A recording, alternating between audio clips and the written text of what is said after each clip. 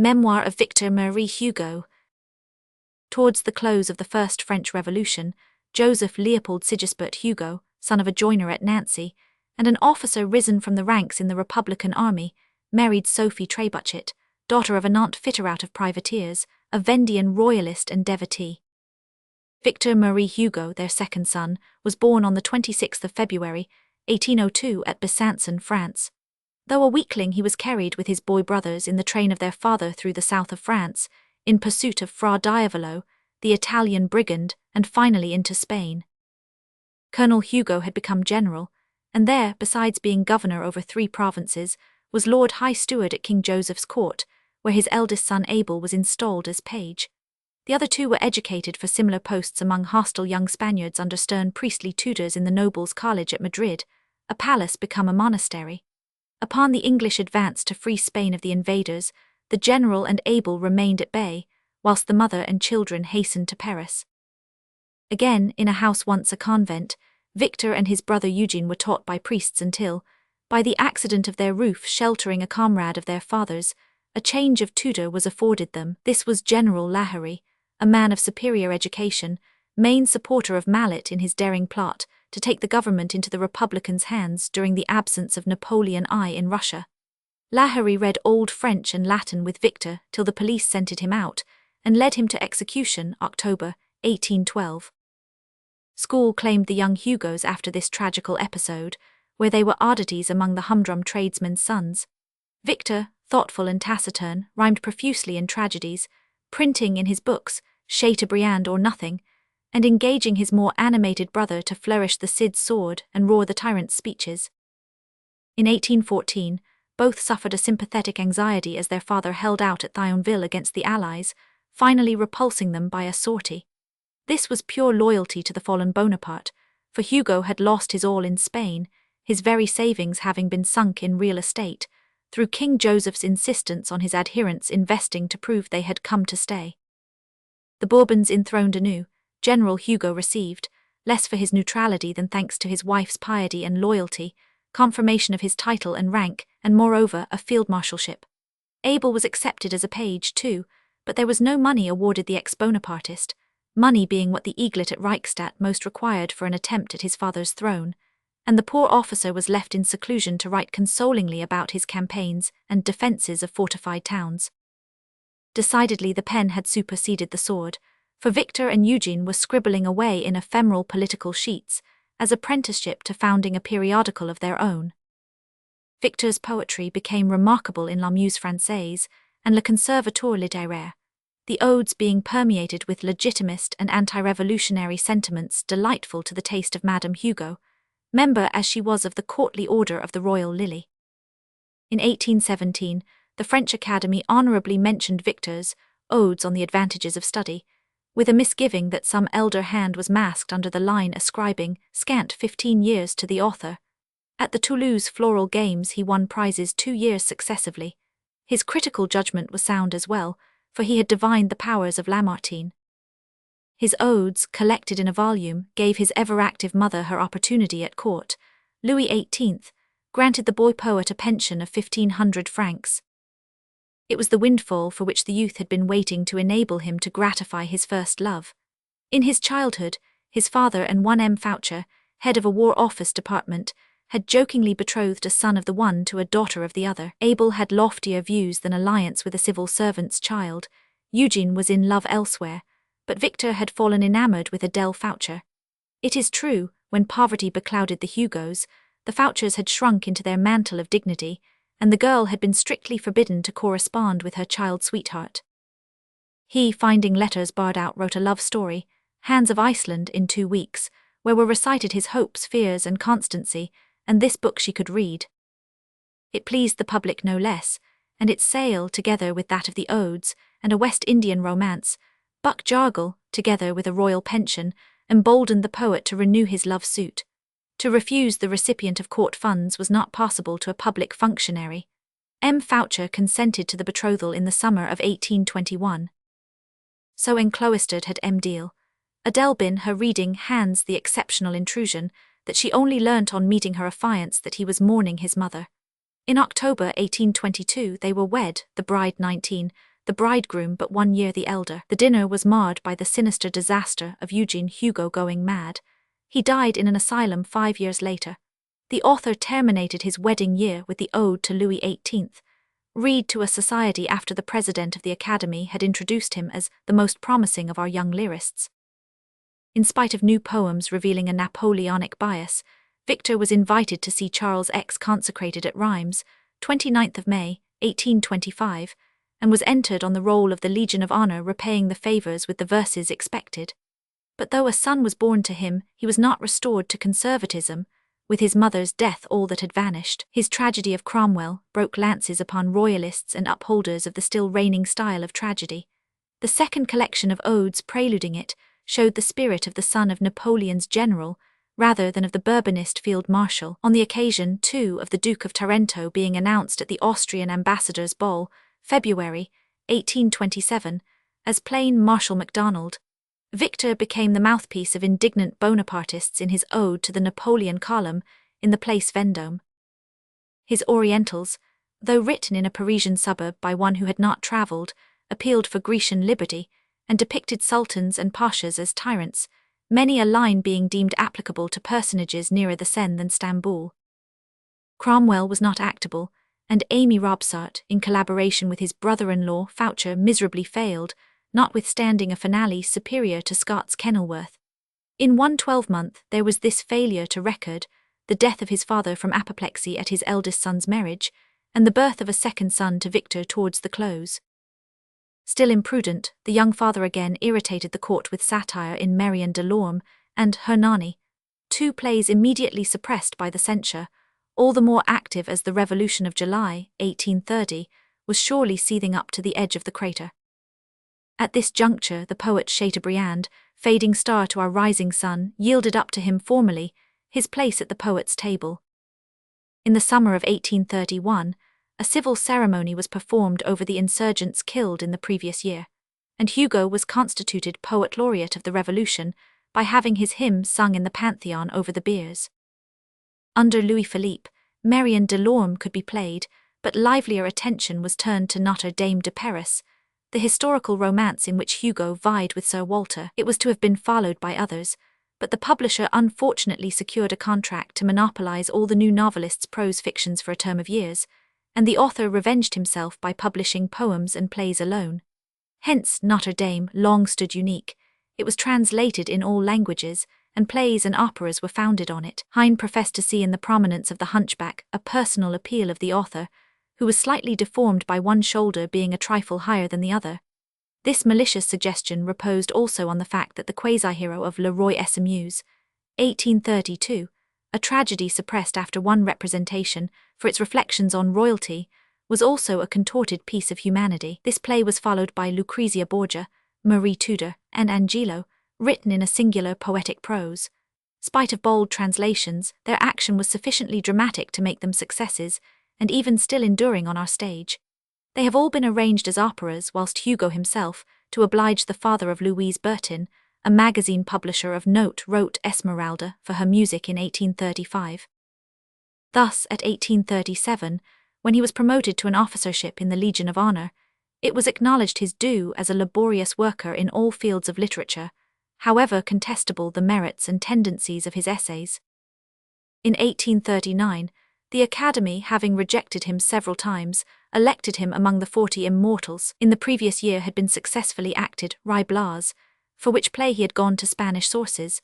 With and after the then imperative Rhine tour came an unendurable trilogy, The Burgraves, played one long night in 1843. A real tragedy was to mark that year, his daughter Leopoldine being drowned in the Seine with her husband, who would not save himself when he found that her death grasp on the sinking boat was not to be loosed. For distraction, Hugo plunged into politics. A peer in 1845, he sat between Marshal Soult and Pontécoulant, the regicide judge of Louis XVI. His maiden speech bore upon artistic copyright, but he rapidly became a power in much graver matters. As fate would have it, his speech on the Bonapartes induced King Louis-Philippe to allow Prince Louis Napoleon Bonaparte to return, and there being no gratitude in politics, the emancipated outlaw rose as a rival candidate for the presidency, for which Hugo had nominated himself. His newspaper The Evenement, the story of the coup d'état is well known, for the Republican side read Hugo's own history of a crime. Hugo, proscribed, betook himself to Brussels, London, and the Channel Islands, waiting to return with right when the usurper should be expelled. Meanwhile, he satirized the Third Napoleon and his congeners with ceaseless shafts, the principal being the famous Napoleon the Little, based on the analogical reasoning that as the earth has moons, the lion the jackal, man himself his simian double, a minor Napoleon was inevitable as a standard of estimation, the grain by which a pyramid is measured. These flings were collected in Les Chattements, a volume preceded by Les Contemplations, mostly written in the 40s, and followed by Les Chansons des Roues et des Bois. The baffled publisher's close time having expired, or at least his heirs being satisfied, 3 novels appeared long heralded. In 1862, Les Miserables, Ye Wretched, wherein the author figures as Marius and his father as the Bonapartist officer. In 1866, Les Travailleurs de la Mer, Toilers of the Sea, it's seen among the Channel Islands, and in 1868, 50 Harm Qui Rit, The Man Who Grins, unfortunately laid in a fanciful England evolved from recondite reading through foreign spectacles. Whilst writing the final chapters, Hugo's wife died, and as he had refused the amnesty, he could only escort her remains to the Belgian frontier, August 1868. All this while in his Paris daily newspaper Le Rappel, adorned with cuts of a revolutionary drummer beating to arms, he and his sons and son-in-law's family were reiterating blows at the throne. When it came down in 1870, and the Republic was proclaimed, Hugo hastened to Paris. His poems, written during the war and siege, collected under the title of 50 Années Terrible, the terrible year, 1870-71, betray the long-tried exile, almost alone in his gloom, after the death of his son Charles and his child, fleeing to Brussels after the Commune. He nevertheless was so aggressive in sheltering and aiding its fugitives that he was banished the kingdom, lest there should be a renewal of an assault on his house by the mob, supposed by his adherents to be not the honest Belgians, but the refugee Bonapartists and royalists who had not cared to fight for France endangered. Resting in Luxembourg, he prepared 50 Années Terrible for the press, and thence returned to Paris, vainly to plead with President Thiers for the captured communists' lives, and vainly, too, proposing himself for election to the new House. In 1872, his novel of 93 pleased the general public here, mainly by the adventures of 3 charming little children during the prevalence of an internecine war.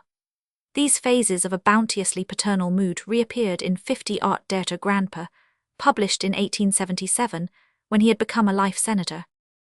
Hernani was in the regular stock of the Théâtre Français, Rigolto, Le Roi Esmuse always at the Italian Opera House, while the same subject under the title of The Fool's Revenge held, as it still holds, a high position on the Anglo-American stage. Finally, the poetic romance of Torquemada, for over 30 years promised, came forth in 1882 to prove that the wizard wand had not lost its cunning. After Dole fêtes were come, on one birthday they crown his bust in the chief theatre, on another all notable Paris parades under his window, where he sits with his grandchildren at his knee, in the shadow of the triumphal arch of Napoleon's star. It is given to few men thus to see their own apotheosis.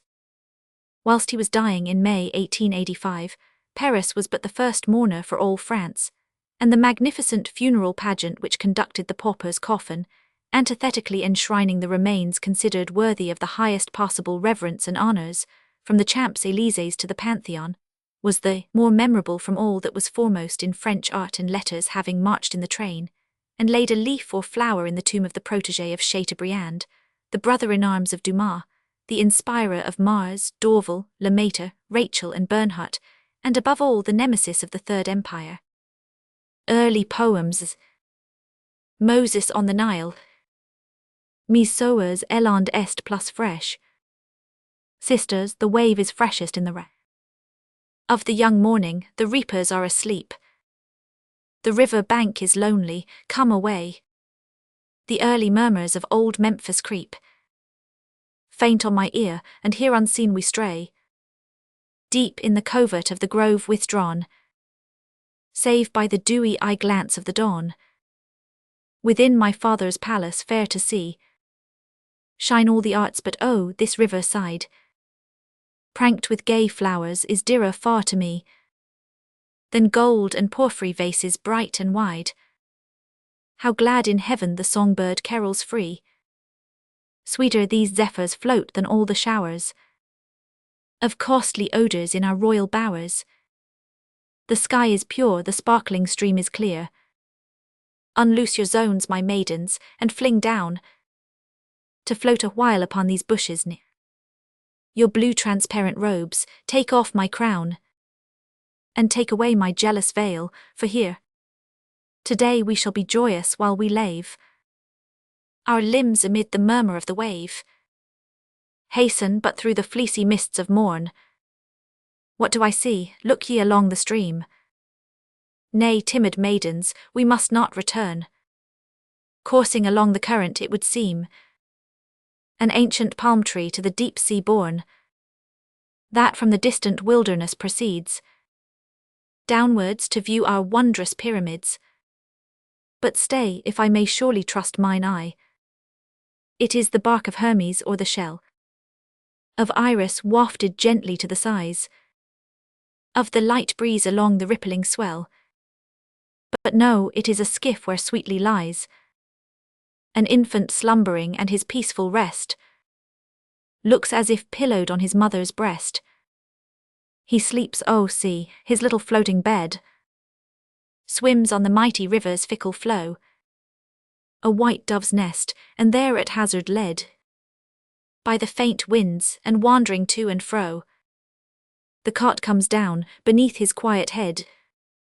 The gulfs are moving, and each threatening wave appears to rock the child upon a grave.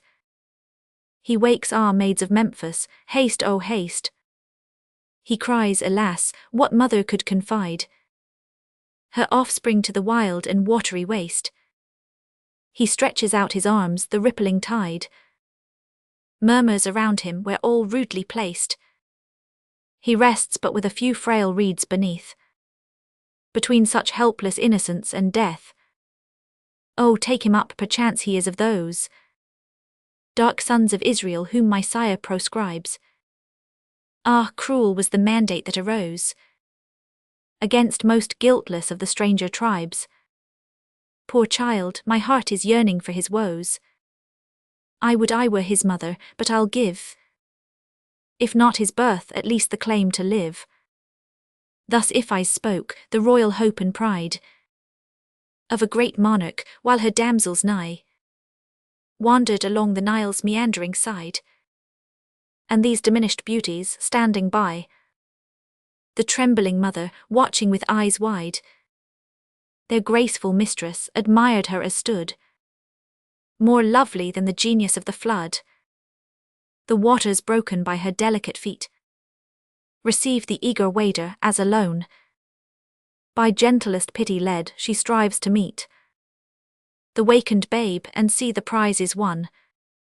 She holds the weeping burden with a sweet and virgin glow of pride upon her brow, that knew no flush save modesty's till now. Opening with cautious hands the reedy couch, she brought the rescued infant slowly out, beyond the humid sands, at her approach. Her curious maidens hurried round about, to kiss the newborn brow with gentlest touch, greeting the child with smiles and bending nigh, their faces o'er his large, astonished eye. Haste thou who from afar in doubt and fear dost watch with straining eyes the fated boy, the loved of heaven, come like a stranger near, and clasp young Moses with maternal joy, nor fear the speechless transport and the tear will e'er betray thy fond and hidden claim.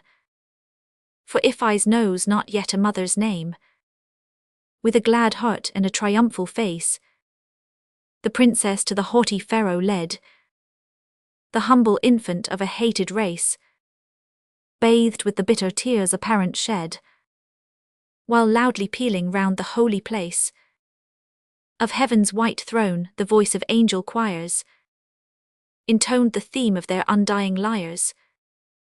No longer mourn thy pilgrimage below, O Jacob, let thy tears no longer swell the torrent of the Egyptian river. Lo, soon on the Jordan's banks thy tents shall dwell, and Goshen shall behold thy people go, despite the power of Egypt's law and brand, from their sad thrall to Canaan's promised land.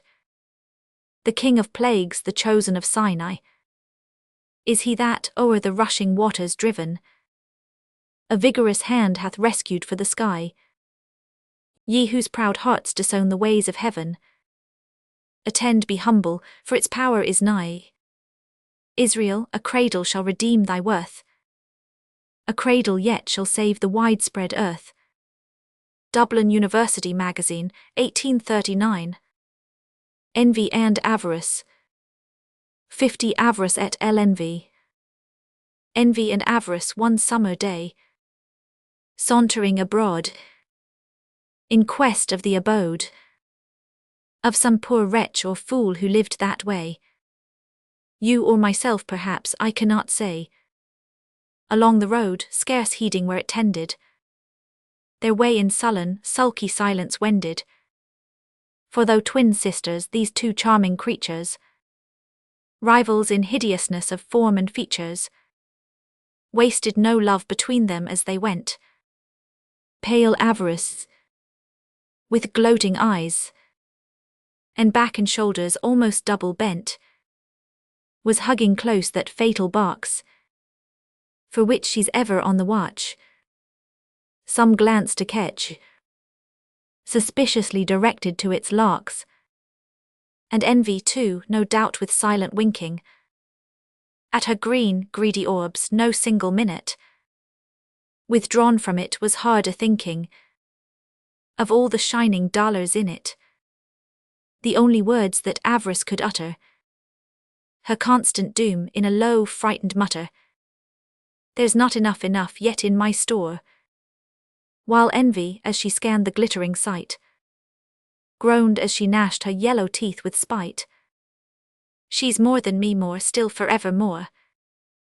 Thus each in her own fashion, as they wandered, upon the coffer's precious contents pondered, when suddenly to their surprise, the god Desire stood before their eyes.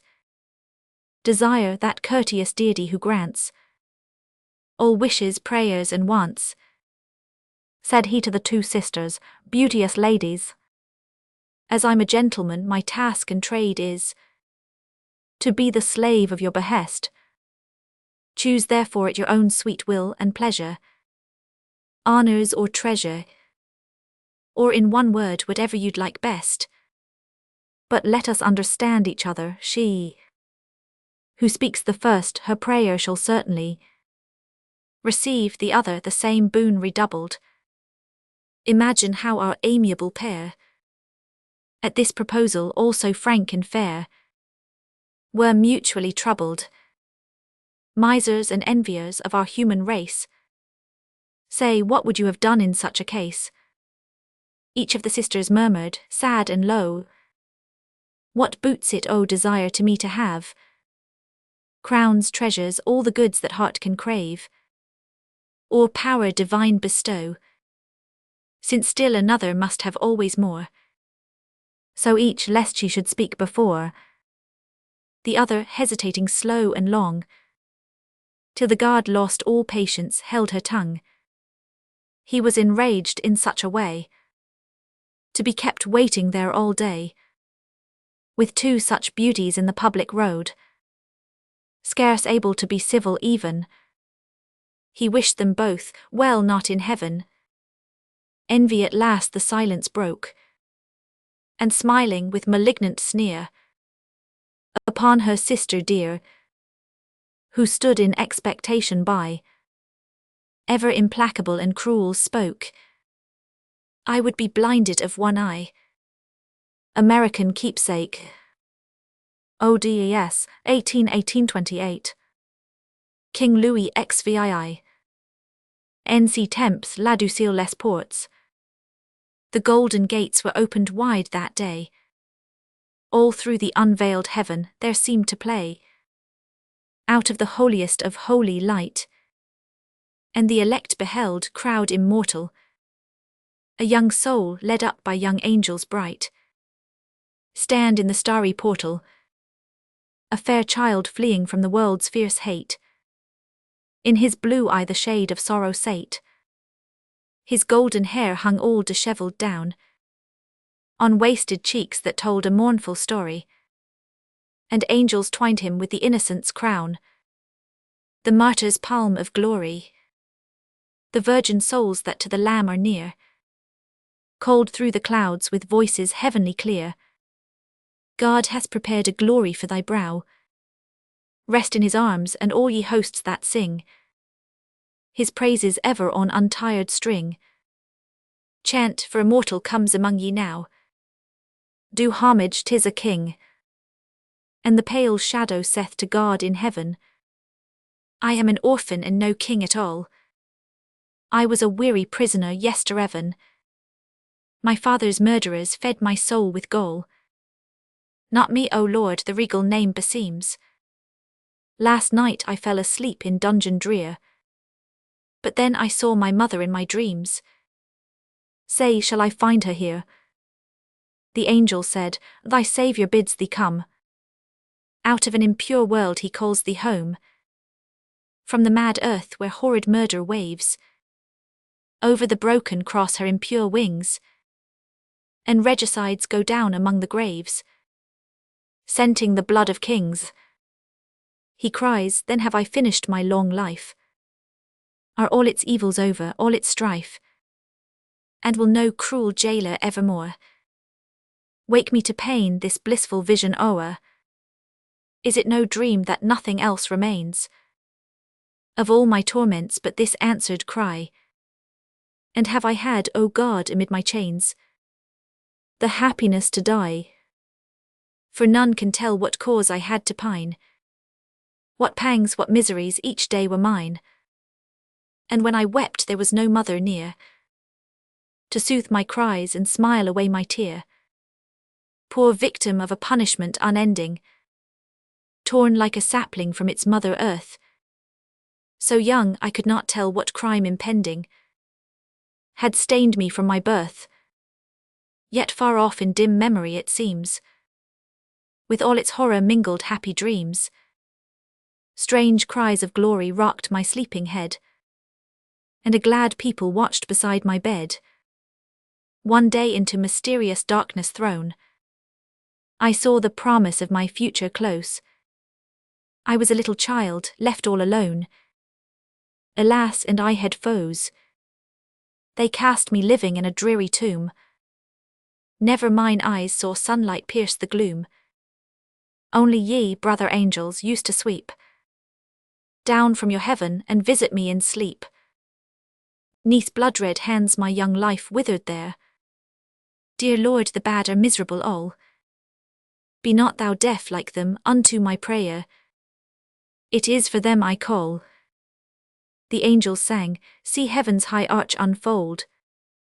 Come, we will crown thee with the stars above. We'll give thee cherub wings of blue and gold, and thou shalt learn our ministry of love. Shalt rock the cradle where some mother's tears are dropping o'er her restless little one, or with thy luminous breath in distant spheres shalt kindle some cold sun. Ceased the full choir, all heaven was hushed to hear. Bowed the fair face, still wet with many a tear. In depths of space the rolling worlds were stayed, whilst the Eternal in the Infinite said, O King, I kept thee far from human state, who hadst a dungeon only for thy throne. O Son, rejoice and bless thy bitter fate. The slavery of kings thou hast not known. What if thy wasted arms are bleeding yet, and wounded with the fetter's cruel trace? No earthly diadem has ever set a stain upon thy face. Child, life and hope were with thee at thy birth, but life soon bowed thy tender form to earth, and hope forsook thee in thy hour of need. Come, for thy Saviour had his pains divine. Come, for his brow was crowned with thorns like thine. His sceptre was a reed. Dublin University Magazine. The Feast of Freedom. Lorsque el antica limp emolent el evangile. To ye kings, when the Christians were doomed to the lions of old, by the priest and the praetor combined to uphold an idolatrous cause, forth they came while the vast Colosseum throughout gathered thousands looked on, and they fell mid the shout of the people's applause. On the eve of that day of their evenings the last, at the gates of their dungeon a gorgeous repast, rich, unstinted, unpriced, that the doomed might forsooth gather strength ere they bled. With an ignorant pity the jailers would spread for the martyrs of Christ. Oh, 'twas strange for a pupil of Paul to recline on voluptuous couch while Falernian wine filled his cup to the brim. Dulcet music of Greece, Asiatic repose, spicy fragrance of Araby, Italian rose, all united for him. Every luxury known through the earth's wide expanse, in profusion procured, was put forth to enhance the repast that they gave. And no sybarite nursed in the lap of delight such a banquet ere tasted as welcomed that night the elect of the grave. And the lion meantime shook his ponderous chain. Loud and fierce howled the tiger, impatient to stain the bloodthirsty arena, whilst the women of Rome, who applauded those deeds, and who hailed the forthcoming enjoyment, must needs shame the restless hyena. They who figured as guests on that ultimate eve, in their turn on the morrow were destined to give to the lions their food. For behold, in the guise of a slave at that board, where his victims enjoyed all that life can afford, death administering stood. Such, O monarchs of earth, was your banquet of power. But the tocsin has burst on your festival hour. 'Tis your knell that it rings. To the popular tiger a prey is decreed, and the maw of republican hunger will feed on a banquet of kings. Father Prout, Frank Mahony. Genius of dedicated to Chateaubriand. Woe unto him, the child of this sad earth, who in a troubled world, unjust and blind, bears genius, treasure of celestial birth, within his solitary soul enshrined. Woe unto him, for envy's pangs impure, like the undying vultures, will be driven into his noble heart that must endure pangs for each triumph, and still unforgiven suffer Prometheus' doom, who ravished fire from heaven. Still, though his destiny on earth may be grief and injustice, who would not endure with joyful calm each proffered agony? Could he the prize of genius thus ensure, what mortal feeling kindled in his soul that clear celestial flame, so pure and high, o'er which nor time nor death can have control, would in inglorious pleasures basely fly from sufferings whose reward is immortality? No, though the clamours of the envious crowd pursue the son of genius, he will rise from the dull clod borne by an effort proud, beyond the reach of vulgar enmities.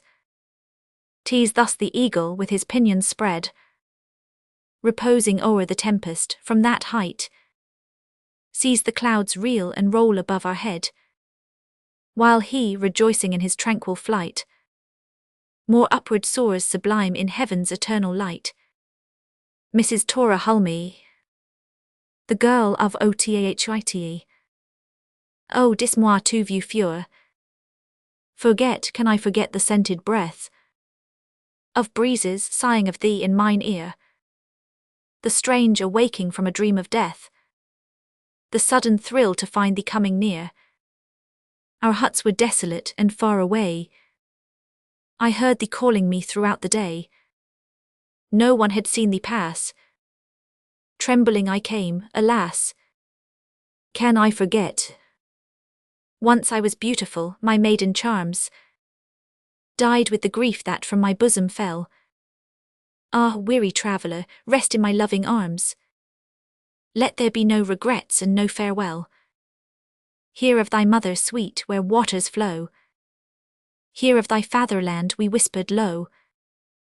Hear music, praise and prayer filled the glad summer air. Can I forget? Forget, my dear old home must I forget?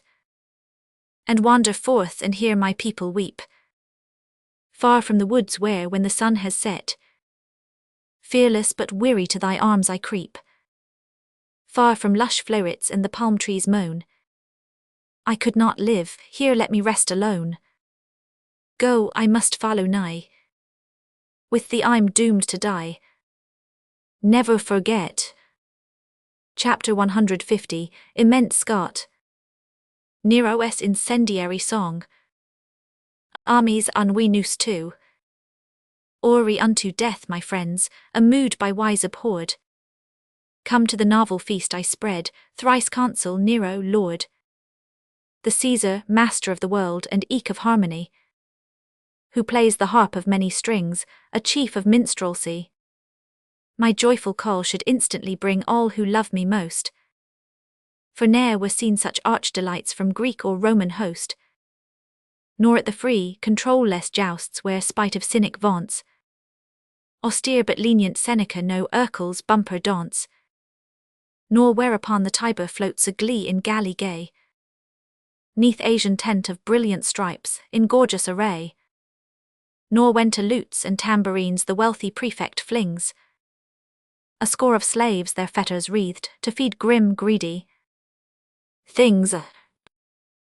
I vow to show ye Rome aflame, the whole town in a mass. Upon this tower we take our stand to watch the wildered pass. How paltry fights of men and beasts, here be my combatants. The 7 hills my circus form, and fiends shall lead the dance. This is more meet for him, who rules to drive away his stress. He, being God, should lightnings hurl and make a wilderness. But haste, for night is darkling, soon the festival it brings. Already see the hydra show its tongues and sombre wings, and mark upon a shrinking prey the rush of kindling breaths. They tap and sap the threatened walls, and bear uncounted deaths. And 'neath caresses scorching hot the palaces decay. Oh, that I too could thus caress, and burn and blight and slay. Hark to the hubbub, scent the fumes, are those real men or ghosts? The stillness spreads of death abroad, down come the temple posts. Their molten bronze is coursing fast and joins with silver waves, to leap with hiss of 1,000 snakes where Tiber writhes and raves. All's lost, in jasper, marble, gold the statues totter, crash. Spite of the names divine engraved, they are but dust and ash. The victor's scourge sweeps swollen on, whilst north winds sound the horn, to goad the flies of fire, yet beyond the flight forlorn. Proud capital, farewell for air, these flames naught can subdue.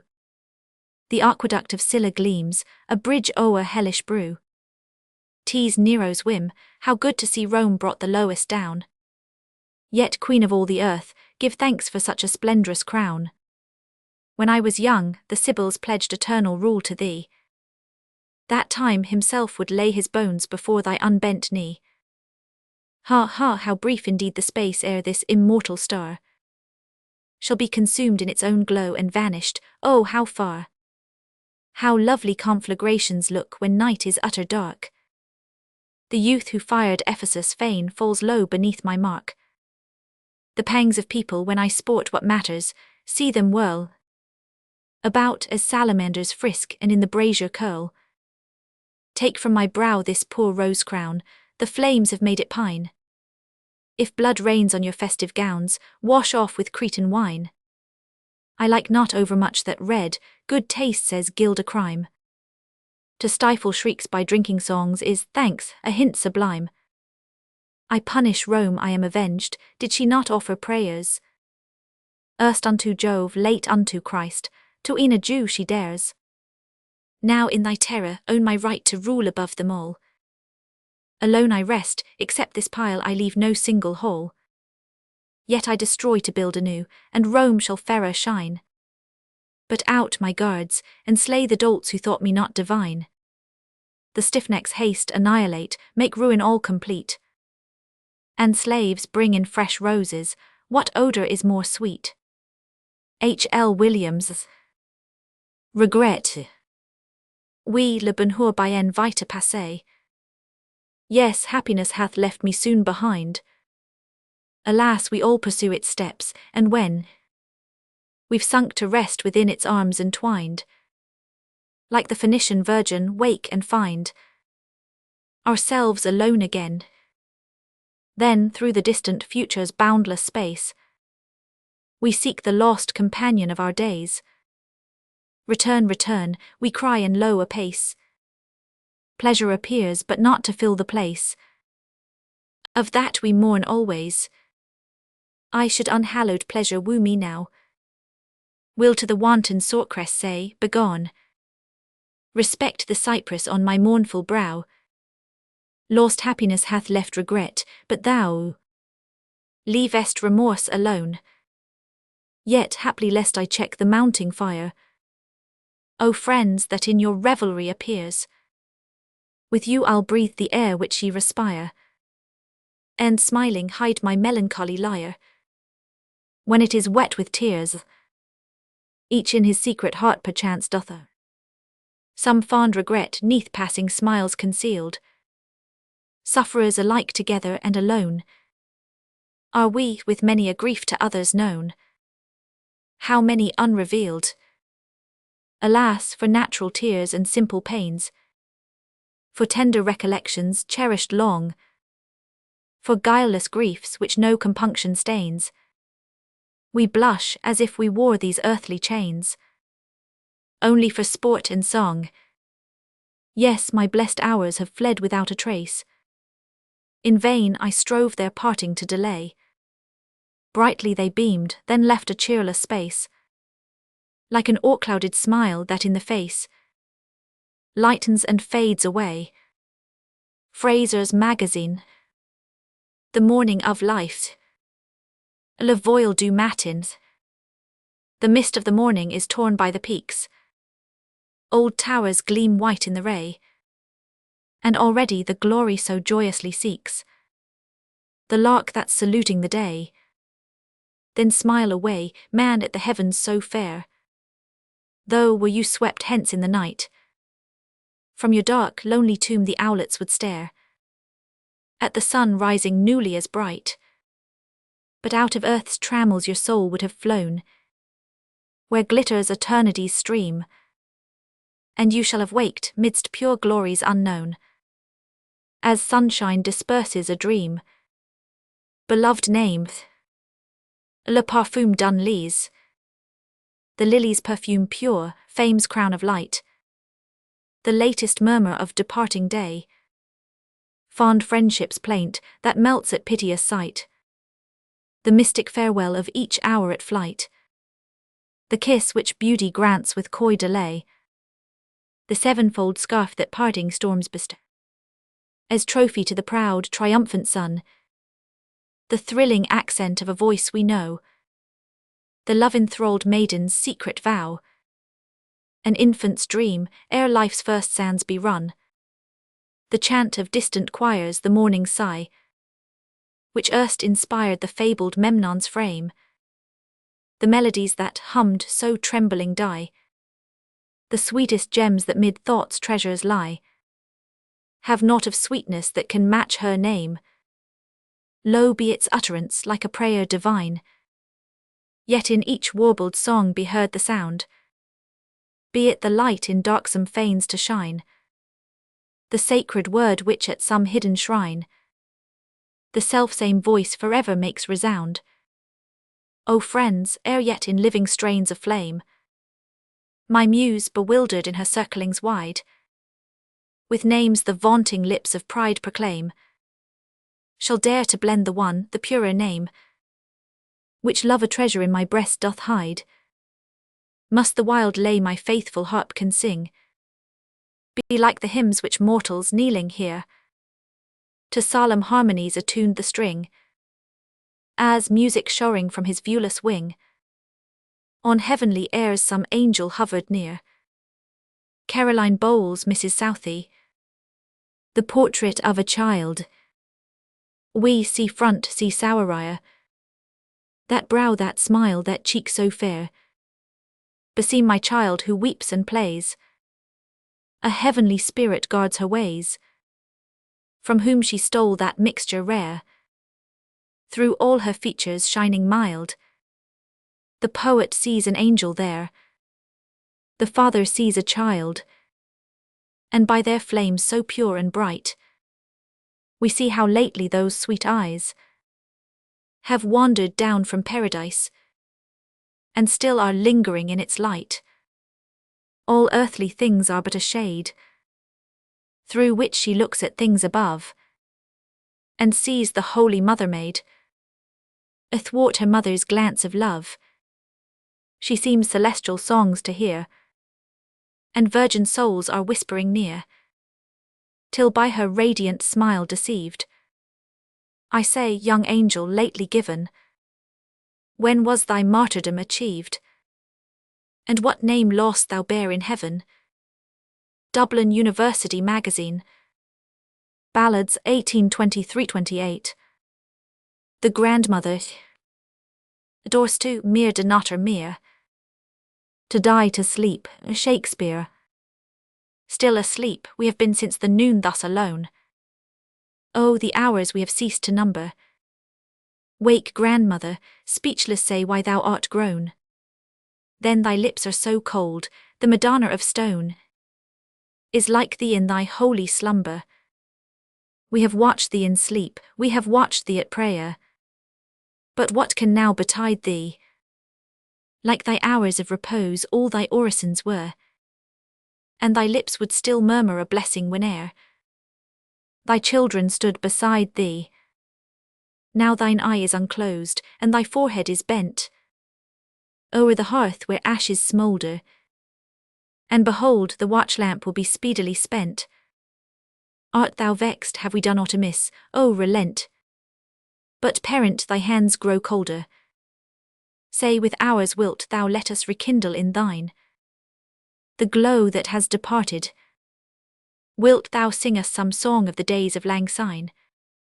Wilt thou tell us some tale from those volumes divine of the brave and noble-hearted, of the dragon who, crouching in forest green glen, lies in wait for the unwary, of the maid who was freed by her knight from the den, of the ogre whose club was uplifted, but then turned aside by the wand of a fairy?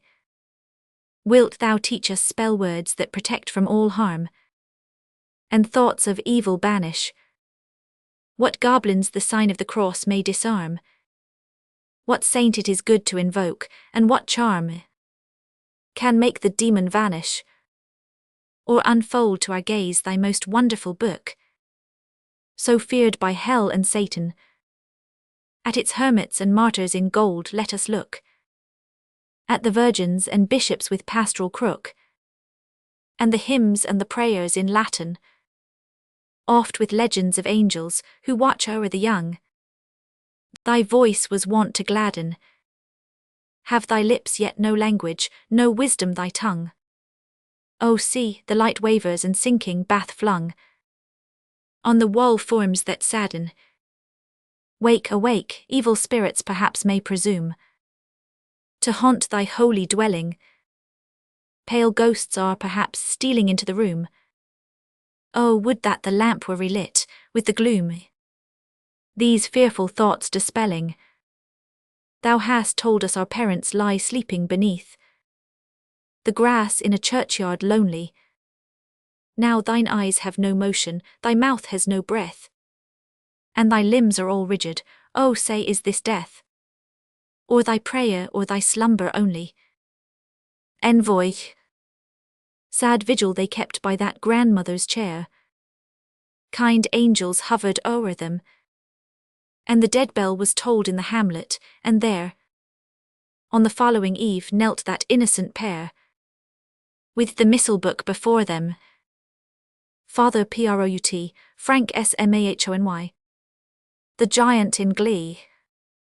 Ho guerriers, je suis né dans le pays des Gauls. Ho warriors, I was reared in the land of the Gauls. O'er the Rhine my ancestors came bounding like bulls.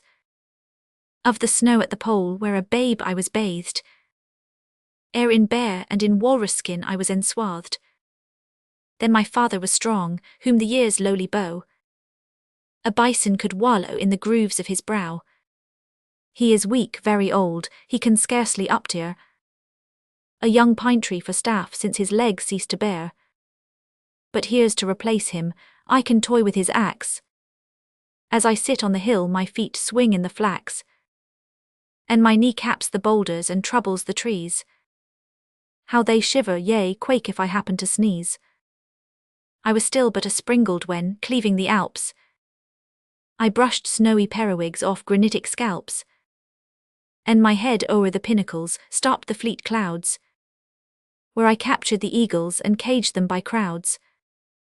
There were tempests, I blew them back into their source, and put out their lightnings, more than once in a course.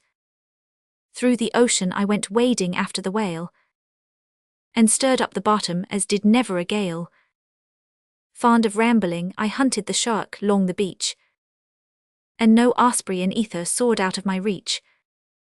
And the bear that I pinched, twixt my finger and thumb, like the lynx and the wolf, perished harmless and dumb. But these pleasures of childhood have lost all their zest. It is warfare and carnage that now I love best. The sounds that I wish to awaken and hear are the cheers raised by courage, the shrieks due to fear. When the riot of flames, ruin, smoke, steel and blood announces an army rolls along as a flood, which I follow to harry the clamorous ranks, sharp goading the laggards and pressing the flanks, till a thresher mid ripest of corn up I stand, with an oak for a flail in my unflagging hand. Rise the groans, rise the screams, on my feet fall vain tears, as the roar of my laughter redoubles their fears. I am naked, at armour of steel I should joke. True, I'm helmed, a brass part you could draw with 10 yoke. I look for no ladder to invade the king's hall.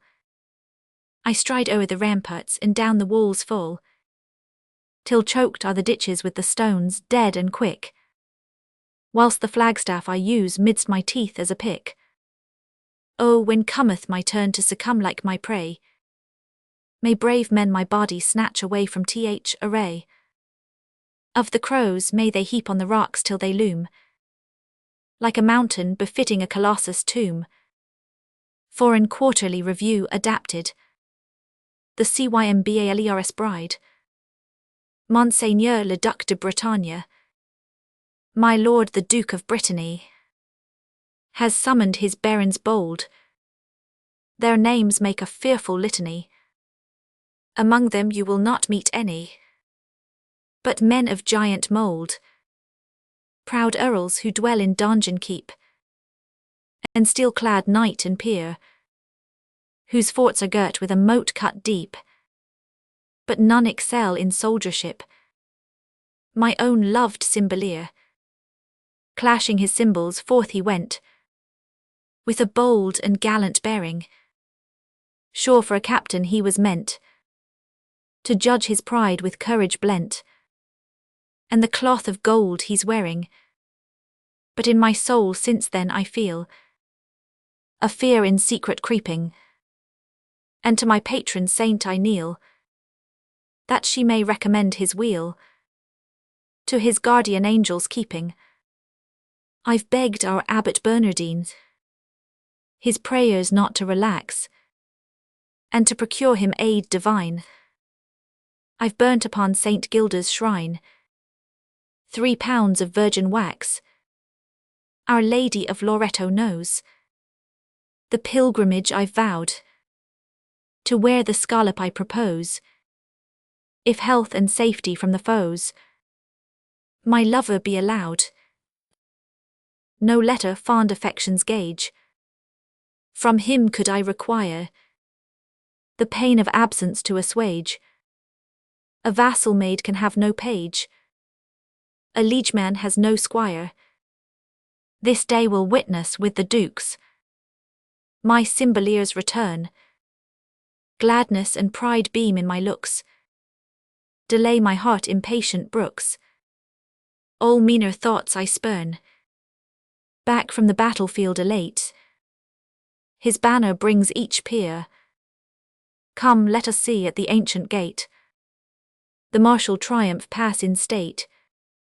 With the princes my Cymbalier, we'll have from the rampart walls a glance of the air his steed assumes. His proud neck swells, his glad hoofs prance, and on his head unceasing dance. In a gorgeous tuft red plumes. Be quick, my sisters, dress in haste. Come, see him bear the bell, with laurels decked, with true love graced, while in his bold hands fitly placed the bounding cymbals swell. Mark well the mantle that he'll wear, embroidered by his bride. Admire his burnished helmet's glare, o'ershadowed by the dark horsehair that waves in jet folds wide. The gypsy's spiteful wench foretold, with a voice like a viper hissing, though I had crossed her palm with gold, that from the ranks a spirit bold would be today found missing. But I have prayed so much, I trust her words may prove untrue, though in a tomb the hag accursed muttered, prepare thee for the worst, whilst the lamp burnt ghastly blue. My joy her spells shall not prevent. Hark, I can hear the drums, and ladies fair from silken tent peep forth, and every eye is bent on the cavalcade that comes. Pikemen, dividing on both flanks, open the pageantry. Loud as they tread their armour clanks, and silk-robed barons lead the ranks. The pink of gallantry in scarfs of gold the priests admire. The heralds on white steeds, armorial pride decks their attire, worn in remembrance of some sire, famed for heroic deeds, feared by the Paynim's dark divan. The Templars next advance, then the tall halberds of Lausanne, foremost to stand in battle van against the foes of France. Now hail the Duke with radiant brow, girt with his cavaliers, round his triumphant banner bow. Those of his foe, look sisters now, here come the Cymbaliers. She spoke with searching eye surveyed their ranks, then pale aghast, sunk in the crowd, death came in aid. 'Twas mercy to that loving maid. The Cymbaliers had passed. Father Prout, Frank Smahony. Battle of the Norsemen and the Gaels. Acares tous oiseaux de proie. Ho, hither flock ye fowls of prey. Ye wolves of war, make no delay. For foemen neath our blades shall fall, ere night may veil with purple pall. The evening psalms are nearly o'er, and priests who follow in our train have promised us the final gain, and filled with faith our valiant corps. Let orphans weep and widows brood. Tomorrow we shall wash the blood off Sogapt sword and lances bent. So close the ranks and fire the tent, and chill yon coward cavalcade with brazen bugles blaring loud. E'en though our chargers neighing proud, already has the host dismayed. Spur, horsemen, spur, the charge resounds. On Gaelic spear the Northman bounds. Through helmet plumes the arrows flit, and plated breasts the pikeheads split. The double axe fells human oaks, and like the thistles in the field, see bristling up where none must yield. The points hewn off by sweeping strokes. We heroes all our wounds disdain. Dismounted now our horses slain, yet we advance more courage show. though stricken, seek to overthrow the victor knights who tread in mud, the writhing slaves who bite the heel, while on caparisons of steel the mace's thunder, cudgels thud. Should daggers fail hidecoats to shred, seize each your man and hug him dead. Who falls unslain will only make a mouthful to the wolves who slake their month-wet thirst, no captives none. We die or win, but should we die, the lopped-off hand will wave on high, the broken brand to hail the sun. Maidlains, écoute-moi Madeleine. List to me, O Maidlain. Now the snows have left the plain, which they warmly cloaked. Come into the forest groves, where the notes that echo loves are from horns evoked. Come where springtide Maidlain brings a sultry breath from Spain, giving buds their hue. And last night to glad your eye laid the floral marquetry, red and gold and blue. Would I were, O Maidlains, as the lamb whose wool you train through your tender hands. Would I were the bird that whirls round and comes to peck your curls, happy in such bands. Were I e'en, O Maidlains, hermit whom the herd disdain, in his pious cell, when your purest lips unfold sins which might to all be told, as to him you tell. Would I were, O Maidlains, moth that murmurs gainst your pain, peering at your rest, as so like its woolly wing, ceasing scarce its fluttering, heaves and sinks your breast. If you seek it, Maidlain, you may wish and not in vain, for a serving host, and your splendid hall of state shall be envied by the great, o'er the Duke King's boast. If you name it, Maidlain, round your head no more you'll train simple marguerites. No, the coronet of peers, whom the Queen herself oft fears, and the monarch greets. If you wish, O Maidlain, where you gaze you long shall reign, for I'm ruler here, I'm the lord who asks your hand. If you do not bid me stand, loving shepherd here, the Fae and the Peri. O vastu dank June aim, the Peri. Beautiful spirit, come with me over the blue enchanted sea. Morn and evening thou canst play in my garden where the breeze warbles through the fruity trees. No shadow falls upon the day. There thy mother's arms await her cherished infant at the gate. Of Peris I the loveliest far, my sisters near the morning star, in ever youthful bloom abide, but pale their lustre by my side. A silken turban wreathes my head, rubies on my arms are spread, while sailing slowly through the sky, by the uplooker's dazzled eye, are seen my wings of purple hue, glittering with Elysian dew.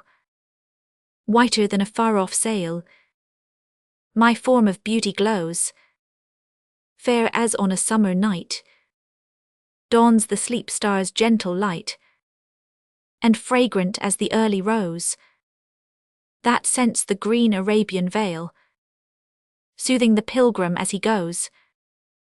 The Fae, beautiful infant, said the Fae, in the region of the sun I dwell, where in a rich array the clouds encircle the King of Day. His radiant journey done, my wings pure golden of radiant sheen, painted as amorous poet's strain, glimmer at night when meadows green sparkle with the perfumed rain, while the sun's gone to come again. and clear my hand as stream that flows, and sweet my breath as air of May, and o'er my ivory shoulders stray larks of sunshine, tunes still play, from my odorous lips of rose. Follow, follow, I have caves of pearl beneath the azure waves, and tents all woven pleasantly in verdant glades of fairy. Come, beloved child, with me, and I will bear thee to the bowers, where clouds are painted o'er like flowers, and pour into thy charmed ear songs a mortal may not hear, harmonies so sweet and ripe as no inspired shepherd's pipe e'er breathed into Arcadian glen, far from the busy haunts of men. The Peri.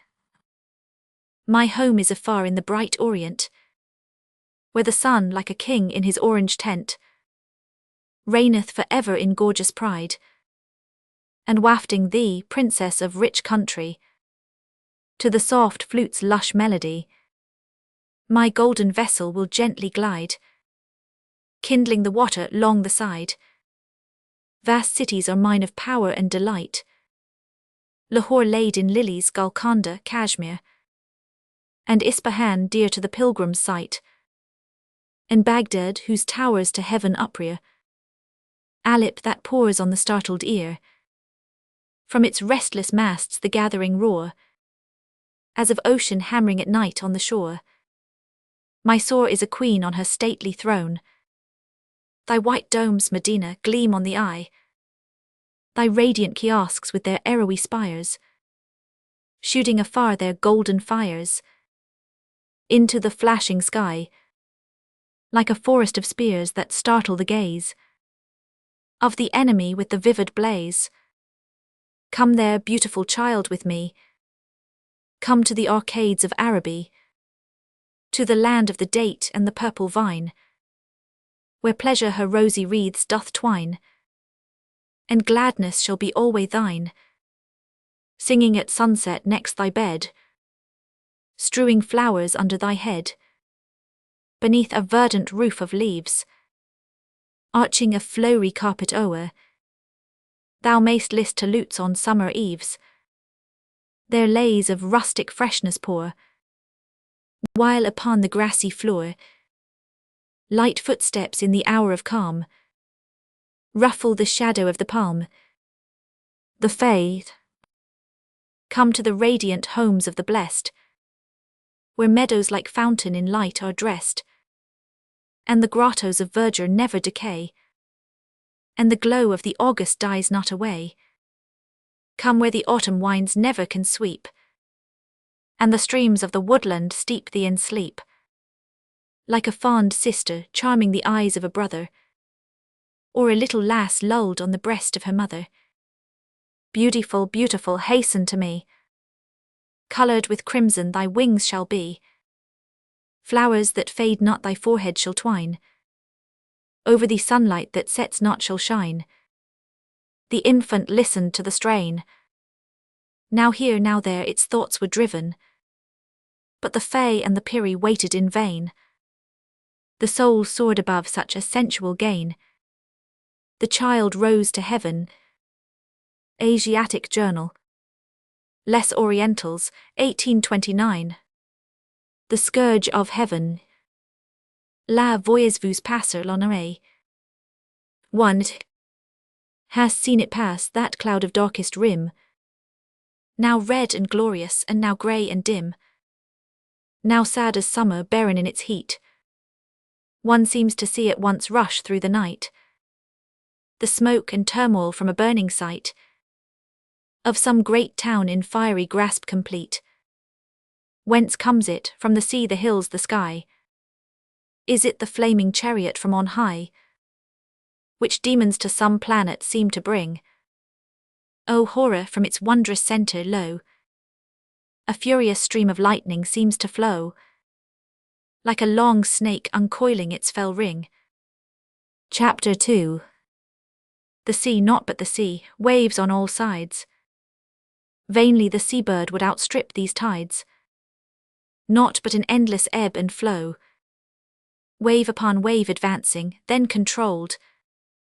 Beneath the depths a stream the eyes behold, rolling in the involved abyss below, whilst here and there great fishes in the spray their silvery fins beneath the sun display, or their blue tails lash up from out the surge, like to a flock the sea its fleece doth fling, the horizon's edge bound by a brazen ring.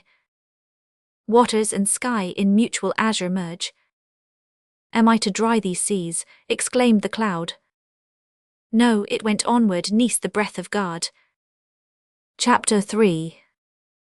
Green hills which round a limpid bay reflected bask in the clear wave, the javelin and its buffalo prey, the laughter and the joyous stave, the tent, the manger, these describe a hunting and a fishing tribe. Free as the air their arrows fly, swifter than lightning through the sky. By them is breathed the purest air, where'er their wanderings may chance. Children and maidens young and fair, and warriors circling in the dance. Upon the beach around the fire, now quenched by wind, now burning higher, like spirits which our dreams inspire, to hover o'er our trance. Virgins with skins of ebony, beauteous as evening skies, laughed as their forms they dimly see in metal mirrors rise. Others as joyously as they were drawing for their food by day, with jet-black hands white camels weigh, camels with docile eyes, both men and women bare, plunged in the briny bay. Who knows them, whence they were? Where passed they yesterday? Shrill sounds were hovering o'er, mixed with the ocean's roar, of cymbals from the shore, and whinnying coursers neigh. Is't there, one moment asked the cloudy mass, is't there, an unknown utterance answered, pass. Chapter 4. Whitened with grain see Egypt's lengthened plains, far as the eyesight farthest space contains. Like a rich carpet spread their varied hues. The cold sea north, southwards the burying sand, dispute o'er Egypt, while the smiling land still mockingly their empire does refuse. 3 marble triangles seem to pierce the sky, and hide their basements from the curious eye. Mountains with waves of ashes covered o'er, in graduated blocks of 6 feet square, from golden base to top, from earth to air, their ever-heightening monstrous steps they bore. No scorching blast could daunt the sleepless of roseate sphinx and guard of marble green, which stood as guardians o'er the sacred ground.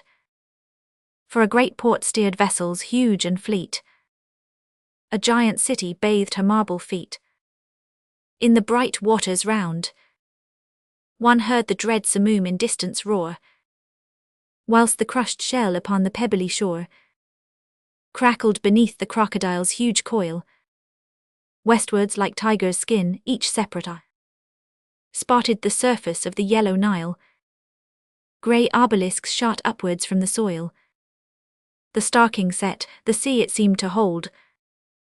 In the calm mirror this live globe of gold.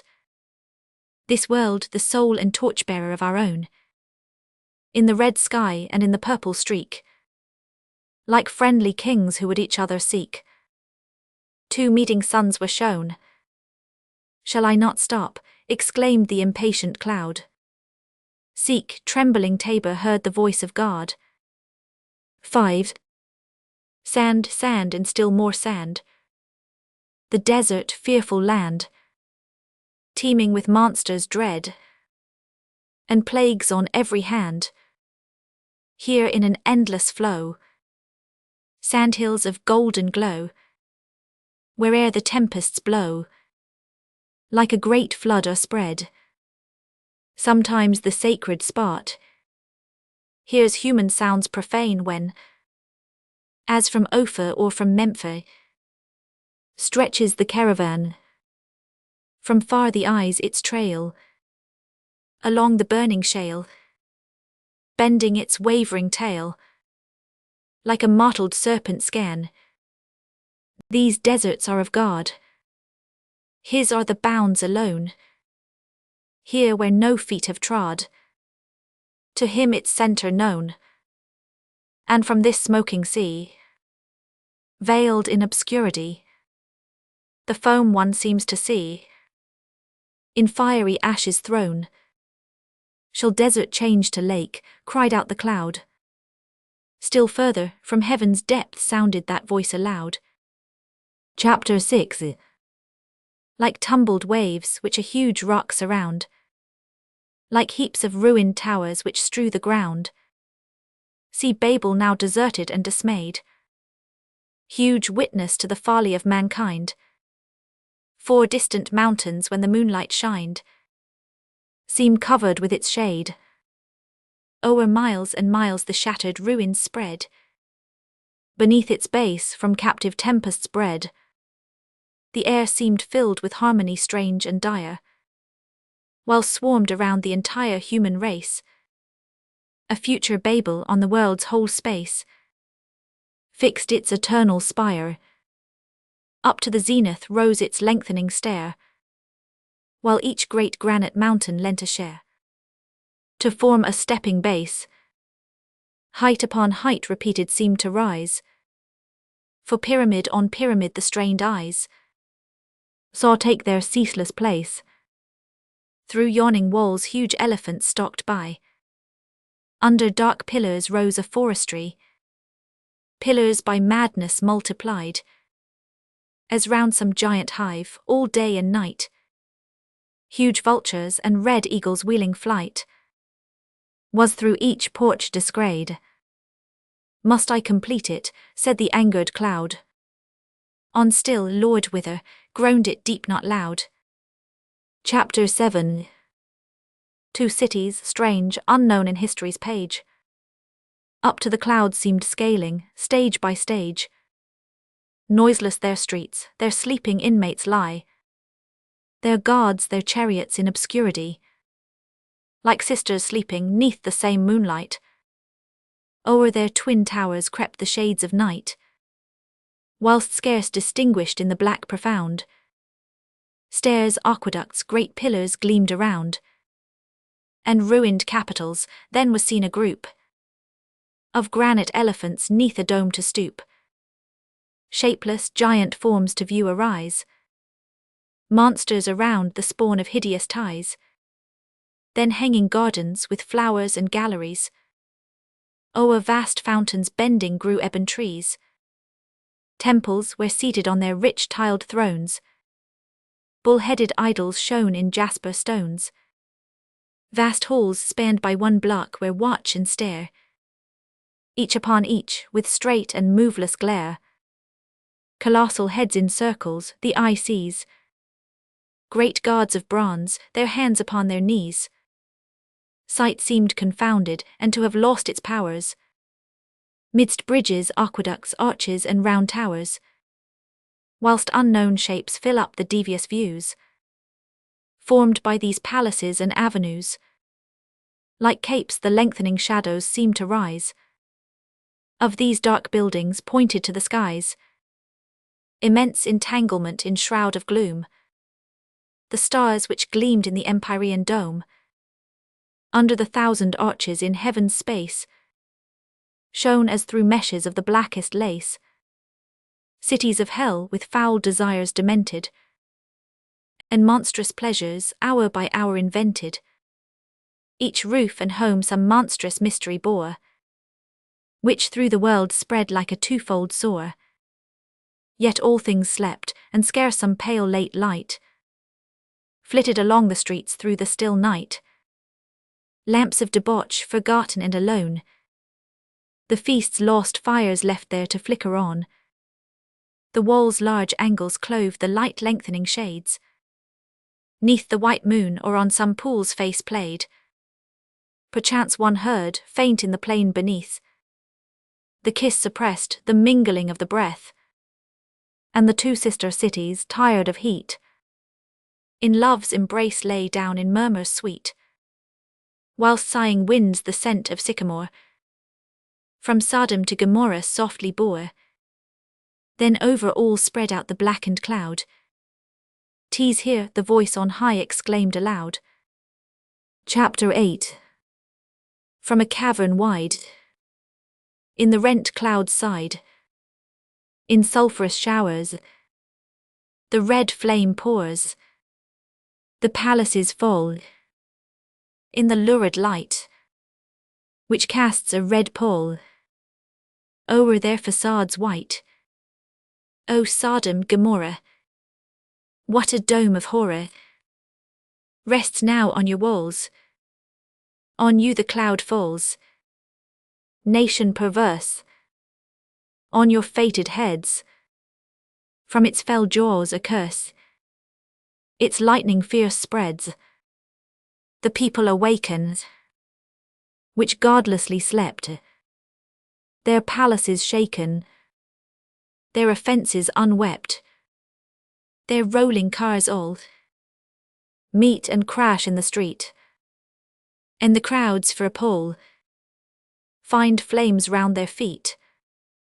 Numberless dead round these high towers spread, still sleep in the shade, by their rugged heights made, colossi of rocks, in ill-steadied blocks, so hang on a wall, black ants like a pole.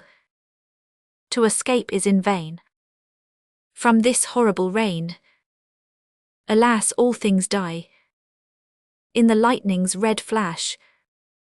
The bridges all crash, 'neath the tiles the flame creeps, from the fire-struck steeps, falls on the pavements below, all lurid in glow, rolling down from on high.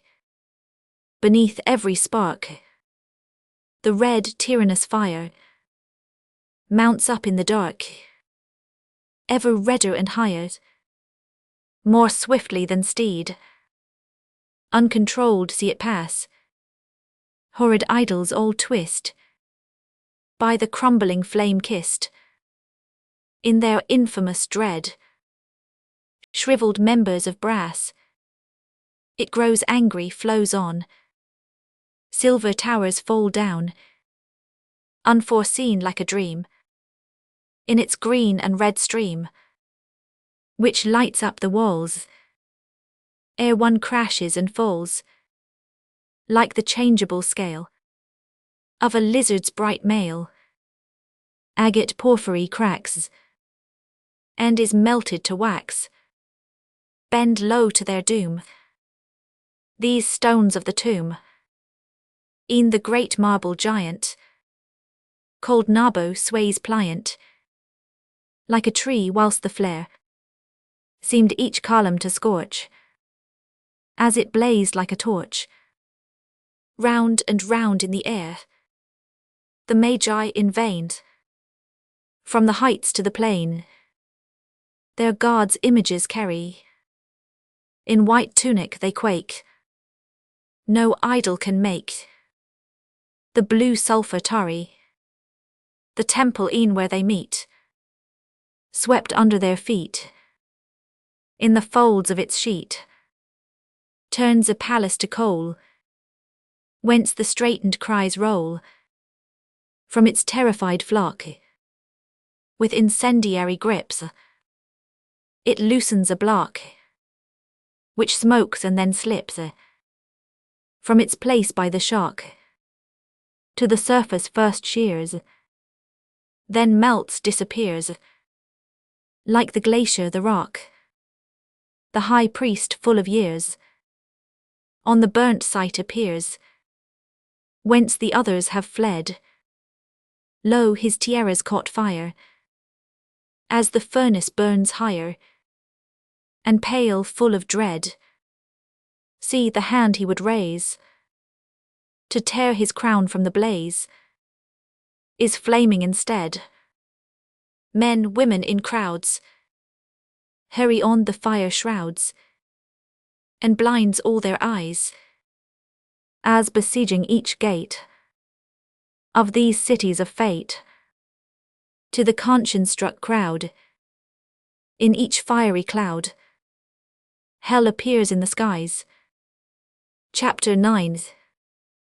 Men say that then, to see his foes sad fall, as some old prisoner clings to his prison wall, Babel, accomplice of their guilt, was seen o'er the far hills to gaze with vision keen. And as was worked this dispensation strange, a wondrous noise filled the world's startled range, reached the dull hearing that deep, direful sound of their sad tribe who live below the ground. 10. 'Gainst this pitiless flame who condemned could prevail, who these walls burnt and calcined could venture to scale. Yet their vile hands they sought to uplift, yet they cared still to ask from what God, by what law, in their last sad embrace, midst their honor and awe, of this mighty volcano the drift, 'neath great slabs of marble they hid them in vain. 'Gainst this ever-living fire, God's own flaming rain, 'tis the rash whom God seeks out the first. They call on their gods who were deaf to their cries, for the punishing flame caused their cold granite eyes in tears of hot lava to burst. Thus away in the whirlwind did everything pass, the man and the city, the soil and its grass. God burnt this sad, sterile champaign. Not living was left of this people destroyed. And the unknown wind which blew over the void, each mountain changed into a plain. Chapter 11. The palm tree that grows on the rock to this day feels its leaf growing yellow, its slight stem decay. In the blasting and ponderous air, these towns are no more, but to mirror their past, o'er their embers a cold lake spread far and spread fast, with smoke like a furnace lies there. JNFAZAKRLY. Pirate's Song. Nous Armenians en esclavage. We're bearing 50 Christian dogs to serve the cruel drivers. Some are fair beauties gently born, and some rough coral divers. We hardy skimmers of the sea are lucky in each sally, and 80 strong we send along the dreaded pirate galley. A nunnery was spied ashore. We lowered away the cutter, and landing seized the youngest nun, ere she a cry could utter. Beside the creek, deaf to our oars, she slumbered in green alley. As 80 strong we sent along the dreaded pirate galley. Be silent, darling, you must come. The wind is offshore blowing. You only change your prison dull for one that's splendid glowing. His Highness dotes on milky cheeks, so do not make us dally. We 80 strong who send along the dreaded pirate galley. She sought to flee back to her cell, and called us each a devil. We dare do aught becomes old scratch, but like a treatment civil. So spite of buffet prayers and calls, too late her friends to rally, we 80 strong bore her along unto the pirate galley. The fairer for her tears profuse, as dews refresh the flower. She is well worth 3 purses full, and will adorn the bower. For vain her vow to pine and die, thus torn from her dear valley. She reigns and we still row along the dreaded pirate galley. The Turkish captive, CGN88 captive. Oh, were I not a captive, I should love this fair country, those fields with maize abounding, this ever plaintive sea. I'd love those stars unnumbered, if passing in the shade beneath our walls I saw not the Spahi's sparkling blade. I am no Tartar maiden, that a blackamoor of price should tune my lute and hold to me my glass of sherbet ice. Far from these haunts of vices, in my dear country we, with sweethearts in the even, may chat and wander free. But still I love this climate, where never wintry breeze invades with chilly murmur these open lattices, where rain is warm in summer, and the insect glossy green, most like a living emerald, shines mid the leafy screen. With her chapel's fair Smyrna, a gay princess is she, still at her summons round her, unfading spring ye see, and as in beauteous vases, bright groups of flowers repose, so in her gulfs are lying her archipelagos. I love these tall red turrets, these standards brave unrolled, and like an infant's playthings, these houses decked with gold. I love forsooth these reveries, though sandstorms make me pant, voluptuously swaying upon an elephant, here in this fairy palace, full of such melodies. Methinks I hear deep murmurs that in the deserts rise, soft mingling with the music. The genies' voices pour amid the air unceasing, around us evermore. I love the burning odours this glowing region gives, and round each gilded lattice the trembling wreathing leaves, and 'neath the bending palm tree the gaily gushing spring, and on the snow-white minaret the stork with snowier wing. I love on mossy couch to sing a Spanish roundelay, and see my sweet companions around commingling gay, a roving band light-hearted, in frolicsome array, who 'neath the screening parasols dance down the merry day. But more than all enchanting, at night it is to me to sit where winds are sighing, lone musing by the sea, and on its surface gazing, to mark the moon so fair, her silver fan outspreading in trembling radiance there. W.D. Tate's Eden Magazine. Moonlight on the Bosphorus, La Lune etate serene. Bright shone the merry moonbeams dancing o'er the wave. At the cool casement, to the evening breeze flung wide, leans the sultana, and delights to watch the tide. With surge of silvery sheen, yon sleeping islets lave. From her hand as it falls, vibrates the light guitar. She listens, hark, that sound that echoes dull and low. Is it the beat upon the archipelago of some long galley's oar from Sire bound afar? Is it the cormorants whose black wings one by one cut the blue wave that o'er them breaks in liquid pearls? Is it some hovering sprite with whistling scream that hurls down to the deep from yon old tower a loosened stone, who thus disturbs the tide near the seraglio? 'Tis no dark cormorants that on the ripple float, 'tis no dull plume of stone, no oars of Turkish boat, with measured beat along the water creeping slow. 'Tis heavy sacks borne each by voiceless dusky slaves. And could you dare to sound the depths of yon dark tide, something like human form would stir within its side. Bright shone the merry moonbeams dancing o'er the wave. John L. O'Sullivan. The Veiled. Aquaves vous, mes frères. Have you prayed tonight, Desdemona? The sister. What has happened, my brothers, your spirit today? Some secret sorrow damps. There's a cloud on your brow, what has happened, oh say? For your eyeballs glare out with a sinister ray. like the light of funeral lamps, and the blades of your poniards are half unsheathed in your belt, and ye frown on me. There's a woe untold, there's a pang unbreathed in your bosom, my brothers three.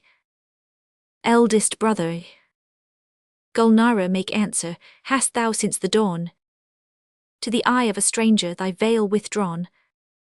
The sister, as I came, O my brother, at noon from the bath, as I came it was noon, my lords, and your sister had then, as she constantly hath, drawn her veil close around her, aware that the paths is beset by these foreign hordes. But the weight of the noonday's sultry hour near the mask was so oppressive that, forgetting a moment the eye of the jower, I yielded to heat excessive. Second brother, Gulnara, make answer, whom then hast thou seen in a turban of white and a caftan of green? The sister, nay, he might have been there, but I muffled me so he could scarcely have seen my figure. But why to your sister thus dark do you grow? What words to yourselves do you mutter thus low? Of blood and an intriguer. Oh, ye cannot of murder bring down the red guilt on your souls, my brothers, surely, though I fear from the hands that are chafing the hilt, and the hints you give obscurely. Third brother, Gulnara, this evening when sank the red sun, didst thou mark how like blood in descending it shone? The sister, mercy, Allah have pity, oh spare. See, I cling to your knees repenting. Kind brothers, forgive me, for mercy forbear. Be appeased at the cry of a sister's despair. For our mother's sake relenting. O God, must I die? They are deaf to my cries. Their sister's lifeblood shedding.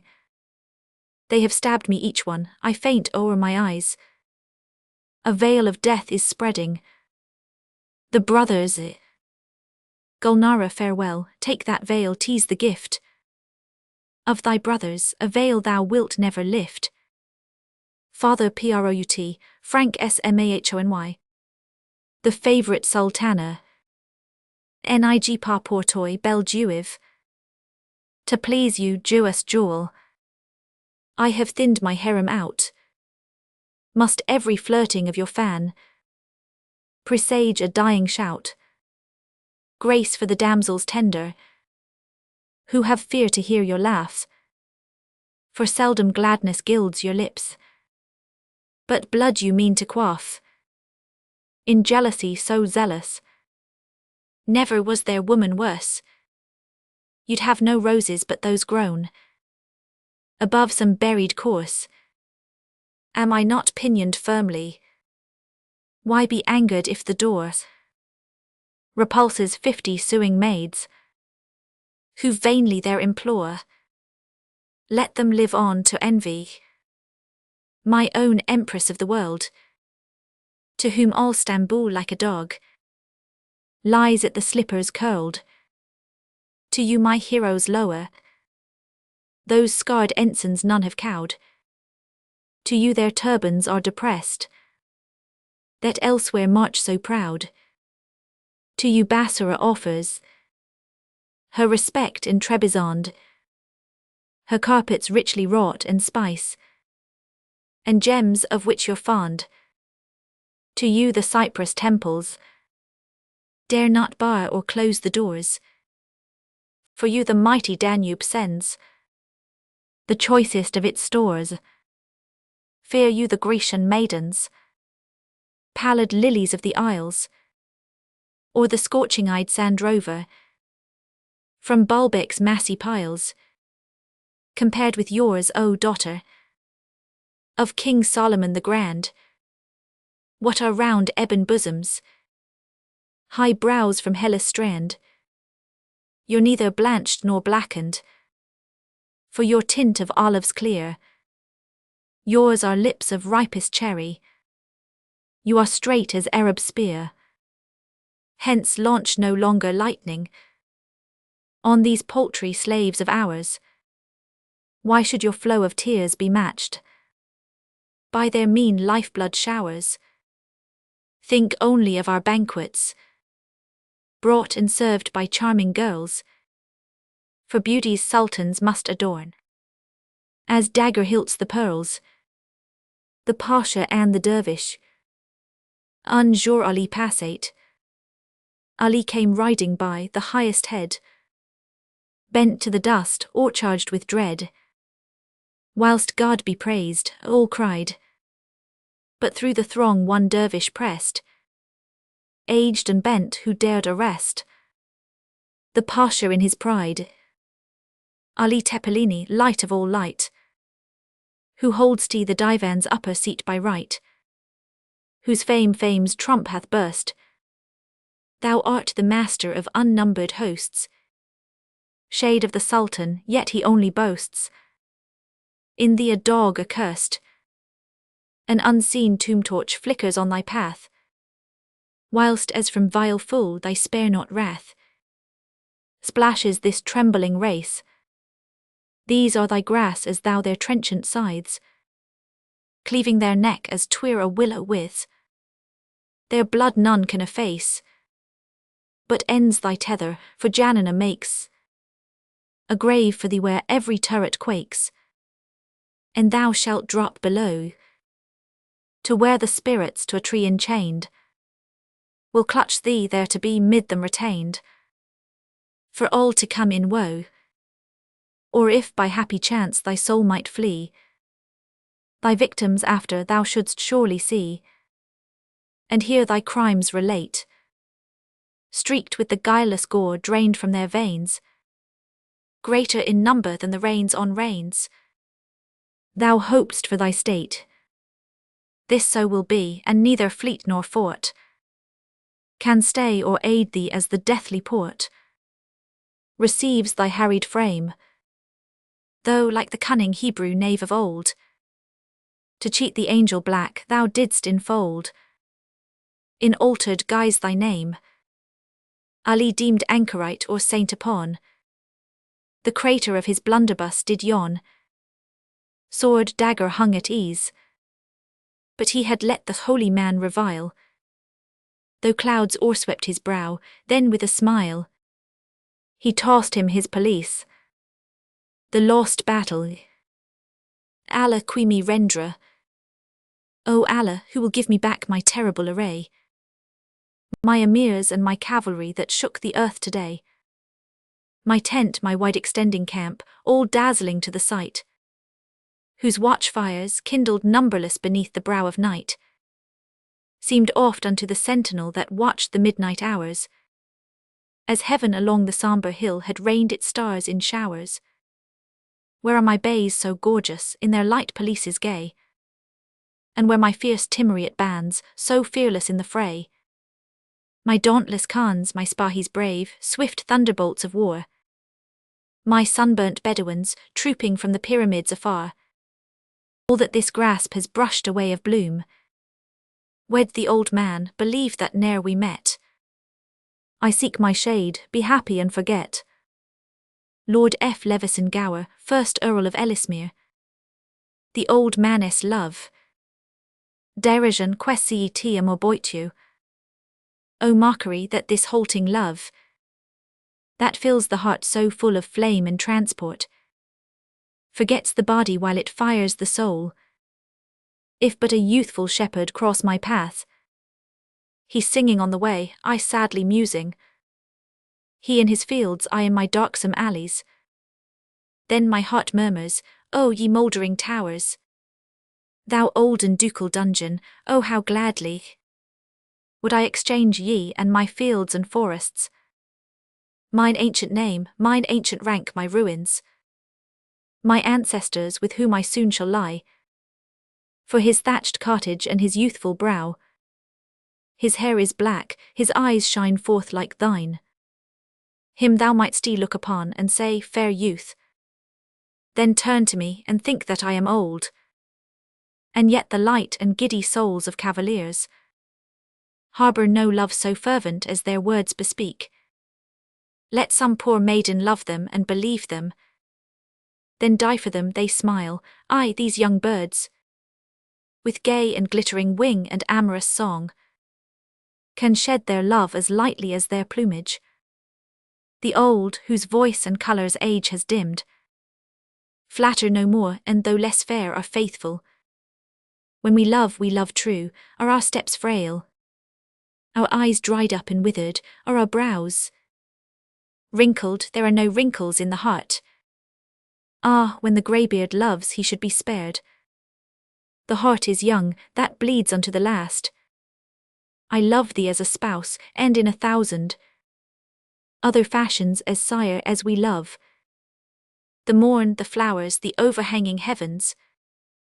Ah me, when day by day I gaze upon thee, thy graceful step, thy purely polished brow, thine eyes' calm fire, I feel my heart leap up, and an eternal sunshine bathe my soul. And think too, even the world admires, when age expiring for a moment totters upon the marble margin of a tomb, to see a wife, a pure and dove-like angel, watch over him, soothe him, and endure a while the useless old man, only fit to die, a sacred task and worthy of all honour, this latest effort of a faithful heart, which in his parting hour consoles the dying, and without loving wears the look of love. Ah, thou wilt be to me this sheltering angel, to cheer the old man's heart, to share with him the burden of his evil years, a daughter in thy respect, a sister in thy pity.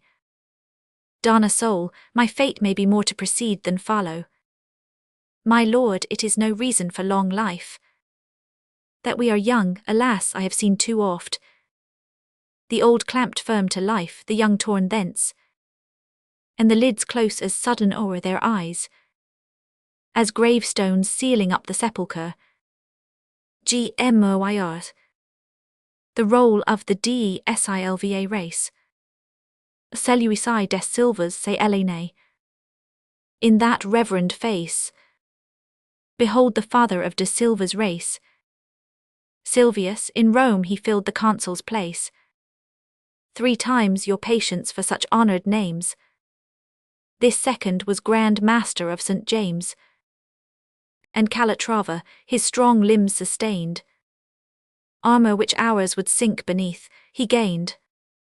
30 pitched battles and took, as legends tell, 300 standards from the infidel, and from the Moorish king Matral, in war. 1 Antiquara, Suez and Nijar, and then died poor. Next to him Juan stands. His son, his plighted hand was worth the hands of kings. Next Gaspar of Mendoza's line. Few noble stems but chose to join with mine. Sandoval sometimes fears and sometimes woos. Our smiles Manriquez envies, Lara sues. And a Lancaster hates, our rank we know. Kings are but just above us, dukes below. Vasquez, who kept for 60 years his vow, greater than he I pass, this reverend brow. This was my sire's, the greatest though the last. The Moors his friend had taken and made fast. Alvar Giron, what did my father then? He cut in stone an image of Alvar, cunningly carved and dragged it to the war. He vowed a vow to yield no inch of ground, until that image of itself turned round. He reached Alvar, he saved him, and his line was old de Silva's, and his name was mine. Rai Gomez, King Carlos, drag me from his lurking place. The traitor. Sire, your highness does me grace. This, the last portrait, bears my form and name, and you would write this motto on the frame. This last, sprung from the noblest and the best, betrayed his plighted troth and sold his guest. Lord F. Levison Gower, 1st Earl of Ellesmere. The lover's colloquy. Moan duck reen quan moment. One little moment to indulge the sight, with the rich beauty of the summer's night. The harp is hushed and see the torches dim. Night and ourselves together, to the brim. The cup of our felicity is filled. Each sound is mute, each harsh sensation stilled. Dost thou not think that, e'en while nature sleeps, some power its amorous vigils o'er us keeps? No cloud in heaven, while all around repose. Come taste with me the fragrance of the rose, which loads the night air with its musky breath, while everything is still as nature's death. E'en as you spoke, and gentle words were those, spoken by you, the silver moon uprose. How that mysterious union of her ray, with your impassioned accents made its way straight to my heart, I could have wished to die in that pale moonlight, and while thou wert by. Herna, thy words are music, and thy strain of love is borrowed from the choir of heaven above. Dana soul, night is too silent, darkness too profound. Oh, for a star to shine, a voice to sound, to raise some sudden note of music now, suited to night. Capricious girl, your vow was poured for silence and to be released from the thronged tumult of the marriage feast. Dana soul, yes, but one bird to carol in the field, a nightingale in mossy shade concealed, a distant flute for music's stream can roll, to soothe the heart and harmonize the soul. Oh, 'twould be bliss to listen. Lord F. Levison Gower, 1st Earl of Ellesmere. Cromwell and the Crowns. G. Latines in Fin. THURLOW communicates the intention of Parliament to offer CROMWLL the crown. Cromwell, and is it mine, and have my feet at length attained the summit of the rock the sand? THURLOW, and yet my lord you have long reigned. Crom, nay, nay. Power I have joyed in sooth, but not the name. Thou smilest, Thurlow, thou little nosety. What hole it is ambition digs ith heart. What end, most seeming empty, is the mark for which we fret and toil and dare, how hard with an unrounded fortune to sit down. Then what a lustre from most ancient times heaven has flung o'er the sacred head of kings. King Majesty, what names of power, no king, and yet the world's high arbiter, the thing without the word, no handle to the blade. Away the empire and the name are one. Alack, thou little dream'st how grievous 'tis, emerging from the crowd, and at the top arrived to feel that there is something still above our heads, something, nothing, no matter. That word is everything. Late Ritchie. Chapter 1049, Ton's Appeal to Cromwell. Non gni puis tenure. Stay, I no longer can contain myself, but cry you, look on John who bears his mind.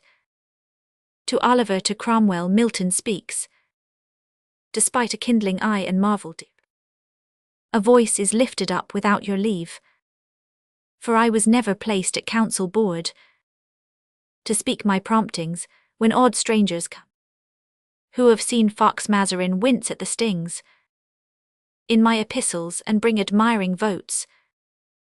Of learned colleges they strain to see my figure in the glare, the usher utters, behold and hearken, that's my Lord Protector's cousin, that his son-in-law, that next, who cares? Some perfumed puppet, Milton, he in black, yon silent scribe who trims their eloquence, still chronicling small beer, such is my duty. Yea, one whose thunder roared through martyr bones, till Pope and Louis Grand quaked on their thrones, and echoed vengeance for the Vaudois, where the Sultan slumbers sick with scent of roses. He is but the mute in this seraglio, pure Cromwell's counsel, but to be dumb and blind is overmuch. Impatient Issachar kicks at the load, yet diadems are burdens painfuller. and I would spare thee that sore imposition. Dear brother Noel, I plead against thyself. Thou aim'st to be a king, and in thine heart. What fool has said, there is no king but thou? For thee the multitude waged war and won. The end thou art of wrestlings and of prayer, of sleepless watch, long marches, hunger, tears, and blood prolifically spilled, homes lordless, and homeless lords, the mass must always suffer. That one should reign, the collars but newly clamped, and nothing but the name thereon is changed. Master, still masters, mark you not the red of shame unutterable in my sightless white? Still hear me, Cromwell, speaking for your sake. These 15 years we to you whole devoted have sought for liberty, to give it thee, to make our interests your huckster gains. The king a lion slain that you may flay, and wear the robe well worthily, I sate. For I will not abase my brother. No, I would keep him in the realm serene, my own ideal of heroes, loved o'er Israel, and higher placed by me than all the others. And such for tinkling titles, hollow halos, like that around yon painted brow, thou, apostle, hero, saint, dishonour thyself, and snip and trim the flag of Naseby field, as scarf on which the maid of honour's dog will yelp some summer afternoon. That sword shrink into a sceptre, brilliant bauble, thou, thrown on a lonely rock in storm of state, brain turned by safety's miracle, thou risest upon the tottering stone whilst ocean ebbs, and reeking of no storms to come tomorrow, or tomorrow deem that a certain pedestal whereon thou'lt be adored for e'er, e'en while it shakes or sets the rider, tremble thou, for he who dazzles makes men Samson blind, will see the pillars of his palace kiss, e'en at the whelming ruin. Then what word of answer from your wreck when I demand account of Cromwell, glory of the peoples? Smothered in ashes, through the dust thou'lt hear. What didst thou with thy virtue? Will it respond? When battered helm is doffed, how soft is purple, on which to lay the head, lulled by the praise of thousand fluttering fans of flatterers. Wearied of war horse, gratefully one glides, in gilded barge or in crowned velvet car, from gay Whitehall to gloomy Temple Bar. Where had you slipped, that head were bleaching now, and that same rabble, splitting for a hedge, had joined their rows to cheer the active headsman. Perchance in mockery they'd gird the skull with a hop-leaf crown, bitter the brewing knoll. Are crowns the end all of ambition? Remember Charles Stuart, and that they who make can break. This same Whitehall may black its front with crape, and this broad window be the portal twice, to lead upon a scaffold, frown or laugh. Laugh on as they did at Cassandra's speech. But mark, the prophetess was right, still laugh, like the credulous Ethiop in his faith in stars. But give one thought to Stuart, two for yourself. In his appointed hour all was forthcoming. Judge axe and deathsman veiled, and my poor eyes descry, as with thou saw'st, a figure veiled, uplooming there afar like sunrise coming, with blade that ne'er spared Judas midst free brethren. Stretch not the hand of Cromwell for the prize, meant not for him nor his, thou growest old. The people are ever young, like her eye the chase, who drave a dart into her lover embowered, piercing the incense clouds, the popular shaft may slay thee in a random shot at tyranny. Man, friend, remain a Cromwell, in thy name. Rule, and if thy son be worthy, he and his, so rule the rest for ages. Be it grander thus to be a Cromwell than a Carolus. No lapdog combed by wantons, but the watch upon the freedom that we won. Dismiss your flatterers, let no harpings, no gay songs prevent your calm dictation of good laws.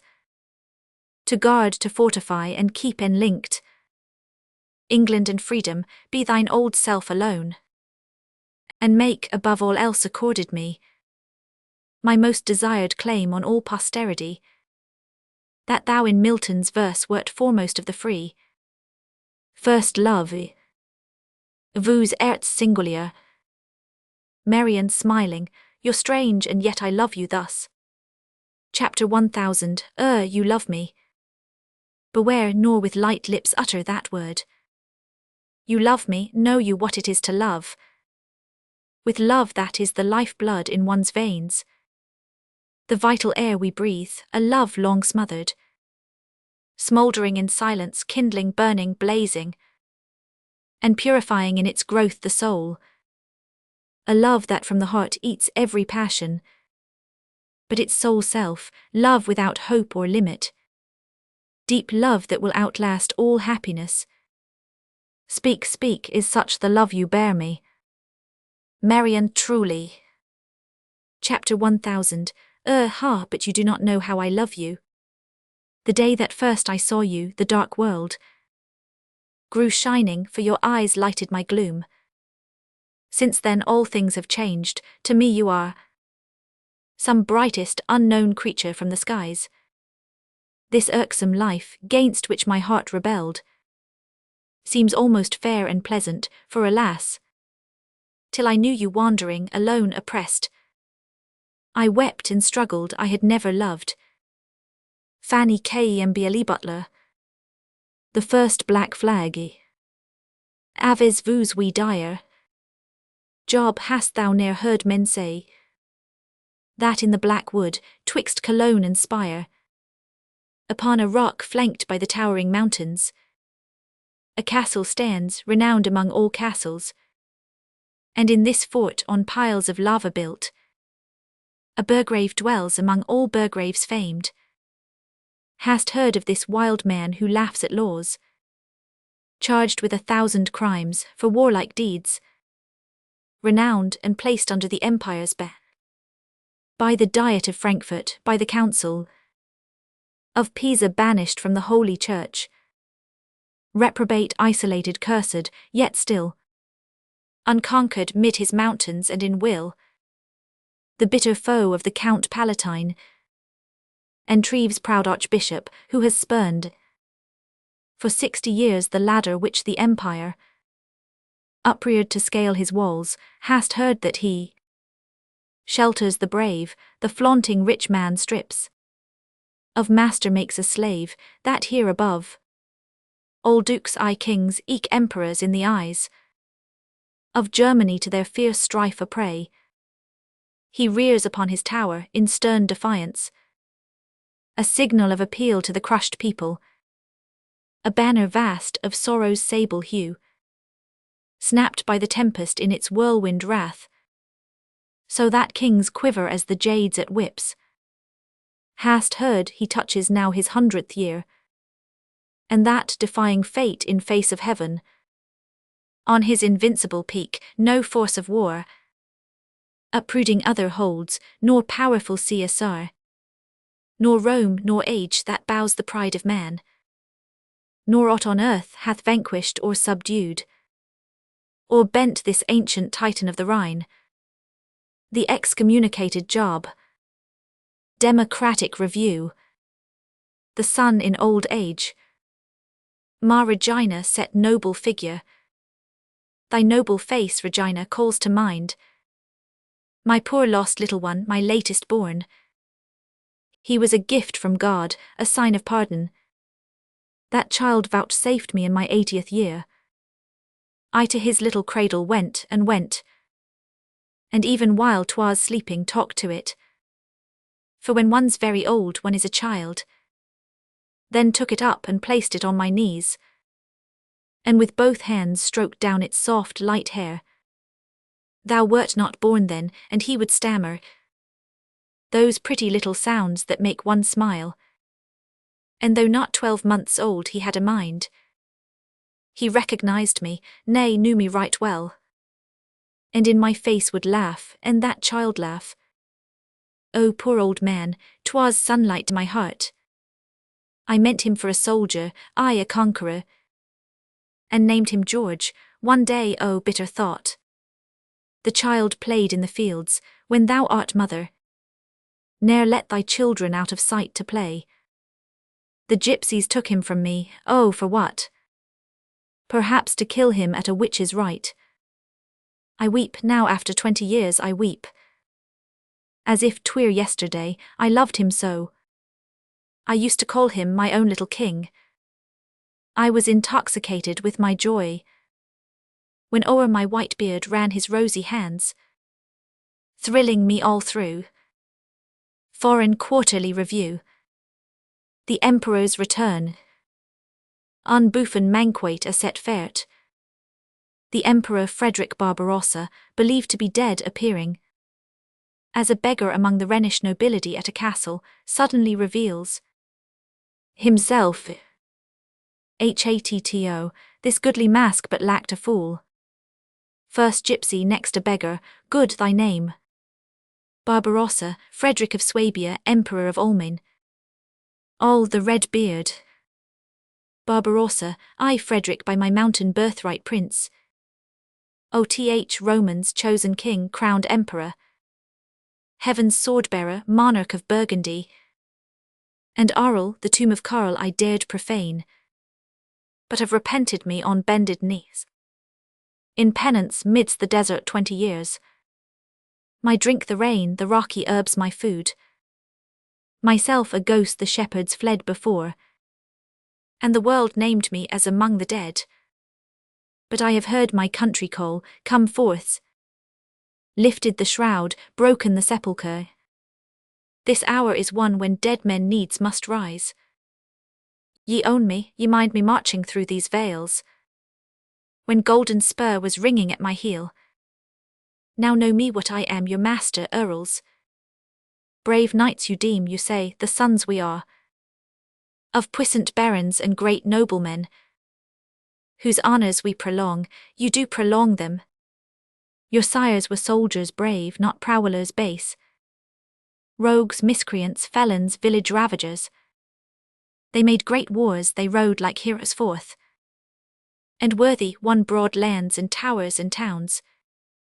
So firmly won that 30 years of strife made of their followers dukes, their leaders kings. While you, like jackal and the bird of prey, who lurk in copses or mid muddy beds, crouching and hushed with dagger ready drawn, hide in the noisome marsh that skirts the way, trembling lest passing hounds snuff out your lair. Listen at eventide on lonesome path, for traveller's footfall or the mule bell's chime, pouncing by hundreds on one helpless man, to cut him down, then back to your retreats. You dare to vaunt your sires, I call your sires, bravest of brave and greatest mid the great. A line of warriors, you a pack of thieves. Athenaeum, who laughed to see the labouring hind stand terrified at gaze, and urged their desert horses on amid the ripening maize. These horses with their fiery eyes, their slight untiring feet, that flew along the fields of corn like grasshoppers so fleet. What, to behold again no more, loud charging o'er the plain. Their squadrons in the hostile shot diminished all in vain, burst grandly on the heavy squares, like clouds that bear the storms, enveloping in lightning fires the dark resisting swarms. Oh, they are dead, their housings bright are trailed amid their gore. Dark blood is on their manes and sides, all deeply clotted o'er. All vainly now the spur would strike these cold and rounded flanks, to wake them to their wonted speed amid the rapid ranks. Here the bold riders red and stark upon the sands lie down, who in their friendly shadows slept throughout the halt at noon. O Allah, who will give me back my terrible array? See where it straggles, long the fields for leagues on leagues away, like riches from a spendthrift's hand flung prodigal to earth. Lo, steed and rider, Tartar chiefs or of Arabian birth, their turbans and their cruel course, their banners and their cries, seem now as if a troubled dream had passed before mine eyes. My valiant warriors and their steeds, thus doomed to fall and bleed. Their voices rouse no echo now, their footsteps have no speed. They sleep and have forgot at last the sabre and the bit. Yon vale with all the corpses heaped seems one wide charnel pit. Long shall the evil omen rest upon this plain of dread. Tonight the taint of solemn blood, tomorrow of the dead. Alas, 'tis but a shadow now, that noble armament. How terribly they strove, and struck from morn to eve unspent. Amid the fatal fiery ring, enamoured of the fight. Now o'er the dim horizon sinks the peaceful pall of night. The brave have nobly done their work, and calmly sleep at last. The crows begin, and o'er the dead are gathering dark and fast. Already through their feathers black they pass their eager beaks. Forth from the forest's distant depth, from bald and barren peaks. They congregate in hungry flocks, and rend their gory prey. Woe to that flaunting army's pride, so vaunting yesterday. That formidable host, alas, is coldly nerveless now. To drive the vulture from his gorge, or scare the carrion crow. Were now that host again mine own, with banner broad unfurled. With it I would advance and win the empire of the world. Monarchs to it should yield their realms and veil their haughty brows. My sister it should ever be, my lady and my spouse. Oh, what will unrestoring death, that jealous tyrant lord, do with the brave departed souls that cannot swing a sword? Why turned the bowls aside from me, why struck no hostile hand? My head within its turban green upon the ruddy sand. I stood all potent yesterday, my bravest captains three. All stirless in their tigered cell, magnificent to see. Hailed as before my gilded tent rose flowing to the gales. Shorn from the tameless desert steeds, three dark and tossing tails. But yesterday 100 drums were heard when I went by. Full 40 augurs turned their looks respectful on mine eye, and trembled with contracted brows within their hall of state. Instead of heavy catapults, of slow unwieldy weight, I had bright cannons rolling on oak wheels in threatening tiers. And calm and steady by their sides marched English cannoneers. But yesterday and I had towns and castles strong and high, and Greeks in thousands, for the base and merciless to buy. But yesterday and arsenals and harems were my own, while now defeated and proscribed, deserted and alone, I flee away, a fugitive and of my former power. Allah, I have not now at least one battlemented tower. And must he fly, the Grand Vizier, the Pasha of three tales, o'er the horizon's bounding hills, where distant vision fails? All stealthily, with eyes on earth and shrinking from the sight, as a nocturnal robber holds his dark and breathless flight, and thinks he sees the gibbet spread its arms in solemn wrath, in every tree that dimly throws its shadow on his path. Thus after his defeat pale Riskid speaks. Among the dead we mourned 1,000 Greeks. Lone from the field the Pasha fled afar, and, musing, wiped his reeking scimitar. His 2 dead steeds upon the sands were flung, and on their sides their empty stirrups hung. W.D. Bentley's Miscellany, 1839. The Greek Boy. Les Turcs ont passés là. All is a ruin where rage knew no bounds. Shio is levelled and loathed by the hounds, for shivered yestreen was her lance. Sulphurous vapours envenom the place, where her true beauties of beauty's true race were lately linked close in the dance.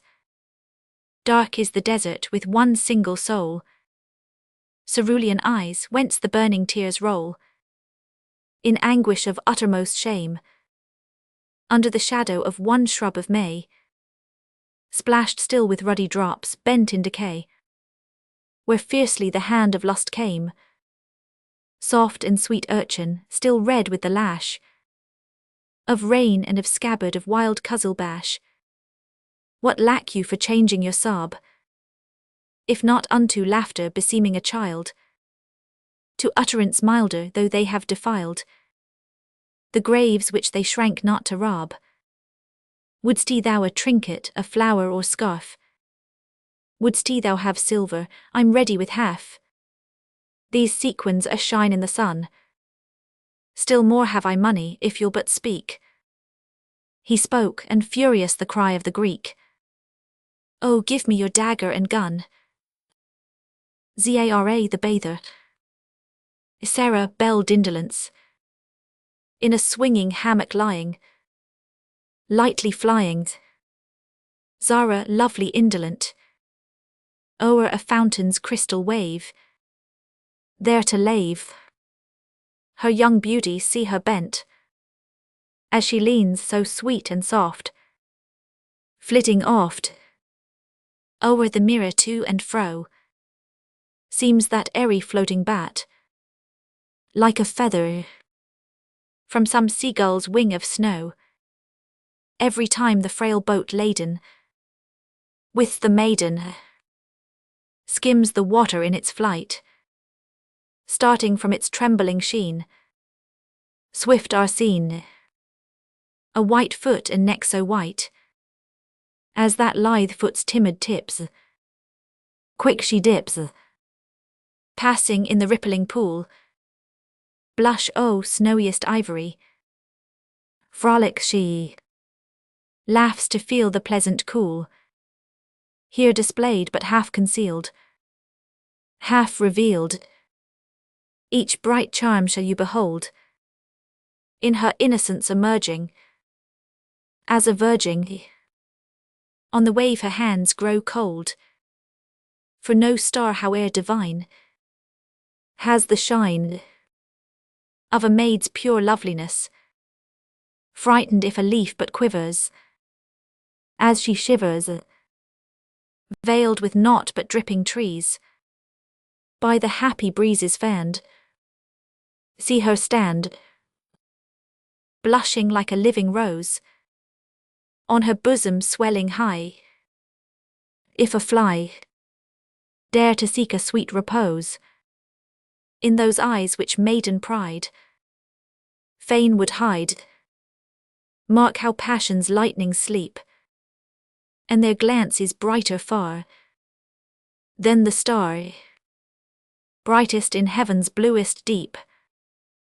O'er her limbs the glittering current, in soft torrent, rains adown the gentle girl, as if drop by drop should fall, one and all, from her necklace every pearl, lengthening still the reckless pleasure, at her leisure, carefree Zara ever slow, as the hammock floats and swings, smiles and sings, to herself so sweet and low.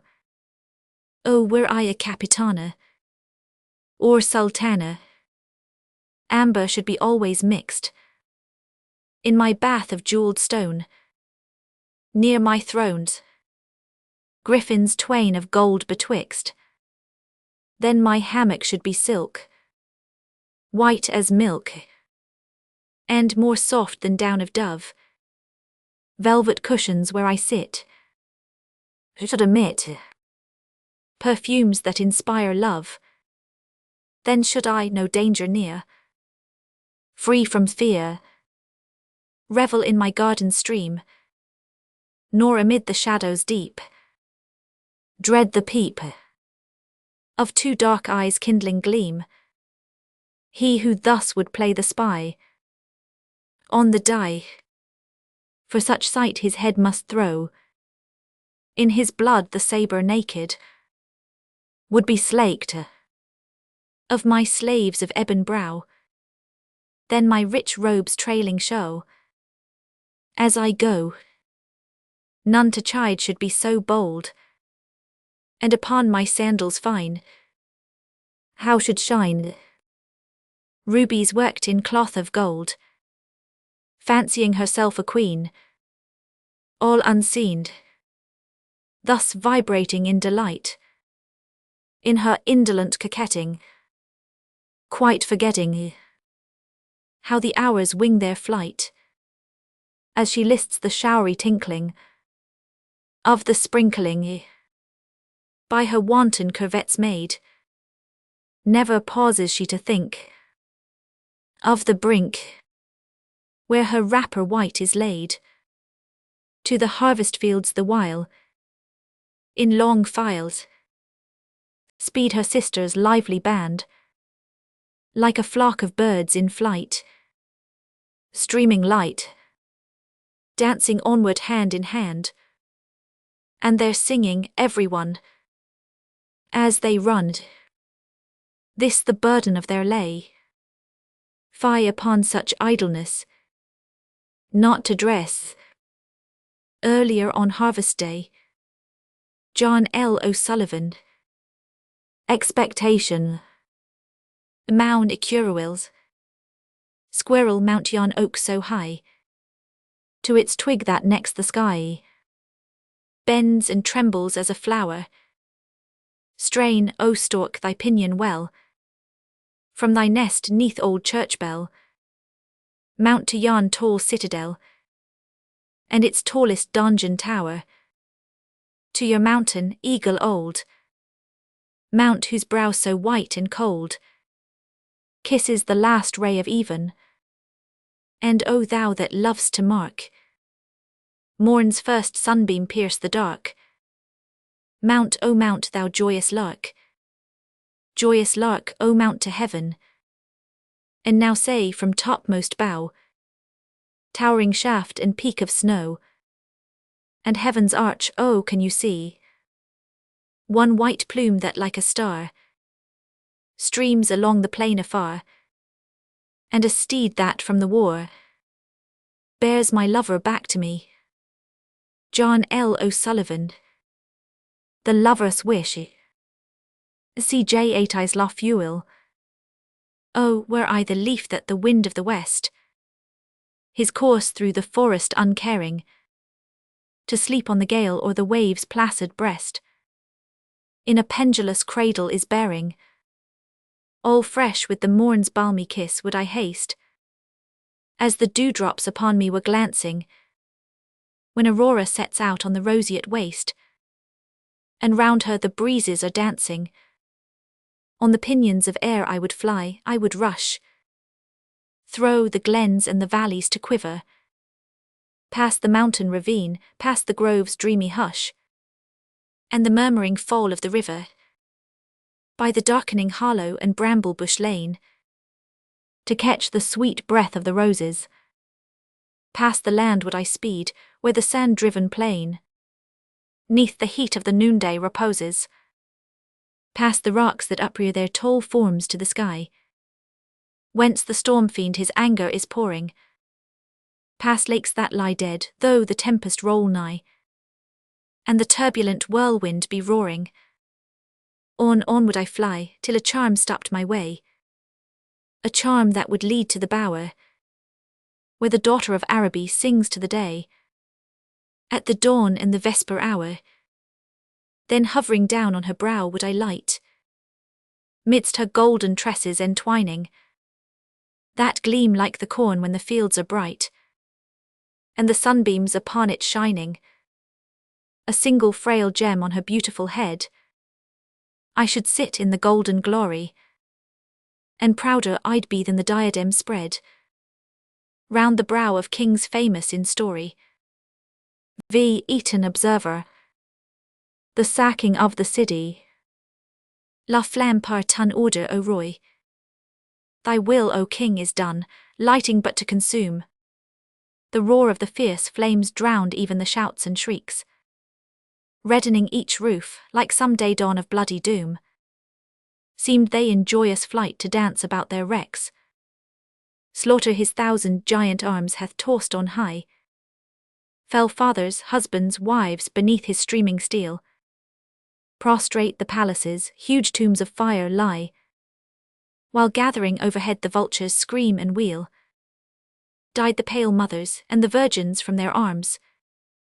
O Caliph, fiercely torn, bewailed their young years' blight. With stabs and kisses fouled, all their yet quivering charms. At our fleet coursers' heels were dragged in mocking flight. Lo, where the city lies mantled in pall of death. Lo, where thy mighty hand hath passed, all things must bend. Priests prayed, the sword stopped blaspheming breath. Vainly their cheating book for shield did they extend. Some infants yet survived, and the unsated steel still drinks the lifeblood of each whelp of Christian kind. To kiss thy sandaled foot, O King, thy people kneel, and golden circlets to thy victor ankle bind. John L. O'Sullivan, Noormehel the fair, in tread you rocks dun noir de bean, between two ebon rocks. Behold yon sombre den, where brambles bristle like the larks, of wool between the horns of scapegoat banned by men.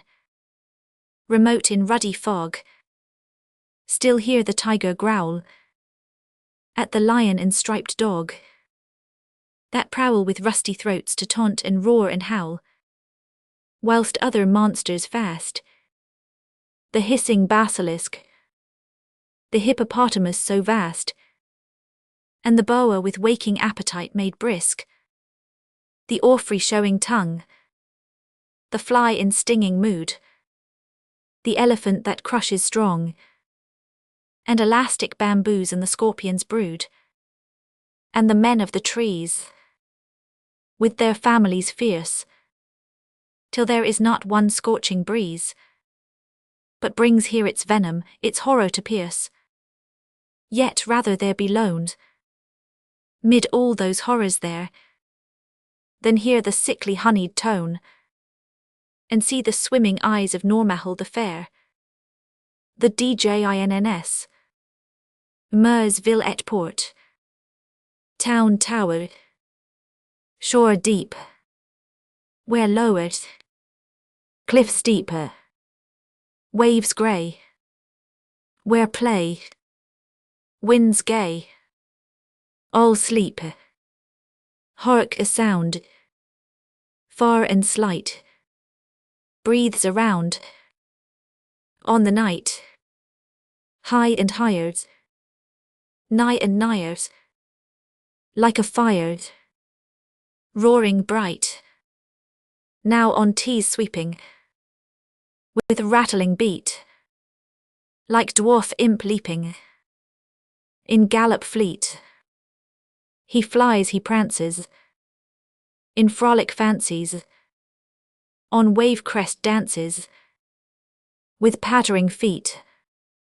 Hark the rising swell, with each new burst, like the tolling bell of a convent cursed, like the billowy roar on a storm-lashed shore, now hushed but once more, maddening to its worst.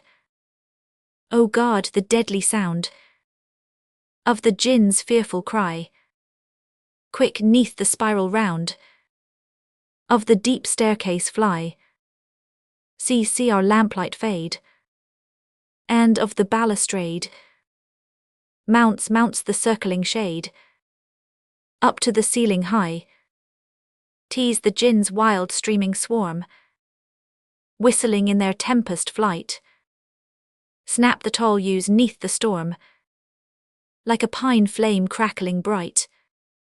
Swift though heavy, lo, their crowd, through the heavens rushing loud, like a livid thundercloud, with its bolt of fiery might. Ho, they are on us close without. Shut tight the shelter where we lie. With hideous din the monster rout. Dragon and vampire fill the sky. The loosened rafter overhead trembles and bends like quivering reed, shakes the old door with shuddering dread, as from its rusty hinge 'twould fly. Wild cries of hell, voices that howl and shriek, the horrid troop before the tempest tossed. O heaven, descends my lowly roof to seek, bends the strong wall beneath the furious host, totters the houses though, like dry leaf shorn, from autumn bough and on the mad blast borne. Up from its deep foundations it were torn, to join the stormy whirl. Ah, all is lost. O prophet, if thy hand but now save from these hellish things, a pilgrim at thy shrine I'll bow, laden with pious offerings, bid their hot breath its fiery rain stream on the faithful's door in vain, vainly upon my blackened pane. Great the fierce claws of their dark wings, they have passed, and their wild legion cease to thunder at my door, fleeting through night's rayless region. Hither they return no more. Clanking chains and sounds of woe fill the forests as they go, and the tall oaks cower low, bent their flaming light before. On the storm of wings bears far the fiery fear, till scarce the breeze now brings dim murmurings to the ear, like locusts humming hail, or thrash of tiny flail, plied by the fitful gale. On some old roof-tree sere, fainter now are born feeble mutterings still, as when Arab horn swells its magic peal. Shoreward o'er the deep fairy voices sweep, and the infants sleep. Golden visions fill each deadly jinn, dark child of fright, of death and sin, speeds in wild flight. Hark the dull moans, like the deep tone of ocean's groan, afar by night. More and more fades it slow, as on shore ripples flow, as the plaint, far and faint, of a saint, murmured low.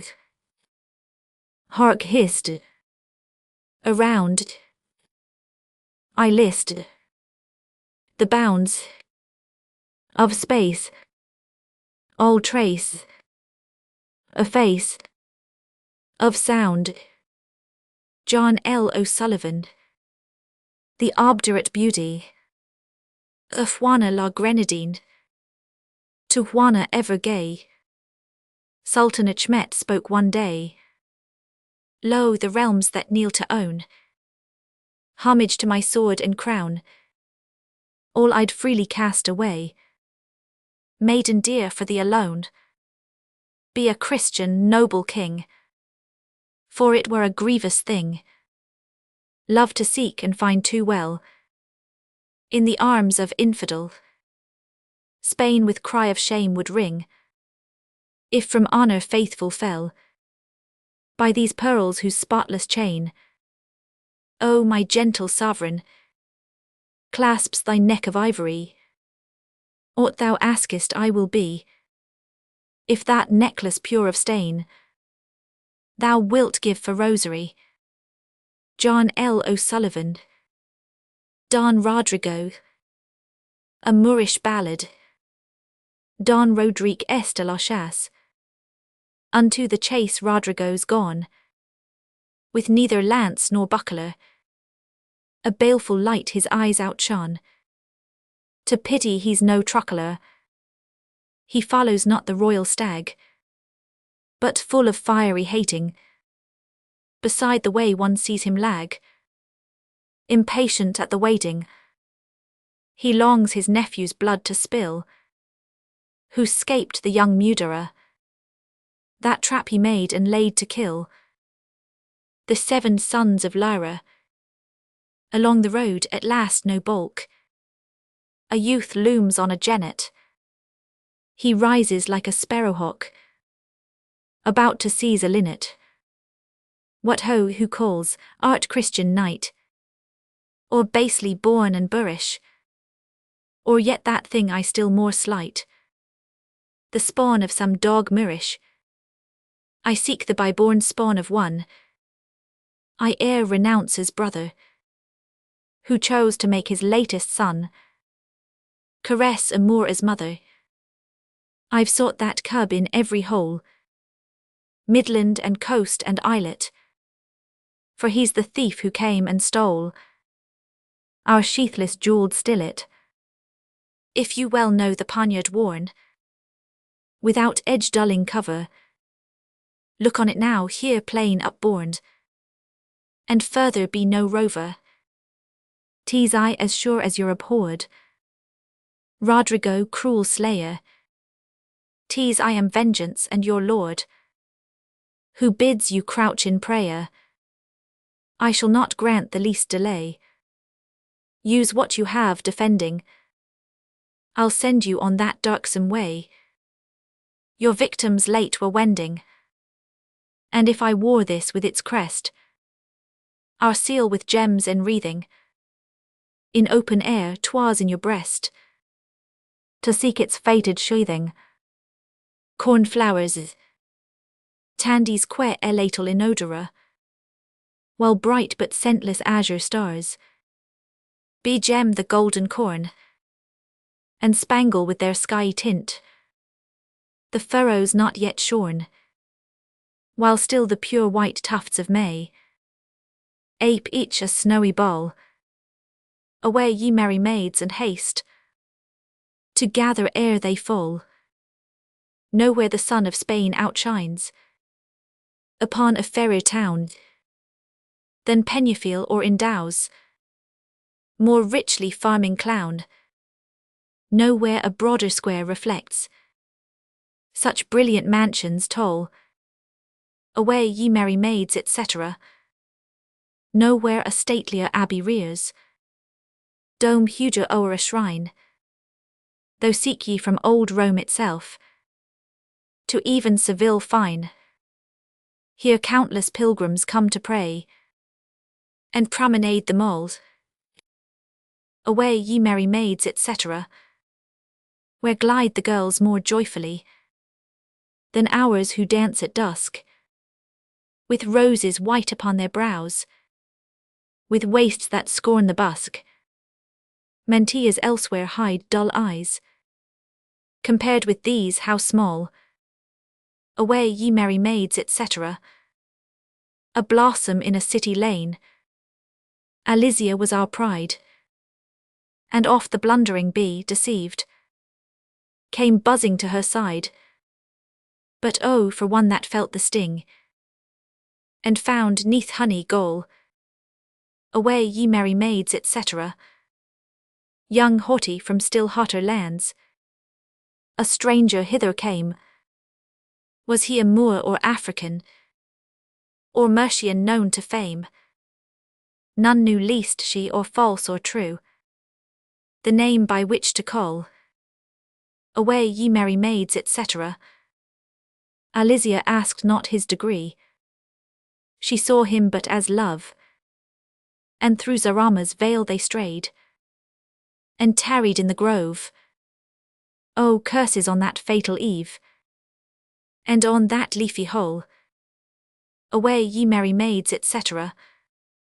The darkened city breathed no more, the moon was mantled long, till towers thrust the cloudy cloak upon the steeple's throng. The crossway Christ in ivy draped shrank grieving 'neath the pall. Away ye merry maids, etc. But while alone they kept the shade, the other dark-eyed dears were murmuring on the stifling air their jealous threats and fears. Alizia was so blamed that time, unheeded rang the call. Away ye merry maids, etc. Although above the hawk describes the circle round the lark, it sleeps unconscious, and our lass had eyes but for her spark. A spark, a sun, 'twas Juan King, who wears our coronal. Away ye merry maids, etc. A love so far above one state ends sadly, came a black and guarded palanquin to bear the girl that ne'er comes back. By royal writ some nunnery still shields her from us all. Away ye merry maids, and haste to gather ere they fall. H. L. Williams, Mayspa. ain't see lorsquan mortal, as when a mortal genius prize alack, is living bound upon thy fatal back. Thou rainless racing steed, in vain he writhes mere cloud upon a star. Thou bearest him as went Maespa far out of the flowery mead. So though thou speedst implacable, like him, spent, pallid, torn, bruised, weary, sore and dim, as if each stride the nearer bring him to the grave, when comes the time. After the fall he rises king. H.L. Williams. The Danube in wraths. Qua ni pouvez vous vivre ensemble. The river deity upbraids his daughters, the contributary streams. Ye daughters mine will not abate your fierce interminable hate. Still am I doomed to rue the fate that such unfriendly neighbours made, the while ye might in peaceful cheer mirror upon your waters clear Semlin, thy Gothic steeples dear, and thy bright minarets Belgrade, Fraser's Magazine, Old Ocean, J8 I Sul Prise des Flats. I stood by the waves, while the stars soared in sight. Not a cloud specked the sky, not a sail shimmered bright.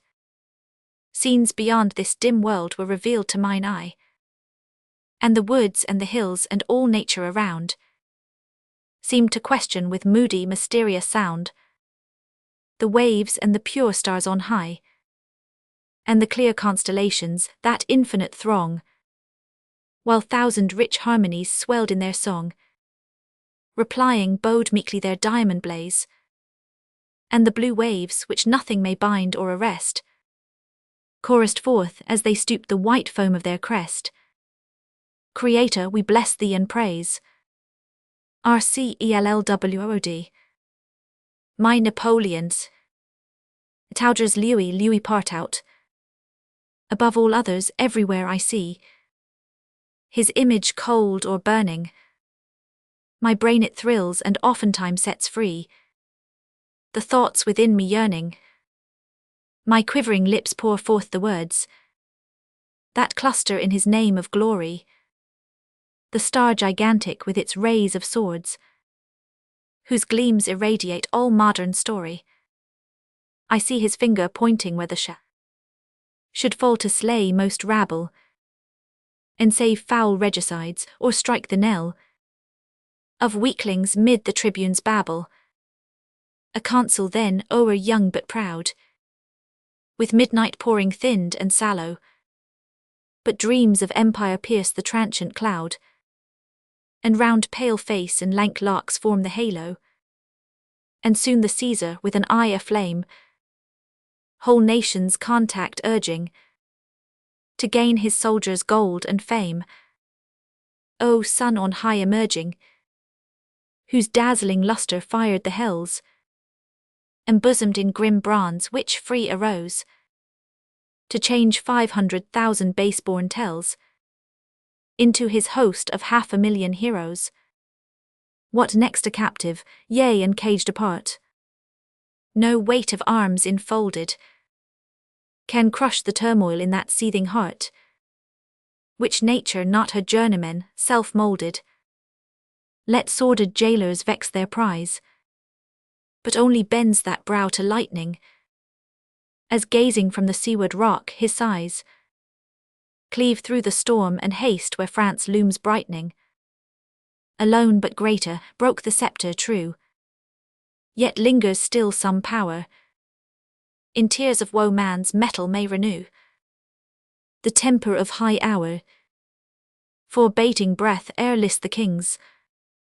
The pinions clipped may grow, the eagle may burst in frantic thirst for home the rings, and rend the bulldog, fox and bear and beagle, and lastly grandest, 'tween dark sea and here, eternal brightness coming.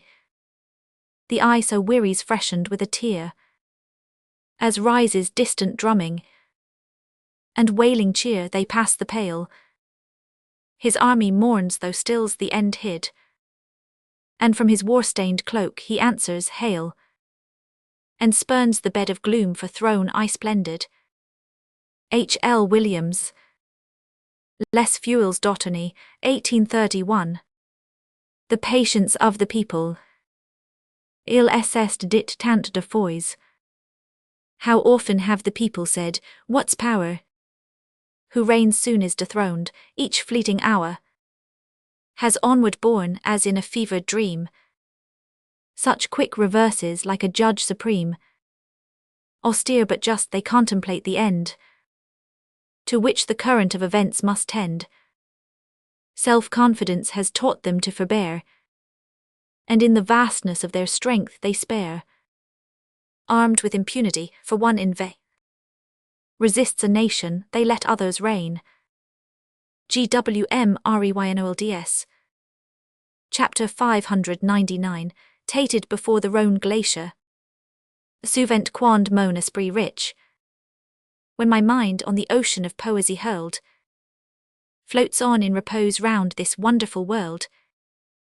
Oft the sacred fire from heaven, mysterious sun, that gives light to the soul, strikes mine with its ray, and above the pole its upward course is driven. Like a wandering cloud then my eager thought capriciously flies to no guidance brought.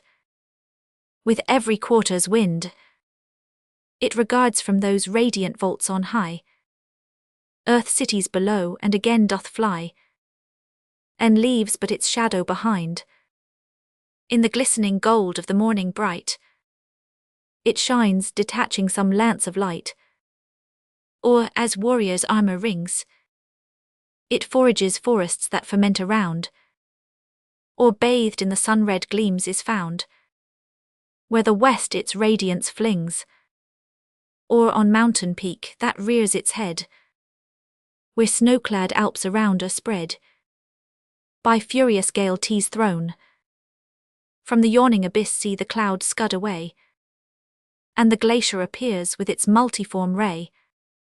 The giant mountain's crown, like Parnassian pinnacle yet to be scaled, in its form from afar by the aspirant hailed. On its side the rainbow plays, and at eve when the shadow sinks sleeping below, the last slanting ray on its crest of snow makes its cap like a crater to blaze. In the darkness its front seems some pale orb of light. The chamois with fear flashes on in its flight. The eagle afar is driven. The deluge but roars in despair to its feet, and scarce dare the eye its aspect to meet. So near doth it rise to heaven. Alone on these altitudes, feeling no fear, forgetful of earth my spirit draws near, on the starry vault to gaze, and nearer to gaze on those glories of night. On horizon high heaving, like arches of light, till again the sun shall blaze. For then will the glacier with glory be graced. On its prisms will light streaked with darkness be placed. The morn its echoes greet. Like a torrent it falls on the ocean of life. Like chaos unformed, with the sea-stormy strife. When waters on waters meet. As the spirit of poesy touches my thought, it is thus my ideas in a circle are brought. From earth with the waters of pain, as under a sunbeam a cloud ascends, these fly to the heavens, their course never ends, but descend to the ocean again. Author of critical essays, the poet's love for liveliness. Moi quelque soit le monde. For me, whate'er my life and lot may show, years blank with gloom or cheered by memory's glow. Turmoil or peace, never be it mine, I pray, to be a dweller of the peopled earths, save 'neath a roof alive with children's mirth, loud through the livelong day. So if my hap it be to see once more those scenes my footsteps tottered in before, an infant follower in Napoleon's train, Rodrigo's holds Valencia and Leon, and both Castiles and mated Aragon. Ne'er be it mine, O Spain, to pass thy plains with cities scant between, thy stately arches flung o'er deep ravine, thy palaces of Moors or Romans' time, or the swift makings of thy Guadalquivir, save in those gilded cars where bells forever ring their melodious chime. Fraser's Magazine, infantile influence, lorsque l'enfant paruit. The child comes toddling in, and young and old, with smiling eyes its smiling eyes behold, and artless babyish joy. A playful welcome greets it through the room. The saddest brow unfolds its wrinkled gloom to greet the happy boy. If June with flowers has spangled all the ground, or winter bleak the flickering hearth around draws close the circling seat, the child still sheds a never-failing light. We call Mama with mingled joy and fright, watches its tottering feet. Perhaps at eve as round the fire we draw, we speak of heaven or poetry or law, or politics or prayer. The child comes in, 'tis now all smiles and play. Farewell to grave discourse and poet's lay, philosophy and care. When fancy wakes but sense in heaviest sleep lies steeped, and like the sobs of them that weep, the dark stream sinks and swells. The dawn, like Pharos gleaming o'er the sea, bursts forth and sudden wakes the minstrelsy of birds and chiming bells. Thou art my dawn, my soul is as the field where sweetest flowers their balmy perfumes yield, when breathed upon by thee, of forest where thy voice like zephyr plays, and morn pours out its flood of golden rays. When thy sweet smile I see, O sweetest eyes like founts of liquid blue, and little hands that evil never knew, pure as the new-formed snow. Thy feet are still unstained by this world's mire, thy golden locks like aureole of fire circle thy cherub brow. Dove of our ark, thine angel spirit flies on azure wings forth from thy beaming eyes. Though weak thine infant feet, what strange amaze this new and strange world gives to thy sweet virgin soul that spotless lives in virgin body sweet. O gentle face, radiant with happy smile, and eager prattling tongue that knows no guile, quick changing tears and bliss, thy soul expands to catch this new world's light, thy mazed eyes to drink each wondrous sight, thy lips to taste the kiss. O God, bless me and mine and these I love, and e'en my foes that still triumphant prove, victors by force or guile.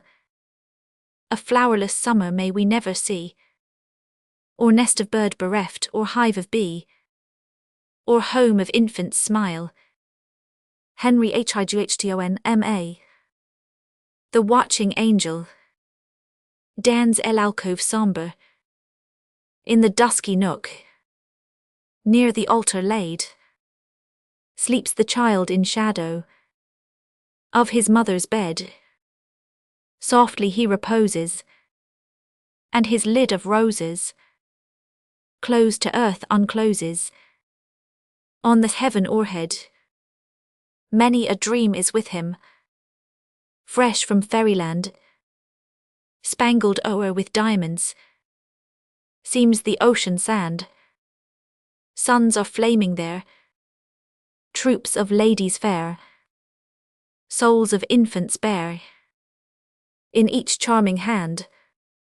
O enchanting vision! Lo, a rill upsprings, and from out its bosom comes a voice that sings. Lovelier there appear sire and sisters dear, while his mother near plumes her newborn wings. But a brighter vision yet his eyes behold, roses pied and lilies every path enfold, lakes delicious sleeping, silver fishes leaping, through the wavelets creeping, up to reeds of gold. Slumber on, sweet infant, slumber peacefully. Thy young soul yet knows not what thy lot may be. Like dead weeds that sweep o'er the Dalrus deep, thou art born in sleep. What is all to thee? Thou canst slumber by the way. Thou hast learnt to borrow, not from study, not from care, the cold hand of sorrow on thy brow unwrinkled yet, where young truth and candour sit, ne'er with rugged nail hath writ that sad word tomorrow. Innocent, thou sleepest. See the angelic band, who foreknow the trials that for man are planned, seeing him unarmed, unfearing, unalarmed, with their tears have warmed this unconscious hand. Still they, hovering o'er him, kiss him where he lies. Hark, he sees them weeping. Gabriel, he cries. Hush, the angel says. On his lip he lays. One finger one displays his native skies. Foreign quarterly review. Sunset. Le soleil est couché. The sun set this evening in masses of cloud. The storm comes tomorrow, then calm be the night. Then the dawn in her chariot refulgent and proud. Then more nights and still days, steps of time in his flight. The days shall pass rapid as swifts on the wing. O'er the face of the hills, o'er the face of the seas, o'er streamlets of silver and forests that ring with a dirge for the dead, chanted low by the breeze. The face of the waters, the brow of the mounts, deep scarred but not shriveled, and woods tufted green. Their youth shall renew, and the rocks to the founts shall yield what these yielded to ocean their queen. But day by day bending still lower my head, still chilled in the sunlight, soon I shall have cast, at height of the banquet, my lot with the dead. Unmissed by creation, I joyous and vast. Toro dutt. The universal prayer. Ma fil va prior. 1. Come, child, to prayer, the busy day is done. A golden star gleams through the dusk of night. The hills are trembling in the rising mist. The rumbling wain looms dim upon the sight. All things wend home to rest, the roadside trees shake off their dust, stirred by the evening breeze. The sparkling stars gush forth in sudden blaze, as twilight open flings the doors of night. The fringe of carmine narrows in the west. The rippling waves are tipped with silver light. The bush, the path, all blend in one dull grey. The doubtful traveller gropes his anxious way. O day, with toil, with wrong, with hatred rife. O blessed night, with sober calmness sweet. The sad winds moaning through the ruined tower. The age-worn hind, the sheep's sad broken bleat. All nature groans oppressed with toil and care, and wearied craves for rest and love and prayer. At eve the babes with angels converse hold, while we to our strange pleasures wend our way. Each with its little face upraised to heaven, with folded hands barefoot kneels down to pray. At selfsame hour with selfsame words they call on God, the common Father of them all. And then they sleep, and golden dreams anon, born as the busy day's last murmurs die. In swarms tumultuous flitting through the gloom, their breathing lips and golden locks descry. And as the bees o'er bright flowers joyous roam, around their curtained cradles clustering come. O prayer of childhood, simple, innocent. O infant slumbers, peaceful, pure and light. O happy worship, ever gay with smiles. Meet prelude to the harmonies of night. As birds beneath the wing enfold their head, nestled in prayer the infant seeks its bed. Henry Hughton, M.A. Chapter 2. To prayer, my child, and oh, be thy first prayer, for her who many nights with anxious care rocked thy first cradle, who took thy infant soul from heaven and gave it to the world, then rife with love still drank herself the gall of life, and left for thy young lips the honeyed bowl. And then I need it more, then pray for me, for she is gentle, artless, true like thee. She has a guileless heart, brow placid still. Pity she has for all, envy for none. Gentle and wise she patiently lives on, and she endures, nor knows who does the ill. In culling flowers her novice hand has ne'er touched in the outer rind of vice, no snare with smiling show has lured her steps aside. On her the past has left no staining mark, nor knows she aught of those bad thoughts which dark like shade on waters o'er the spirit glide. She knows not, nor mayest thou, the miseries in which our spirits mingle, vanities, remorse, soul-gnawing cares, pleasures, false show, passions which float upon the heart like foam, bitter remembrances which o'er us come, and shame's red spot spread sudden o'er the brow. I know life better, when older grown, I'll tell thee it is needful to be known of the pursuit of wealth, art, power, the cost, that it is folly, nothingness, that shame, for glory is oft thrown us in the game of fortune, chances where the soul is lost. The soul will change, although of everything the cause and end be clear, yet wildering. We roam through life of vice and error full. We wander as we go, we feel the load of doubt, and to the briars upon the road man leaves his virtue, as the sheep its wool. Then go pray for me, and as the prayer gushes in words, be this the form they bear. Lord, Lord our Father, God my prayer attend. Pardon, thou art good, pardon, thou art great. Let them go freely forth, fear not their fate. Where thy soul sends them, thitherward they tend. There's nothing here below which does not find its tendency o'er plains the river's wind, and reach the sea. The bee by instinct driven finds out the honeyed flowers, the eagle flies to seek the sun, the vulture where death lies, the swallow to the spring, the prayer to heaven. And when thy voice is raised to God for me, I'm like the slave whom in the vale we see, seated to rest, his heavy load laid by. I feel refreshed, the load of faults and woe, which, groaning, I drag with me as I go. Thy winged prayer bears off rejoicingly. Pray for thy Father, that his dreams be bright with visitings of angel forms of light, and his soul burn as incense flaming wide. Let thy pure breath all his dark sins efface, so that his heart be like that holy place, an altar pavement each eve purified. See Tate's Magazine. Les Chants du Crépuscule, 1849. Prelude to The Songs of Twilight. De quel non ti name. How shall I note thee, line of troubled years, which mark existence in our little span? One constant twilight in the heaven appears, one constant twilight in the mind of man.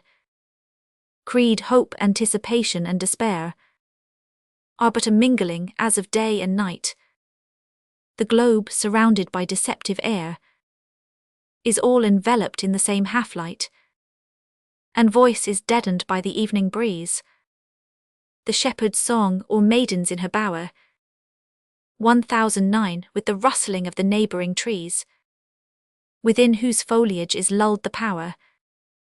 Yet all unites, the winding path that leads through fields where verdure meets the traveller's eye, the river's margin, blurred with wavy reeds, the muffled anthem echoing to the sky.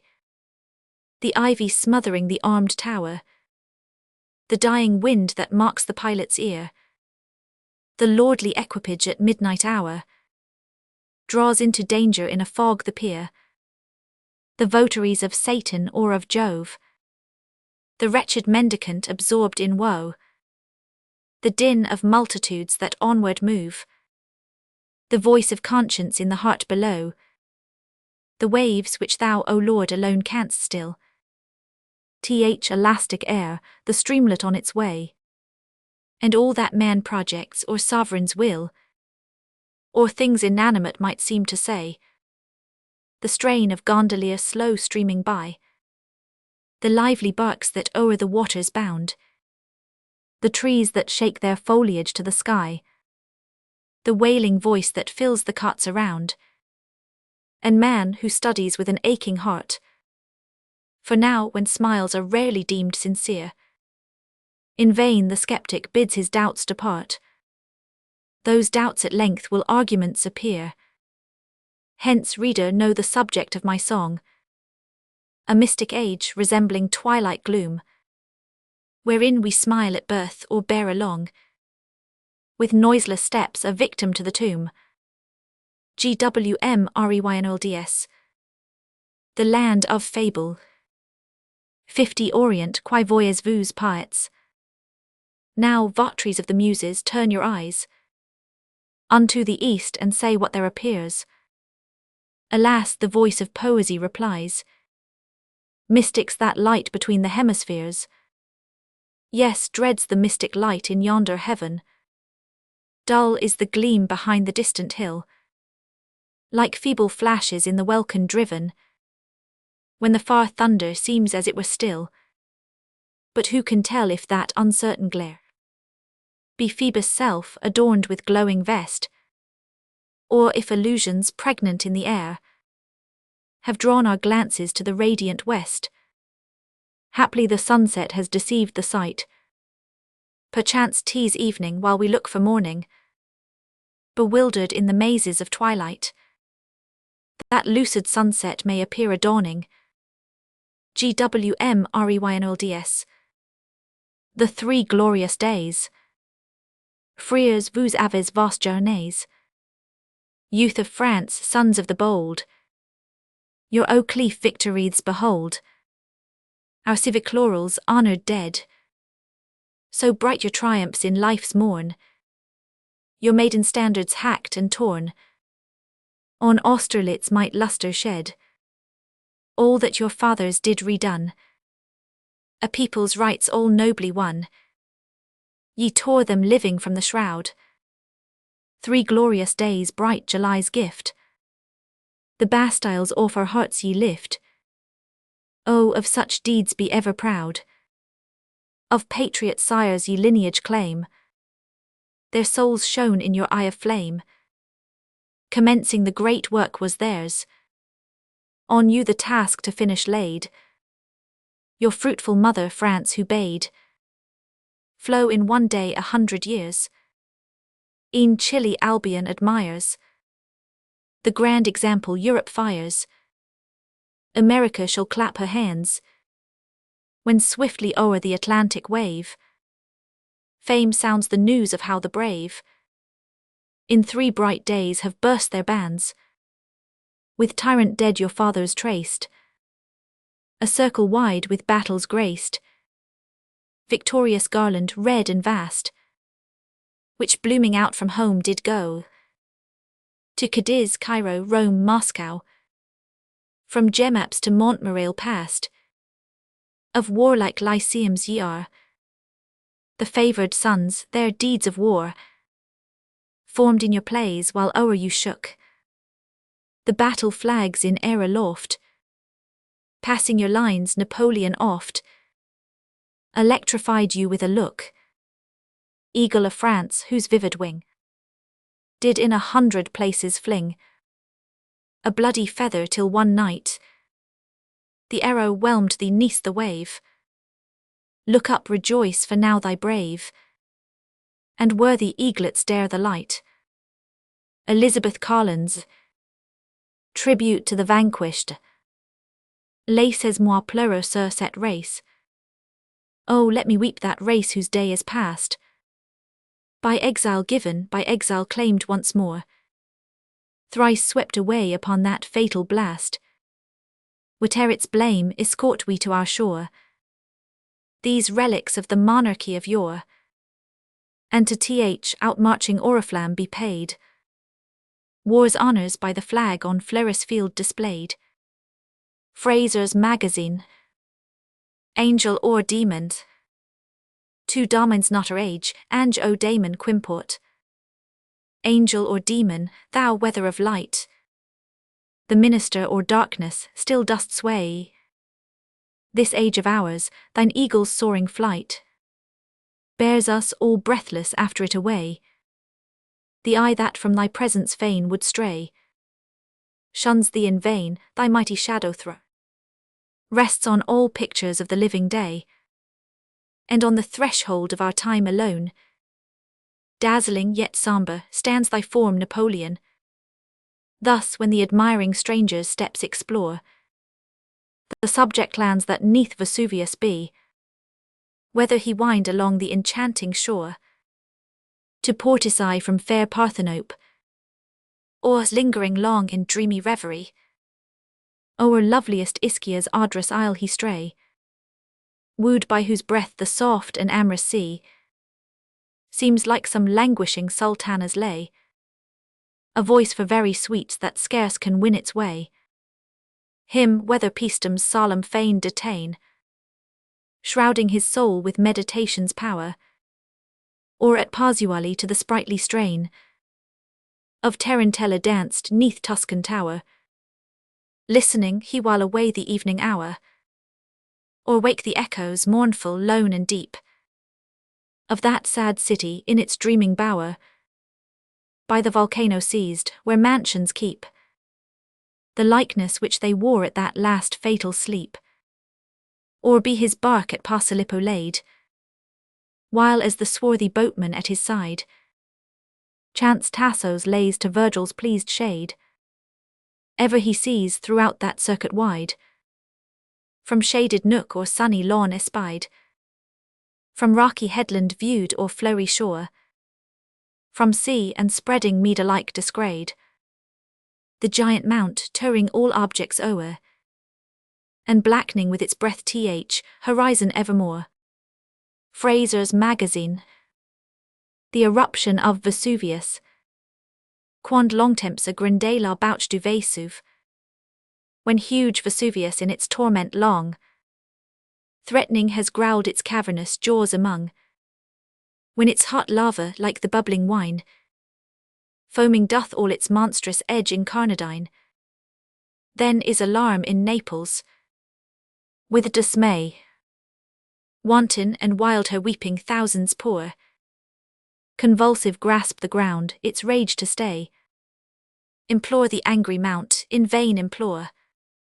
For lo, a column tearing more and more, of smoke and ashes from the burning crest, shoots like a vulture's neck reared from its airy nest. Sudden a flash, and from enormous den, eruption's lurid mass bursts forth amen, bounding in frantic ecstasy. Ah, then, farewell to Grecian fount and Tuscan fane.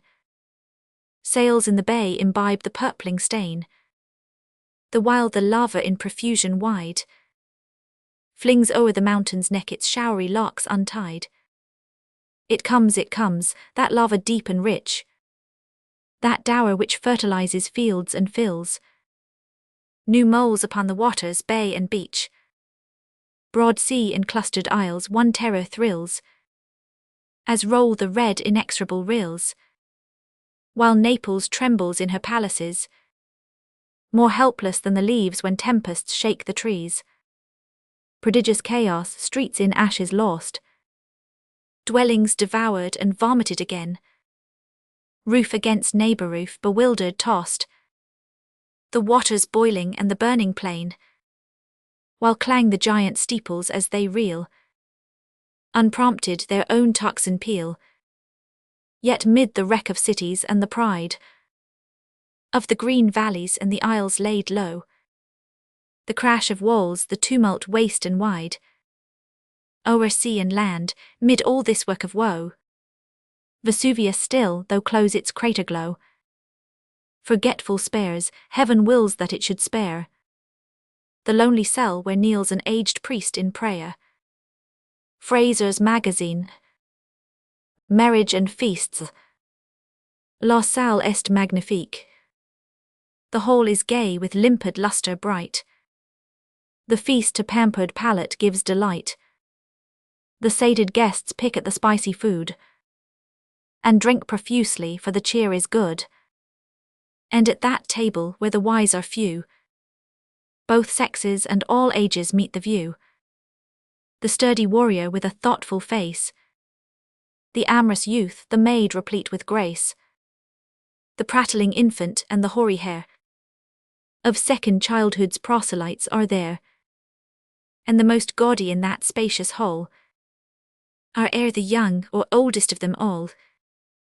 Helmet and banner, ornament and crest, the lion rampant and the jewelled vest, the silver star that glitters fair and white, the arms that tell of many a nation's might, heraldic blazonry, ancestral pride, and all mankind invents for pomp beside, the winged leopard and the eagle wild, all these encircle woman, chief and child, shine on the carpet burying their feet, adorn the dishes that contain their meat, and hang upon the drapery which around falls from the lofty ceiling to the ground, till on the floor its waving fringe is spread, as the bird's wing may sweep the rose's bed. Thus is the banquet ruled by noise and light, since light and noise are foremost on the sight. The chamber echoes to the joy of them who throng around, each with his diadem, each seated on proud throne, but less in vain. Each sceptre holds its master with a chain. Thus hope of flight were futile from that hall, where chiefest guest was most enslaved of all. The godlike making draught that fires the soul, the love sweet poison honey past control, formed of the sexual breath, an idle name, offspring of fancy and a nervous frame. Pleasure, mad daughter of the darksome night, whose languid eye flames when is fading light. The gallant chases where a man is born, by stalwart charger to the sounding horn. The sheeny silk, the bed of leaves of rose, made more to soothe the sight than court repose. The mighty palaces that raise the sneer of jealous mendicants and wretches near. The spacious parks, from which horizon blue arches o'er alabaster statues new, where superstition still her walk will take, unto soft music stealing o'er the lake. The innocent modesty by gems undone, the qualms of judges by small bribery won, the dread of children, trembling while they play, the bliss of monarchs, potent in their sway, the note of war struck by the culverin, that snakes its brazen neck through battle din, the military millipede, that tramples out the guilty seed, the capital all pleasure and delight, and all that like a town or army chokes, the gazer with foul dust or sulphur smokes, the budget prize for which 10,000 bait, a subtle hook that ever as they wait, catches a weed and drags them to their fate, while gleamingly its golden scales still spread. Such were the meats by which these guests were fed.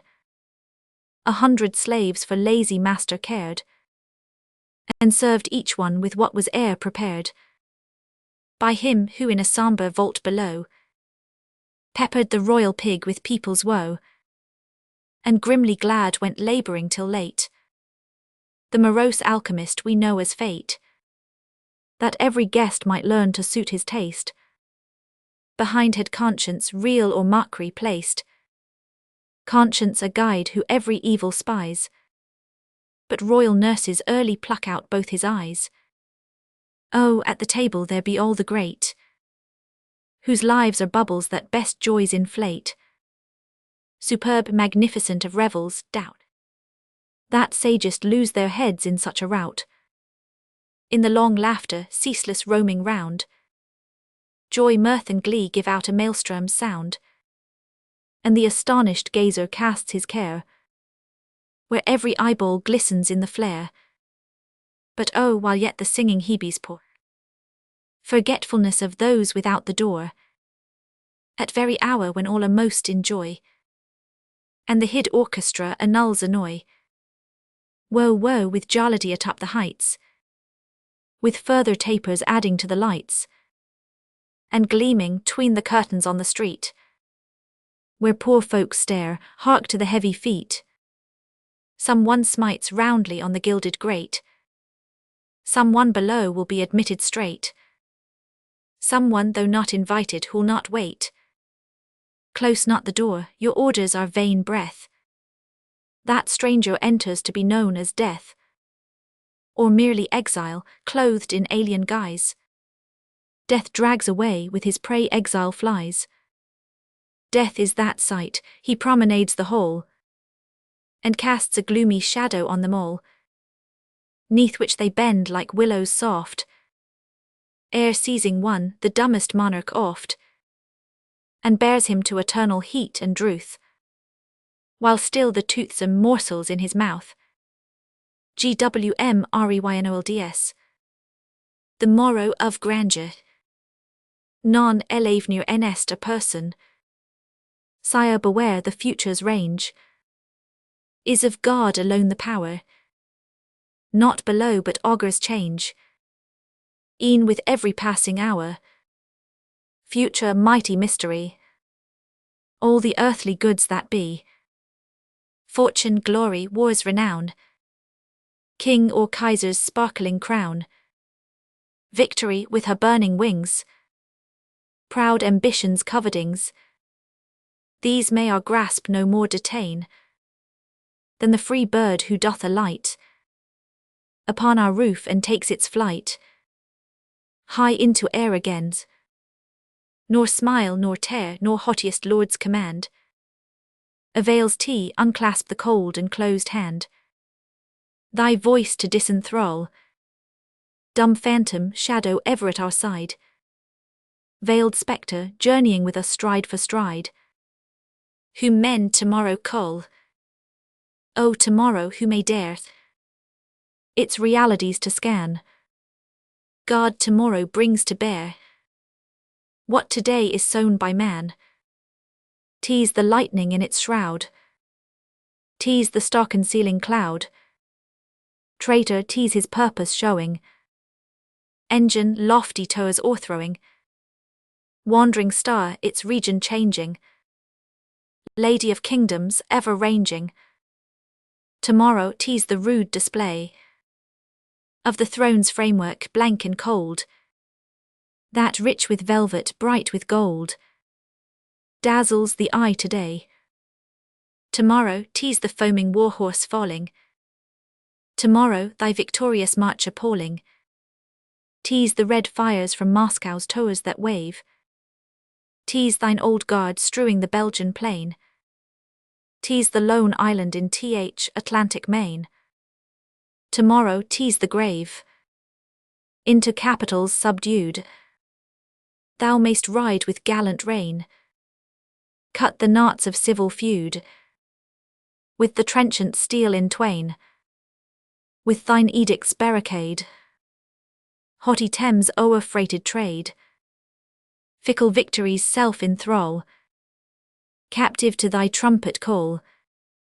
Burst the stoutest gates asunder, leave the names of brightest wonder pale and dim behind thee far, and to exhaustless armies yield thy glancing spur o'er Europe's field, a glory guiding star. God guards duration if lends space to thee. Thou mayst o'errange mundane immensity, rise high as human head can rise sublime, snatch Europe from the stamp of Charlemagne, Asia from Mahomet, but never gain power o'er the morrow from the Lord of Time. Fraser's Magazine. The eaglet mourned. Encore Sisi Bani en out reine et mesa terre. Too hard Napoleon's fate, if lone. No being he had loved, no single one. Less dark that doom had been. But with the heart of might doth ever dwell the heart of love, and in his island cell. Two things there were, I ween. Two things, a portrait and a map there were. Here hung the pictured world, an infant there. That framed his genius, this enshrined his love. And as at eve he glanced round th alcove, where jailers watched his very thoughts to spy. What mused he then, what dream of years gone by? Stirred neath that discrowned brow, and fired that glistening eye. 'Twas not the steps of that heroic tale, that from Arcola marched to Montmirail, on glory's red degrees, nor Chiropasha's steel-devouring steeds, nor the tall shadows of the pyramids. Ah, 'twas not always these. 'Twas not the bursting shell, the iron sleet, the whirlwind rush of battle neath his feet. Through twice 10 years ago, when at his beck upon that sea of steel were launched the rustling banners there to reel, like masts when tempests blow. 'Twas not Madrid nor Kremlin of the Tsar, nor Pharos on old Egypt's coast afar, nor shrill Reveille's camp-awakening sound, nor bivouac couched its starry fires around. Crested dragoons, grim veteran grenadiers, nor the red lancers mid their wood of spears, blazing like baleful poppies 'mong the golden ears. No, 'twas an infant's image, fresh and fair, with rosy mouth half oped as slumbering there. It lay beneath the smile of her whose breast, soft bending o'er its sleep, lingering upon that little lip doth keep one pendant drop the while.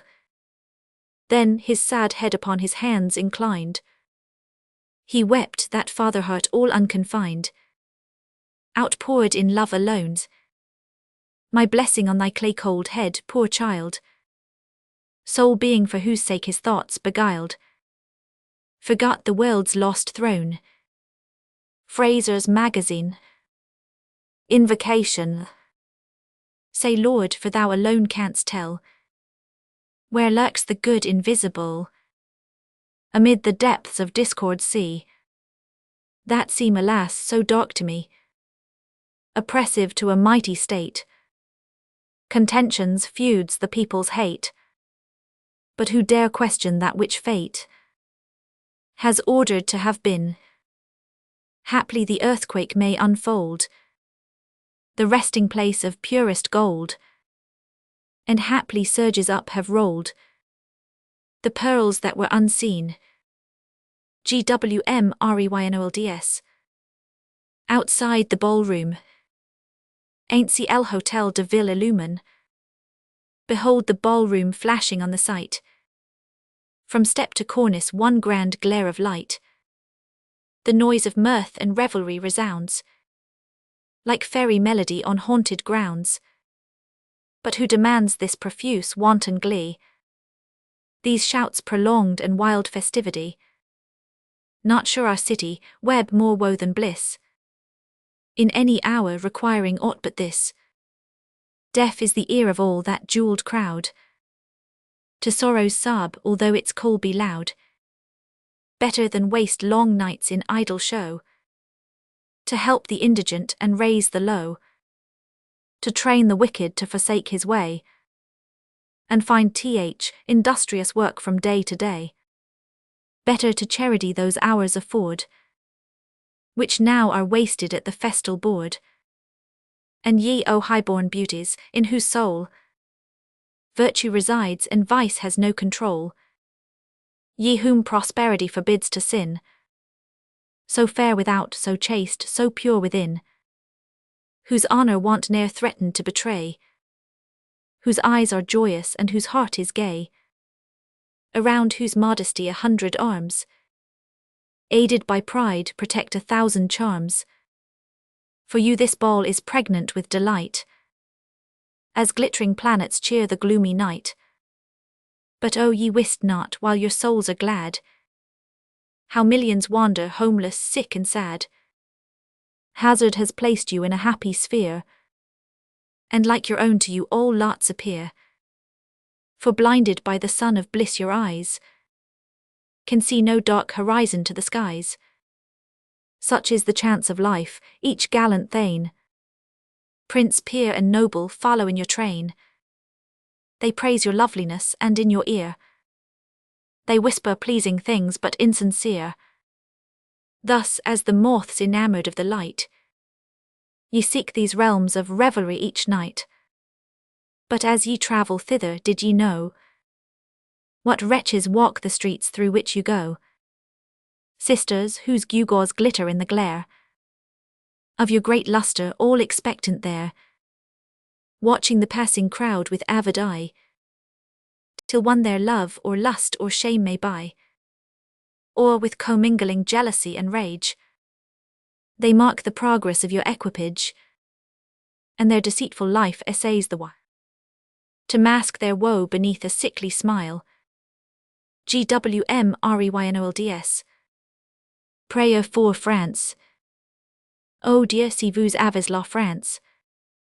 O God, if France be still thy guardian care, oh, spare these mercenary combats, spare the thrones that now are reared but to be broke, the rights we render and anon revoke, the muddy stream of laws, ideas, needs, flooding our social life as it proceeds, opposing tribunes, even when seeming one, soft, yielding plaster put in place of stone, wave chasing wave in endless ebb and flow, war darker still and deeper in its woe. One party fallen, successor scarce preludes, then straight new views their furious feuds. The great man's pressure on the poor for gold, rumors uncertain, conflicts, crimes untold, dark systems hatched in secret and in fear, telling of hate and strife to every ear, that even to midnight sleep no peace is given, for murderous cannon through our streets are driven. JSMACRAE. To CANARIS, the Greek patriot. Canaris nous t'avons oublié. O Canaris, the poet's song, has blameful left untold thy deeds too long. But when the tragic actor's part is done, when clamour ceases and the fights are won, when heroes realize what fate decreed, when chieftains mark no more which thousands bleed, when they have shone as clouded or as bright as fitful meteor in the heaven at night, and when the sycophant no more proclaims to gaping crowds the glory of their names, 'tis then the memories of warriors die, and fall, alas, into obscurity, until the poet in whose verse alone exists a world can make their actions known, and in eternal epic measures show they are not yet forgotten here below, and yet by us neglected, glory gloomed. Thy name seems sealed apart, entombed, although our shouts to pygmies rise, no cries to mark thy presence echo to the skies. Farewell to Grecian heroes, silent is the lute, and sets your sun without one Memnon brute. There was a time men gave no peace to cheers for Athens, Bazaris, Leonidas and Greece, and Canaris' more worshipped name was found on every lip, in every heart around. But now is changed the scene, on history's page are writ o'er thine deeds of another age, and thine are not remembered. Greece, farewell. The world no more than heroes' deeds will tell. Not that this matters to a man like thee, to whom is left the dark blue open sea, thy gallant bark that o'er the water flies, and the bright planet guiding in clear skies. All these remain with accident and strife, hope and the pleasures of a roving life, boon nature's fairest prospects, land and main, the noisy starting, glad return again, the pride of freemen on a bounding deck, which marks at dangers and despises wreck. And e'en if lightning pinions cleave the sea, 'tis all replete with joyousness to thee. Yes, these remain, blue sky and ocean blue, thine eagles with one sweep beyond the view, the sun in golden beauty ever pure, the distance where rich warmth doth eye endure, thy language so mellifluously bland, mixed with sweet idioms from Italia's strand, as Baia's streams to Samos waters glide, and with them mingle in one placid tide. Yes, these remain, and Canaris, thy arms, the sculptured sabre, faithful in alarms, the broidered garb, the yataghan, the vest, expressive of thy rank, to thee still rest. And when thy vessel o'er the foaming sound is proud past storied coasts to blithely bound, at once the point of beauty may restore smiles to thy lip and smooth thy brow once more.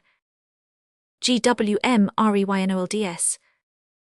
Poland, Seul au pied de la tour, alone beneath the tower whence thunder forth the mandates of the tyrant of the north.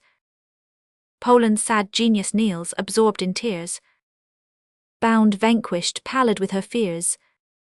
Alas, the crucifix is all that's left to her of freedom, and her sons bereft, and on her royal robe foul marks are seen, where Russian Hector's scornful feet have been. Anon she hears the clank of murderous arms, the swordsmen come once more to spread alarms, and while she weeps against the prison walls, and waves her bleeding arm until it falls, to France she hopeless turns her glazing eyes, and sues her sister's succor ere she dies. GWMREYNOLDS Insult not the fallen.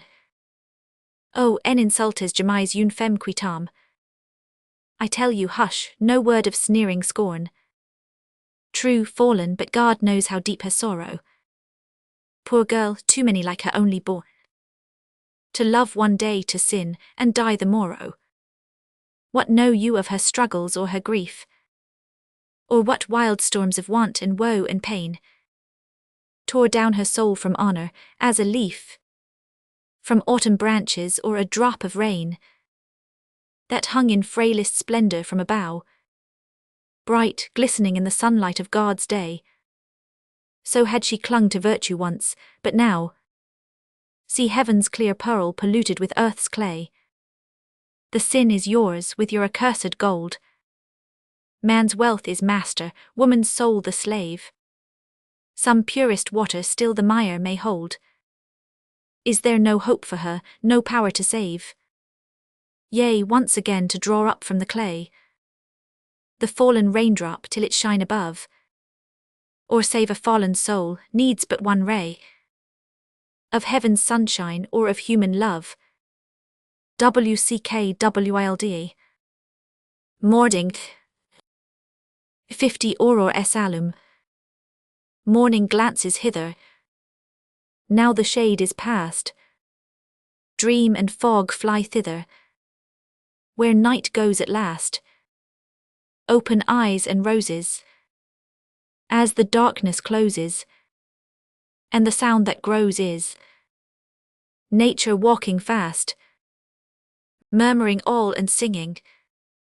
Hark, the news is stirred, roof and creepers clinging, smoke and nest of bird, winds to oak trees bear it, streams and fountains hear it, every breath and spirit, as a voice is heard, all takes up its story. Child resumes his play, hearth its ruddy glory, lute its lifted lay, wild or out of senses, through the world immense is sound as each commences, schemes of yesterday. WMHARDING Song of Love. Esil est uncharmant gazon.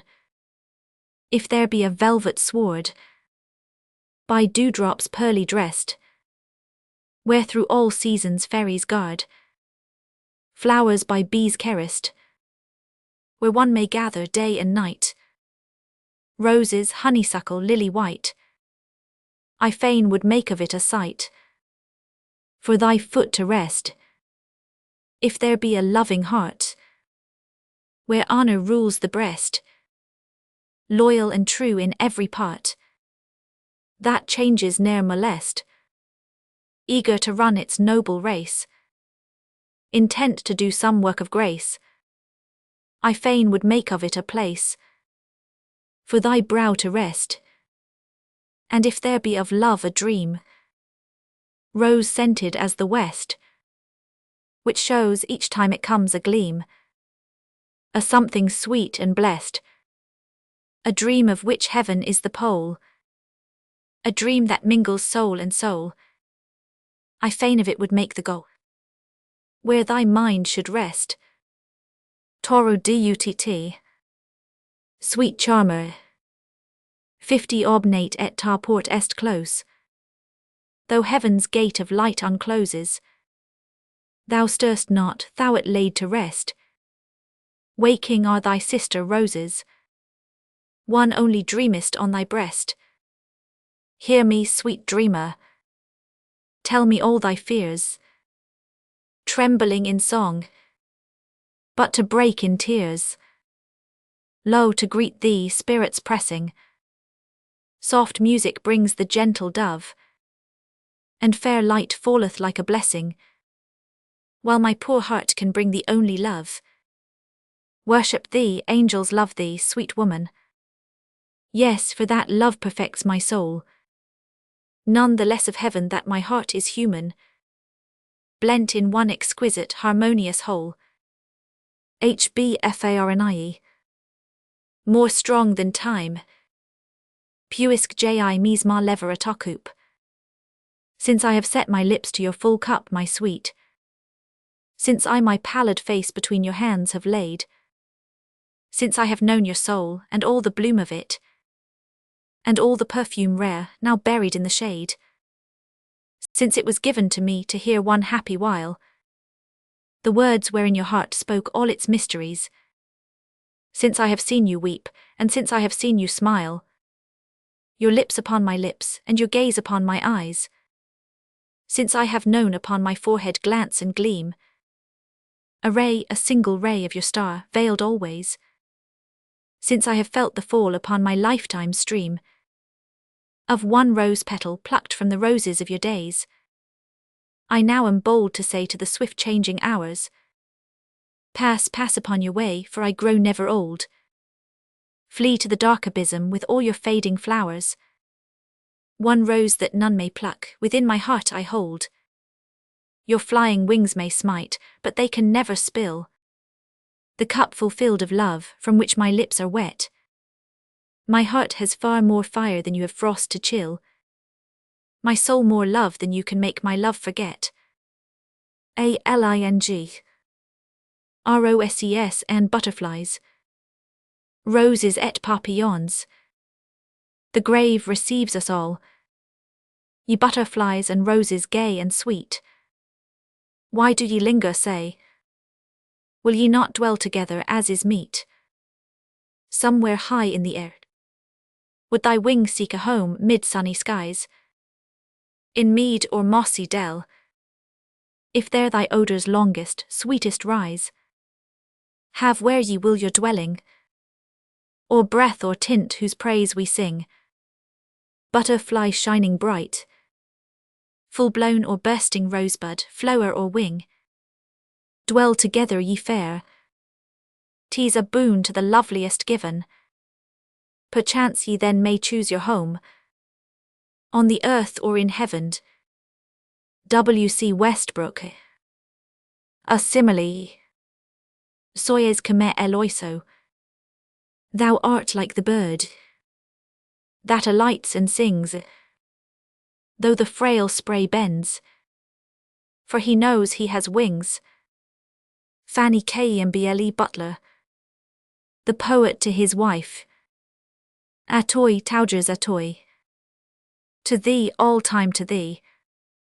My lyre a voice shall be, above all earthly fashion, above mere mundane rage. Your mind made it my passion to write for noblest stage. Whoe'er you be, send blessings to her. She was sister of my soul immortal free, my pride, my hope, my shelter, my resource. When green hoped not to grey to run its course, she was enthroned virtue under heaven's dome, my idol in the shrine of curtained home. Les Voix Intérieures, 1840. The blinded Bourbons, qui leur out dit l'auster destinée, who then to them had told the future's story, or said that France, low bowed before their glory, one day would mindful be of them and of their mournful fate no more than of the wrecks its waters have swept o'er the unremembering sea, that their old Tuileries should see the fall of blazons from its high heraldic hall, dismantled, crumbling, prone, or that o'er yon dark Louvre's architrave a Corsican as yet unborn should grave an eagle then unknown's, that gay St. Cloud another lord awaited, or that in scenes Le Notre's art created for princely sport and ease, Crimean steeds, trampling the velvet glade, should browse the bark beneath the stately shade of the great Louis trees. Fraser's Magazine to Albert Dürer, Dan's Les Villes Forêts, through ancient forests where like flowing tide the rising sap shoots vigour far and wide, mounting the column of the older dark, and silvering o'er the birch's shining bark.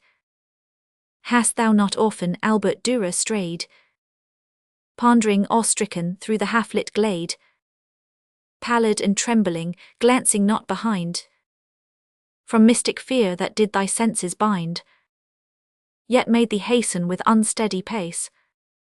O master grave, whose musings lone we trace, throughout thy works we look on reverently, amidst the gloomy umbrage thy mind's eye saw clearly 'mong the shadows soft yet deep, the web-toed fawn and pan the green-eyed peep, who decked with flowers the cave where thou mightst rest, leaf-laden dryads too in verdure dressed.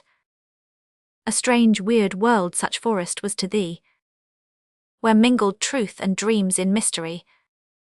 There leaned old ruminating pines, and there the giant elms, whose boughs deformed and bare 100 rough and crooked elbows made, and in this sombre group the wind had swayed. Nor life nor death, but life in death seemed found. The cresses drink, the water flows, and round upon the slopes the mountain rowans meet, and 'neath the brushwood plant their gnarled feet, entwining slowly where the creepers twine. There too the lakes as mirrors brightly shine, and show the swan-necked flowers, each line by line. Chimeras roused take stranger shapes for thee. The glittering scales of mailed throat we see, and claws tight pressed on huge old knotted tree, while from a cavern dim the bright eyes glare. O vegetation's spirit, do we dare question of matter and of forces found 'neath a rude skin in living verdure bound?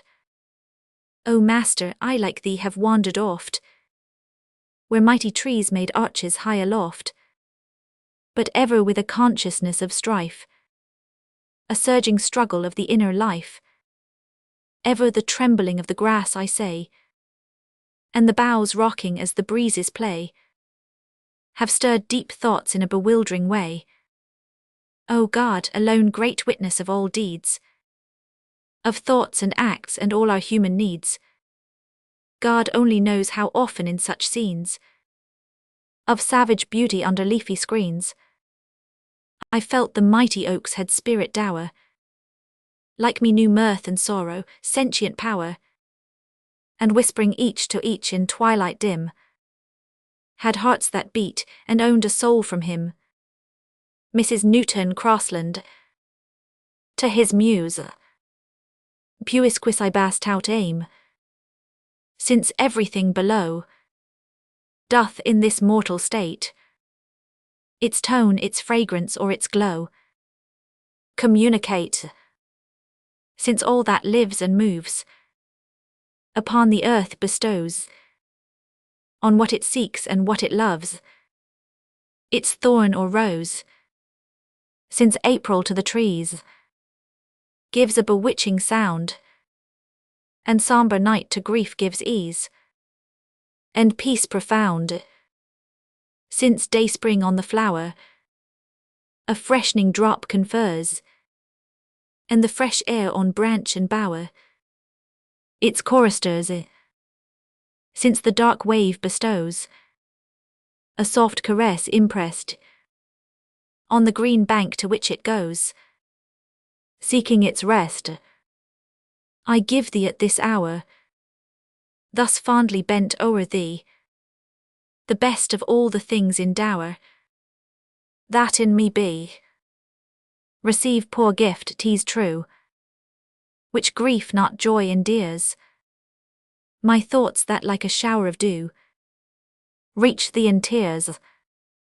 My vows untold receive, all pure before thee laid. Receive of all the days I live, the light or shade, my hours with rapture filled, which no suspicion wrongs, and all the blandishments distilled from all my songs. My spirit whose essay flies fearless, wild and free, and hath and seeks to guide its way no star but thee, no pensive, dreamy muse, who, though all else should smile, oft as thou weep'st with thee would choose to weep the while. O sweetest mine, this gift receive, 'tis throw alone, my heart of which there's nothing left when love is gone. Fraser's Magazine, the cows, devant la blanche firm, before the farm where o'er the porch festoon wild creepers red, and gaffer sits at noon, while strutting fowl display their varied crests, and the old watchdog slumbrously rests, they half attentive to the clarion of their king. Resplendent in the sunshine opening wing, there stood a cow with neck-bell jingling light, superb, enormous, dappled red and white, soft, gentle, patient as a hind unto its young, letting the children swarm until they hung around her under rustics with their teeth, whiter than marble their ripe lips beneath, and bushy hair fresh and more brown than mossy walls at old gates of a town, calling to one another with loud cries for younger imps to be in at the prize, stealing without concern but tremulous with fear. They glance around lest dull the maid appear, their jolly lips that haply cause some pain, and all those busy fingers pressing now and gain the teeming udders whose small thousand pores gush out the nectar mid their laughing roars, while she, good mother, gives and gives in heaps, and never moves, anon there creeps a vague soft shiver o'er the hide unmarred. As sharp they pull, she seems of stone most hard. Dreamy of large eye, seeks she no release, and shrinks not while there's one still to appease. Thus nature, refuge gainst the slings of fate, mother of all, indulgent as she's great, lets us, the hungered of each age and rank, shadow and milk seek in the eternal flank.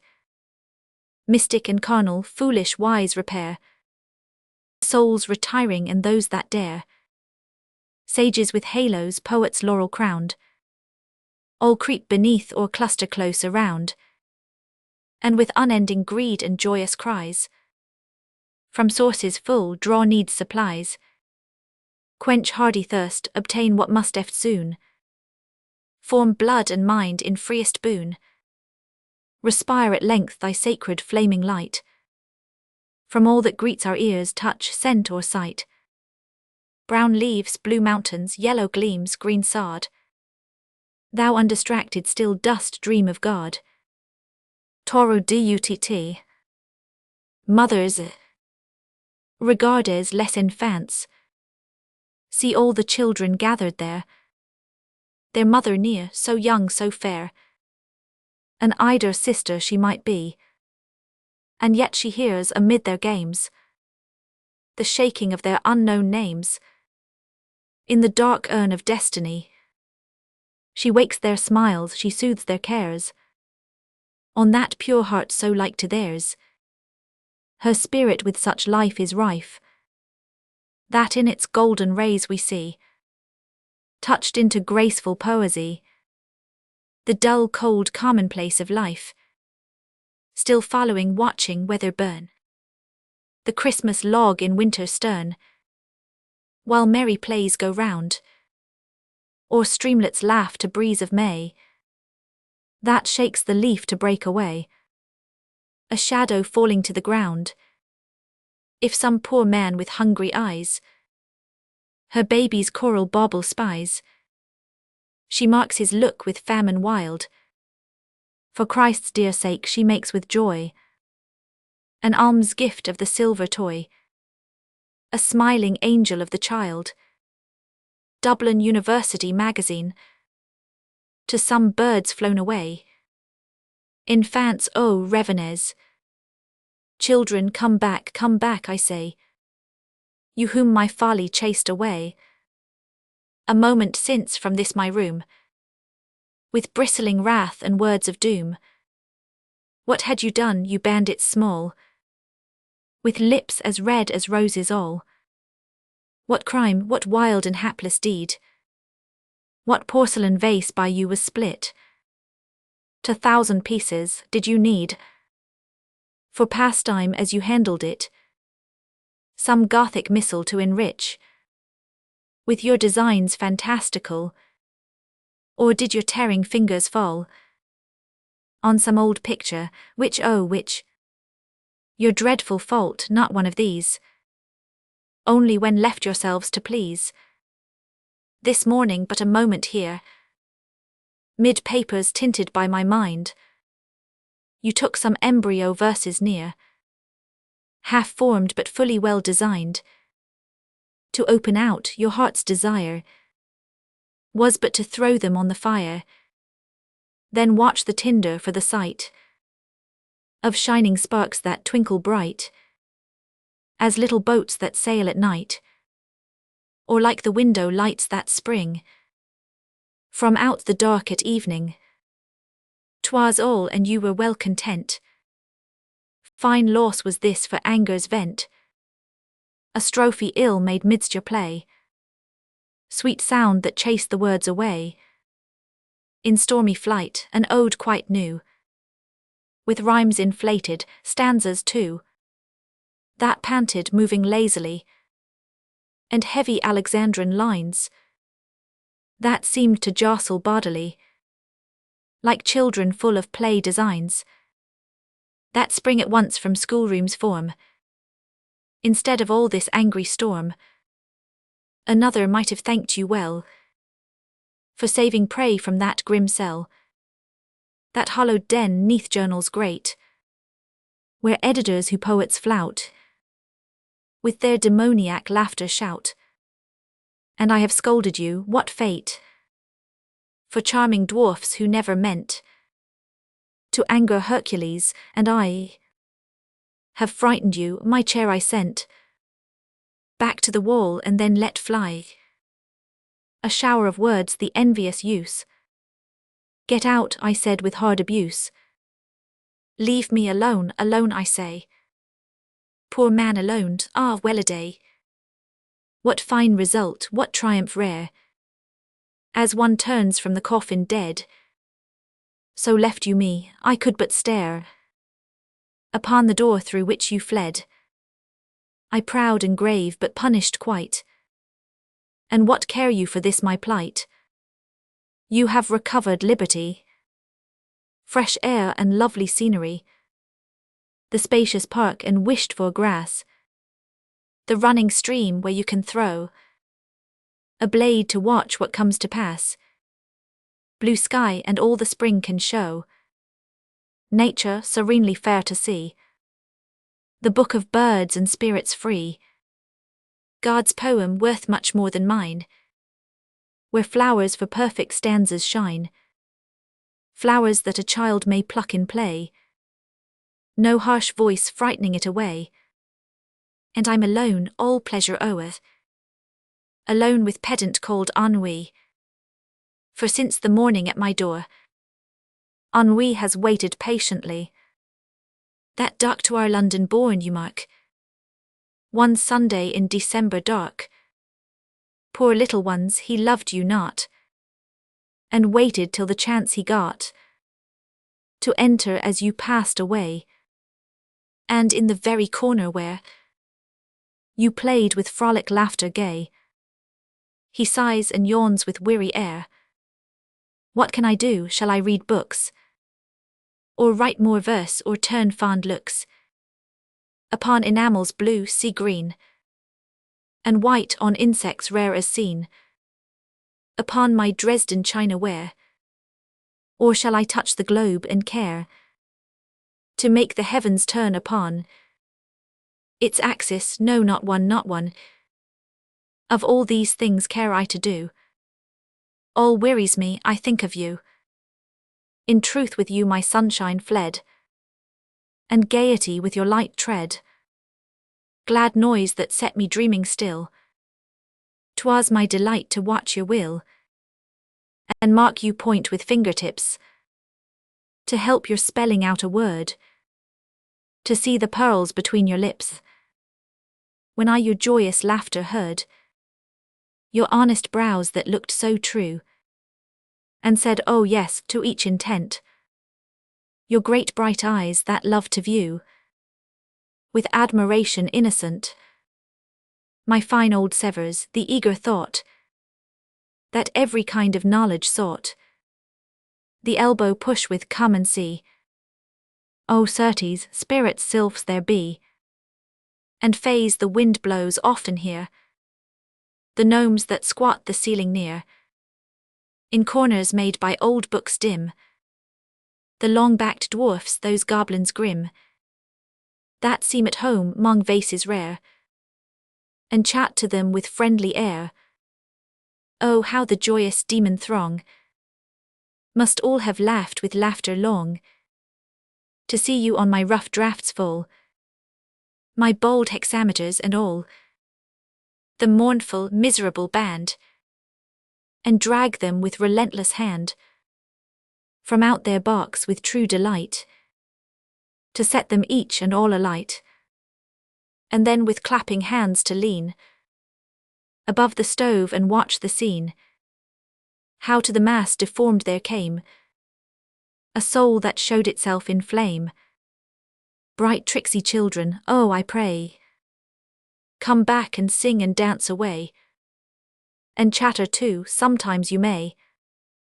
A giddy group a big book sees, or sometimes, if it so you please, with nimble step you'll run to me, and push the arm that holds the pen, till on my finished verse will be a stroke that's like a steeple when seen suddenly upon a plain.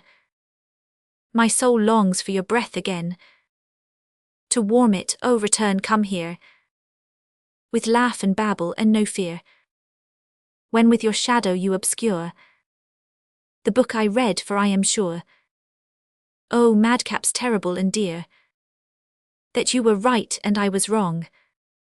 But who has ne'er with scolding tongue blamed out of season? Pardon me, you must forgive, for sad are we. The young should not be hard and cold, and unforgiving to the old. Children, each morn your souls ope out, like windows to the shining day. Oh miracle that comes about, the miracle that children gay have happiness and goodness too. Caressed by destiny are you, charming you are if you but play. but we with living overwrought, and full of grave and sombre thought, are snappish oft, dear little men. We have ill-tempered days and then are quite unjust and full of care. It rained this morning and the air was chill, but clouds that dimmed the sky have passed, things spited me and why. But now my heart repents, behold, what 'twas that made me cross and scold. All by and by you'll understand, when brows are marked by time's stern hand. Then you will comprehend, be sure, when older, that's to say less pure. The fault I freely own was mine, but oh, for pardon now I pine. Enough my punishment to meet, you must forgive, I do entreat. With clasped hands praying, oh come back, make peace and you shall nothing lack.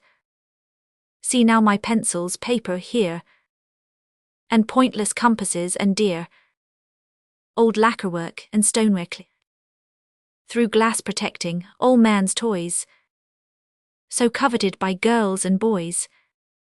Great china monsters, bodies much like cucumbers, you all shall touch.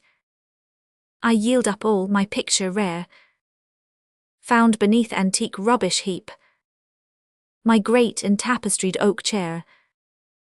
I will from you no longer keep.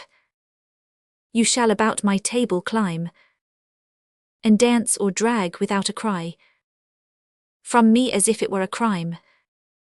Even I'll look on patiently, if you your jagged toys all throw upon my carved bench till it show the wood is torn, and freely too I'll leave in your own hands to view my pictured Bible, oft desired, but which to touch your fear inspired, with God in emperor's robes attired.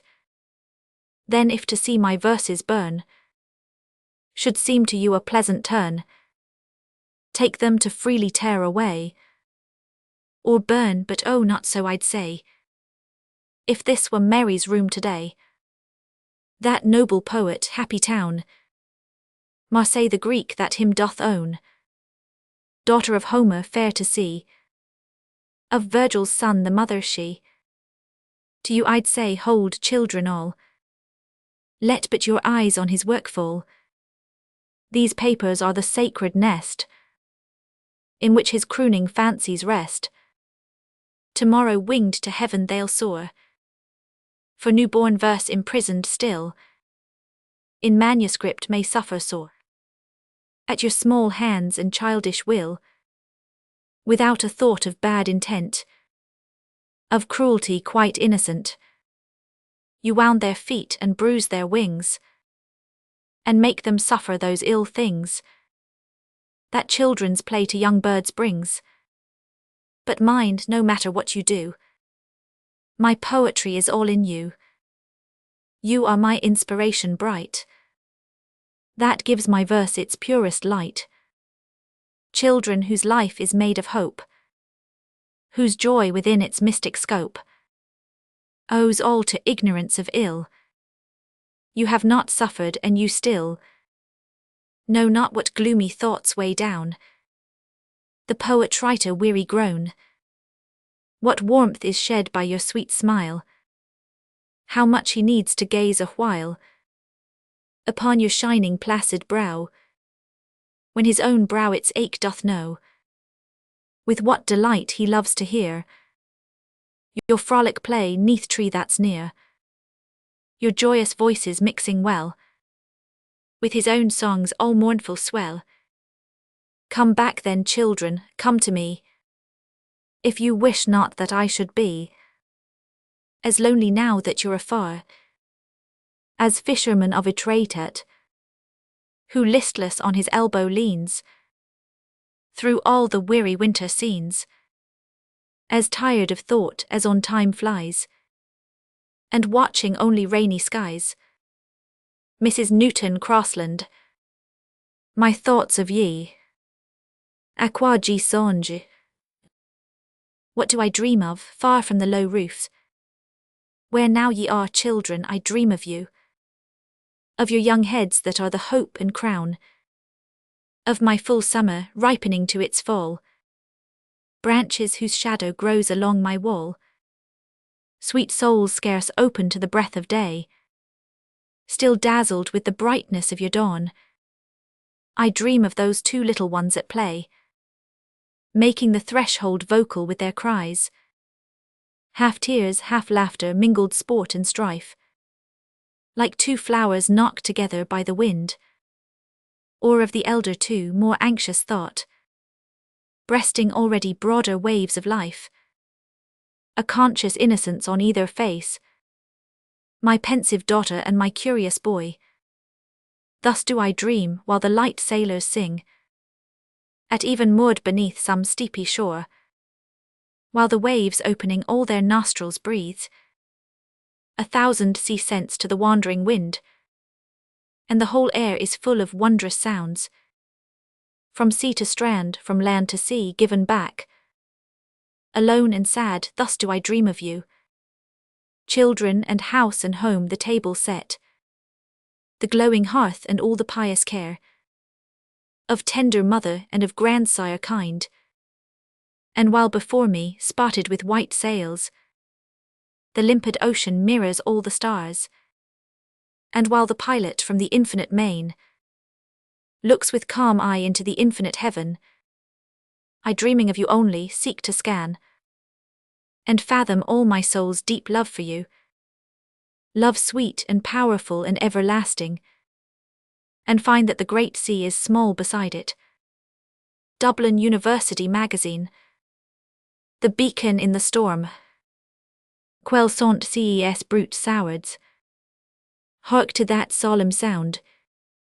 It steals towards the strand.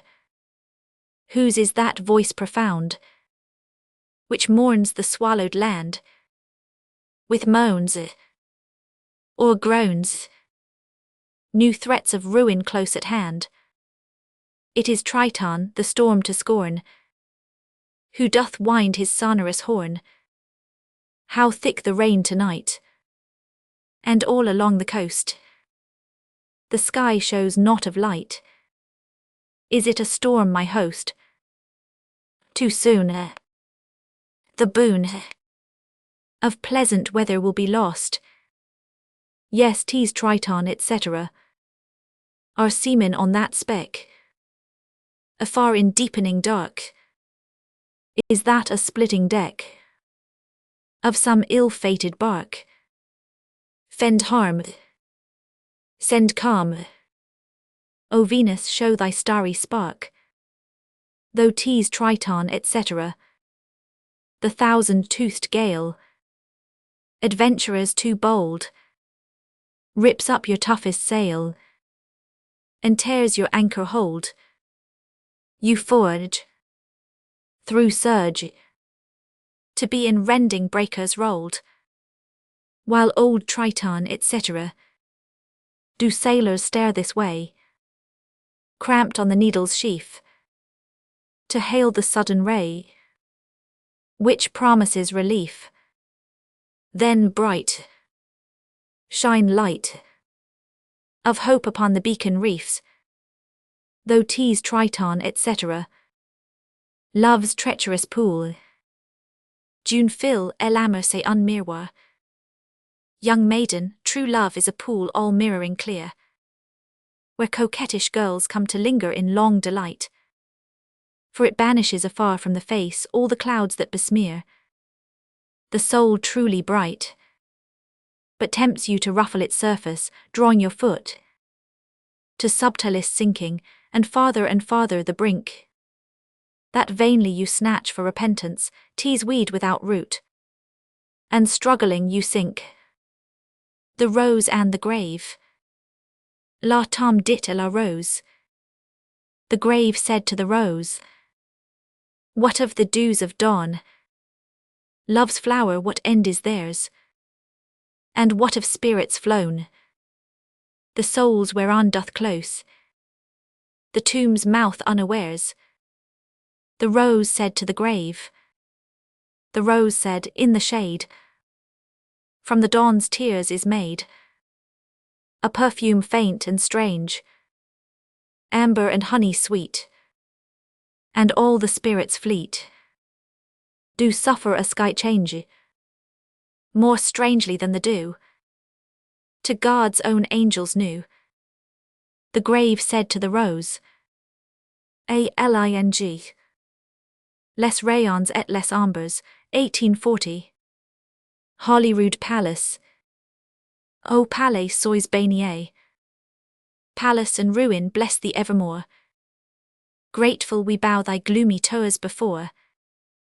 For the old King of France hath found in thee that melancholy hospitality which in their royal fortune's evil day Stuarts and Bourbons to each other pay. Fraser's Magazine. This humble home 50 églises est vaste et haute. The church is vast, its towering pride its steeples loom on high. The bristling stones with leaf and flower are sculptured wondrously. The portal glows resplendent with its rose, and 'neath the vault immense at evening swarm figures of angel, saint, or demon's form, as oft a fearful world our dreams disclose. But not the huge cathedral's height, nor yet its vault sublime, nor porch, nor glass, nor streaks of light, nor shadows deep with time, nor massy towers that fascinate mine eyes. No, 'tis that spot, the mind's tranquillity, chamber wherefrom the song mounts cheerily, placed like a joyful nest well nigh the skies. Yea, glorious is the church I ween, but meekness dwelleth here. Less do I love the lofty oak than mossy nest it bear. More dear is meadow breath than stormy wind. And when my mind for meditation's meant, the seaweed is preferred to the shore's extent, the swallow to the main it leaves behind. Author of critical essays, the 18th century. O Dix Hewitim cycle. O 18th century, by heaven chastised. Godless thou liv'dst, by God thy doom was fixed. Thou in one ruined sword and sceptre mixed. Then outraged love and pity's claim despised. Thy life a banquet, but its board a scaffold at the close, where far from Christ's beatic reign, satanic deeds arose. Thy writers like thyself by good men scorned, yet from thy crimes renown has decked thy name. As the smoke emplumes the furnace flame, a revolution's deeds have thine adorned. Author of critical essays, still be a child. O vous que votre age defend, in youthful spirits wild. Smile, for all beams on thee. Sport, sing, be still the child.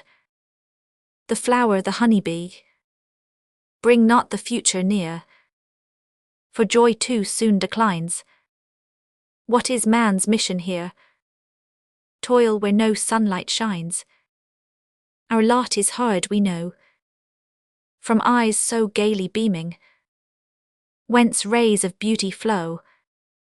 Salt tears most oft are streaming, free from emotions past, all joy and hope possessing, with mind in pureness cast, sweet ignorance confessing. Plant safe from winds and showers, heart with soft visions glowing, in childhood's happy hours, a mother's rapture showing, loved by each anxious friend, no carking care within. When summer gambols end, my winter sports begin. Sweet poesy from heaven around thy form is placed, a mother's beauty given, by father's thought is graced. Seize then each blissful second, live for joy sinks in night, and those whose tale is reckoned have had their days of light. Then, oh, before we part, the poet's blessing take, ere bleeds that aged heart, or child the woman make. Dublin University Magazine, the pool and the soul, Comed dans les étangs, As in some stagnant pool by forest side, in human souls two things are oft descried. The sky which tints the surface of the pool, with all its rays and all its shadows cool.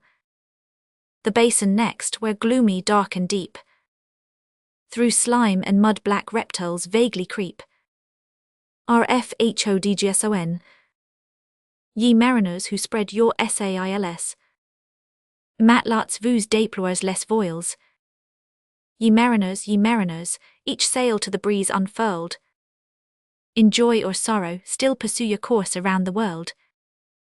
And when the stars next sunset shine, ye anxiously will gaze upon the shore, a friend or foe, as the windy quarter lays.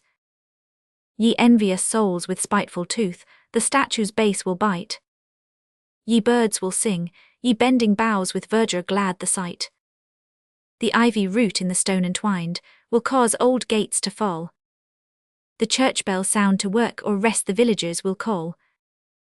Ye glorious oaks will still increase in solitude profound, where the far west in distance lies as evening veils around. Ye willows, to the earth your arms in mournful trail will bend, and back again your mirrored forms the water's surface send. Ye nests will oscillate beneath the youthful progeny. Embraced in furrows of the earth the germing grain will lie. Ye lightning torches still your streams will cast into the air, which like a troubled spirit's course float wildly here and there. Ye thunderpeals will God proclaim, as doth the ocean wave. Ye violets will nourish still the flower that April gave. Upon your ambient tides will be man's sternest shadow cast. Your waters ever will roll on when man himself is past. All things that are or being have, or those that mutely lie, have each its course to follow out or object to descry, contributing its little share to that stupendous whole, where with man's teeming race combined creation's wonders roll. The poet too will contemplate Almighty Father's love, who to our restless minds, with light and darkness from above, hath given the heavens that glorious urn of tranquil majesty, whence in unceasing stores we draw calm and serenity. Author of critical essays on a Flemish windowpane, J. Le Carillon dans tes cités antiques. Within thy cities of the olden time, dearly I love to list the ringing chime. Thou faithful guardian of domestic worth, noble old Flanders, where the rigid north a flush of rich meridian glow doth feel, caught from reflected suns of bright Castile. The chime, the clinking chime, to fancy's eye prompt her affections to personify. It is the fresh and frolic hour, arrayed in guise of Andalusian dancing maid, appealing by a crevice fine and rare, as of a door oped in incorporeal air. She comes o'er drowsy roofs inert and dull, shaking her lap of silvery music full, rousing without remorse the drones abed, tripping like joyous bird with tiniest tread, quivering like dart that trembles in the targe, by a frail crystal stair whose viewless marge bears her slight footfall timorous half yet free, in innocent extravagance of glee.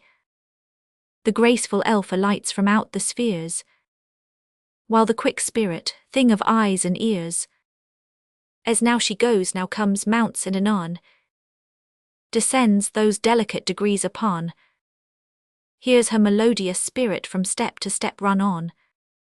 Fraser's Magazine. The preceptor, homme chauve et noir, a gruesome man bold clad in black, who kept us youthful drudges in the track, thinking it good for them to leave home care, and for a while a harsher yoke to bear, surrender all the careless ease of home, and be forbid from schoolyard bounds to roam. For this with blandest smiles he softly asks, that they with him will prosecute their tasks, receives them in his solemn chilly lair, the rigid lot of discipline to share. At dingy desks they toil by day, at night To gloomy chambers go uncheered by light, where pillars rudely greyed by rusty nail of heavy hours reveal the weary tale, where spiteful ushers grin, all pleased to make long scribbled lines the price of each mistake. By 4 unpitying walls environed there, the homesick students pace the pavements bare. EEFREWRs GASTIBLZA Gastiblza Elhamelo Carabine Gastiblza with gun the measure beating, would often sing. Has one o ye with sweet Sabine been meeting? As gay ye bring your songs and steps which by the music are reconciled. Oh, this chill wind across the mountain rushing will drive me wild. You stare as though you hardly knew my lady. Sabine's her name. Her dam inhabits yonder cavern shady, a witch of shame, who shrieks o'nights upon the haunted tower, with horrors piled. Oh, this chill wind, etc. Sing on and leap, enjoying all the favors good heaven sends. She too was young, her lips had peachy savors, with honey blends. Give to that hag not always old, a penny, though crime defiled. Oh, this chill wind, etc. The queen beside her looked a wench uncomely, when near to night she proudly stalked past the maids so homely, in bodice tight, and colour old as reign of wicked Julian, by fiend beguiled. Oh, this chill wind, etc.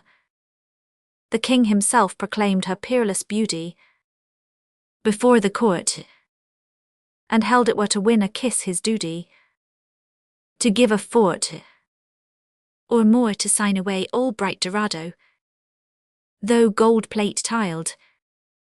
Oh, this chill wind, etc. Love her, at least I know I am most lonely. Without her nigh, I'm but a hound to follow her, and only at her feet die.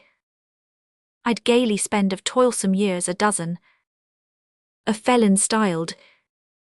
Oh, this chill wind, etc. One summer day when long, so long, I'd missed her, she came anew, to play I the fount alone but for her sister, and bared to view the finest, rosiest, most tempting ankle, like that of child. Oh, this chill wind, etc. When I beheld her, I, a lowly shepherd, grew in my mind, till I was Caesar, she that crowned leopard. He crouched behind, no Roman stern, but in her silken leashes, a captive mild. Oh, this chill wind, etc. Yet dance and sing, though night be thickly falling, in self-same time. Poor Sabine heard in ecstasy the calling, in winning rhymes, of Saldine's earl so noble, aye, and wealthy, name e'er reviled. Oh, this chill wind, etc. Let me upon this bench be shortly resting, so weary I. That noble bore her smiling, unresisting, by yonder height, and ragged road that snakes towards the summit, where crags are piled. Oh, this chill wind, etc. I saw her pass beside my lofty station. A glance 'twas all, and yet I loathe my daily honest ration. The air is turned gall, my soul's in chase, my body chafes to wander, my daggers filed. Oh, this chill wind may change, and o'er the mountain may drive me wild. Henry L. Williams. Guitar Song. Comment d'essay and tills. How shall we flee sorrow, said he. How shall we flee sorrow, said he. How, answered she. How shall we see pleasure, said he. How shall we see pleasure, said he. Dream, dream, dream, answered she. How shall we be happy, said he. How shall we be happy, said he. Love, love, love, whispered she. EVLYNJDRROLD. Come when I sleep. Oh, quand G doors. Oh, when I sleep, come near my resting place. As Laura came to bless her poet's heart. And let thy breath in passing touch my face. At once a space. My lips will part. And on my brow where too long weighed supreme. A vision haply spent now, black as night. Let thy look as a star arise and beam. At once my dream will seem of light. Then press my lips where plays a flame of bliss. A pure and holy love light, and forsake the angel for the woman in a kiss. At once I wise. My soul will wake. WMWTOMLINSON. Early love revisited. O douleur, j'ai voulu savoir. I have wished in the grief of my heart to know if the vase yet treasured that nectar so clear, and to see what this beautiful valley could show of all that was once to my soul most dear. In how short a span doth all nature change, how quickly she smooths with her hand serene, and how rarely she snaps in her ceaseless range the links that bound our hearts to the scene. Our beautiful bowers are all laid waste. The fir is felled that our names once bore. Our rows of roses by urchins' haste are destroyed where they leap the barrier o'er. The fount is walled in where at noonday pride she so gaily drank from the wood descending. In her fairy hand was transformed the tide, and it turned to pearls through her fingers wending. The wild, rugged path is paved with spars, where erst in the sand her footsteps were traced, when so small were the prints that the surface mars, that they seemed to smile ere by mine effaced. The bank on the side of the road, day by day, where of old she awaited my loved approach, is now become the traveller's way, to avoid the track of the thundering coach. Here the forest contracts, there the mead extends. Of all that was ours there is little left, like the ashes that wildly are whisked by winds. Of all souvenirs is the place bereft. Do we live no more, is our hour then gone? Will it give back naught to our hungry cry? The breeze answers my call with a mocking tone. The house that was mine makes no reply. True, others shall pass as we have passed. As we have come, so others shall meet. And the dream that our mind had sketched in haste shall others continue but never complete. For none upon earth can achieve his scheme. The best as the worst are futile here. We awake at the selfsame point, cf. the dream. All is here begun and finished elsewhere. Yes, others shall come in the bloom of the heart, to enjoy in this pure and happy retreat all that nature to timid love can impart, of solemn repose and communion sweet. In our fields, in our paths shall strangers stray. In thy wood, my dearest, new lovers go lost, and other fair forms in the stream shall play, which of old thy delicate feet have crossed. Author of critical essays, sweet memory of love, touts les passions essailognant avec l'âge. As life wanes on, the passions slow depart.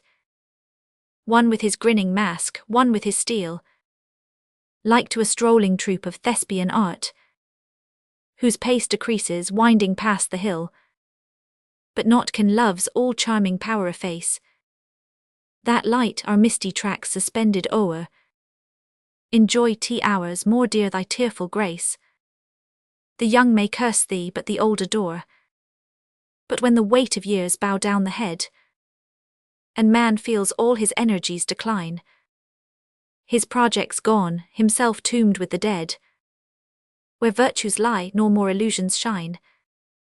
When all our lofty thoughts dispersed and o'er, we count within our hearts so near congealed, each grief that's past, each dream exhausted o'er, as counting dead upon the battlefield, as one who walks by the lamp's flickering blaze, far from the hum of men, the joys of earth, our mind arrives at last by tortuous ways, at that drear gulf where but despair has birth. E'en there, amid the darkness of that night, when all seems closing round in empty air, is seen through thickening gloom one trembling light.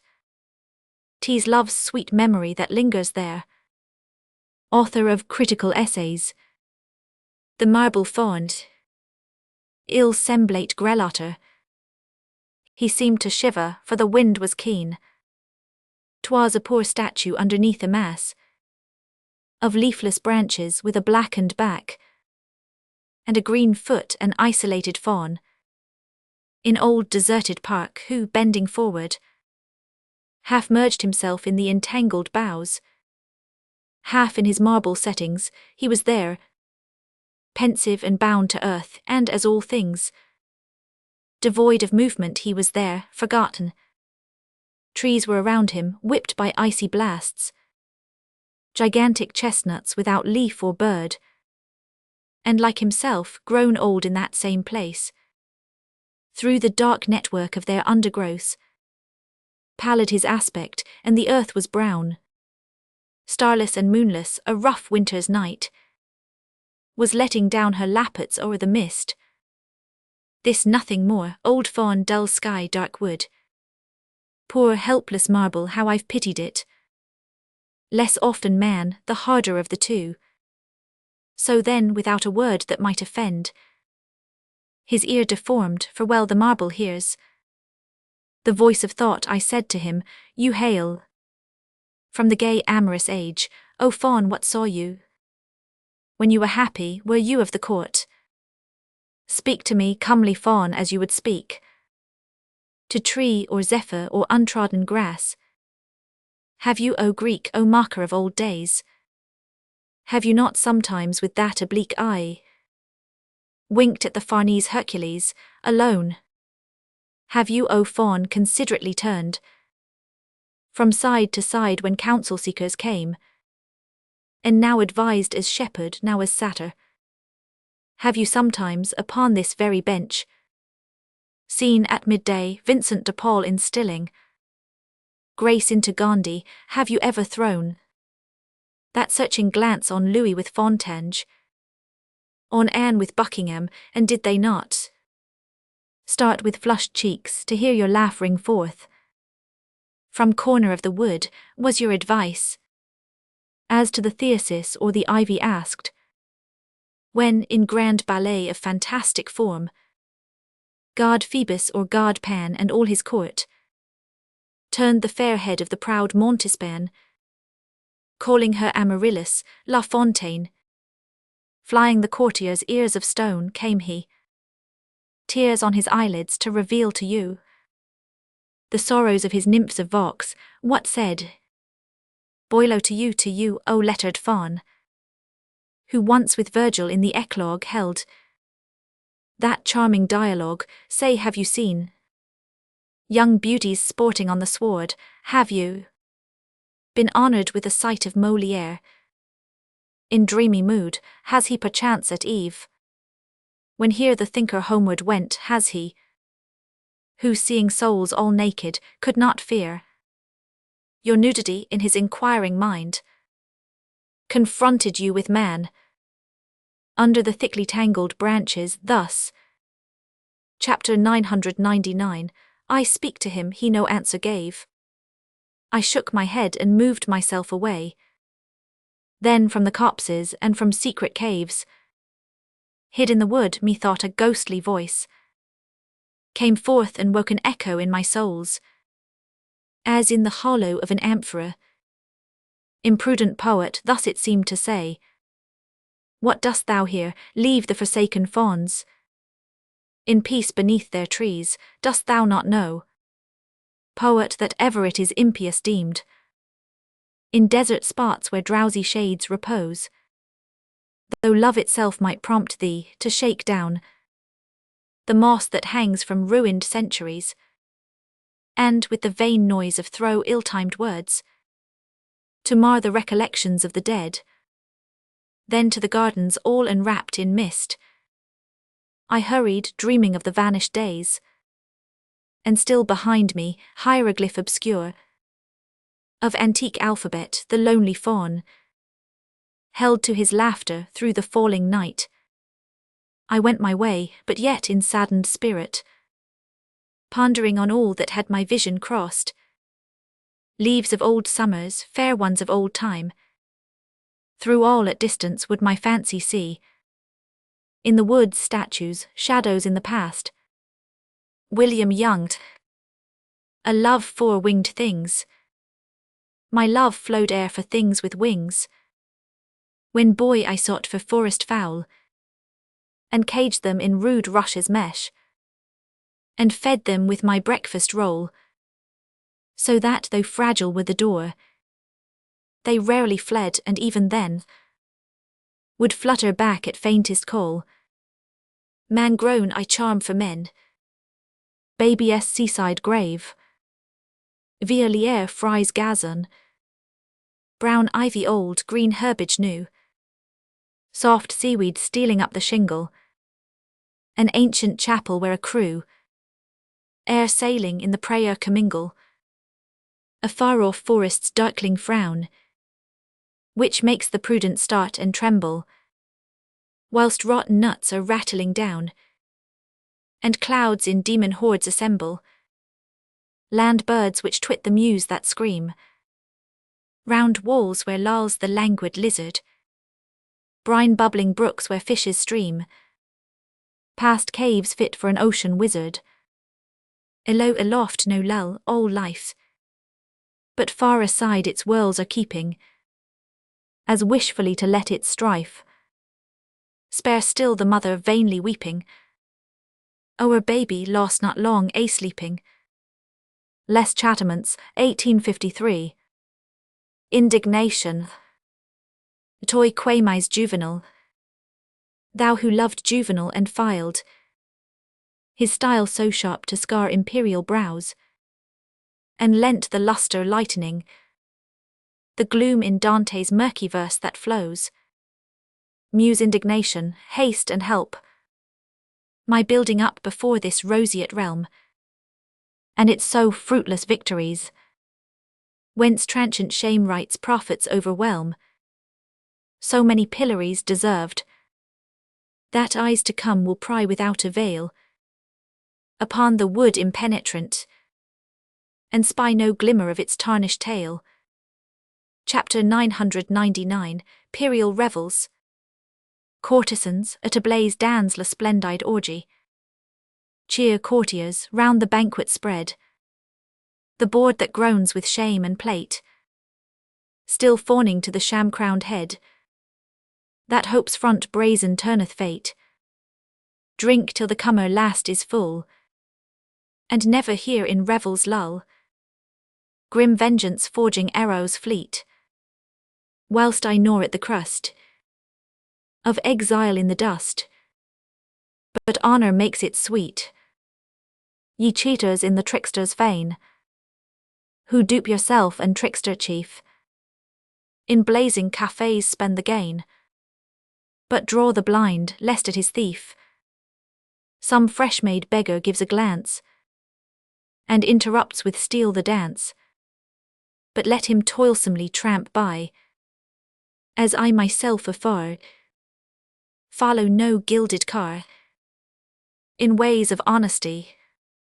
Ye troopers who shot mothers down, and marshals whose brave cannonade broke infant arms and split the stone, where slumbered age and guileless maid. Though blood is in the cup you fill, pretend it rosy wine and still. Hail Cannon King and steal the Queen, but I prefer to sup from Philip Sidney's cup, true soldier's draught serene. O workmen, seen by me sublime, when from the tyrant wrenched ye peace, can you be dazed by tinselled crime, and spy no wolf beneath the fleece? Build palaces where fortunes feast, and bear your loads like well-trained beast, though once such masters you made flee, but then like me you ate food of a blessed fert, the bread of liberty. HLW. Poor little children. La femelle elle est morte. Mother birdie stiff and cold. Puss has hushed the others singing. Winds go whistling o'er the wold. Empty nest in sport a flinging. Poor little birdies. Faithless shepherd strayed afar. Playful dog the gadflies catching. Wolves bound boldly o'er the bar. Not a friend the fold is watching. Poor little lambkins. Father into prison fell. Mother begging through the parish. Babies caught they too will sell. Who will now feed, clothe and cherish. Poor little children. Apostrophe to nature. O Solil. O sun, thou countenance divine. Wild flowers of the glen. Caves swoln with shadow where sunshine has pierced not far from men. Ye sacred hills and antique rocks. Ye oaks that worsted time. Ye limpid lakes which snowslide shocks hurl up in storms sublime. And sky above unruffled blue. Chaste rills that alway ran from stainless source a course still true. What think ye of this man? Napoleon the Little. Ah, two Phaneras by en par hurler. How well I knew this stealthy wolf would howl when in the eagle talons ta'en in air. Aglow I snatched thee from thy prey, thou fowl. I held thee, abject conqueror, just where all see the stigma of a fitting name, as deeply red as deeply black thy shame. And though thy matchless impudence may frame some mask of seeming courage, spite thy sneer, and thou assurest sloth and skunk, it does not smart. Thou feelst it burning in, and fear none will forget it till shall fall the deadly dart. Fact or fable? Bismarck and Napoleon, I. Un jour, sentent un royal appetit. One fasting day, itched by his appetite, a monkey took a fallen tiger's hide, and where the wearer had been savage tried to overpass his model, scratch and bite, gave place, however, to mere gnash of teeth and screams. But as he prowled he made his hearers fly, with crying often, see the terror of your dreams, till for too long none ventured thither nigh, left undisturbed to snatch and clog his brambled den, with sleepers' bones and plumes of daunted doves, and other spoil of beasts as timid as the men, who shrank when he mock-roared from glens and groves. He begged his fellows view the crannies crammed with pelf, sordid and tawdry, stained and tinselled things, as ample proof he was the royal tiger's self. Year in, year out, thus still he purrs and sings, till tramps a butcher by, he risks his head, in darts the hand and crushes out the yell, and plucks the hide, as from a nut the shell. He holds him nude and sneers, an ape you dread. HLW. A lament. Sentiers où el herb see balance. O paths whereon wild grasses wave. O valleys, hillsides, forests hoar. Why are ye silent as the grave? For one who came and comes no more. Why is thy window closed of late? And why thy garden in its sere? O house, where doth thy master wait? I only know he is not here. Good dog, thou watchest, yet no hand will feed thee, in the house is none. Whom weepest thou, child, my father, and O wife, whom weepest thou, the gone? Where is he gone? Into the dark. O sad and ever-planing surge, whence art thou? From the convict bark. And why thy mournful voice, a dirge?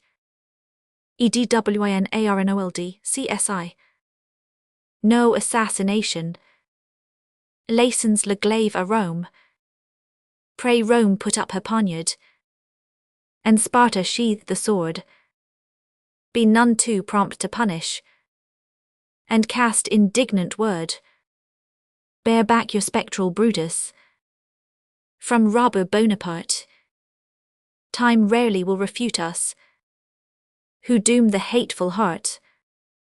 Ye shall be o'ercontented, my banished mates from home, but be no rashness vented.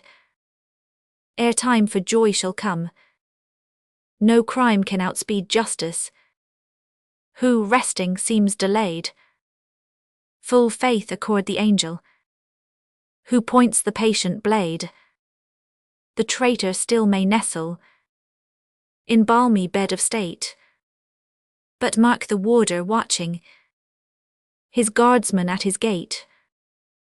He wears the crown, a monarch of knaves and stony hearts, but though they're blessed by senates, none can escape the darts.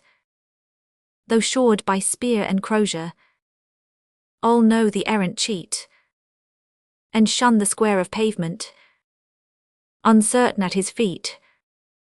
Yea, spare the wretch each brooding and secret leaguer's chief, and make no pistol target of stars upon the thief. The knell of God strikes seldom, but in the aptest hour, and when the life is sweetest, the worm will feel his power. The dispatch of the doom, pendant que dans l'auberge, while in the jolly tavern the bandits gaily drink. Upon the haunted highway sharp hoofbeats loudly clink. Yea, past scant-buried victims, hard-spurring sturdy steed. A mute and grisly rider is trampling grass and weed, and by the black-sealed warrant which in his grasp shines clear, I known it is the future, God's justicer is here. The seaman's song, adieu, patrie. Farewell the strand. The sails expand. Above, farewell the land we love. Farewell, old home where apples swing. Farewell, gay songbirds on the wing. Farewell, riff-raff of customs clerks who laugh and shout. Farewell, we quaff one bout to thee, young lass, with kisses sweet. Farewell, my dear, the ship flies fleet. The fog shuts out the last fond peep, as neath the prow the cast drops weep. Farewell, old home, young lass, the bird. The whistling wind alone is heard. Farewells, farewell. The retreat from Moscow. Ill negiate. It snowed, a defeat was our conquest red. For once the eagle was hanging its head. Sad days, the emperor turned slowly his back on smoking Moscow, blent orange and black. The winter burst avalanche-like to rain over the endless blanched sheet of the plain. Nor chief nor banner in order could keep. The wolves of warfare were wildered like sheep. The wings from centre could hardly be known. Through snow o'er horses and carts o'erthrown, where froze the wounded, in the bivouacs forlorn. Strange sights and gruesome met the breaking morn. Mute were the bugles while the men bestrode. Steeds turned to marble, unheeding the goad. The shells and bullets came down with the snow, as though the heavens hated these poor troops below. Surprised at trembling, though it was with cold, who ne'er had trembled out of fear, the veterans bold march stern, to grizzled moustache hoarfrost clad, 'neath banners that in leaden masses hung. It snowed, went snowing still, and chill the breeze whistled upon the glassy endless seas, where naked feet on forever went, with naught to eat and not a sheltering tent. They were not living troops as seen in war, but merely phantoms of a dream afar, in darkness wandering amid the vapour dim, a mystery of shadows, a procession grim, nearing a blackening sky unto its rim. Frightful since boundless solitude behold, where only Nemesis wove mute and cold, a net all snowy with its soft meshes dense, a shroud of magnitude for host immense, till every one felt as if left alone, in a wide wilderness where no light shone, to die with pity none and none to see, that from this mournful realm none should get free. Their foes the frozen northerns are, that worst. Cannon were broken up in haste accursed, to burn the frames and make the pale fire high, where those lay down who never woke or woke to die. Sad and commingled, groups that blindly fled, were swallowed smoothly by the desert dread. 'Neath folds of blankness monuments were raised, o'er regiments, and history amazed could not record the ruin of this retreat, unlike a downfall known before or the defeat of Hannibal reversed and wrapped in gloom, of Attila when nations met their doom. Perished an army, fled French glory then, though there the emperor he stood and gazed at the wild havoc like a monarch dazed. In woodland hoar, who felt the shrieking saw, he, living oak, beheld his branches fall with awe. Chiefs, soldiers, comrades died, but still warm love kept those that rose all dastard fear above. As on his tent they saw his shadow pass, backwards and forwards, for they credited, alas, his fortune's star, it could not be, that he had not his work to do, a destiny to hurl him headlong from his high estate would be high treason in his bondman fate. But all the while he felt himself alone, stunned with disasters few have ever known. Sudden a fear came o'er his troubled soul. What more was written on the future's scroll? Was this an expiation? It must be, yea. He turned to God for one enlightening ray. Is this the vengeance, Lord of hosts? He sighed, but the first murmur on his parched lips died. Is this the vengeance? Must my glory set? A pause, his name was called, of flame a jet sprang in the darkness, a voice answered, no. Not yet. Outside still fell the smothering snow. Was it a voice indeed, or but a dream? It was the vultures, but how like the seabird's scream. Toro dutt. The oceaness song. Nous promenians a rosal tower. We walked amongst the ruins famed in story of Rosal Tower, and saw the boundless waters stretch in glory and heave in power. O ocean vast, we heard thy song with wonder, whilst waves mark time. Appeal, O truth, thou sangst with tone of thunder, and shine sublime. The world's enslaved and hunted down by beagles, to despots sold. Souls of deep thinkers soar like mighty eagles. The right uphold. Be born, arise, o'er earth and wild waves bounding. Peoples and sons. Let darkness vanish, tocsins be resounding. And flash, ye guns. And you, who love no pomps of fog or glamour, who fear no shocks, brave foam and lightning, hurricane and clamour, exiles the rocks. Toro dutt. The trumpets of the mind. Sonnes clairons de la pensée. Sound forever, clarions of thought. When Joshua 'gainst the high-walled city fought, he marched around it with his banner high, his troops in serried order following nigh. But not a sword was drawn, no shaft outsprang, Only the trumpets the shrill onset rang. At the first blast smiled scornfully the king, and at the second sneered, half wondering. Hupst thou with noise my stronghold to break down. At the third round the ark of old renown swept forward, still the trumpets sounding loud, and then the troops with ensigns waving proud stepped out upon the old walls, children dark, with horns to mark the notes and hoot the ark. At the fourth turn, braving the Israelites, women appeared upon the crenellated heights, those battlements embrowned with age and rust, and hurled upon the Hebrews stones and dust, and spun and sang when weary of the game. At the fifth circuit came the blind and lame, and with wild uproar clamorous and high, railed at the clarion ringing to the sky. At the sixth time upon a tower's tall crest, so high that there the eagle built his nest, so hard that on it lightning lit in vain, appeared in merriment the king again. These Hebrew Jews musicians are meseems. He scoffed loud laughing, but they live on dreams. The princes laughed submissive to the king, laughed all the courtiers in their glittering ring, and thence the laughter spread through all the town. At the seventh blast, the city walls fell down. Toro dutt.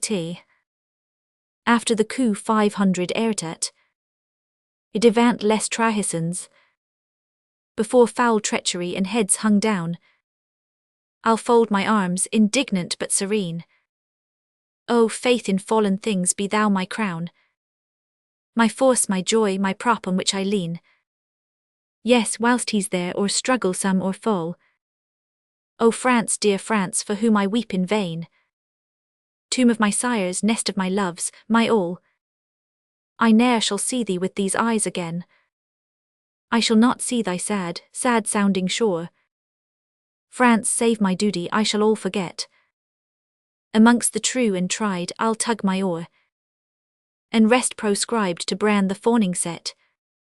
O bitter exile, hard without a term, thee I accept nor seek nor care to know, who have down truckled mid the men deemed firm, and who have fled that should have fought the foe.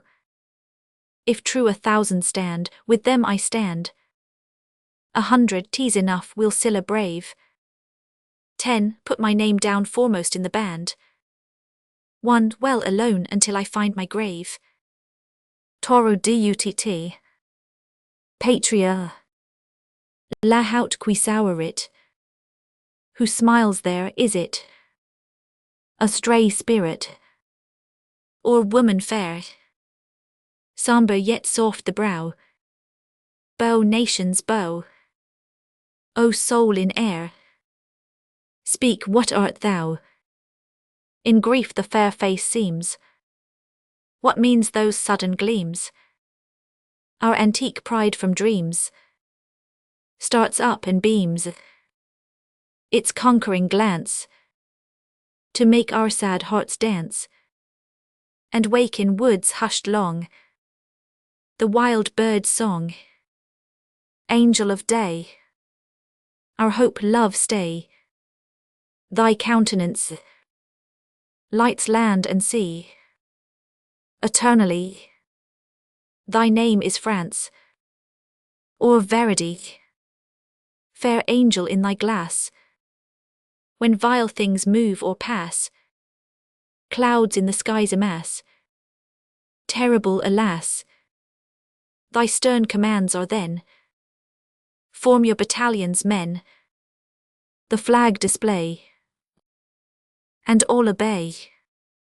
Angel of might, sent kings to smite. The words in dark skies glance. Mene, mene, hiss. Bolts that never miss. Thy name is France, or Nemesis. As halcyons in May, O nations in his ray, float and bask for aye, nor know decay. One arm upraised to heaven seals the past forgiven.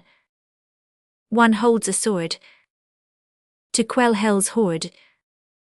Angel of God, thy wings stretch broad as heaven's expanse, to shield and free humanity. Thy name is France, or liberty, the universal republic. Attempts feuders O vision of the coming time, when man has scaped the trackless slime, and reached the desert spring. When sands are crossed, the sword invites the worn to rest mid rare delights, and gratefully to sing. E'en now the eye that's levelled high, though dimly can the hope espy, so solid soon one day, for every chain must then be broke, and hatred none will dare evoke, and June shall scatter May. E'en now amid our misery, the germ of union many see, and through the hedge of thorn, like to a bee that dawn awakes, on progress strides o'er shattered stakes, with solemn scathing scorn. Behold the blackness shrink and flee, behold the world rise up so free of coroneted things, whilst o'er the distant youthful states, like Amazonian bosom plates, spread freedom's shielding wings. Ye liberated lands we hail, your sails are whole despite the gale, your masts are firm and will not fail. The triumph follows pain. Here forges roar, the hammer clanks, it beats the time to nations' thanks. At last a peaceful strain, 'tis rust not gore that gnaws the guns, and shattered shells are but the runs where warring insects cope, and all the headsman's racks and blades, and pincers tools of tyrants' aids, are buried with the rope.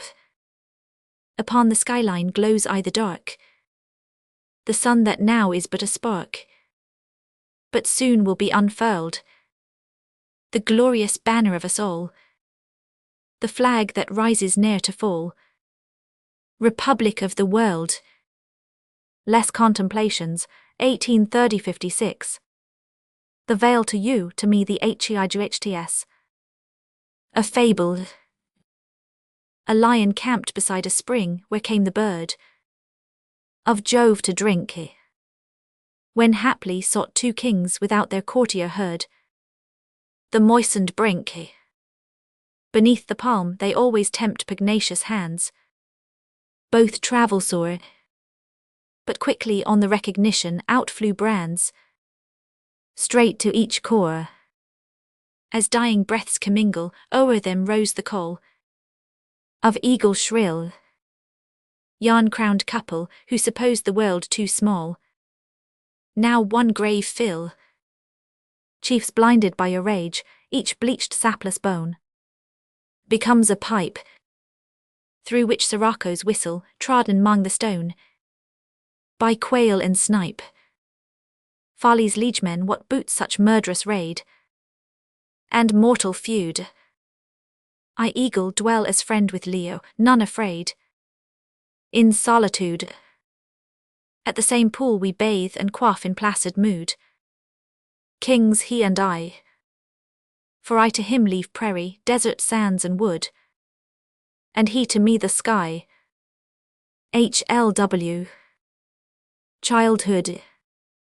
50 Enfant chantate.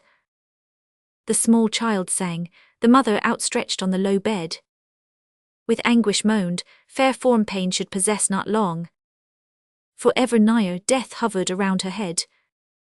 I hearkened there this moan, and heard even there that song. The child was but 5 years, and close to the lattice I made a sweet noise with games and with his laughter bright.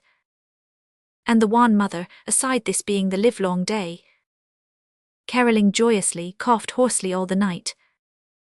The mother went to sleep, 'mong them that sleep alway, and the blithe little lad began anew to sing.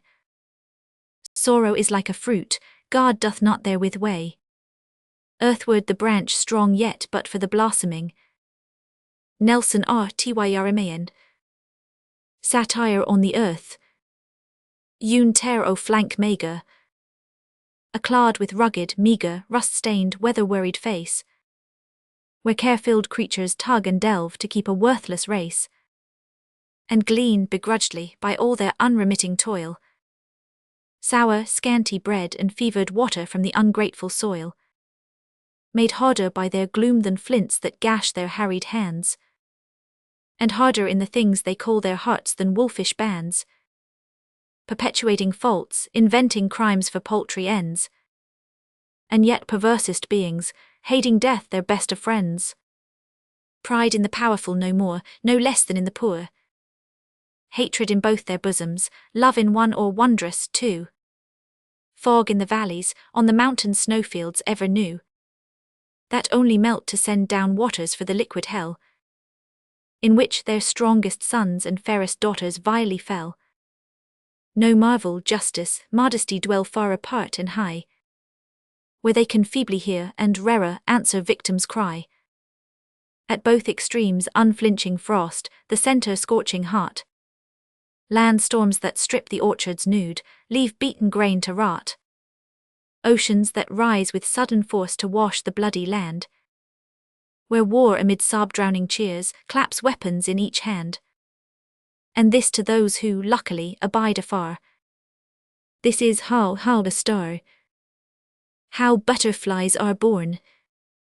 Camella matin writ sur les roses.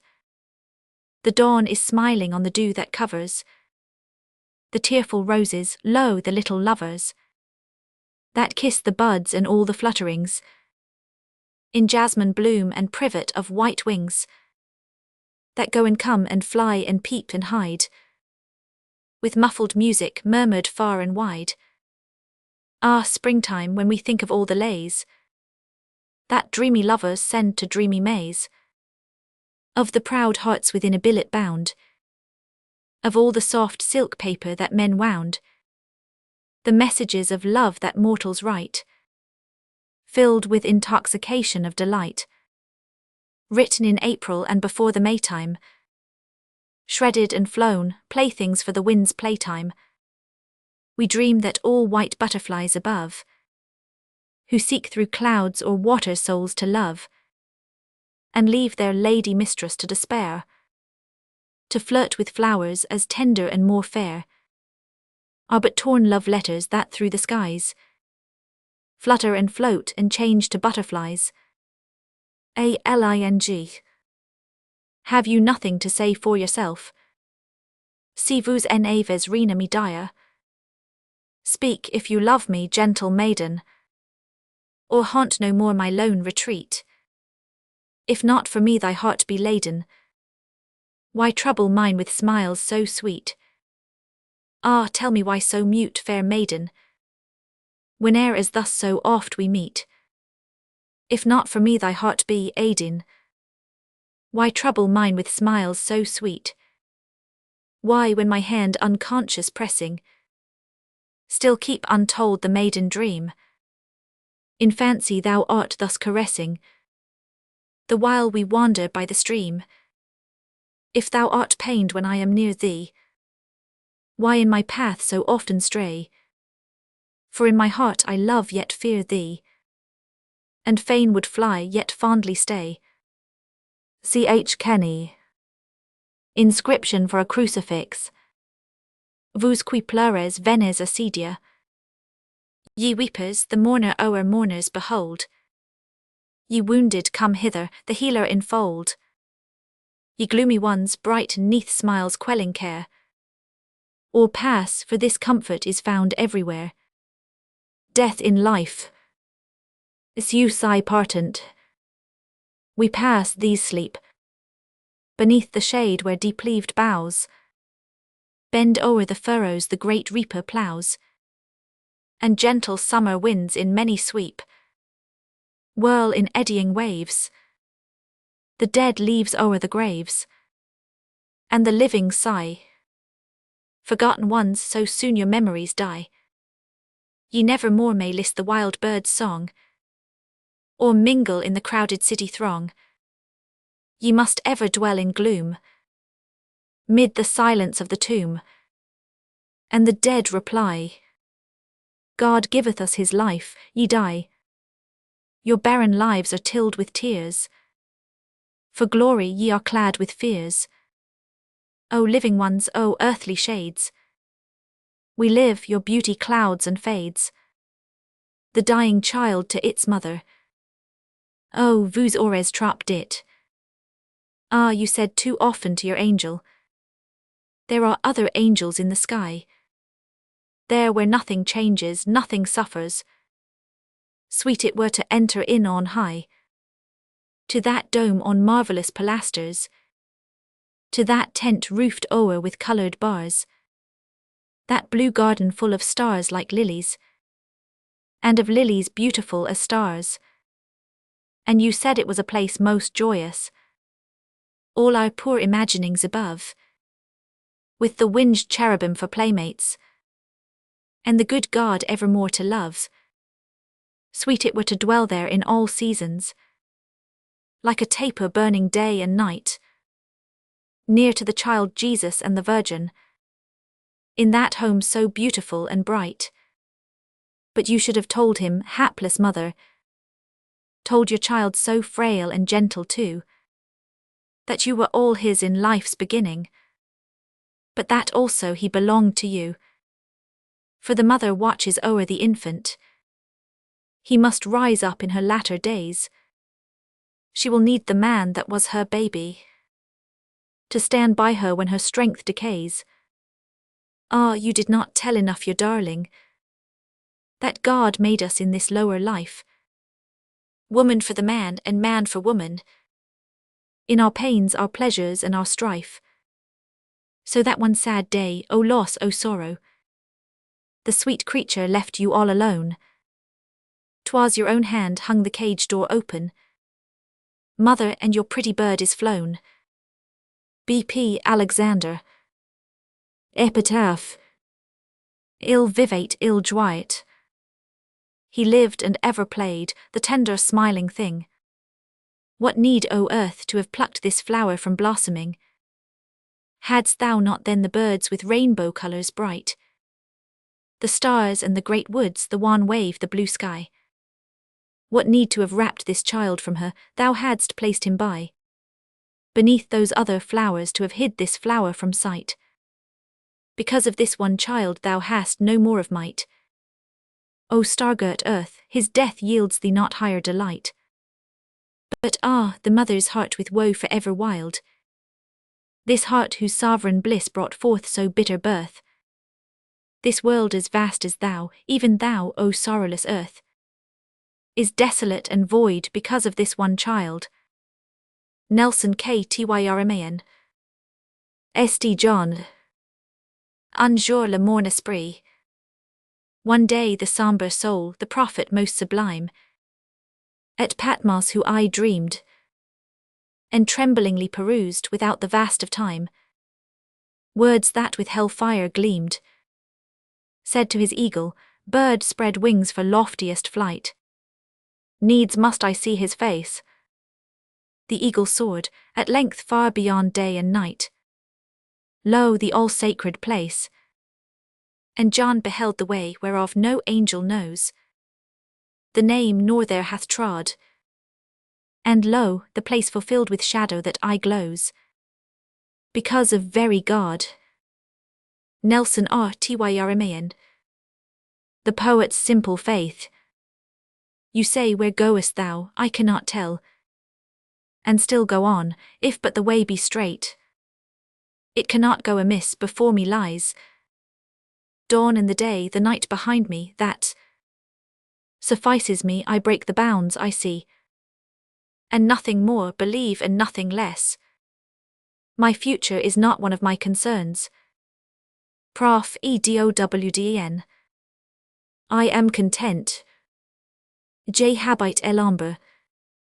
True, I dwell lone upon sea-beaten cape, mere raft of stone, whence all escape, save one who shrinks not from the gloom, and will not take the coward's leap i' the tomb. My bedroom rocks with breezes, quakes in storms, when dangling locks of seaweed mark the forms of straggling clouds that trail o'erhead, like tresses from disrupted coffin lid. Upon the sky, crape poles are often nailed with stars. Mine eye has scared the gull that sailed to blacker depths with shrillest scream, still fainter till like voices in a dream. My days become more plaintive, wan and pale, while o'er the foams I see, borne by the gale, infinity in kindness sent, to find me ever saying, I'm content. La légende des cycles. Canes. Lorsque avec ses enfants Cain si fut enfui. Then with his children, clothed in skins of brutes, dishevelled, livid, rushing through the storm, Cain fled before Jehovah. As night fell, the dark man reached a mount in a great plain, and his tired wife and his sons, out of breath, said, Let us lie down on the earth and sleep.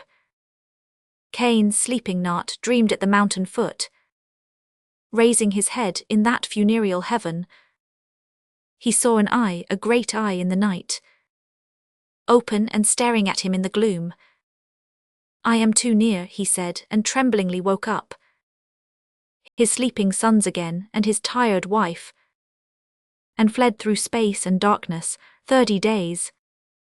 He went, and 30 nights, nor looked behind, pale, silent, watchful, shaking at each sound. No rest, no sleep, till he attained the strand, where the sea washes that which since was Asher. Here pause, he said, for this place is secure. Here may we rest, for this is the world's end. And he sat down, when low in the sad sky, the self-same eye on the horizon's verge, and the wretch shook as in an ague fit. Hide me, he cried, and all his watchful sons, their finger on their lip, stared at their sire. Cain said to Jabal, father of them that dwell in tents, spread here the curtain of thy tent. And they spread wide the floating canvas roof, and made it fast and fixed it down with lead. You see not now, said Zillah then, fair child, the daughter of his eldest, sweet as day. But Cain replied, that I see it still. And Jubal cried, the father of all those that handle harp and organ, I will build a sanctuary, and he made a wall of bronze, and set his sire behind it. But Cain moaned, that eye is glaring at me ever. Henoch cried, then must we make a circle vast of towers, so terrible that nothing dare draw near. Build we a city with a citadel, build we a city high and close it fast. Then Tubal Cain, instructor of all them that work in brass and iron, built a tower, enormous, superhuman, while he wrought. His fiery brothers from the plain around hunted the sons of Enoch and of Seth. They plucked the eyes out of whoever passed, and hurled it even arrows to the stars. They set strong granite for the canvas wall, and every block was clamped with iron chains. It seemed a city made for hell, its towers, with their huge masses, made night in the land. The walls were thick as mountains. On the door they graved, Let not God enter here. This done, and having finished to cement and build, in a stone tower they set him in the midst. To him, still dark and haggard, O my sire, is the eye gone? Quoth Zillah tremblingly. But Cain replied, Nay, it is even there. Then added, I will live beneath the earth, as a lone man within his sepulchre. I will see nothing, will be seen of none.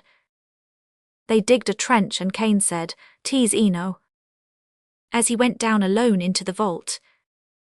But when he sat so ghost-like in his chair, and they had closed the dungeon o'er his head, the eye was in the tomb and fixed on Cain. Dublin University Magazine.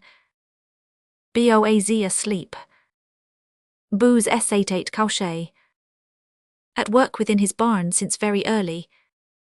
Fairly tired out with toiling all the day. Upon the small bed where he always lay. Boaz was sleeping by his sacks of barley. Barley and wheat fields he possessed, and well. Though rich, loved justice, wherefore all the flood that turned his mill wheels was unstained with mud. And in his smithy blazed no fire of hell. His beard was silver, as in April all. A stream may be, he did not grudge a stook. When the poor gleaner passed with kindly look, quoth he, of purpose let some handfuls fall. He walked his way of life straight on and plain, with justice clothed like linen white and clean, and ever rustling towards the poor, I ween. Like public fountains ran his sacks of grain. Good master, faithful friend in his estate, frugal yet generous beyond the youths. He won regard of woman, for in sooth, the young man may be fair, the old man's great. Life's primal source, unchangeable and bright.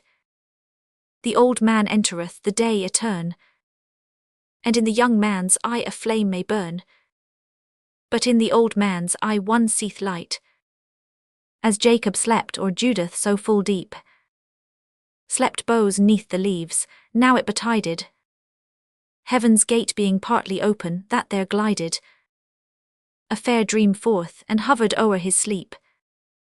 And in his dream to heaven, the blue and broad, right from his loins an oak tree grew amin. His race ran up it far like a long chain. Below it sung a king, above it died a god. Whereupon Boaz murmured in his heart, the number of my years is past fourscore. How may this be, I have not any more, or son or wife, yea she who had her part. In this my couch, O Lord, is now in thine. And she half living, I half dead within. Our beings still commingle and are twin. It cannot be that I should found a line. Youth hath triumphal mornings, its days bound from night as from a victory, but such a trembling as the birch trees to the touch of winter is an eld, and evening closes round. I bow myself to death as lone to meet the water bow their fronts athirst, he said. The cedar feeleth not the rose's head, nor he the woman's presence at his feet. For while he slept, the Moabitess Ruth lay at his feet, expectant of his waking, he knowing not what sweet guile she was making, she knowing not what God would have in sooth. Asphodel scents did Gilgal's breezes bring, through nuptial shadows, questionless full fast. The angels sped, for momently there passed a something blue which seemed to be a wing. Silent was all in Jezreel and the stars were glittering in the heaven's dusk meadows. Far west among those flowers of the shadows, the thin clear crescent lustrous over her, made Ruth raise question, looking through the bars of heaven with eyes half-oped, what God, what comer, unto the harvest of the eternal summer, had flung his golden hook down on the field of stars. B.P. Alexander. Song of the German Lanzknecht. Sonex clarions. Flourish the trumpet, and rattle the drum. The reiters are mounted, the reiters will come. When our bullets cease singing, and long swords cease ringing, on backplates of fearsomest foes in full flight, we'll dig up their dollars to string for girls' collars. They'll jingle around them before it is night. When flourish the trumpets, etc.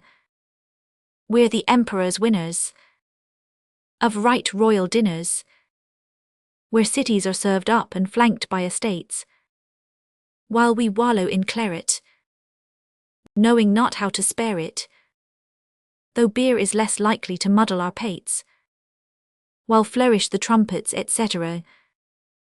Guards of battle, red-handed.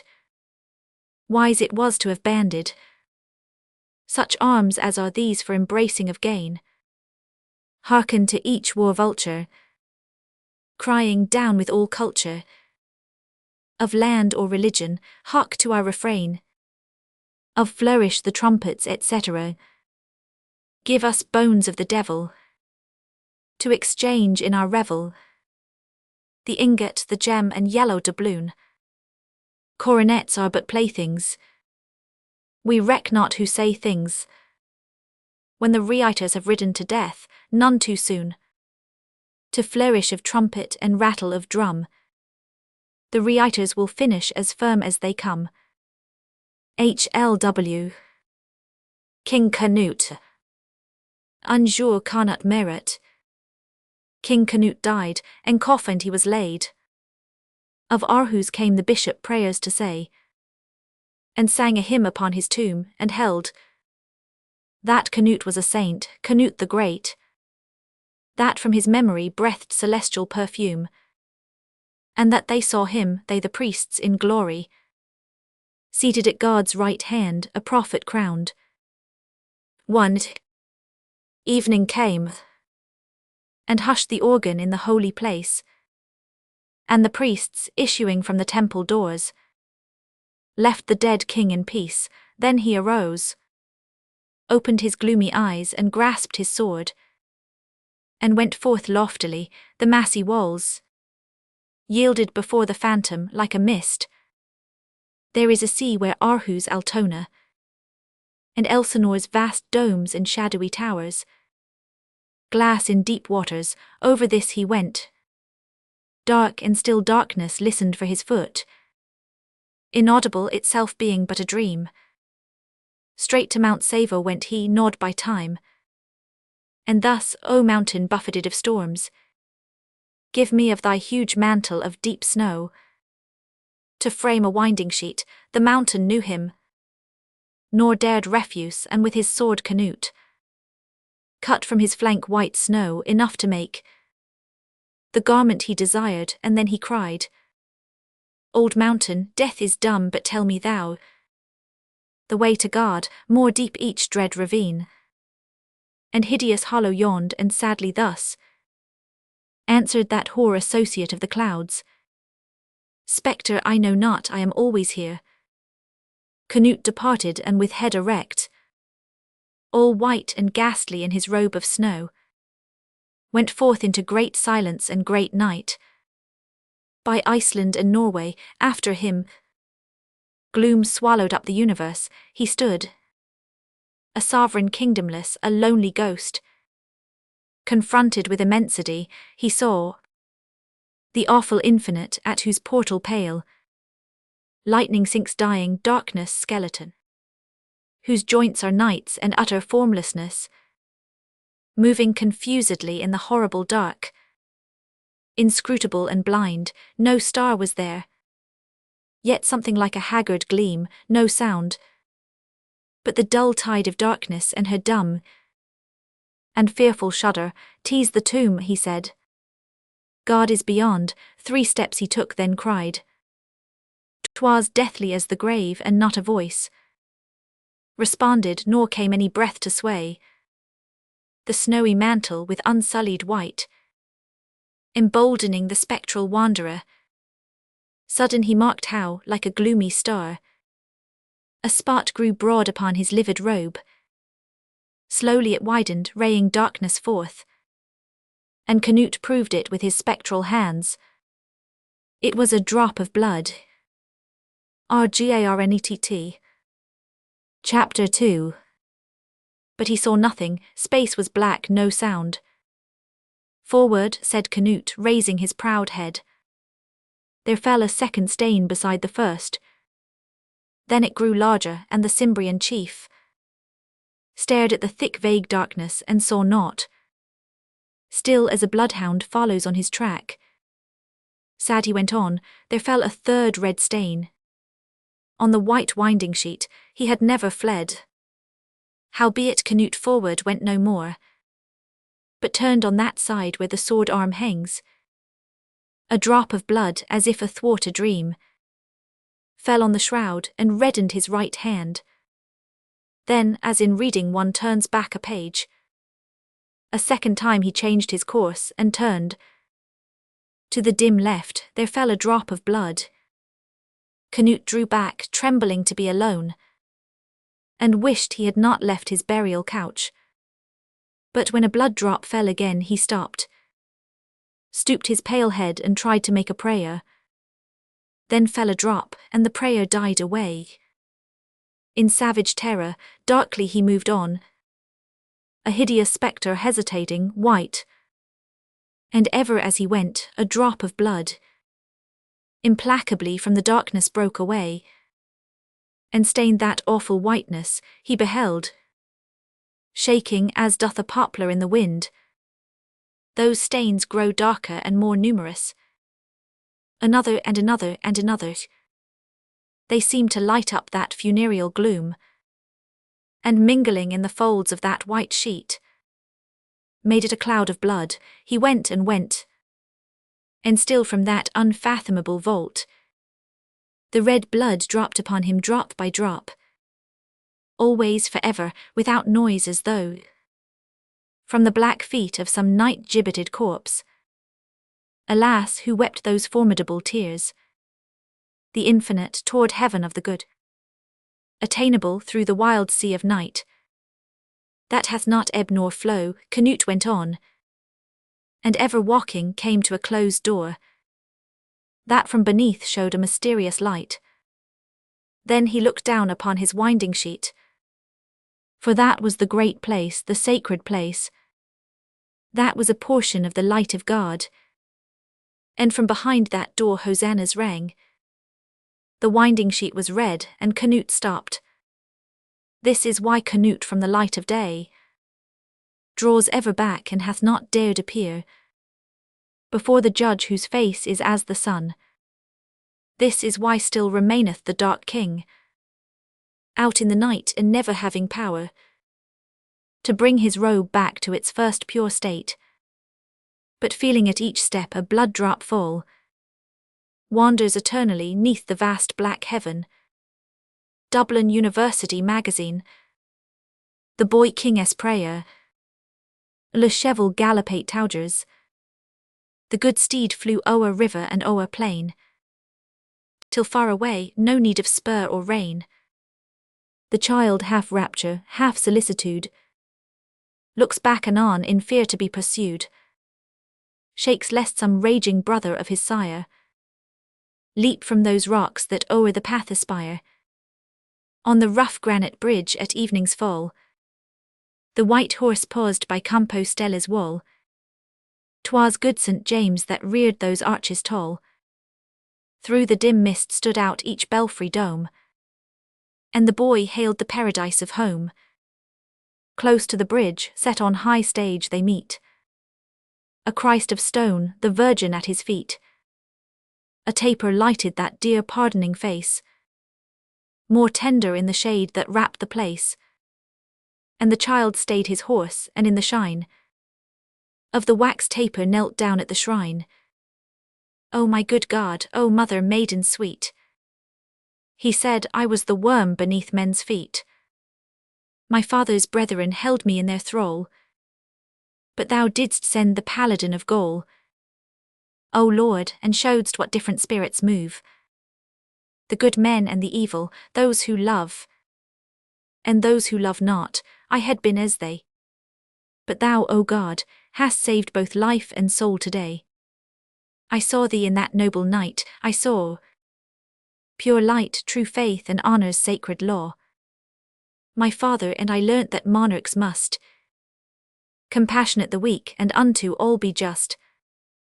O Lady Mother, O dear Jesus, thus bowed at the cross where thou didst bleed for us. I swear to hold the truth that now I learn, leal to the loyal, to the traitor stern, and ever just and nobly mild to be. Meet scholar of that prince of chivalry, and here thy shrine bear witness, Lord, for me. The horse of Roland, hearing the boy his vow, looked round and spoke, O king, 'tis well. Then on the charger mounted the child king, and rode into the town while all the bells 'gan ring. Dublin University Magazine, EVIRADNUS. The Knight Errant. Questi que Sigismund et Ladislas aunt dit. 1. The adventurer sets out. What was it Sigismund and Ladislaus said? I know not if the rock or tree o'erhead had heard their speech, but when the two spoke low, among the trees a shudder seemed to go through all their branches, just as if that way a beast had passed to trouble and dismay. More dark the shadow of the rock was seen, and then a morsel of the shade between. The sombre trees took shape as it would seem, like spectre walking in the sunset's gleam. It is not monster rising from its lair, nor phantom of the foliage and the air. It is not morsel of the granite's shade that walks in deepest hollows of the glade. 'Tis not a vampire nor a spectre pale, but living man in rugged coat of mail. It is Alsatia's noble chevalier, Everadnus the brave that now is here. The men who spoke he recognized the while he rested in the thicket, words of guile. Most horrible were theirs as they passed on, and to the ears of Everadnus one word had come which roused him. Well he knew the land which lately he had journeyed through. He down the valley went into the where he had left his horse and page Gasclin. The horse had wanted drink and lost a shoe. And now be quick, he said, with what you do. For business calls me, I must not delay. He strides the saddle and he rides away. Chapter 2. EVIRADNUS. Everadnus was growing old apace. The weight of years had left its hoary trace. But still of knights the most renowned was he, model of bravery and purity. His blood he spared not, ready day or night. To punish crime his dauntless sword shone bright in his unblemished hand, holy and white. And loyal all his noble life had been. A Christian Samson coming on the scene, with fist alone the gate he battered down of Sicingen in flames and saved the town. 'Twas he, indignant at the honour paid to crime, who with his heel an onslaught made upon Duke Lupus' shameful monument, tore down the statue he to fragments rent, then column of the Strasbourg monster to bridge of Wassillon and threw it o'er into the waters deep. The people round blazon the noble deeds that so abound, from Altorf unto Choc Stephans, and say, when he rests musing in a dreamy way, behold 'tis Charlemagne, tawny to see, and hairy and 7 feet high was he, like John of Bourbon, roaming hill or wood. He looked a wolf was striving to do good. Bound up in duty, he have not complained. The cry for help his aid at once obtained. Only he mourned the baseness of mankind, and that the bed's too short he still doth find. When people suffer under cruel kings, with pity moved he to them succour brings. 'Twas he defended Alex from her foes, as sword of Araka he ever shows. His strength is for the feeble and oppressed. Father of orphans he and all distressed. Kings of the Rhine in strongholds were by him boldly attacked, and tyrant barons grim. He freed the towns, confronting in his lair Hugo the eagle, boldly did he dare to break the collar of Savern, the ring of Kalmar, and the iron torture thing of Schlestadt, and the chain that Hague now bore. Such Everadnus was a wrong before, good but most terrible, in the dread scale, which princes weighted with their horrid tale of craft and violence and blood and ill, and fire and shocking deeds. His sword was still God's counterpoise displayed, ever alert, more evil from the wretched to avert. Those hapless ones who 'neath heaven's vault at night raise suppliant hands, his lance loved not the plight of mouldering in the rack of no avail. His battle-axe slipped from supporting nail. Quite easily, 'twas ill for action base to come so near that he the thing could trace. The steel-clad champion death drops all around, as glacier's water, hero ever found. Ever Radnus is kinsman of the race of Amades of Gaul and knights of Thrace. He smiles at age, for he who never asked for quarter from mankind, shall he be tasked to beg of time for mercy? Rather he would girdle up his loins like Baldwin be. Aged he is, but of a lineage rare, the least intrepid of the birds that dare. Is not the eagle barbed? What matters age? The years but fire him with a holy rage.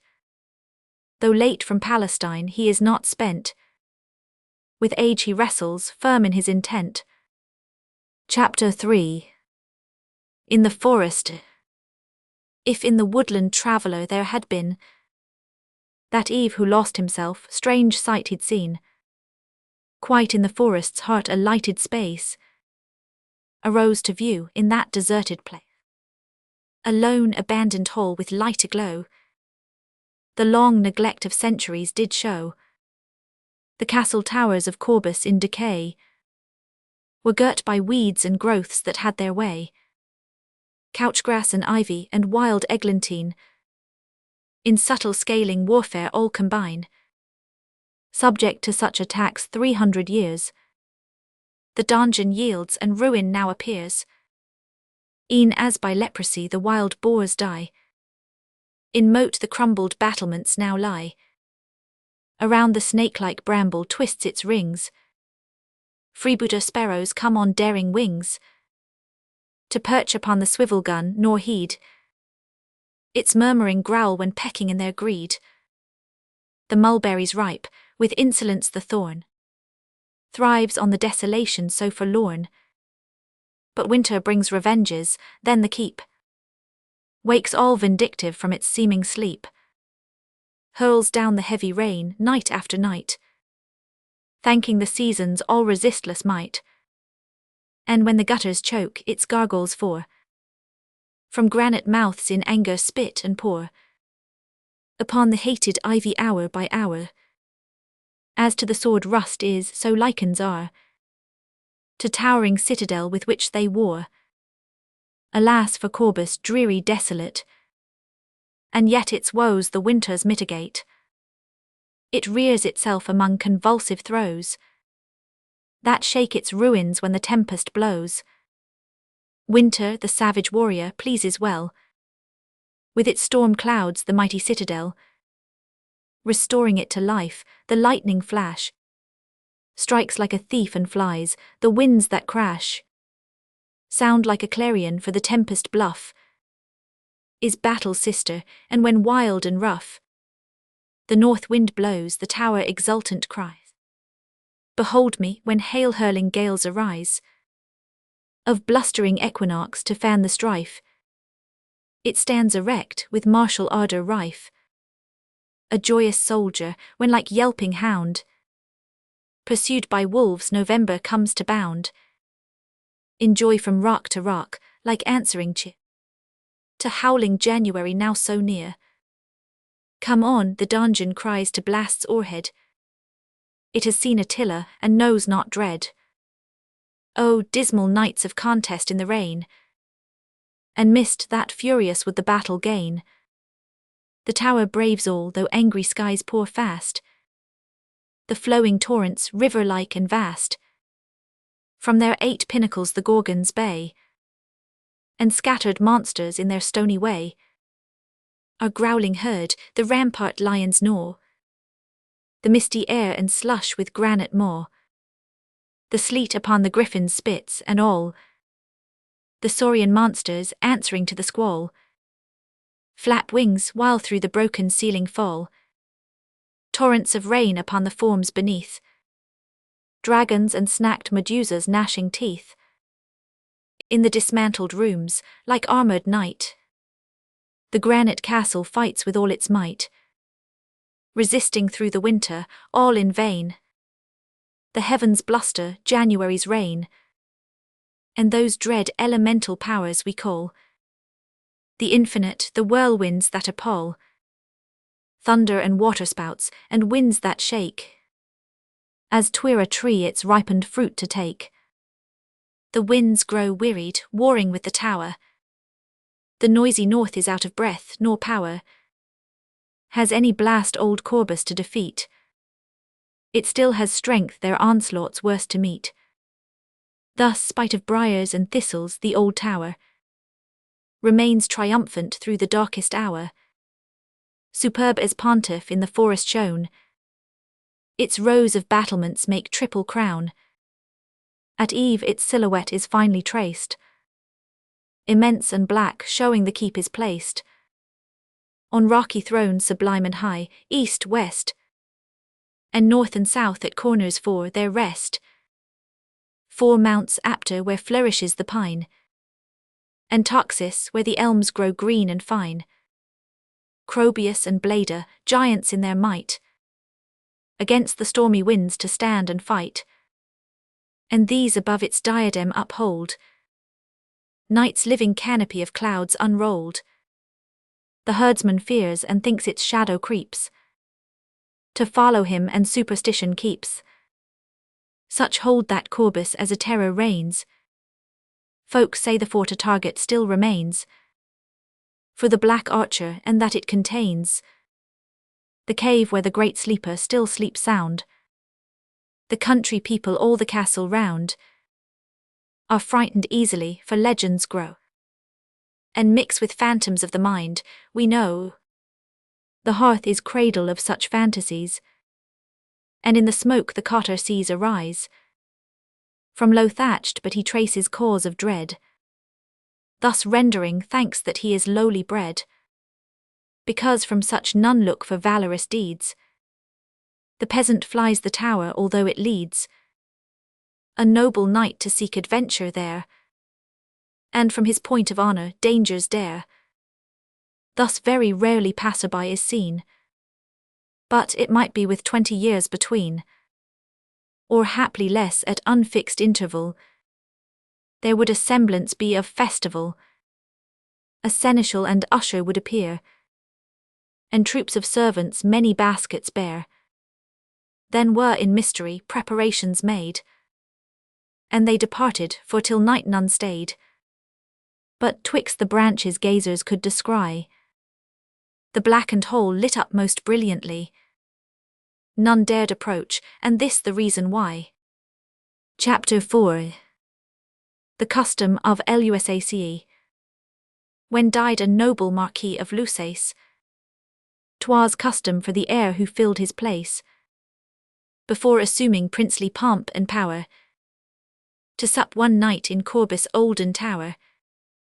From this weird meal he passed to the degree of prince and margrave, nor could ever he be thought brave knight, or she, if woman claim the rank, be reckoned of unblemished fame, till they had breathed the air of ages gone, the funeral odours in the nest alone of its dead masters. Ancient was the race to trace the upward stem of proud Lusace, gives one a vertigo. Descended they from ancestor of Attila, men say, their race to him through pagans they hark back, becoming Christians, race they thought to track through Lectius, Plato, Otho to combine with Ursus, Stephen in a lordly line of all those masters of the country round that were on northern Europe's boundary found. At first were waves, and then the dikes were reared. Corbus in double majesty appeared, castle on hill and town upon the plain, and one who mounted on the tower could gain a view beyond the pines and rocks of spires that pierce the shade the distant scene acquires. A walled town is it, but 'tis not ally of the old citadel's proud majesty. Unto itself belonging this remained. Often a castle was thus self-sustained, and equalled towns, witness in Lombardy, Crama and Plato too in Tuscany, and in Apulia Barletta, each one's was powerful as a town and dreaded none. Corbus ranked thus, its precincts seemed to hold the reflex of its mighty kings of old. Their great events had witness in these walls. Their marriages were here and funerals, and mostly here it was that they were born. And here crowned barons ruled with pride and scorn. Cradle of Scythian majesty this place. Now each new master of this ancient race, a duty owed to ancestors which he was bound to carry on, the law's decree. It was that he should pass alone the night, which made him king, as in their solemn sight. Just at the forest's edge a clerk was met, with wine in sacred cup and purpose set, a wine mysterious which the air must drink, to cause deep slumber till next day's soft brink. Then to the castle tower he wends his way, and finds a supper laid with rich display.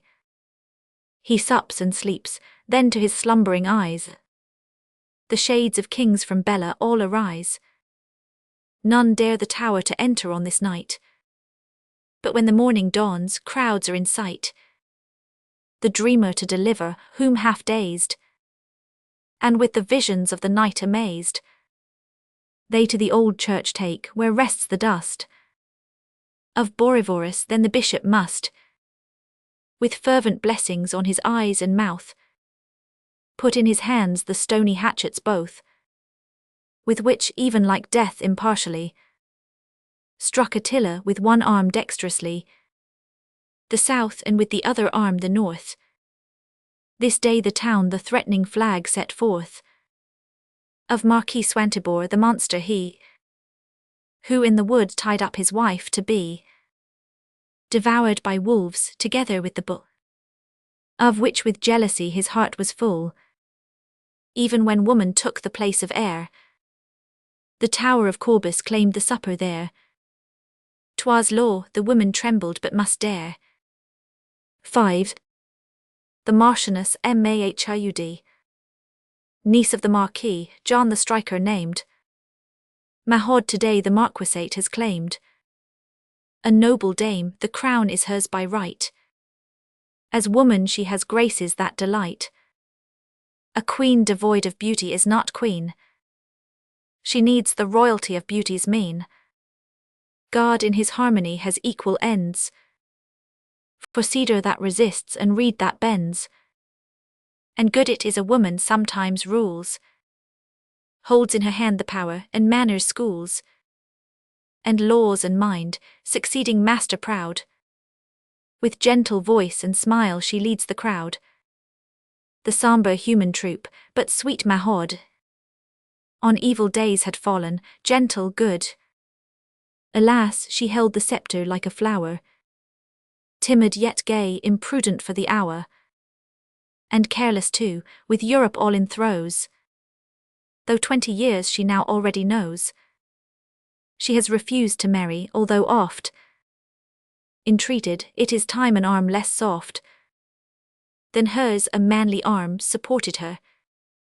Like to the rainbow she, one might aver, shining on high between the cloud and rain, or like the ewe that gambols on the plain, between the bear and tiger, innocent. She has two neighbours of most foul intent. For foes the beauty has in life's pure spring, the German emperor and the Polish king. Chapter 6. The two neighbours. The difference this betwixt the evil pair, faithless to God, for laws without a care. One was the claw, the other one the wit. Controlling, yet to mass they both went still, and on the rosary told their beads each day. But none the less the world believed that they unto the powers of hell their souls had sold. Even in whispers men each other told the details of the pact which they had signed. with that dark power the foe of humankind. In whispers, for the crowd had mortal dread of them so high, and woes that they had spread. One might be vengeance and the other hate, yet lived they side by side, in powerful state, and close alliance, all the people near.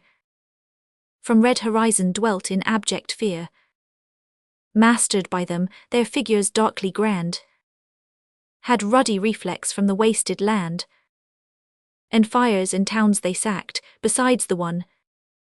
Like David poet was the other shown. As fine musician, rumour spread their fame, declaring them divine until each name in Italy's fine sonnets met with praise. The ancient hierarch in those old days had custom strange, a now forgotten thing. It was a European plan that King of France was Marquis, and Imperial head of Germany was Duke. There was no need to class the other kings, but barons they, obedient vassals unto Rome their stay. The King of Poland was but simple knight, yet now for once had strange unwanted right, and as exception to the common state, this one Sarmatian king was held as great as German emperor, and each knew how his evil part to play nor mercy show. The German had one aim, it was to take all land he could, and it his own to make. The Pole already having Baltic shore, seized Celtic ports, still needing more and more. On all the northern sea his crafts roused fear. Iceland beheld his demon navy near.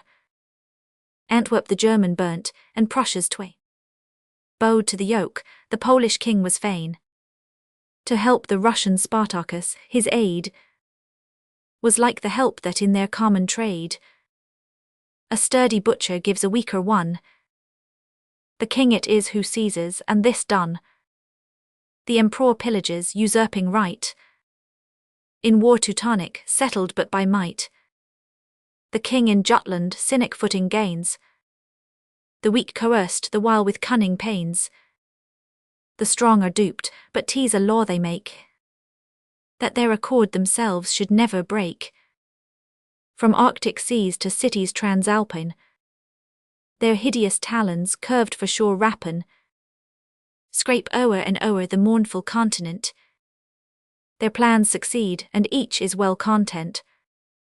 Thus under Satan's all paternal care, they brothers are, this royal bandit pair. O noxious conquerors, with transient rule, chimera heads ambition can but fool. Their misty minds but harbour rottenness, loathsome and fetid and all barrenness. Their deeds to ashes turn, and hydra bred, the mystic skeleton is theirs to dread. The daring German and the cunning Pole noted today a woman had control of lands and watched Mahord like evil spies, and from the emperor's cruel mouth, with dyes of wrath empurpled, came these words of late. The empire wearies of the wallet weight, hung at its back this high and low Lusace, whose hateful load grows heavier apace, that now a woman holds its ruler's place, threatening and blood-suggesting every word. The watchful Pole was silent, but he heard two monstrous dangers, but the heedless one babbles and smiles and bids all care begone, likes lively speech, while all the poor she makes to love her, and the taxes off she takes. A life of dance and pleasure she has known, a woman always in her jewelled crown. It is the pearl she loves, not cutting gems, for these can wound and mark men's diadems. She pays the hire of Homer's copyists, and in the courts of love presiding lists.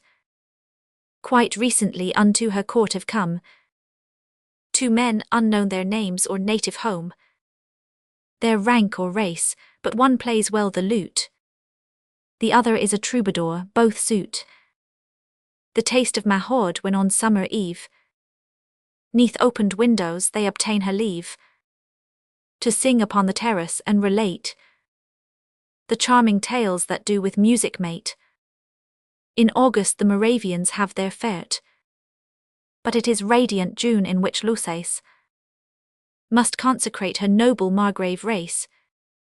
Thus in the weird and old ancestral tower, for Mahord now has come the fateful hour, the lonely supper which her state decrees. What matters this to flowers and birds and trees, and clouds and fountains, that the people may still bear their yoke, have kings to rule alway. The water flows, the wind in passing by, in murmuring tones takes up the questioning cry. Chapter 7. The Banquet Hall. The old stupendous hall has but one door, and in the dusk it seems that more and more the walls recede in space unlimited. At the far end there is a table spread, that in the dreary void with splendour shines. For ceiling we behold but rafter lines. The table is arranged for one sole guest. A solitary chair doth near it rest. Throne-like Nice canopy that droopeth down. From the black beams, upon the walls are shown the painted histories of the olden might. The king of the Wends Thasilo's stern fight, on land with Nimrod and on ocean wide, with Neptune, rivers too personified, appear the Rhine as by the muse betrayed, and fading groups of Odin in the shade, and the wolf Fenrir and the Asgard snake. One might the place for dragon's stable take. The only lights that in the shed appear spring from the table's giant chandelier, with 7 iron branches brought from hell by Attila archangel, people tell, when he had conquered Mammon, and they say that 7 souls were the first flames that day. This banquet hall looks an abyss outlined with shadowy vagueness, though indeed we find in the far depth upon the table spread a sudden, strong and glaring light is shed, striking upon the goldsmith's burnished works, and on the pheasants killed by traitor hawks. Loaded the table is with viands cold, ewers and flagons, all enough of old, to make a love feast. All the napery was Friesland's famous make, and fair to see. The dishes silver gilt and bordered round with flowers, for fruit here strawberries were found, and citrons, apples too, and nectarines. The wooden bowls were carved in cunning lines by peasants of the Merg, whose skilful hands with patient toil reclaim the barren lands, and make their gardens flourish on a rock or mountain where we see the hunters flock. Gold fountain cup with handles Florentine shows Actaeons horned, though armed and booted fine, who fight with sword in hand against the hounds. Roses and gladioles make up bright mounds of flowers with juniper and aniseed, while sage, all newly cut for this great need, covers the Persian carpet that is spread beneath the table, and so helps to shed around a perfume of the balmy spring. Beyond is desolation withering. One hears within the hollow dreary space, across the grove made fresh by summer's grace, the wind that ever is with mystic might, a spirit ripple of the infinite. The glass restored to frames to creak is made by blustering wind that comes from neighbouring glade. Strange in this dreamlike place, so drear and lone, the guest expected should be living one. The 7 lights from 7 arms make glow, almost with life the staring eyes that show. On the dim frescoes and along the walls is here and there a stool, or the light falls o'er some long chest with likeness to a tomb, yet was displayed amid the mournful gloom some copper vessels and some crockery ware. The door, as if it must yet scarcely dare, had opened widely to the night's fresh air. No voice is heard, for man has fled the place. But terror crouches in the corner's space, and waits the coming guest. This banquet hall of Titans is so high that he who shall with wandering eye look up from beam to beam of the confused wild roof will haply seem to wonder that the stars he sees not there. Giants the spiders are that weave with care their hideous webs which float the joists amid, joists whose dark ends in griffins' jaws are hid. The light is lurid and the air like death, and dark and foul, even night holds its breath. A while one might suppose the door had fear to move its double leaves, their noise to hear. Chapter 8. What more was to be seen? But the great hall of generations dead has something more sepulchral and more dread than lurid glare from seven-branched chandelier, or table lone with stately dais near. 2 rows of arches o'er a colonnade, with knights on horseback all in mail arrayed, each one disposed with pillar at his back, and to another vis-a-vis, nor lack the fittings all complete. In each right hand a lance is seen, the armoured horses stand, with chamfrons laced and harness buckled sure. The cuissart studs are by their clamps secure. The dirks stand out upon the saddle-bow, even unto the horses' feet do flow. Caparisons, the leather all well clasped, the gorget and the spurs with bronze tongues hasped. The shining long sword from the saddle hung, the battle-axe across the back was flung. Under the arm a trusty dagger rests, each spiked knee-piece its murderous power attests. Feet press the stirrups, hands on bridle shown, proclaim all ready with the visors down. And yet they stir not, nor is audible a sound to make the sight less terrible. Each monstrous horse a frontal horn doth bear. If e'er the prince of darkness herdsman were, these cattle black were his by surest right, like things but seen in horrid dreams of night.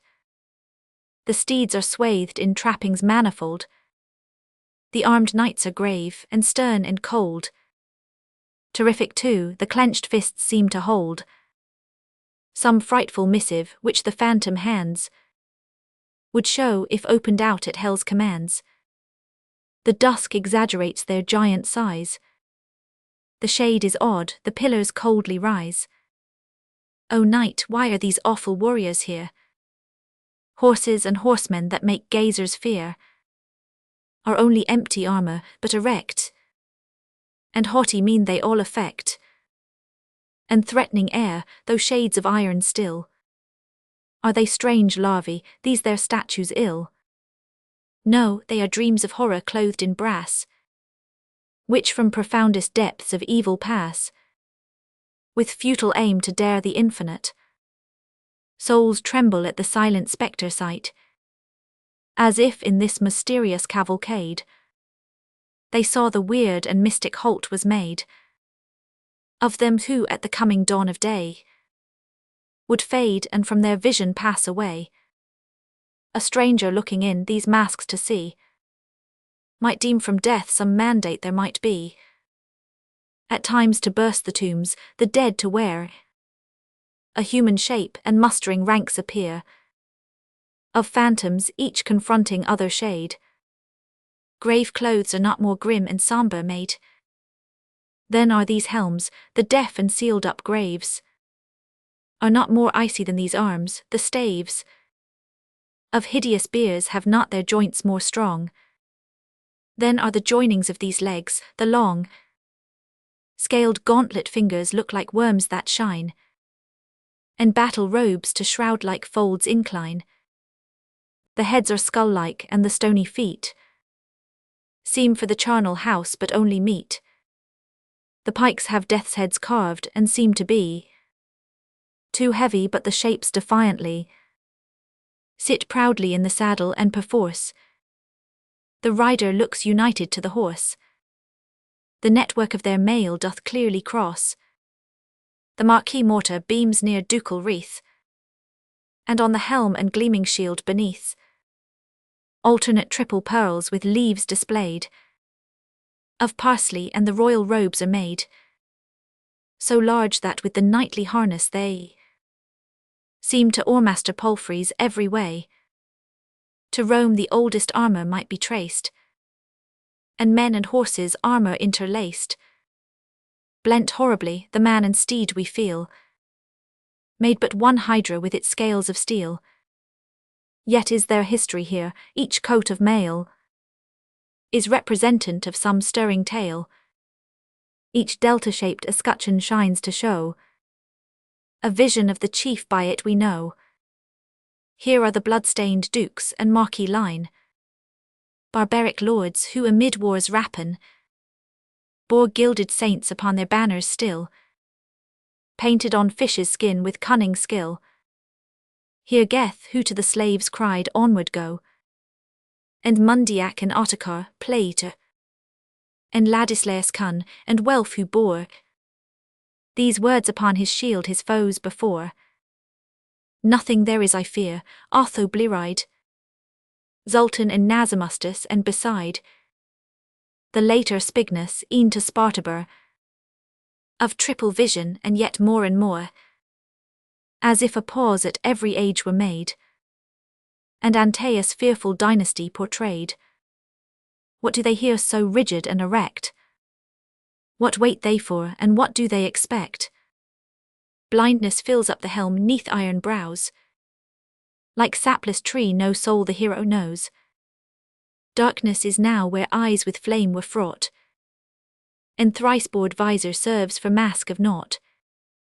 Of empty void is spectral giant made, and each of these all-powerful knights displayed is only rind of pride and murderous sin. Themselves are held the icy grave within.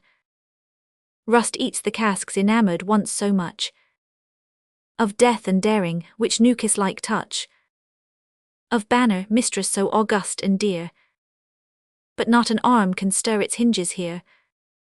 Behold how mute are they whose threats were heard, like savage roar, whose gnashing teeth and word deadened the clarion's tones, the helmet's dread have not a sound, and all the armour spread. The hauberks that strong breathing seem to sway are stranded now in helplessness all, to see the shadows still prolonged that seem to take at night the image of a dream. These two great files reach from the door afar to where the table and the dais are, leaving between their fronts a narrow lane.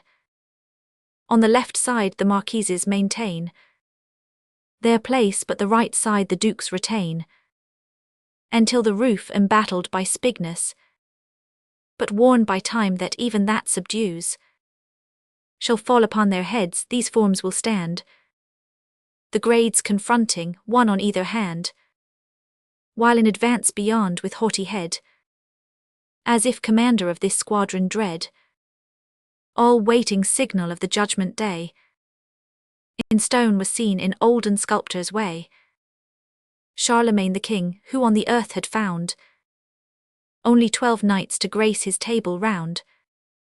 The crests were an assembly of strange things, of horrors such as nightmare only brings, asps and spread eagles without beak or feet, sirens and mermaids here and dragons meet, and antlered stags and fabled unicorn, and fearful things of monstrous fancy born upon the rigid form of Morian's sheen. Winged lions and the Cerberus are seen, and serpents winged and finned, things made to fright the timid foe alone by sense of sight.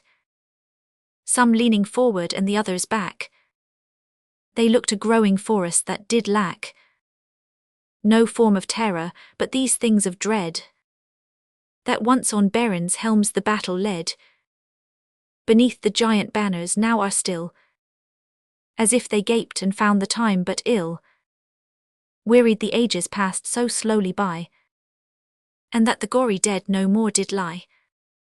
Beneath their feet pined for the battle cry, the trumpets clash, the carnage and the strife, yawning to taste again their dreadful life. Like tears upon the palfreys' muzzles were the hard reflections of the metal there. From out these spectres ages past exhumed, and as their shadows on the roof beams loomed, cast by the trembling light, each figure wan seemed growing and a monstrous shape to don, so that the double range of horrors made the darkened zenith clouds of blackest shade, that shaped themselves to profiles terrible, all motionless the coursers horrible, that formed a legion lured by death to war. These men and horses masked, how dread they are, absorbed in shadows of the eternal shore. Among the living all their tasks are o'er. Silent they seem all mystery to brave, these sphinxes whom no beacon light can save. Upon the threshold of the gulf so near, as if they face the great enigma here, ready with hoofs between the pillars blue, to strike out sparks in combats to renew, choosing for battlefield the shades below, which they provoked by deeds we cannot know. In that dark realm thought dares not to expound, false masks from heaven lowered to depths profound. Chapter 9. A noise on the floor.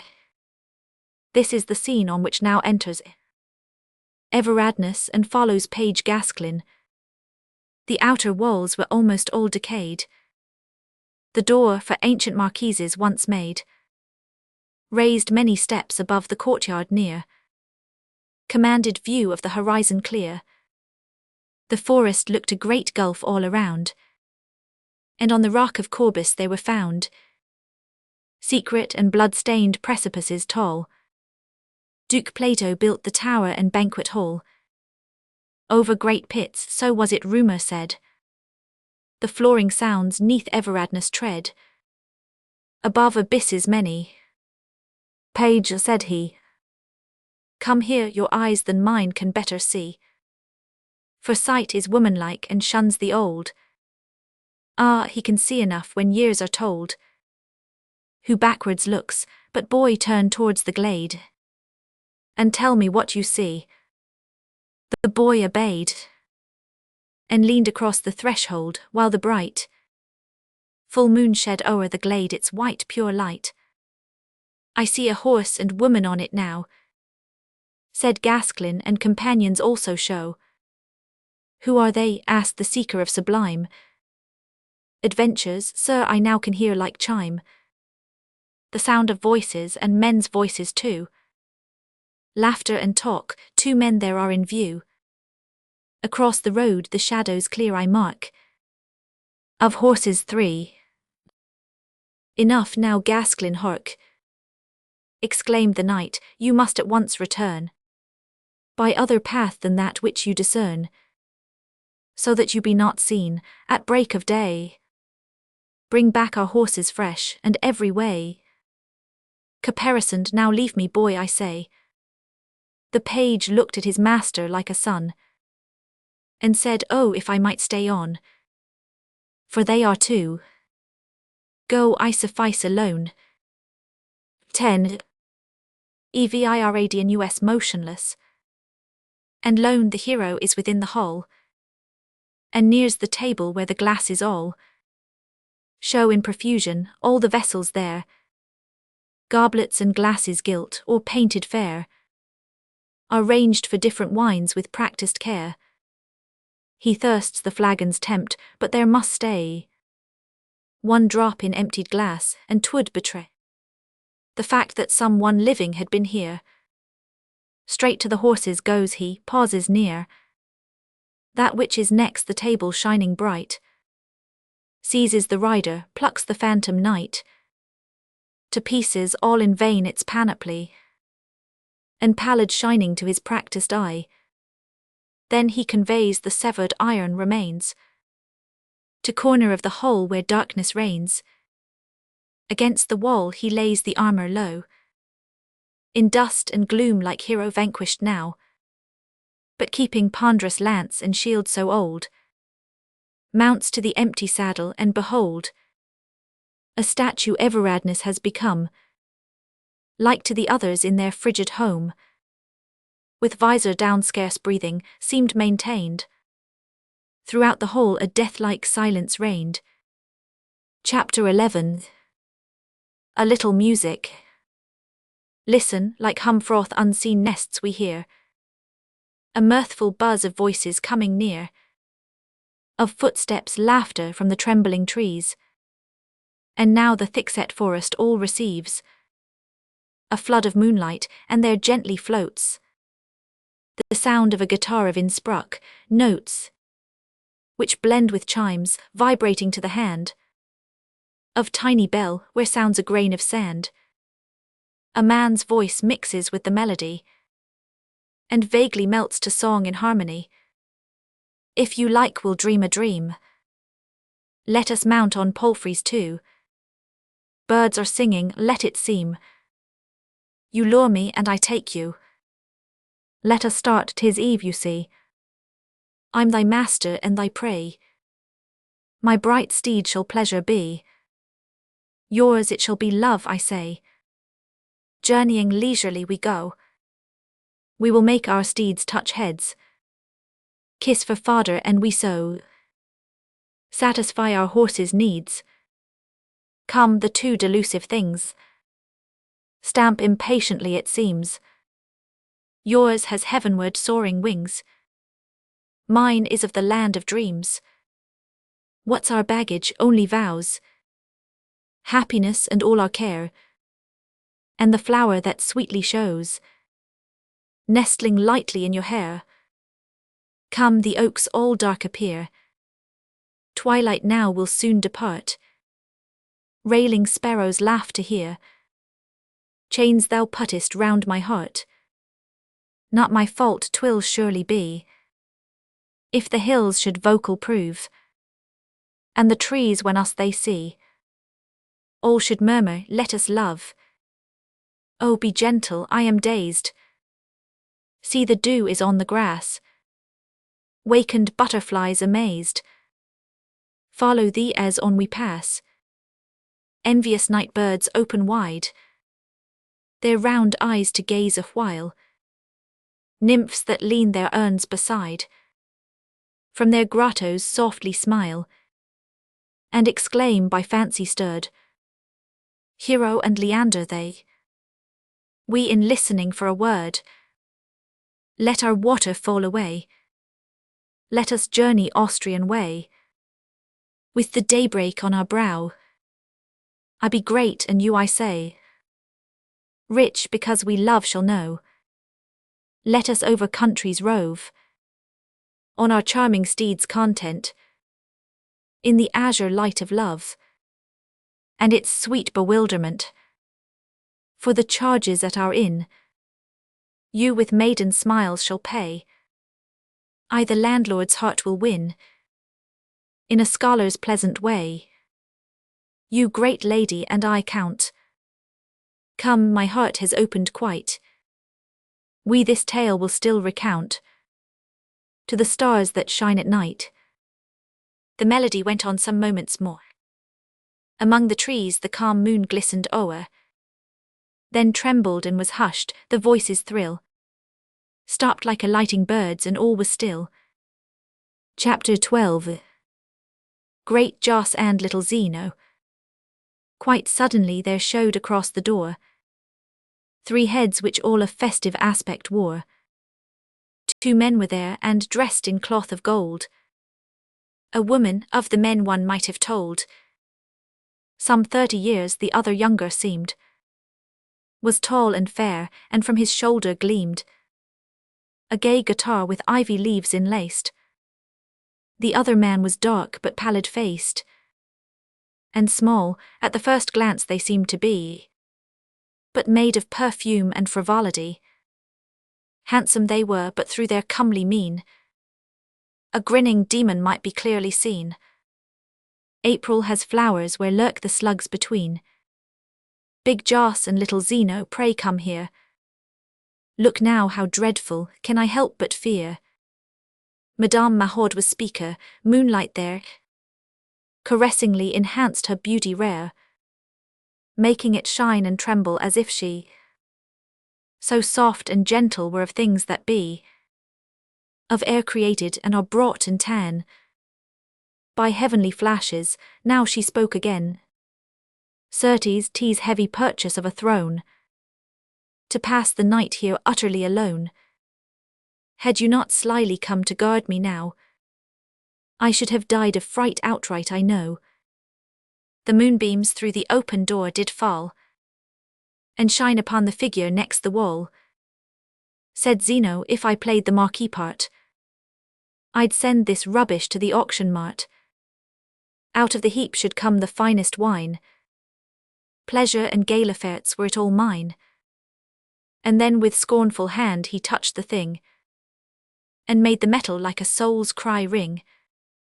He laughed, the gauntlet trembled at his stroke. Let rest my ancestors, 'twas Mahaud spoke.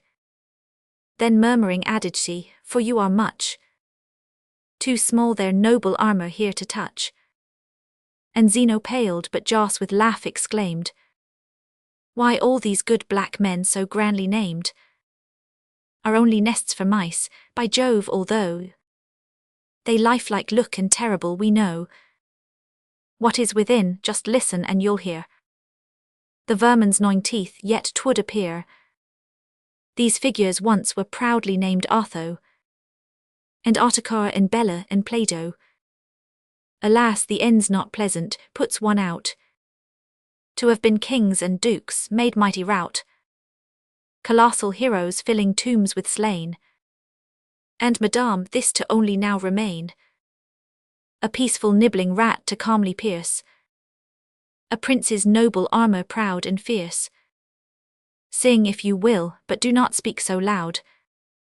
Besides, such things as these, said fair Mahaud, in your condition are not understood. Well said, made answer Zeno, 'tis a place of wonders. I see serpents and can trace vampires and monsters swarming that arise in mist through chinks to meet the gazer's eyes. Then Mahaud shuddered and she said, the wine the abbé made me drink as task of mine will soon enwrap me in the soundest sleep. Swear not to leave me, that you here will keep. I swear, cried Jos and Zeno, I also. But now at once to supper let us go. Chapter 13. Thui sup. With laugh and song they to the table went. Said Mahaud gaily, it is my intent to make Jos chamberlain. Zeno shall be a constable supreme of high degree. All three were joyous and were fair to see. Jos ate and Zeno drank, on stools the pair, with Mahaud musing in the regal chair.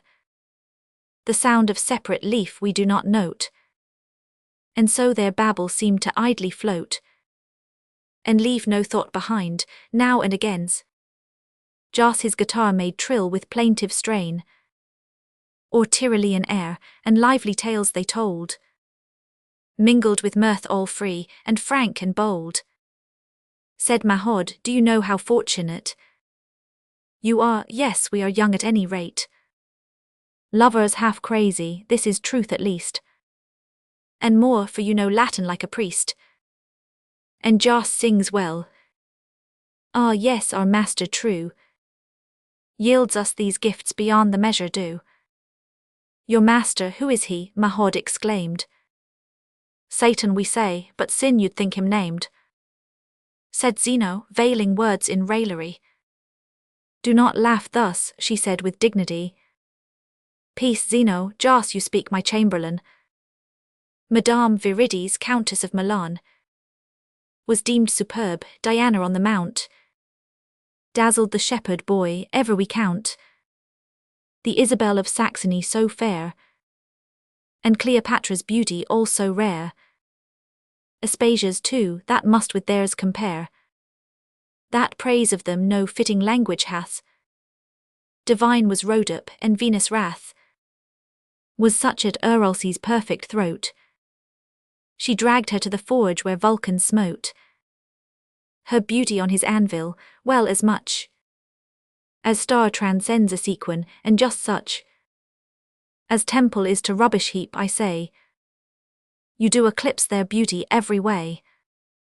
Those airy sprites that from the azure smile, Peries and elfs the while they men beguile, have brows less youthful pure than yours, besides, dishevelled they whose shaded beauty hides in clouds. Flatterer, said Mahod, you but sing too well, then just more homage sought to bring. If I were angel under heaven, said he, or girl or demon I would seek to be, by you instructed in all art and grace, and as in school but take a scholar's place. Highness, you are a fairy bright whose hand for sceptre vile gave up your proper wand. Fair Mahod mused, then said, be silent now. You seem to watch me, little 'tis I know, only that from Bohemia Jos doth come, and that in Poland Zeno hath his home. But you amuse me, I am rich, you poor. What boon shall I confer and make secure? What gift? Ask of me, poets, what you will, and I will grant it, promise to fulfill. A kiss, said Jos. A kiss and anger fraught, amazed at minstrel having such a thought, while flush of indignation warmed her cheek. You do forget to whom it is you speak, she cried. Had I not known your high degree, should I have asked this royal boon, said he. Obtained or given, a kiss must ever be. No gift like king's, no kiss like that of queen. Queen, and on Mahod's face a smile was seen. Chapter 14. After supper. But now the potion proved its subtle power, and Mahod's heavy eyelids 'gan to lower. Zeno, with finger on his lip, looked on. Her head next drooped, and consciousness was gone. Smiling she slept, serene and very fair. He took her hand, which fell all unaware. She sleeps, said Zeno, now let chance or fate decide for us which has the marquisate, and which the girl. Upon their faces now a hungry tiger's look began to show. My brother, let us speak like men of sense, said Jos, while Mahod dreams in innocence. We grasp all here, and hold the foolish thing. Our friend below to us success will bring. He keeps his word, 'tis thanks to him I say. No awkward chance has marred our plans today. All has succeeded, now no human power can take from us this woman and her dower.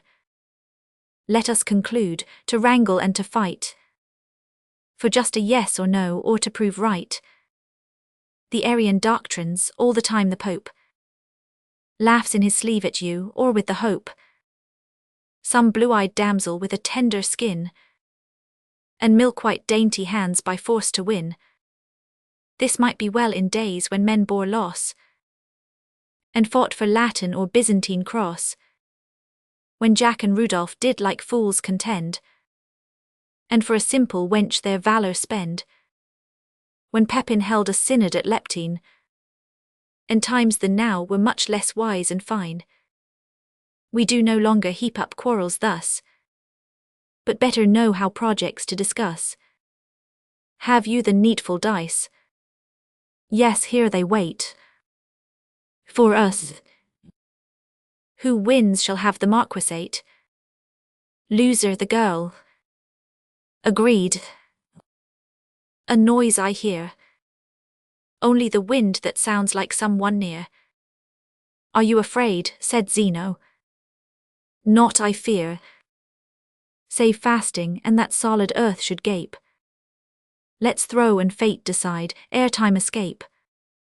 Then rolled the dice. 'Tis 4.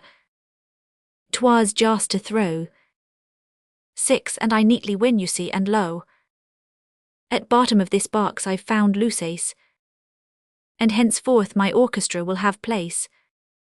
To it they'll dance, taxes I'll raise, and they, in dread of rope and forfeit, well will pay. Brass trumpet calls shall be my flutes that lead, where gibbets rise the imposts grow and spread. said Zeno. I've the girl and so is best. She's beautiful, said Jas. Yes, 'tis confessed. What shall you do with her? Asked Jas. I know. Make her a corpse, said Zeno. Marked you how? The jade insulted me just now, too small. She called me, such the words her lips let fall.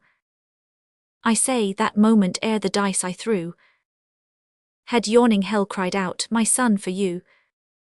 The chance is open still, take in a heap the fair Lusace's 7 towns and reap the corn and wine and oil of counties 10, with all their people diligent, and then Bohemia with its silver mines, and now the lofty land whence mighty rivers flow, and not a brook returns. Add to these counts the Tyrol with its lovely azure mounts, and France with her historic fleur-de-lis. Come now, decide what 'tis your choice must be. I should have answered, vengeance, give to me, rather than France, Bohemia, or the fair blue Tyrol. I my choice, O hell, declare, for government of darkness and of death, of grave and worms, brother, this woman hath, as Marchioness with absurdity set forth, to rule o'er frontier bulwarks of the north. In any case to us a danger she, and having stupidly insulted me, 'tis needful that she die. To blurt all out, I know that you desire her, without doubt. The flame that rages in my heart warms yours. To carry out these subtle plans of ours, we have become as gypsies near this doll. You as her page I doted to control, pretended gallants changed to lovers now. So brother, this being fact for us to know, sooner or later, 'gainst our best intent, about her we should quarrel. Evident is it our compact would be broken through. There is one only thing for us to do, and that is kill her. Logic very clear, said musing Jas, but what of blood shed here? Then Zeno stooped and lifted from the ground an edge of carpet, groped until he found a ring which pulled an opening did disclose. With deep abyss beneath, from it there rose the odour rank of crime. Jas walked to see, while Zeno pointed to it silently. But eyes met eyes, and Jas, well pleased, was fain by nod of head to make approval plain. Chapter 15. The oubliettes. If sulphurous light had shone from this vile well, one might have said it was a mouth of hell, so large the trap that by some sudden blow a man might backward fall and sink below. Who looked could see a harrow's threatening teeth, but lost in night was everything beneath. Partitions blood-stained have a reddened smear, and terror unrelieved is master here. One feels the place has secret histories, replete with dreadful murderous mysteries, and that this sepulchre, forgot today, is home of trailing ghosts that grope their way along the walls where spectre reptiles crawl. Our fathers fashioned for us after all some useful things, said Jas. Then Zeno spoke. I know what Corbus hides beneath its cloak. I and the osprey know the castle old, and what in bygone times the justice bold. And are you sure that Mahod will not wake? Her eyes are closed as now my fist I make. She is in mystic and unearthly sleep.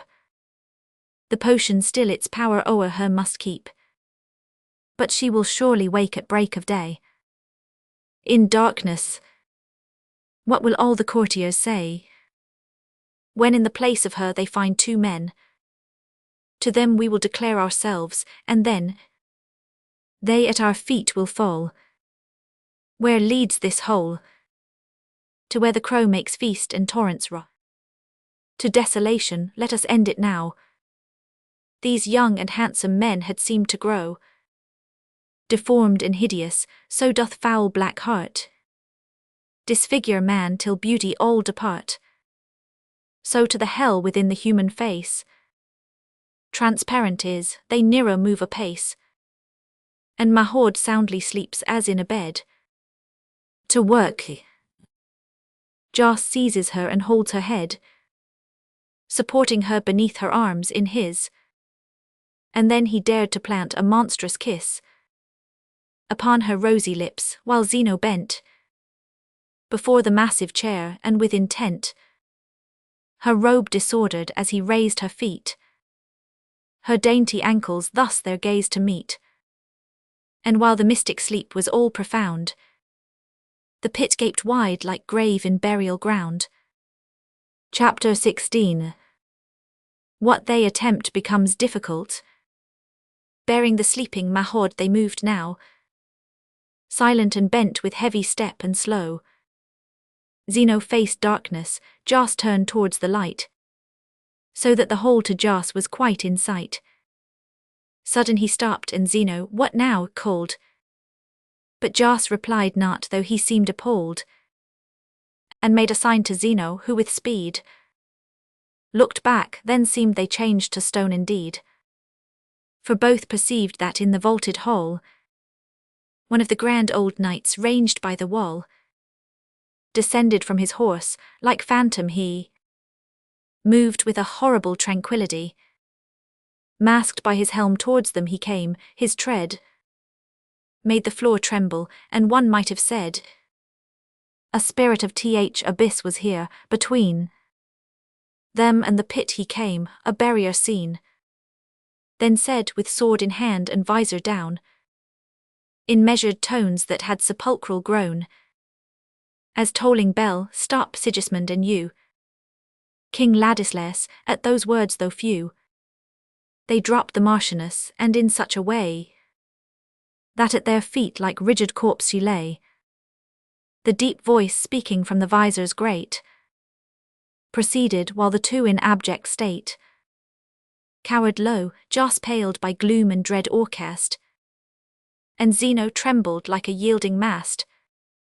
You two who listen now must recollect the compact all your fellow men suspect.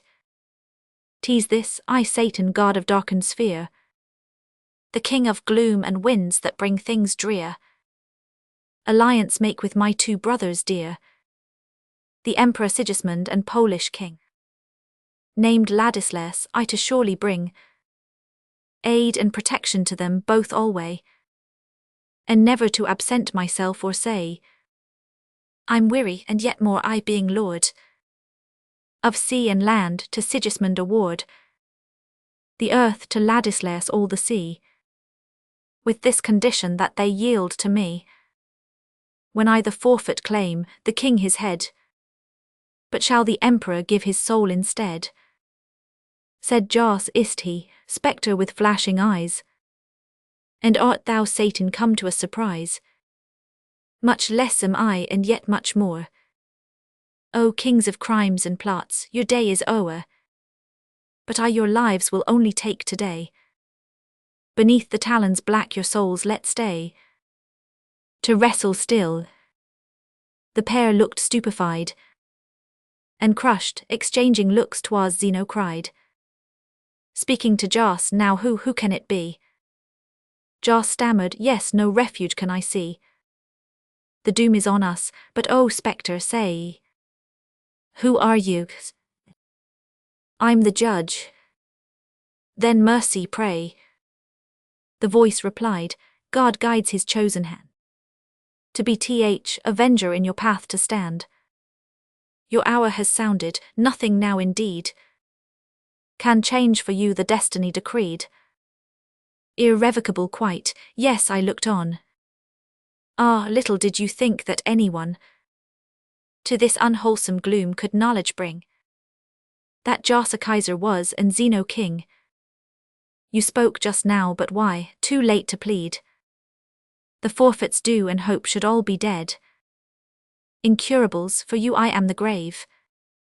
O miserable men, that naught can save. Yes, Sigismund a Kaiser is, and you a king, O Ladislas, it is true. You thought of God but as a wheel to roll, Your chariot on, you who have king's control. O'er Poland and its many towns so strong. You Milan's duke, to whom it once belong. The gold and iron crowns, you emperor made. By Rome, a son of Hercules 'tis said. And you of Sparta, and your 2 crowns are shining lights, and yet your shadow frowns. From every mountain land to trembling sea, you are at giddy heights twin powers to be. A glory and a force for all that's great. But 'neath the purple canopy of state, expanding and triumphant arch you prize. 'Neath royal power that sacred veils disguise. Beneath your crowns of pearls and jeweled stars.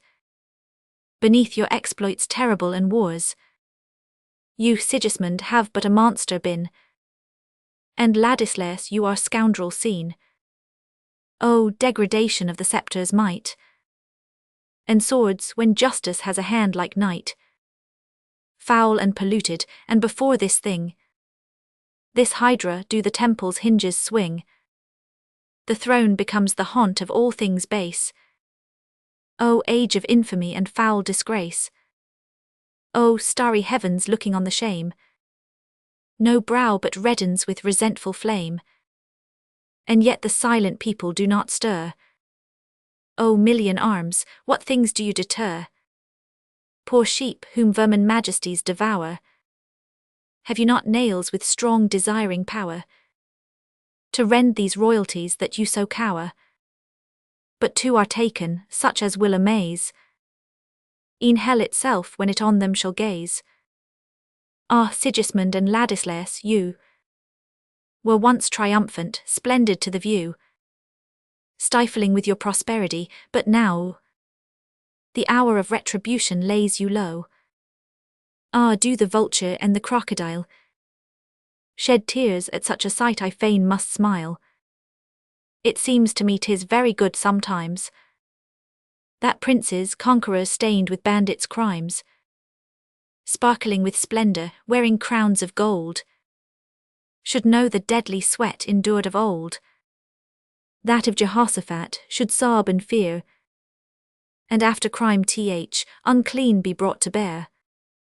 'Tis well God rules, and thus it is that these masters of the world can make to lie in ashes at my feet, and this was he who reigned, and this a Caesar known to be.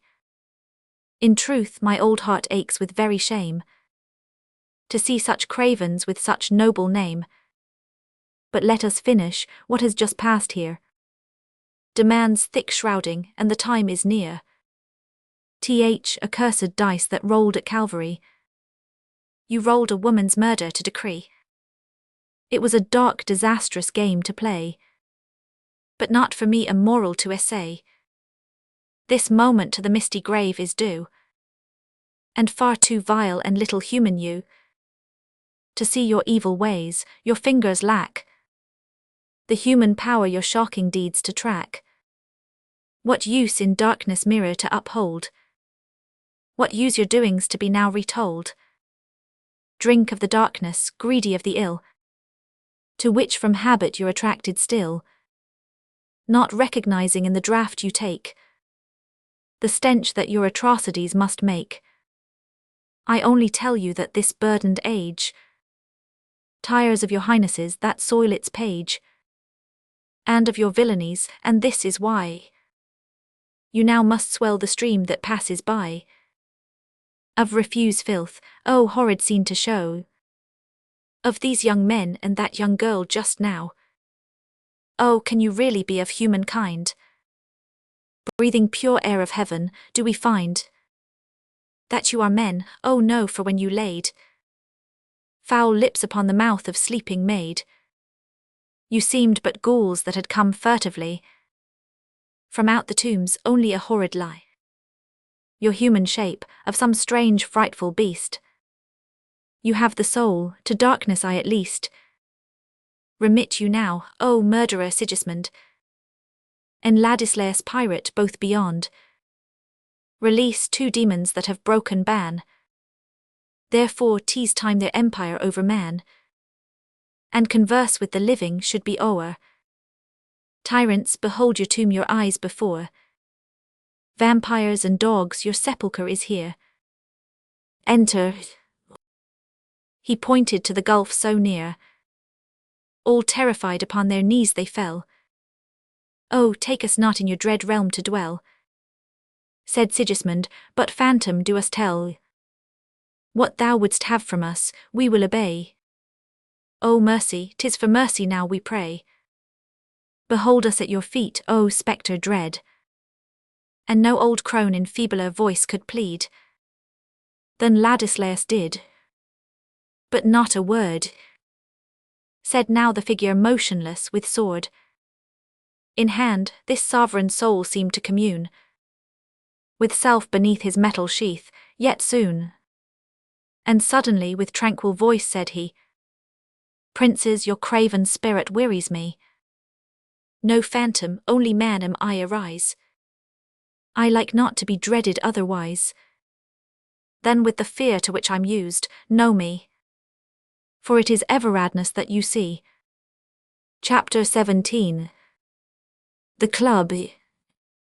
As from the mist a noble pine we tell, grown old upon the heights of Appenzell, when morning freshness breathes round all the wood, so Everadness now before them stood, opening his visor, which at once revealed the snowy beard it had so well concealed.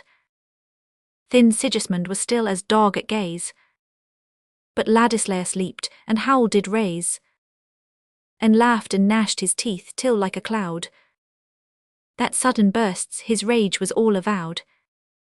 "'Tis but an old man after all," he cried. Then the great knight who looked at both replied, "O kings, an old man of my time can cope with too much younger ones of yours, I hope. To mortal combat I defy you both, singly, or if you will, I'm nothing loth. With two together to contend, choose here from out the heap what weapon shall appear most fit, as you no cuirass wear I see. I will take off my own, for all must be in order perfect in your punishment." Then Everadness, true to his intent, stripped to his Utrecht jerkin, but the while he calmly had disarmed, with dexterous guile, had Ladislaus seized a knife that lay upon the damask cloth and slipped away his shoes. Then barefoot, swiftly, silently, he crept behind the knight, with arm held high. But Everadness was of all aware, and turned upon the murderous weapon there, and twisted it away. Then in a trice his strong colossal hand grasped like a vice the neck of Ladislaus, who the blade now dropped over his eyes. A misty shade showed that the royal dwarf was near to death. "Traitor," said Everadness in his wrath, "I rather should have hewn your limbs away, and left you crawling on your stumps, I say. But now die fast." Ghastly with starting eyes, the king without a cry or struggle dies. One dead, but lo, the other stands bold-faced, defiant, for the knight when he unlaced his cuirass had his trusty sword laid down, and Sigismund now grasps it as his own. The monster youth laughed at the silvery beard, and sword in hand, a murderer glad appeared. Crossing his arms he cried, "'Tis my turn now."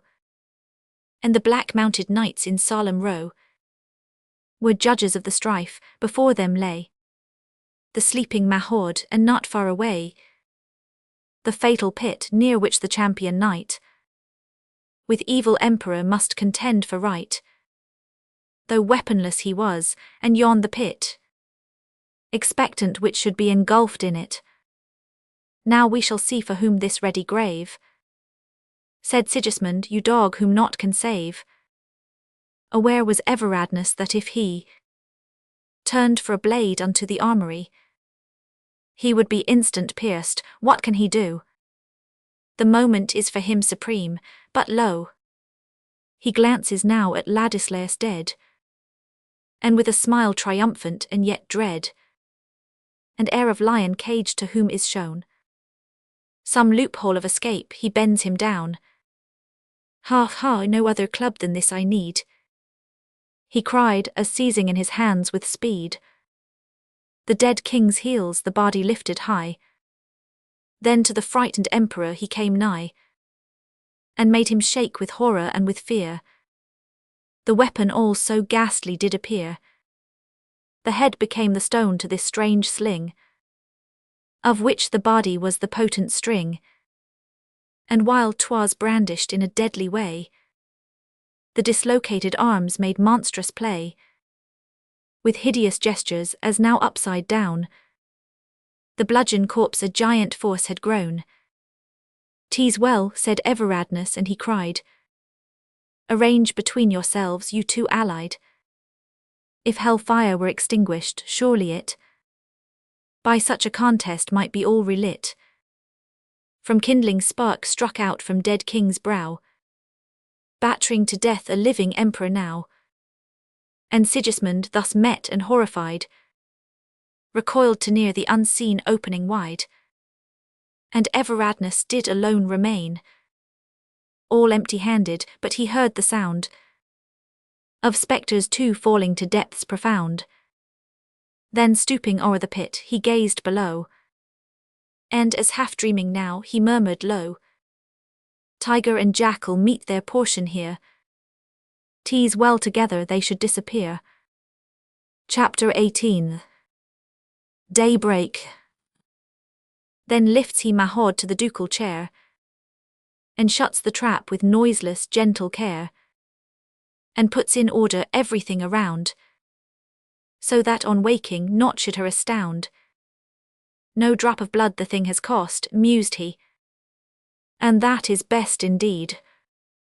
But suddenly some distant bells clang out, the mountains grey have scarlet tips proclaiming dawning day.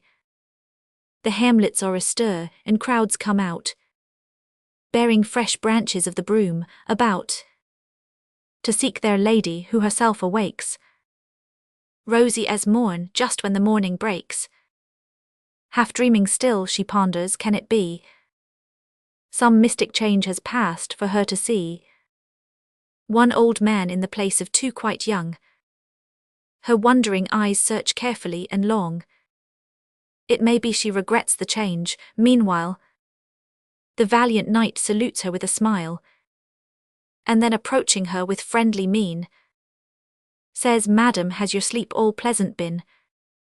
Mrs. Newton Crossland, the Soudan, the sphinxes, the cup, the lamp, Zimzizimi, Soudan d'Egypt, Zimzizimi, of the Soudan of burnt Egypt, the commander of believers, a Bashor, whose very robes were from Asia's greatest stripped, more powerful than any lion with resistless paw, a master weighed on by his immense splendor, once had a dream when he was at his evening feast, when the broad table smoked like a perfumed censer, and its grateful odors the appetite increased. The banquet was outspread in a hall, high as vast, with pillars painted, and with ceiling bright with gold, upreared by Zim's ancestors in the days long past, and added to till now worth a sum untold. Howe'er rich no rarity was absent, it seemed. Fruit blushed upon the sideboards, groaning 'neath rich meats, with all the dainties palate ever dreamed, in lavishness to waste, for dwellers in the streets of cities, whether Troy or Tyre or Ispahan, consume in point of cost food at a single meal much less than what is spread before this crowned man, who rules his couchant nation with a rod of steel, and whose servitors' chiefest arts it was to squeeze the world's full teats into his royal helpless mouth, each hard-sought dainty that never failed to please. All delicacies, wines, from east, west, north, or south, are plenty here, for Sultan Zizimi drinks wine in its variety, trying to find what never sates, laughs at the holy writings and the text divine, o'er which the humble dervish prays and venerates. There is a common saying which holds often good, that cruel is he who is sparing in his cups, that they are such as are most thirsty of man's blood. Yet he will see a slave beheaded whilst he sups. But be this as it all may, glory gilds his reign. He has overrun Africa, the old and black, Asia as well, holding them both beneath a reign of bloody drops from scaffold, pyre, the stake or rack. To leave his empire's confines, one must run a race, far past the river Backstyle southward, in the north, to the rude, rocky, barren land of Thrace, yet near enough to shudder when great Zim is wroth. Conquering in every field, he finds delight. In battle storms, his music is the shout of camps. On seeing him the eagle speeds away in fright, whilst hid 'mong rocks the grisly wolf its victim champs. Mysore's as well as Agra's Raja is his kin. The great sheiks of the arid sands confess him lord. Omar who vaunting cried, "Through me doth Allah win," was of his blood, a dreaded line of fire and sword. The waters of Nagain, sands of Sahara warm, the Atlas and the Caucasus, snow-capped and lone, Mecca, Markata, these were massed in part to form a portion of the giant shadow of Zim's throne. Before his might to theirs as hardest rock to dust, there have recoiled a horde of savage, warlike chiefs, who have been into Afric's fiery furnace thrust, its scorching heat to his rage greatest of reliefs. There is no being but fears Zim, to him bows down, even the sainted Lama in the holy place, and the wild Caspader chieftain at his dark power, turns pale and seeks a foeman of some lesser race. Cities and states are bought and sold by Soudan Zim, whose simple word their 1,000 people hold as law. He ruins them at will, for what are men to him? More than to stabled cattle is the sheaf of straw. The Soudan is not pleased, for he is heir alone, for who may in his royal sports or joys be leagued. He must never speak to anyone in equal tones, but be by his own dazzling weightiness fatigued. He has exhausted all the pastimes of the earth.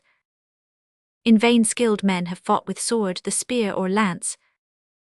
The quips and cranks most laughed at have to him no mirth.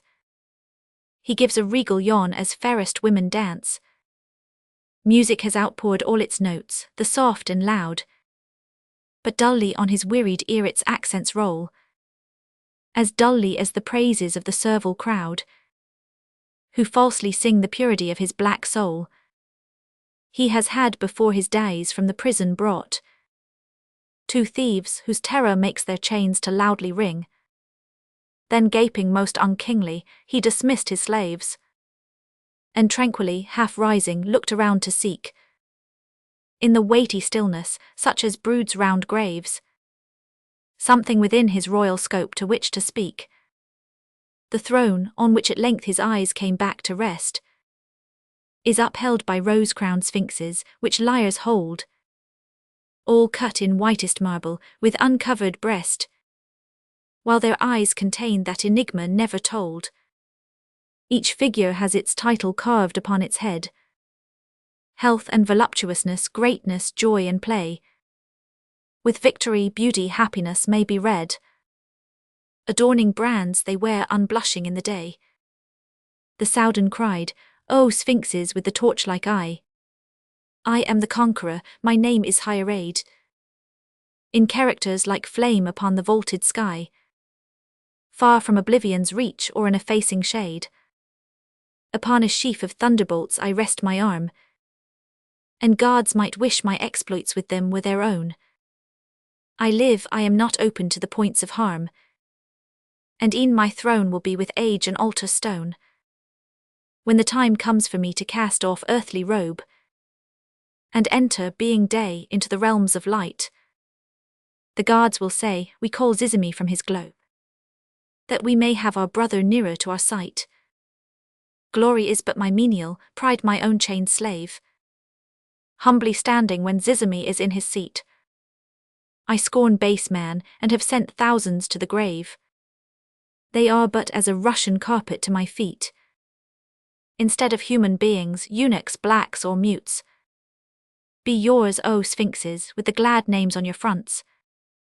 The task, with voice attuned to emulate the flutes. To charm the king whose chase is man and war's his hunts. Some portion of your splendor back on me reflect. Sing out in praiseful chains of melodious links. O throne, which I with bloody spoils have so bedecked. Speak to your lord, speak you, the first rose-crested sphinx. Soon on the summons, once again was stillness broke. For the 10 figures, in a voice which all else drowned, parting their stony lips, alternatively spoke clearly with a deeply penetrative sound. The first sphinx, so lofty as to brush the heaven's dome, upon the highest terrace of her tomb, is Queen Nitrosis, thinking all alone. Upon her line, long tenants of the throne, terrors, scourges of the Greeks and Hebrews, harsh and bloodthirsty, narrow in their views. Against the pure scroll of the sky, a blot stands out her sepulchre, a fatal spot that seems a baneful breath around to spread. The birds which chance to near it drop down dead. The queen is now attended on by shades, which have replaced in horrid guise her maids. No life is here, the law says such as bore. A corpse alone may enter through yon door.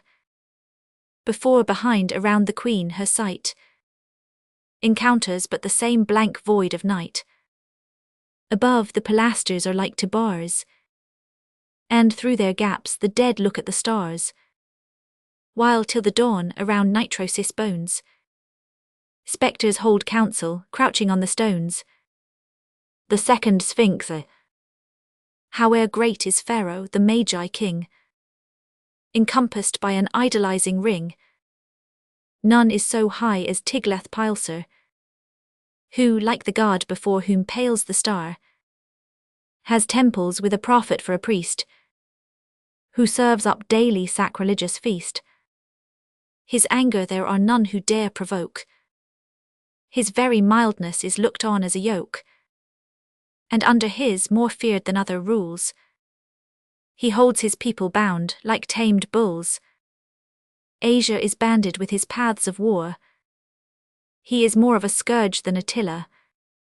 He triumphs glorious, but day by day the earth falls at his feet, piecemeal away, and the bricks for his tomb's wall, one by one, are being shaped, are baking in the sun. The third sphinx, equal to Archangel for one short while, was Nimrod, builder of tall Babel's pile. His scepter reached across the space between the sites where soul to rise and set is seen. Baal made him terrible to all alike, the greatest cowering when he rose to strike. Unbelief had shown in every eye. Had any dared to say, Nimrod will die? He lived and ruled but is, at this time where winds blow free o'er his realm, a desert bare.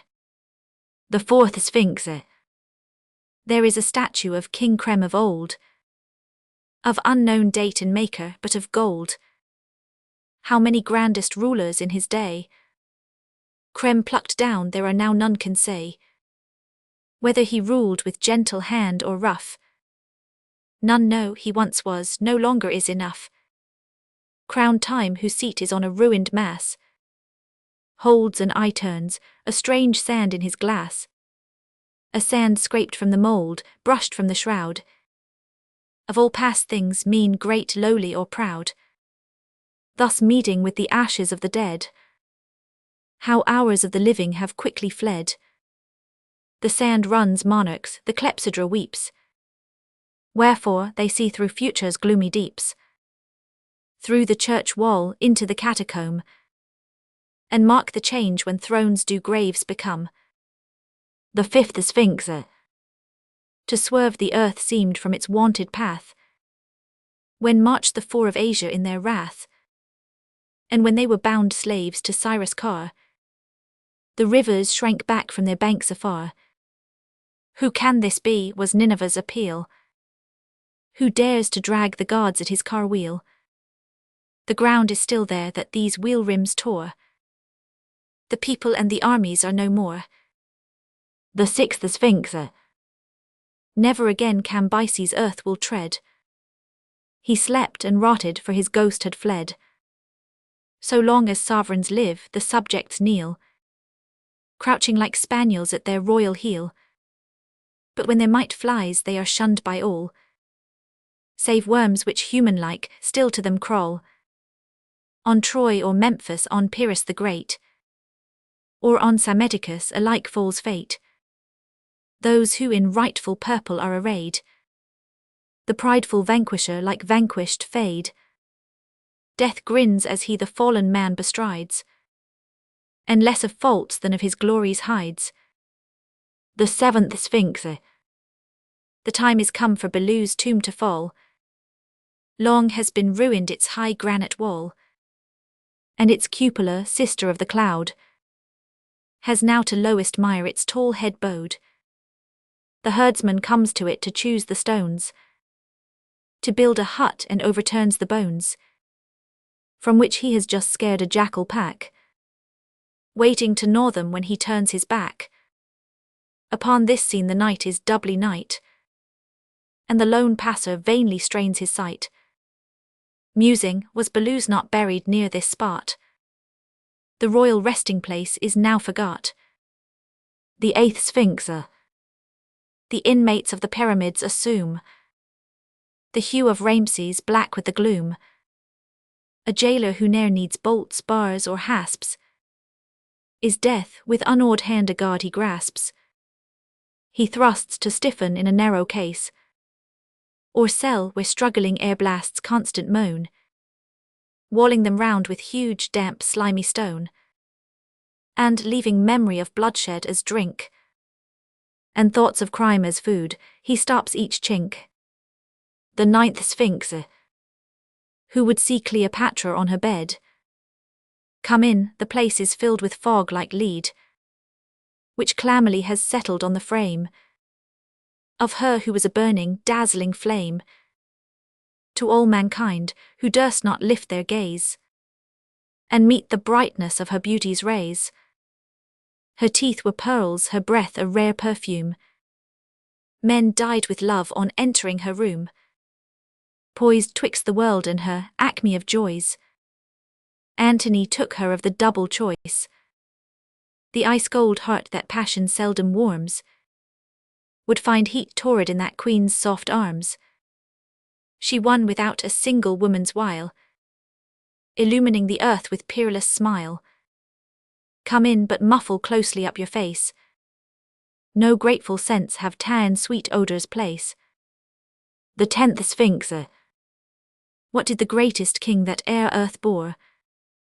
Sennacherib, no matter, he's no more. What were the words Sardanapalus said?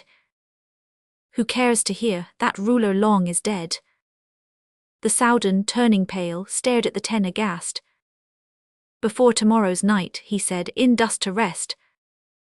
These walls with croaking images shall be downcast. I will not have fiends speak when angels are addressed. But while Zim at the Sphinxes clenched his hand and shook the cup in which it seems the rich wine sweetly breathes, the cup with jewels sparkling, met his lowered look, dwelling on the rim which the rippling wine enwreathes. Ha, you, Zim cried, have often cleared my heated head of heavy thoughts which your great lord have come to seek, and torture with their pain and weight like molten lead. Let us two power I you wine together speak. The cup. First spoke the cup, O king, dwelt as day's god, ruled Alexandria with sword and rod. He from his people drew force after force, leaving in every clime an army's course. But what gained he by having, like the sea, flooded with human waves to enslave the free? Where lies the good in having been the chief, in conquering to cause a nation's grief? Darius, Esarhaddon, Hamilcar, who have led men in legions out to war, or have o'er time's shade cast rays from their seat, or throngs in worship made their name repeat. These were but all the cup of life have drank. Rising midst clamour they in stillness sank. Death's dart beat down the sword, the kings high reared were brought full low, judges like culprits feared. The body, when the soul had ceased its sway, was placed where earth upon it heavy lay, while seek the mouldering bones rare oils anoint, claw of tree's root and tooth of rocky point. Weeds thrive on them who made the world a mart. Of human flesh plants force their joints apart. No deed of eminence the greatest saves, and of mausoleums make panthers' caves. The cup Zim in his fury dashed upon the floor, crying aloud for lights, slaves at his angry call. Into him hastily a candelabra bore, and set it branching o'er the table in the hall, from whose wide bounds it hunted instantly the gloom. "Ah, light," exclaimed the Soudan, "welcome light, all hail. Dull witnesses were yonder sphinxes of this room. The cup was always drunk, in wit did ever fail. But you fling gleams forth brightly, dazzling as a torch. Vainly to quell your power all night's attempts are spent. The murky, black-eyed clouds you eat away and scorch, making where'er you spring to life an orient. To charm your lord give voice, thou spark of paradise. Speak forth against the Sphinx's enigmatic word, and 'gainst the wine-cup with its sharp and biting spice. The lamp, O crusher of countless cities, such as earth knew. Scarce once before him, Ninus, who his brother slew, was born within the walls which, in Assyrian rite, were built to hide dead majesty from outer sight. If eye of man the gift uncommon could assume, and pierce the mass thick, black as hearse's plume, to where lays on a horrifying bed what was King Ninus, now hedged round with dread, 'twould see by what is shadow of the light, a line of feathery dust, bones marble white. A shudder overtakes the poisonous snakes when they glide near that powder, laid in flakes. Death comes at times to him, life comes no more, and sets a jug and loaf upon the floor. He then with bony foot the corpse o'erturns, and says, "It is I, Ninus, 'tis death who spurns. I bring thee, hungry king, some bread and meat." "I have no hands," Ninus replies, "yet eat." Zim, pierced to the very quick by these repeated stabs, sprang to his feet, while from him pealed a fearful shout, and furious flung down upon the marble slabs the richly carved and golden lamp, whose light went out, then glided in a form strange-shaped, in likeness of a woman, moulded in dense smoke, veiled in thick ebon fog, in utter darkness draped, a glimpse of which, in short, one's inmost fears awoke. Zim was alone with her, this goddess of the night. The massy walls of stone like vapour part and fade. Zim, shuddering, tried to call guard or satellite, but as the figure grasped him firmly, "Come," she said. "BP Alexander, a queen 5 summers old. Elle est tout petite. She is so little, in her hands a rose. A stern duenna watches where she goes. What sees old Spain's infanta, the clear shine of waters shadowed by the birch and pine?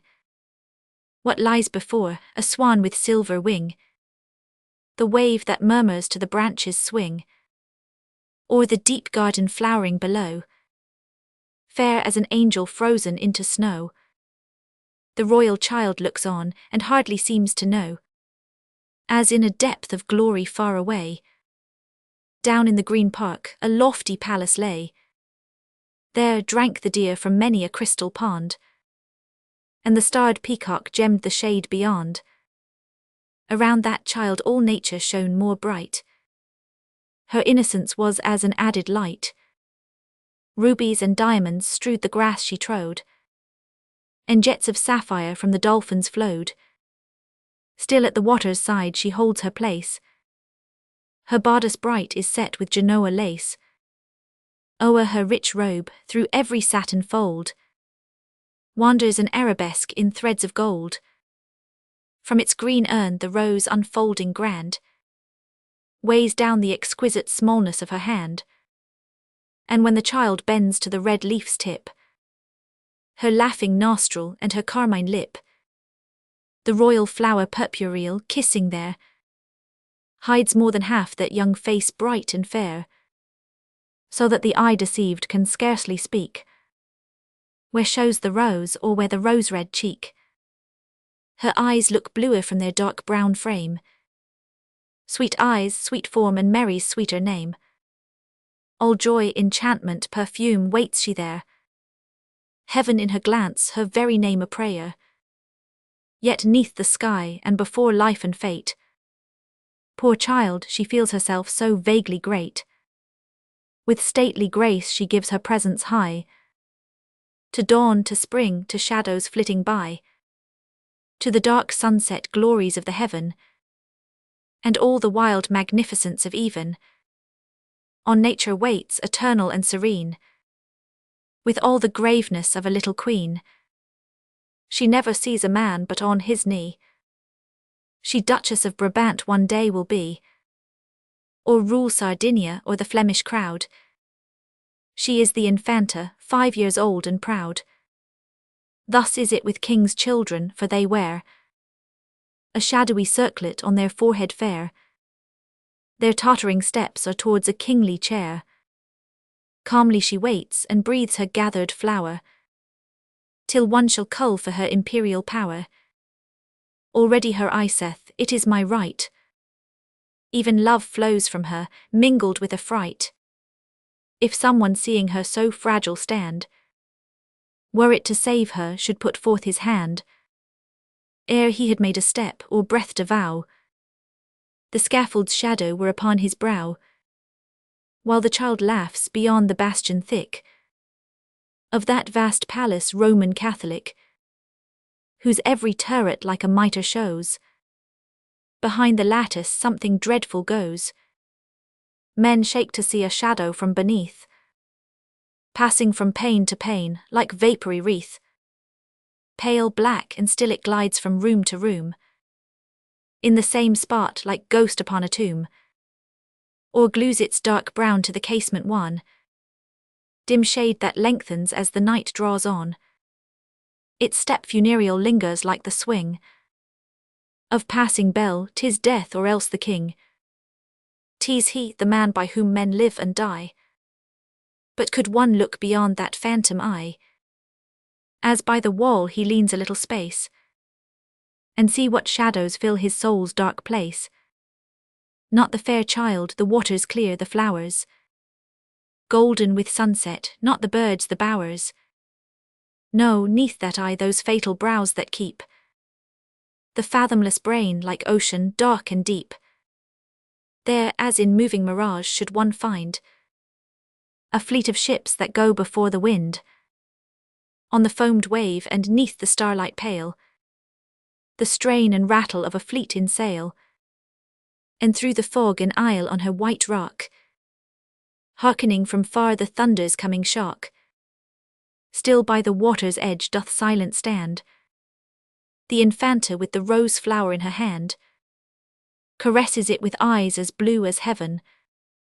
Sudden a breeze, such breeze as panting even, from her full heart flings out to field and brake, ruffles the waters, bids the rushes shake, and makes through all their green recesses swell the massive myrtle and the asphodel. To the fair child it comes, and tears away on its strong wing the rose flower from the spray. On the wild waters casts it, bruised and torn, and the Infanta only holds a thorn. Frightened, perplexed, she follows with her eyes into the basin where her ruin lies, looks up to heaven and questions of the breeze that had not feared her highness to displease. But all the pond is changed, anon so clear, now back it swells as though with rage and fear. A mimic see its small waves rise and fall, and the poor rose is broken by them all. Its 100 leaves tossed wildly round and round. Beneath 1,000 waves are whelmed and drowned. It was a foundering fleet, you might have said. And the duenna with her face of shade. Madam, for she had marked her ruffled mind. All things belong to princes, but God's wind. B.P. Alexander. Cadvnturs song. En partant du Golfe d'Otrante. We told 30 when we started. From port so taut and fine. But soon our crew were parted. Till now we number 9. Tom Robbins, English tall and straight, left us at Eton light. He left us to investigate what made the mountain bright.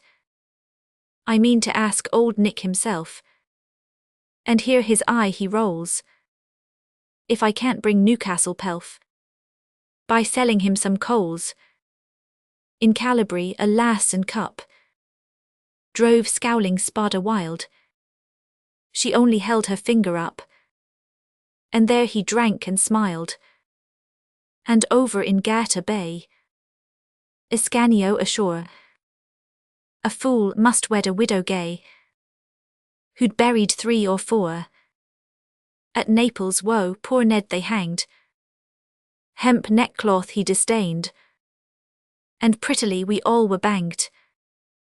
And 2 more blades remained, to serve the Duke and row in chains. Thank saints 'twas not my cast. We drank deliverance from pains. We hewed the ducats fast. At Malta Dick became a monk. What vineyards have those priests? And Gobbo to Quacksalver sunk, to leech vile murrend beasts. And lazy Andre, blown off shore, was picked up by the Turk. And in some harem, you be sure, is forced at last to work. Next 3 of us whom nothing daunts, marched off with Prince Eugene to take Genoa. Oh, it vaunts girls fit each one for queen. Had they but promised us the pick, perchance we had joined all. But battering bastions built of brick, bars give me wooden wall. By Leghorn 20 caravels came cross our lonely sail. Spinoza's sea invincibles, but Hugh our shots like hail made shortish work of galley long, and chubby sailing craft are making ready first to close. Sent them a spinning aft. Off Marseille ne'er by sun forsook. We friends fell to as foes, for Luca Diavolo mistook Angelo's wife for Rose. And hang me, soon the angel slid, the devil in the sea, and would of lass likewise be rid. And so we fought it free. At Palmer's 8 or so gave slip, Pescara to pursue, and more perchance had left the ship. But Algiers loomed in view, and here we cruised to intercept some lucky laden rogues, whose gold galleons but slowly crept, so that we trounced the dogs. And after making war out there, we made love at the jib. We 10 no more, we took it fair, and kissed the governor's rib, and made the King of Spain our take. Believe or not, who cares? I tell ye that he begged till black, I the face to have his shares. We're rovers of the restless main, but we've some conscience, Mark, and we know what it is to reign. And finally did hark. Aye, masters of the narrow neck, we hearkened to our heart, and gave him freedom on our deck, his town and gold in part. My lucky mates for that were made grandees of old Castile, and maids of honour went to wed somewhere in sweet Seville. Not they for me were fair enough, and so his Majesty declared his daughter, "'Tis no scoff. My beauteous bride should be a royal daughter, think of that. But I would never want. I have a lass," I said it pat, "who's not been bred like none, but merry maid with eagle eye. It's proud she smiles and bright, and sings upon the cliff to spy my ship a heave in sight. My Finzetta has my heart. In face and eye she, the fairest, nothing shall us part, saving in sooth the sea, and that not long its rolling wave, and such breeze holding now, will send me along to her I love." And so I made my bow. We told 30 when we started, from port so taut and fine, but thus our crew were parted, and now we number 9. The Swiss mercenaries, lorsque le regiment des hallebardiers, when the regiment of halberdiers is proudly marching by, the eagle of the mountain screams from out his stormy sky, who speaketh to the precipice and to the chasm sheer, who hovers o'er the thrones of kings and bids the caitiffs fear. King of the peak and glacier, king of the cold white scalps, he lifts his head at that close tread, the eagle of the Alps. O shame those men that march below, O ignominy diet, are the sons of my free mountains, sold for imperial hire. Ah, the vilest in the dungeon, ah, the slave upon the seas, is great, is pure, is glorious, is grand compared with these, who, born amid my holy rocks, in solemn places high, where the tall pines bend like rushes, when the storm goes sweeping by, yet give the strength of foot they learned, by perilous path and flood, and from their blue-eyed mothers won, the old mysterious blood, the daring that the good south wind into their nostrils blew, and the proud swelling of the heart with each pure breath they drew, the graces of the mountain glens, with flowers in summer gay, and all the glories of the hills, to earn a lackey's pay,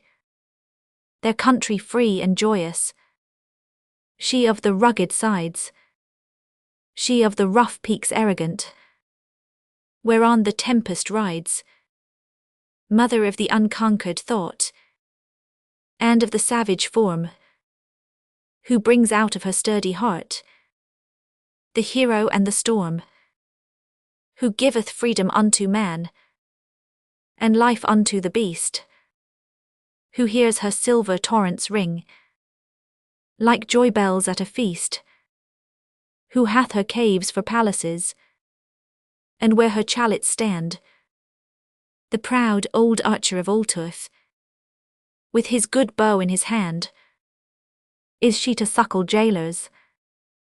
Shall shame and glory rest amid her lakes and glaciers?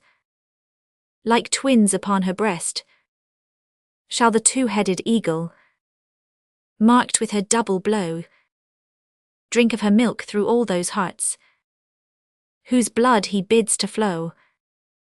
Say, was it pomp ye needed, and all the proud array of courtly joust and high parade, upon a gala day? Look up, have not my valleys their torrents white with foam, their lines of silver bullion on the blue hillocks of home? Doth not sweet May embroider my rocks with pearls and flowers? Her fingers trace a richer lace than yours in all my bowers. Are not my old peaks gilded when the sun arises proud, and each one shakes a white mist plume out of the thundercloud? O neighbour of the golden sky, sons of the mountain sod, Why wear a base king's colours? For the livery of God. O shame, despair to see my Alps their giant shadows fling into the very waiting room of tyrant and of king. O thou deep heaven, unsullied yet, into thy gulfs sublime, up azure tracts of flaming light, let my free pinion climb, till from my sight in that clear light, earth and her crimes be gone, the men who act the evil deeds, the caitiffs who look on, far, far into that space immense, beyond the vast white veil, where distant stars come out and shine, and the great sun grows pale. B.P. Alexander. The cup on the battlefield. Moan Para see heroes, O Sauraya. My sire, the hero with the smile so soft, and a tall trooper, his companion oft, whom he loved greatly for his courage high, and strength and stature, as the night drew nigh. Rode out together, the battle was done. The dead strewed the field, long sunk was the sun. It seemed in the darkness a sound they heard. Was it feeble moaning or uttered word? 'Twas a Spaniard left from the force in flight, who had crawled to the roadside after fight, shattered and livid, less live than dead. Rattled his throat as hoarsely he said, Water, water to drink, for pity's sake. Oh, a drop of water this thirst to slake. My father, moved at his speech heart-wrung, handed the orderly, downward leapt. The flask of rum at the holster kept. Let him have some, cried my father as ran the trooper o'er to the wounded man. A sort of Moor, swart, bloody and grim. But just as the trooper was nearing him, he lifted a pistol with eye of flame, and covered my father with murderous aim. The hurtling slug grazed the very head, and the helmet fell pierced, streaked with red. And the steed reared up, but in steady tone. Give him the whole, said my father, and on. Toro dutt. How good are the poor. Il est nuit, la cabine est pauvre. 'Tis night within the close stout cabin door. The room is wrapped in shade save where there fall some twilight rays that creep along the floor, and show the fishers' nets upon the wall. In the dim corner from the oaken chest, a few white dishes glimmer through the shade. Stands a tall bed with dusky curtains dressed, and a rough mattress at its side is laid. 5 children on the long low mattress lie. A nest of little souls, it heaves with dreams. In the high chimney the last embers die, and redden the dark room with crimson gleams. The mother kneels and thinks, and pale with fear, she prays alone, hearing the billows shout, while to wild winds, to rocks, to midnight drear, the ominous old ocean sobs without. Poor wives of fishers, ah, 'tis sad to say, our sons, our husbands, all that we love best, our hearts, our souls, are on those waves away, those ravening wolves that know not ruth nor rest. Think how they sport with these beloved forms, and how the clarion-blowing wind unties above their heads the tresses of the storms. Perchance even now the child, the husband, dies, for we can never tell where they may be, who, to make head against the tide and gale, between them and the starless, soulless sea, have but one bit of plank with one poor sail. Terrible fear, we seek the pebbly shore, cry to the rising billows, bring them home. Alas, what answer gives their troubled roar to the dark thought that haunts us as we roam? Janet is sad, her husband is alone, wrapped in the black shroud of this bitter night. His children are so little, there is none to give him aid, were they but old they might. Ah, mother, when they too are on the main, how wilt thou weep, would they were young again.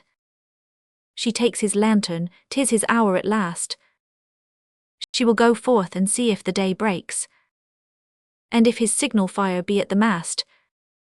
Ah no, not yet, no breath of morning wakes. No line of light o'er the dark water lies. It rains, how black is rain at morn. The day comes trembling and the young dawn cries. Cries like a baby fearing to be born. Sudden her humane eyes that peer and watch. Through the deep shade, a mouldering dwelling find. No light within, the thin door shakes, the thatch o'er the green walls is twisted of the wind. Yellow and dirty as a swollen rill. Ah me, she saith, here does that widow dwell. Few days ago my good man left her ill. I will go in and see if all be well. She strikes the door, she listens, none replies. And Janet shudders, husbandless alone. And with 2 children, they have scant supplies. Good neighbor, she sleeps heavy as a stone. She calls again, she knocks, 'tis silent still. No sound, no answer, suddenly the door. As if the senseless creature felt some thrill of pity, turned and open lay before. She entered and her lantern lighted all. The house so still, but for the rude waves' din. Through the thin roof the plashing raindrops fall. But something terrible is couched within. So for the kisses that delight the flesh, for mother's worship and for children's bloom, for song, for smile, for love so fair and fresh, for laugh, for dance, there is one goal, the tomb. And why does Janet pass so fast away? What hath she done within that house of dread? What foldeth she beneath her mantle grey, and hurries home and hides it in her bed, with half-averted face and nervous tread? What hath she stolen from the awful dead? The dawn was whitening over the sea's verge. As she sat pensive, touching broken chords of half-remorseful thought, while the hoarse surge howled a sad concert to her broken words. Ah, my poor husband, we had 5 before. Already so much care, so much to find. For he must work for all, I give him more. What was that noise, his step? Ah no, the wind. That I should be afraid of him I love. I have done ill, if he should beat me now. I would not blame him, did not the door move. Not yet, poor man, she sits with careful brow, wrapped in her inward grief, nor hears the roar of winds and waves that dash against his prow, nor the black cormorant shrieking on the shore. Sudden the door flies open wide and lets noisily in the dawnlight scarcely clear, and the good fisher, dragging his damp nets, stands on the threshold with a joyous cheer. "'Tis thou," she cries, and, eager as a lover, leaps up and holds her husband to her breast. Her greeting kisses all his vesture cover. "'Tis I, good wife," and his broad face expressed. How gay his heart that Janet's love made light. What weather was it, hard, your fishing, bad. The sea was like a nest of thieves tonight. But I embrace thee, and my heart is glad. There was a devil in the wind that blew. I tore my net, caught nothing, broke my line. And once I thought the bark was broken too. What did you all the night long, Janet mine? She, trembling in the darkness, answered, I. Oh, not I sewed, I watched, I was afraid. The waves were loud as thunders from the sky. But it is over, shyly then she said. Our neighbor died last night, it must have been. When you were gone, she left 2 little ones. So small, so frail, William and Madeline. The one just lisps, the other scarcely runs. The man looked grave, and in the corner cast his old fur bonnet, wet with rain and sea. Muttered a while and scratched his head, at last. We have 5 children, this makes 7, said he. Already in bad weather we must sleep. Sometimes without our supper, now ah well. 'Tis not my fault, these accidents are deep. It was the good God's will, I cannot tell. Why did he take the mother from those scraps? No bigger than my fist, 'tis hard to read. A learned man might understand, perhaps. So little they can neither work nor need. Go fetch them, wife, they will be frightened sore. If with the dead alone they waken thus. That was the mother knocking at our door. And we must take the children home to us. Brother and sister shall they be to ours. And they will learn to climb my knee at even. When he shall see these strangers in our bowers. More fish, more food will give the God of heaven. I will work harder, I will drink no wine. Go fetch them, wherefore dost thou linger, dear? Not thus were wont to move those feet of thine. She drew the curtain, saying, they are here. B.P. Alexander. La Voix de Guernesey. Mentana. Victor Hugo to Garibaldi. Ces Junes gens combien atayantils. 1.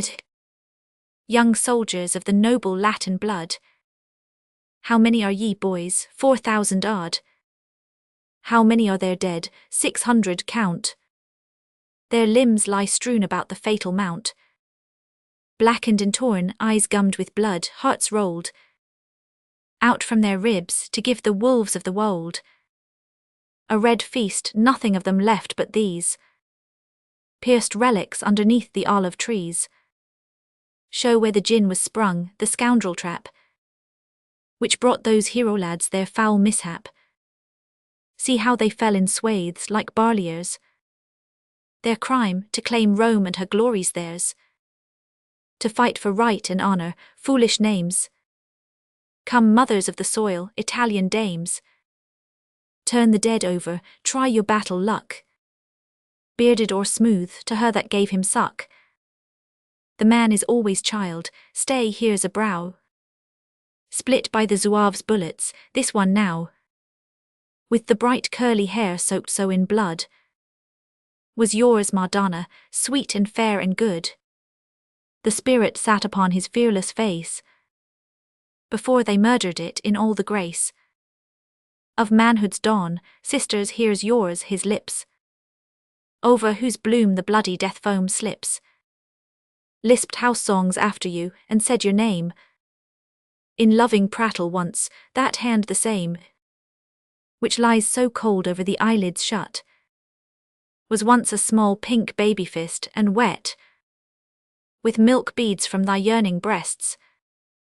Take thou thine eldest, thou thy youngest born, O of tears never to cease, O hope quite gone.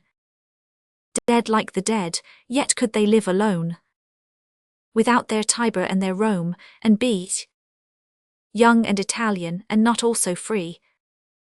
They long to see the ancient eagle try his lordly pinions in a modern sky. They bore each on himself the insults laid on the dear foster land of not afraid, save of not finding foes enough to dare. For Italy, ah, gallant, free and rare, young martyrs of a sacred cause, adieu. No more of life, no more of love for you. No sweet long straying in the starlit glades, at Ave Mary with the Italian maids. No welcome homes. Chapter 2. This Garibaldi now, the Italian boys go mad to hear him, take to dying, take to passion for the pure and high, God's sake. It's monstrous, horrible, one sees quite clear. Society, our charge, must shake with fear, and shriek for help and call on us to act, when there's a hero taken in the fact. If light shines in the dark, there's guilt in that. What's viler than a lantern to a bat? Chapter 3. Your Garibaldi missed the mark, you see. The end of life's to cheat, and not to be cheated. The knave is nobler than the fool. Get all you can and keep it, life's a pool. The best luck wins, if virtue starves in rags. I laugh at virtue, here's my money bags. Here's righteous metal, we have kings, I say, to keep cash going and the game at play. There's why a king wants money, he'd be missed without a fertilizing civil list. Do but try the question with a steady moral eye. The colonel strives to be a brigadier. The marshal constable, call the game fair. And pay your winners, show the trump, I say. A renegade's a rascal, till the day they make him pasha, is he rascal then? What with these sequins, bar you speak to men. And men want money, power, luck, life's joy. Those take who can, we could and farbed Savoy. For those who live content with honest state, their public pests knock we 'em on the pate. They set a vile example, quick arrest that fool who ruled and failed to line his nest. Just hit a bell, you'll see the clapper shake. Meddle with priests, you'll find the barrack wake. Ah, princes know the people's a tight boot. March 'em sometimes to be shot and to shoot. Then they'll wear easier, so let them preach the righteousness of howitzers and teach at the fag end of prayer, now slit their throats. My holy zouaves, my good yellow coats.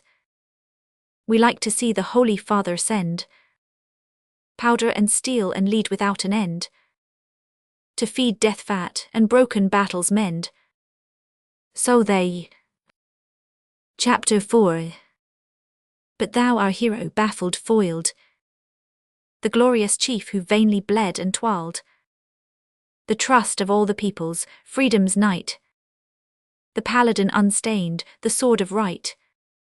What wilt thou do, whose land finds thee but jails? The banished claim the banished, deign to cheer. The refuge of the homeless, enter here. And light upon our households dark will fall. Even as thou enterest, O brother all. Each one of us, hurt with thy sorrow's proof, will make a country for thee of his roof. Come, sit with those who live as exiles learn. Come, thou whom kings could conquer but not yet turn.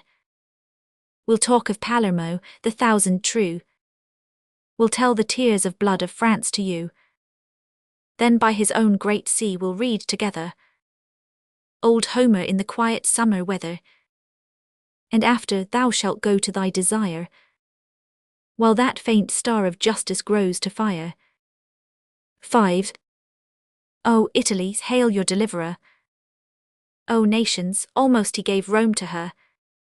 Strong arm and prophet heart had all but come to win the city and to make it Rome. Calm of the antique grandeur, ripe to be named with the noblest of her history. He would have Romanized your Rome, controlled her glory, lordship's guards in a new mold. Her spirit's fervor would have melted in the 100 cities with her, made a twin. Vesuvius and the Capitol, and blended strong juveniles with the soul, tender and splendid, of Dante, smelted old with new alloy.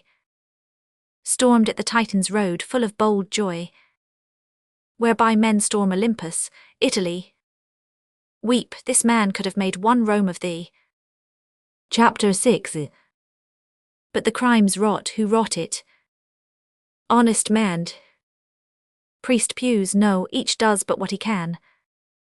Yonder's the criminal, the warlike wight, who hides behind the ranks of France to fight.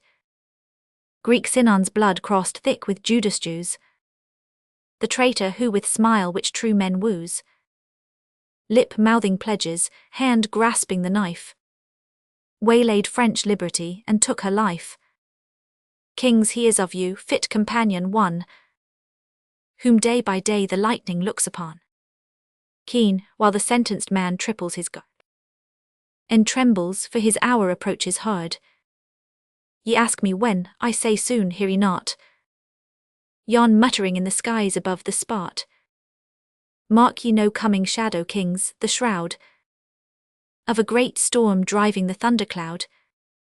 Hark, like the thief-catcher who pulls the pin God's thunder asks to speak to one within. Chapter 7. And meanwhile this death odor, this corpse scent, which makes the priestly incense redolent of rotting men and the tedium's stink, reeks through the forests past the river's brink, o'er wood and plain and mountain, till it fouls fair Paris in her pleasures, then it prowls, a deadly stench to Crete, to Mexico, to Poland, wheresoe'er kings' armies go, and earth one upistry of bitter sadness, opening vast blossoms of a bloody madness, throats cut by thousands, slain men by the ton, earth quite corpse-cumbered though the half not done. They lie stretched out where the blood puddles soak, their black lips gaping with the last cry spoke. Stretched, nay sown broadcast, yes the word is sown. The fallow's liberty, the harsh wind blown over the furrows fate, and these stark dead are grain sublime, from death's cold fingers shed, to make the abyss conceive, the future bear. More noble heroes, swell O corpses dear, wrought quick to the green blade of freedom, death's. Do thy kind will with them, they without breaths. Stripped, scattered, ragged, festering, slashed and blue, dangle towards God the arms French shot tore through, and wait in meekness death, for him and you. Chapter 8. O France, O people, sleeping unabashed, least thou like a hound when it was lashed, thou least thine own blood fouling both thy hands, and on thy limbs the rust of iron bands, and round thy wrists the cut where cords went deep. Say did they numb thy soul that thou didst sleep? Alas, sad France is grown a cave for sleeping, which a worse night than midnight holds in keeping.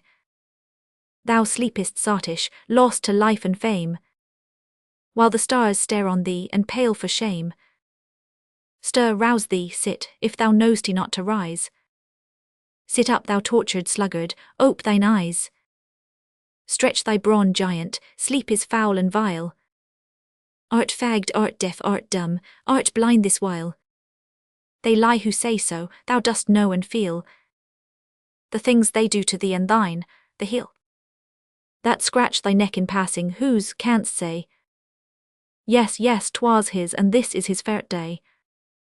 O thou that wert of humankind, couched so, a beast of burden on this dunghill, O bray to the mule, O bullock, bellow then.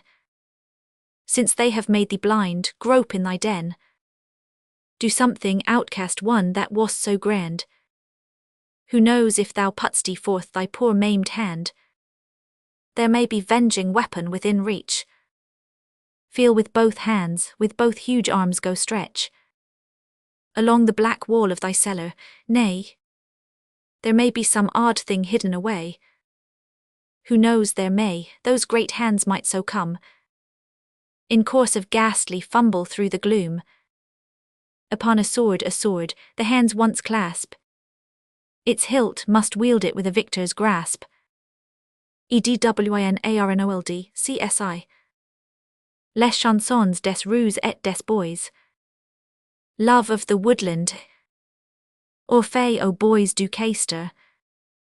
Orpheus through the hellward wood hurried ere the eve star glowed. For the fawn's lugubrious hoots followed hollow from crooked roots.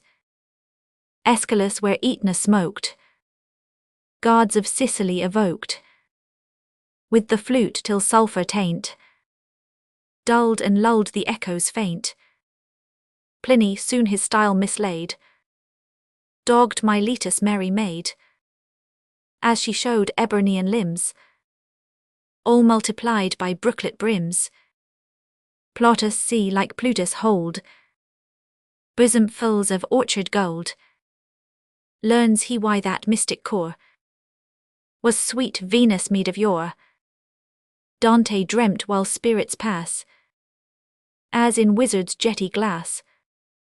Each black-bossed Briarean trunk waved live arms like furies drunk. Winsome Will, 'neath Windsor oak, eyed each elf that cracked a joke. At poor panting Greaseheart fast, obese roguish Jack harassed. At Versailles Molière did court, cues from Pan in Heron Port, half in ooze half treeward raised, words so witty that Boileau's mazed. Foliage fondly you attract, Diane's faith I keep intact, and declare that thy dryads dance still and will in thy green expanse. Shooting stars, états de few tombants, see the scintillating shower, like a burst from golden mine, incandescent coals that pour from the incense bowl divine, and around us dewdrops shaken mirror each a twinkling ray twixt the flowers that awaken in this glory great as day. Mists and fogs all vanish fleetly, and the birds begin to sing, whilst the rain is murmuring sweetly, as if angels echoing. And methinks to show she's grateful for this seed from heaven come, earth is holding up a plateful of the birds and buds abloom. LNA terribles to little JEANNE. Vus outs dank hirer unnen. You've lived a year then yesterday, sweet child, prattling thus happily, so fledglings wild, new hatched in warmer nest, neath sheltering bough, chirp merrily to feel their feathers grow. Your mouth's a rose, Jean, in these volumes grand, whose pictures please you, while I trembling stand, to see their big leaves tattered by your hand. Are noble lines, but nothing half your worth, when all your tiny frame rustles with mirth. To welcome me, no work of author wise can match the thought half springing to your eyes, and your dim reveries unfettered strange, regarding man with all the boundless range of angel innocence. Methinks 'tis clear that God's not far, Jean, when I see you here. 12 months old, 'tis quite an age and brings grave moments though your soul to rapture clings. You're at that hour of life most like to heaven, when present joy no cares, no sorrows leaven, when man no shadow feels, if fond caress round parent twines, children the world possess. Your waking hopes, your dreams of mirth and love, from Charles to Alice, father to mother rove. No wider range of view your heart can take than what her nursing and his bright smiles make. They two alone on this your opening can gleams of tenderness and gladness pour. They two none else, Jean, yet 'tis just an I, poor grandsire, dare but to stand humbly by. You come, I go, though gloom alone my right. Blessed be the destiny which gives you light. Your fair-haired brother George and you beside me play in watching you is all my pride, and all I ask by countless sorrows tried. The grave o'er which in shadowy form may show your cradles gilded by the morning's glow. Pure newborn wanderer, your infant life, strange welcome found, Jean, in this time of strife. Like wild bee humming through the woods your play, and baby smiles have dared a world at bay. Your tiny accents lisp their gentle charms to mighty Paris clashing mighty arms. When I see you, child, and when I hear you sing or try, with low voice whispering near, and touch of fingers soft my grief to cheer, I dream this darkness where the tempests groan trembles and passes with half-uttered moan. For though these 100 towers of Paris bend, though close as foundering ship her glories end, though rocks the universe which we defend, still to great cannon on our ramparts piled, God sends his blessing by a little child. Marwood Tucker, to a sick child during the siege of Paris. Si vous continuez tout pale, if you continue thus so wan and white, If I one day behold you pass from out our dull air to the light, you infant, I so old, if I the thread of our two lives must see, thus blent to human view, I who would fain know death was near to me, and far away for you, if your small hands remain such fragile things, if in your cradle stirred, you have the mien of waiting there for wings, like to some new-fledged bird, not rooted to our earth you seem to be, if still beneath the skies, you turn, O Jean, on our mystery, soft discontented eyes, if I behold you, gay and strong no more, if you mope sadly thus, if you behind you have not shut the door,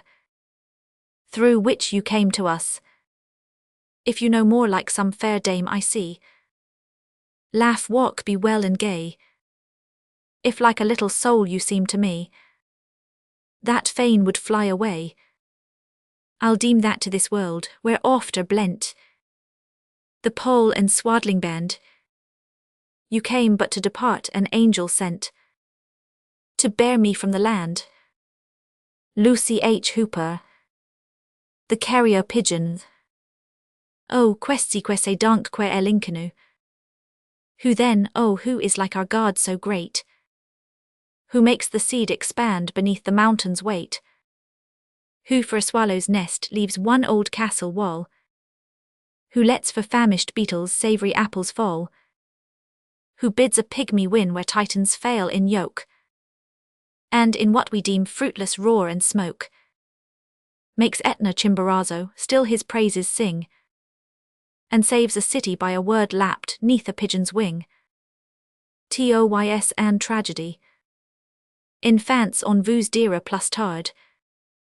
In later years they'll tell you grandpapa adored his little darlings, for them did his utmost just to pleasure them and mar no moments with a frown or growl amid their rosy rompings, that he loved them so, though men have called him bitter, cold and stern, that in the famous winter when the snow covered poor Paris he went old and worn to buy them dolls despite the falling shells, at which laughed Punch and they and shook his bells.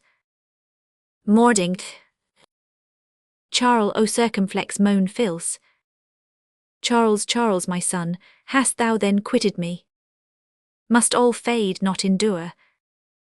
Hast vanished in that radiance, clear for thee, but still for us obscure? My sunset lingers, boy, thy morn declines. Sweet mutual love we've known. For man, alas, plans, dreams, and smiling twines with others' souls his own. He cries this has no end, pursues his way. He soon is downward bound. He lives, he suffers, in his grasp one day mere dust and ashes found. I've wandered 20 years in distant lands, with sore heart forced to stay. Why fell the blow fate only understands. God took my home away. Today one daughter and one son remain of all my goodly show. Well nigh in solitude my dark hours wane. God takes my children now. Linger, ye two still left me, though decays our nest, our hearts remain. In gloom of death your mother silent prays. I in this life of pain, martyr of Sion, holding thee in sight, I'll drain this cup of gall, and scale with step resolved that dangerous height, which rather seems a fall. Truth is sufficient guide, no more man needs than end so nobly shown. Mourning but brave I march where duty leads. I seek the vast unknown. Marwood Tucker, the lesson of the patriot dead. O care sublime! Upon the grave's cold mouth there ever have caresses clung, for those who died ideally good and grand and pure and young. Under the scorn of all who clamour, there is nothing just, and bow to dread inquisitor and worship lords of dust. Let sophists give the lie, hearts droop and courtiers play the worm. Our martyrs of democracy the truth sublime affirm. And when all seems inert upon this seething, troublous round, and when the rashest knows not best to flee or stand his ground, when not a single war-cry from the sombre mass will rush, when o'er the universe is spread by doubting utter hush, then he who searches well within the walls that close immure, our teachers, leaders, heroes slain because they lived too pure, may glue his ear upon the ground where few else came to grieve, and ask the austere shadows, Ho, and must one still believe? Read yet the orders, forward march and charge, then from the lime, which burnt the bones but left the soul, oh, tyrant's useless crime, will rise reply, yes, yes and yes, the thousandth time. HLW. The boy on the barricade. Sir Yun barricade. Like Kasabianka on the devastated deck. In years yet younger but the self-same core. Beside the battered barricado's restless wreck, a lad stood splashed with gouts of guilty gore, but gemmed with purest blood of patriot Moor. Upon his fragile form the trooper's bloody grip was deeply dug while sharply challenged they. Were you one of this currish crew, pride pursed his lip, as firm as bandogs brought the bull to bay, while answered he, I fought with others, yea. Prepare then to be shot, go join that death-doomed row. As paced he pertly past, a volley rang, and as he fell in line, mark mercy's once more flow. Of man's lead lightning's sudden scathing pang. But to his home turned thoughts the bowls but sang. Here's half a franc I saved to buy my mother's bread. The captain started, who mourns not a dear. The dearest mother, where is she, wolf cub, he said. Still gruffly, there d'ye see, not far from here. Haste make it hers, then back to swell their beer. He sprang aloof as springled from detested school, or ocean rover from protected port. The little rascal has the laugh on us, no fool, to breast our bullets, but the scoff was short.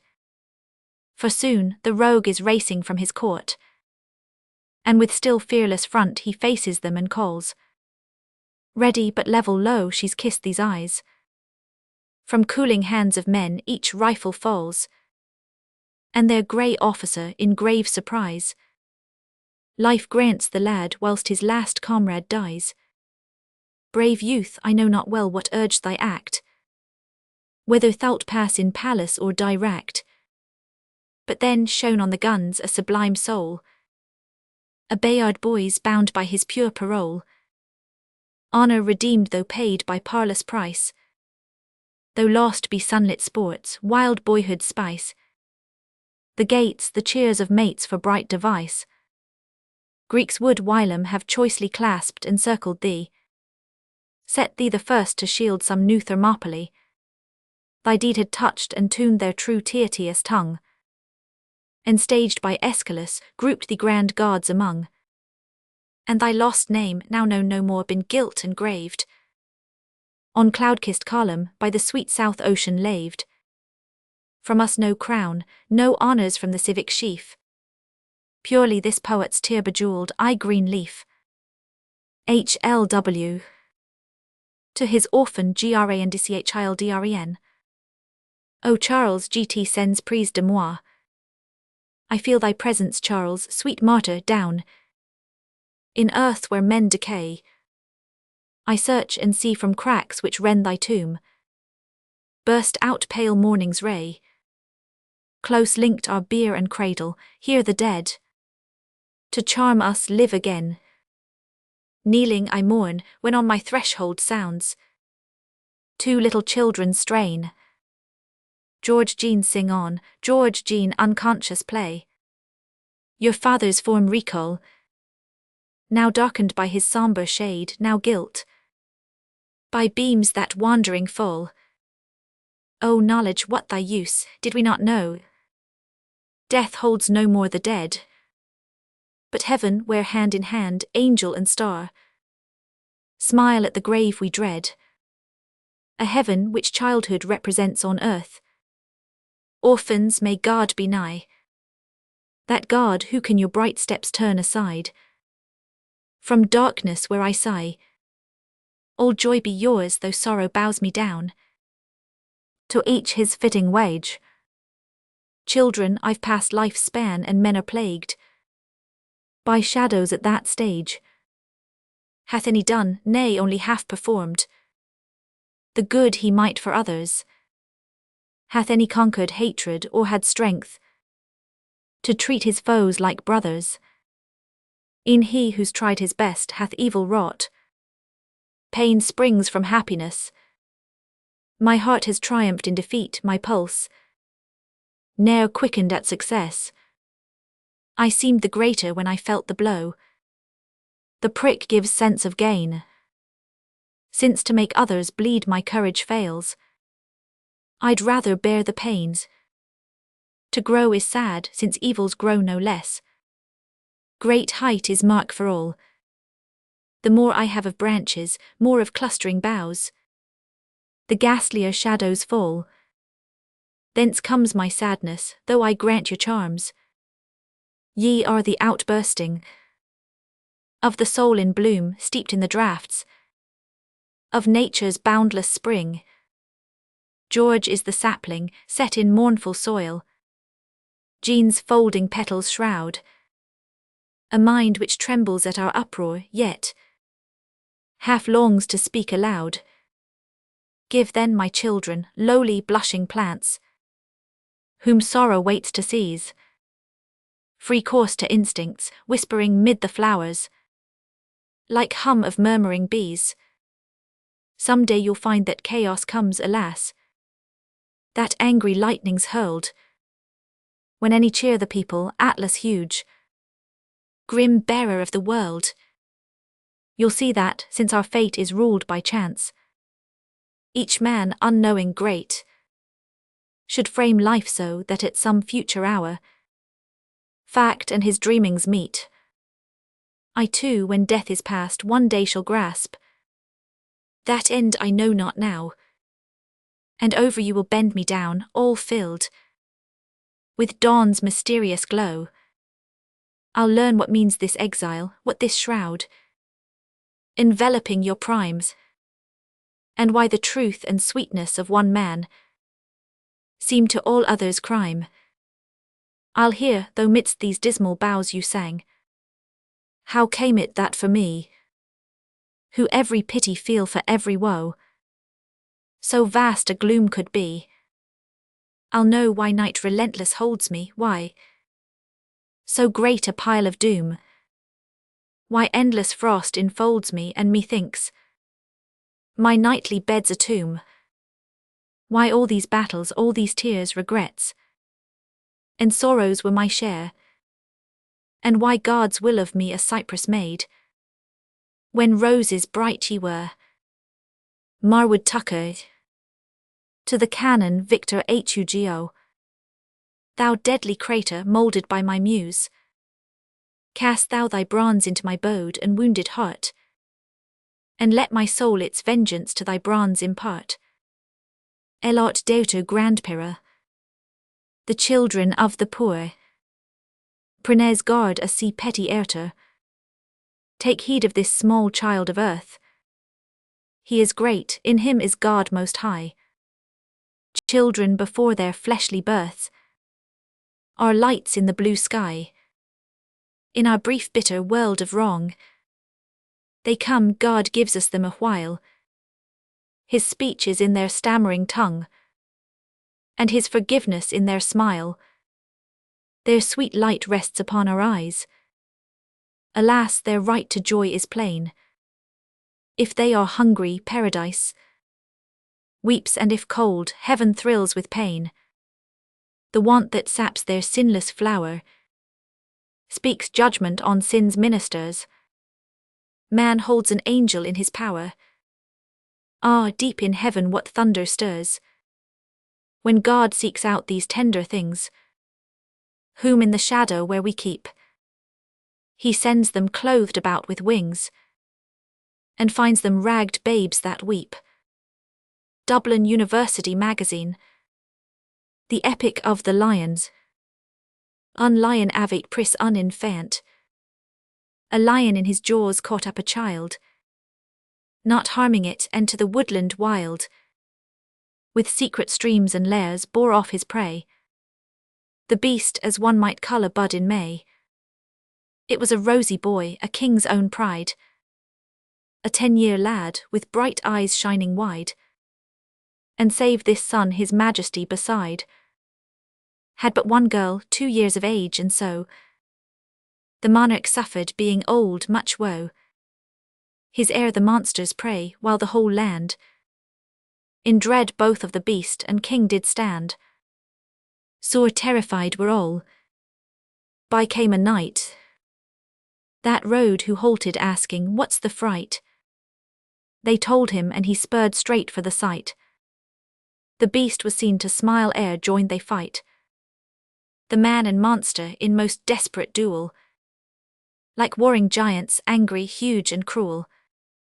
Stout though the knight, the lion stronger was, and tore that brave breast under its cuirass, scrunching that hero till he sprawled, alas, beneath his shield, all blood and mud and mess.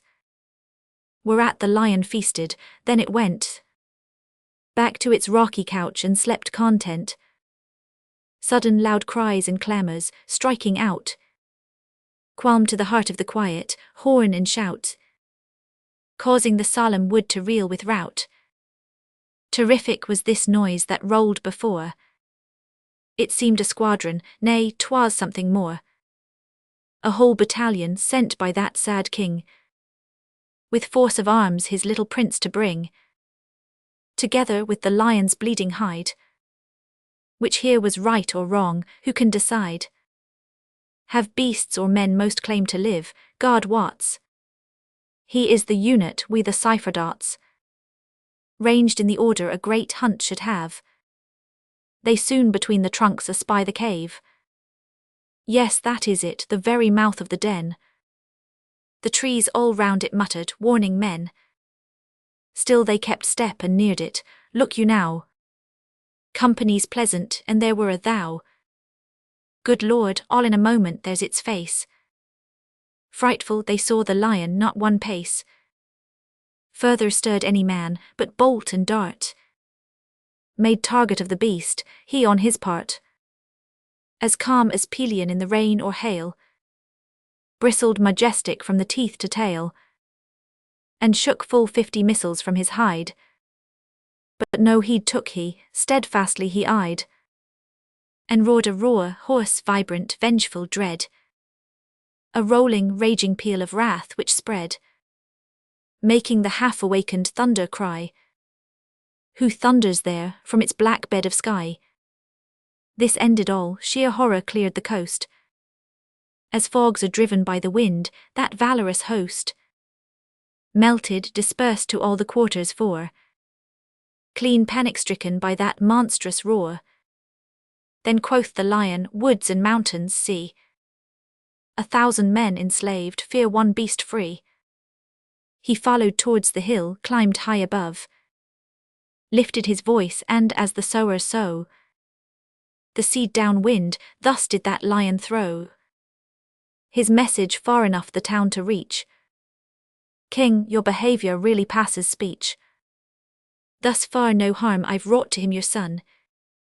But now I give you notice, when night's done, I will make entry at your city gate, bringing the prince alive, and those who wait to see him in my jaws, your lackey crew, shall see me eat him in your palace too.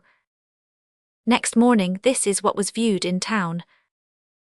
Dawn coming, people going some adown, praying some crying, pallid cheeks, swift feet, and a huge lion stalking through the street. It seemed scarce short of rash impiety to cross its path as the fierce beast went by. So to the palace and its gilded dome, with stately steps unchallenged did he roam. He enters it, within those walls he leapt. No man For certes, though he raged and wept, his majesty like all close shelter kept, solicitous to live, holding his breath, specially precious to the realm, now death is not thus viewed by honest beasts of prey. And when the lion found him fled away, ashamed to be so grand, man being so base, he muttered to himself, a wretched king. 'Tis well, I'll eat his boy. Then wandering, lordly he traversed courts and corridors, paced beneath vaults of gold on shining floors, glanced at the throne deserted, stocked from hall to hall, green, yellow, crimson, empty all, rich couches void, soft seats unoccupied. And as he walked he looked from side to side, to find some pleasant nook for his repast, since appetite was come to munch at last. The princely morsel, ah, what sight astounds that grisly lounger in the palace grounds! An alcove on a garden gives, and there a tiny thing, forgot in the general fear, lulled in the flower-sweet dreams of infancy, bathed with soft sunlight falling brokenly through leaf and lattice, was at that moment waking a little lovely maid, most dear and taking, the prince's sister, all alone undressed. She sat up singing, children sing so best, charming this beauteous baby maid, and so the beast caught sight of her and stopped, and then entered. The floor creaked as he stalked straight in. Above the playthings by the little bed, the lion put his shaggy, massive head, dreadful with savage might and lordly scorn, more dreadful with that princely prey so born, which she quick spying, brother, brother, cried, O my own brother, and unterrified, she gazed upon that monster of the wood, whose yellow bowls not Typhon had withstood. And well, who knows what thoughts these small heads hold? She rose up in her cart, full height and bold, and shook her pink fist angrily at him, whereon, close to the little bed's white rim, all dainty silk and laces, this huge brute set down her brother gently at her foot, just as a mother might, and said to her, Don't be put out now, there he is, dear, there. EDWINARNOLD, CSI. Les quatre vents de l'esprit. On hearing the princess royal sing, Dans ta haute demeure, in thine abode so high, where yet one scarce can breathe, dear child, most tenderly a soft song thou dost wreathe. Thou singest, little girl, thy sire the king is he, around thee glories whirl, but all things sigh in thee. Thy thought may seek not wings of speech, dear love's forbidden, thy smiles, those heavenly things, being faintly born, are chidden. Thou feel'st, poor little bride, a hand unknown and chill clasp thine from out the wide deep shade so deathly still. Thy sad heart, wingless, weak, is sunk in this black shade, so deep thy small hands seek vainly the pulse God made. Thou art yet but highness, thou, that shaft be majesty, though still on thy fair brow some faint dawn flush may be. Child, unto armies dear, even now we mark heaven's light, dimmed with the fume and fear and glory of battle might. Thy godfather is he, earth's pope, he hails thee, child. Passing armed men you see, like unarmed women mild, as saint all worship thee. Thyself even hast the strong thrill of divinity, mingled with thy small song. Each grand old warrior guards thee submissive, proud, mute thunders at thy door, sleep that shall wake most loud. Around thee foams the wild, bright sea the lot of kings. Happier wert thou, my child. I the woods a bird that sings. Nelson Rtyrimayan. My happiest dream. Aim a me figure. I love to look as evening fails on vestals streaming in their veils. Within the fane past altar rails, green palms in hand.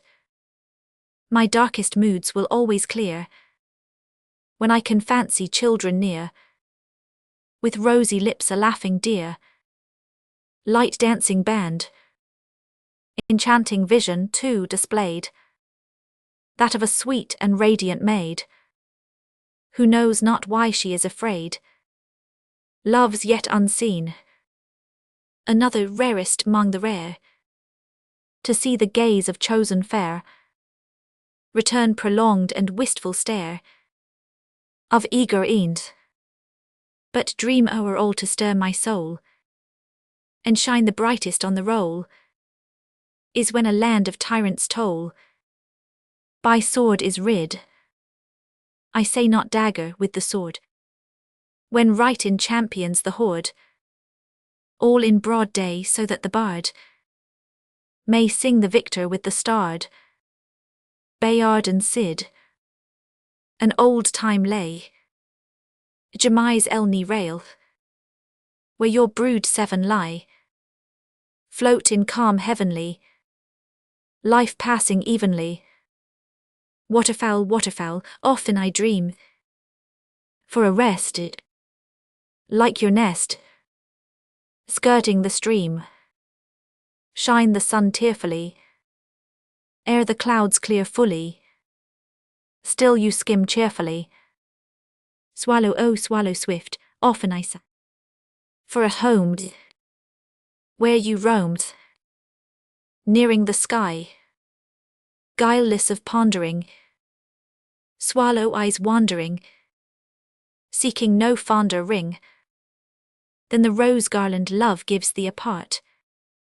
Grant me soon, blessed boon, home in thy heart. Jersey, Jersey dort dans less flats. Dear Jersey, jewel jubilant and green, mid surge that splits steel ships but sings to thee. Thou favorest Frenchman, though from England seen, oft tearful to that mistress north country, returned the third time safely here to be. I bless my bold Gibraltar of the free. Yon lighthouse stands forth like a fervent friend, one who our tempest buffets back with zest, and with twin steeple, eke our helmsman's end, forms arms that beckon us upon thy breast. Rose-posied pillow, crystallized with spray, where pools pellucid mirror sunny ray. A frigate fretting yonder smoothest sky, like pauseless petrel poising o'er a wreck, strikes bright athwart the dearly dazzled eye, until it lessens to scarce certain speck. Neath Venus sparkling on the agate-sprinkled beach, for fishers sailing signal just and true, until Aurora frights her from the view. In summer steamer smoke spreads as thy veil, and mists in winter sudden screen thy sight, when at thy feet the galley breakers wail, and toss their tops high o'er the lofty flight of horrid storm-worn steps with shark-like bite, that only ope to swallow up in spite. L'envoi. But penitent in calm, thou givest a balm to many a man who's felt thy rage, and many a sea-bird, thanks be heard. Thou shieldest, sea-bird, exiled bard and sage. Then most I smile. Il est un putard. Late it is to look so proud. Daisy queen, come is the gloom of the winter-burdened cloud. But in winter most I bloom. Star of even, sunk the sun, lost for air the ruddy line, and the earth is veiled in dun. Nay, in darkness best I shine. O my soul, art beau alarm, quaffing thus the cup of gall. Canst thou face the grave with calm? Yes, the Christians smile at all. The exiles desire. Si je pouvais voir, O patrie. Would I could see you, native land, where lilacs and the almond stand, behind fields flowering to the strand. But no, can I, O father, mother, crave another final blessing save to rest my head upon your grave? But no, in the one pit where ye repose, would I could tell of France's woes, my brethren who fell facing foes. But no, would I had, O my dove of light, after whose flight came ceaseless night, one plume to clasp so purely white. But no, far from ye all, O dead bewailed, the fog bell deafens me impaled. Upon this rock I feel enjailed, though free, like one who watches at the gate, lest some shall scape the doomed strait. I watch the tyrant, howe'er late, must fall. The refugees' haven. Vous voilà dans la froide Angleterre. You may doubt I find comfort in England, but there 'tis a refuge from dangers, where a Cromwell dictated to Milton, republicans ne'er can be strangers. Various pieces to the Napoleon column, when with gigantic hand he placed, for throne on vassal Europe based, that column's lofty height, pillar in whose dread majesty, in double immortality, glory and bronze unite. Aye, when he built it that some day, discord or war their course might stay, or here might break their cars, and in our streets to put to shame pygmies that bear the hero's name of Greek and Roman war. It was a glorious sight, the world his hosts had trod with flags unfurled, in veteran array. Kings fled before him, forced to yield, he conqueror on each battlefield. Their cannon bore away. Then with his victors back he came. All France with booty teemed, her name was writ on sculptured stone, and Paris cried with joy as when the parent bird comes home again, to th eaglets left alone. Into the furnace flame so fast were heaps of war-won metal cast, the future monument. His thought had formed the giant mould, and piles of brass in the fire he rolled, from hostile cannon rent. When to the battlefield he came, he grasped the guns' spite tongues of flame, and bore the spoil away. This bronze to France's Rome he brought, and to the founder said, Is aught wanting for our array? And when, beneath a radiant sun, that man his noble purpose done, with calm and tranquil mien, disclosed to view this glorious fane, and did with peaceful hand contain the warlike eagle's sheen round thee, when 100,000s placed, as some great Roman's triumph graced, the little Romans all, we boys hung on the procession's flanks, seeking some father in thy ranks, and loud thy praise did call, who that surveyed thee when that day thou deemed that future glory ray would here be ever bright, feared that ere long all France thy grave from pettifoggers vain would crave, beneath that column's height, author of critical essays, charity, G sways la charité. Lo, I am charity, she cries, who waketh up before the day, while yet asleep all nature lies. God bids me rise and go my way. How fair her glorious features shine, whereon the hand of God hath set an angel's attributes divine, with all a woman's sweetness met. Above the old man's couch of woe, she bows her forehead pure and even. There's nothing fairer here below, there's nothing grander up in heaven, than when caressingly she stands, the cold hearts wakening gain their beat, and holds within her holy hands the little children's naked feet. To every den of want and toil she goes and leaves the poorest fed, leaves wine and bread and genial oil, and hopes that blossom in her tread, and fire too, beautiful bright fire, that marks the glowing dawn begun, where, having set the blind old sire, he dreams he's sitting in the sun. Then over all the earth she runs, and seeks in the cold mists of life those poor forsaken little ones, who droop and weary in the strife.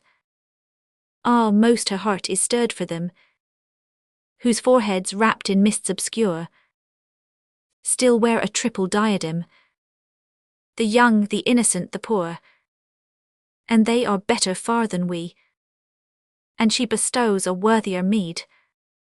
For with the loaf of charity she gives the kiss that children need. She gives, and while they wondering eat the tear-steeped bread by love supplied, she stretches round them in the street her arm that passers push aside.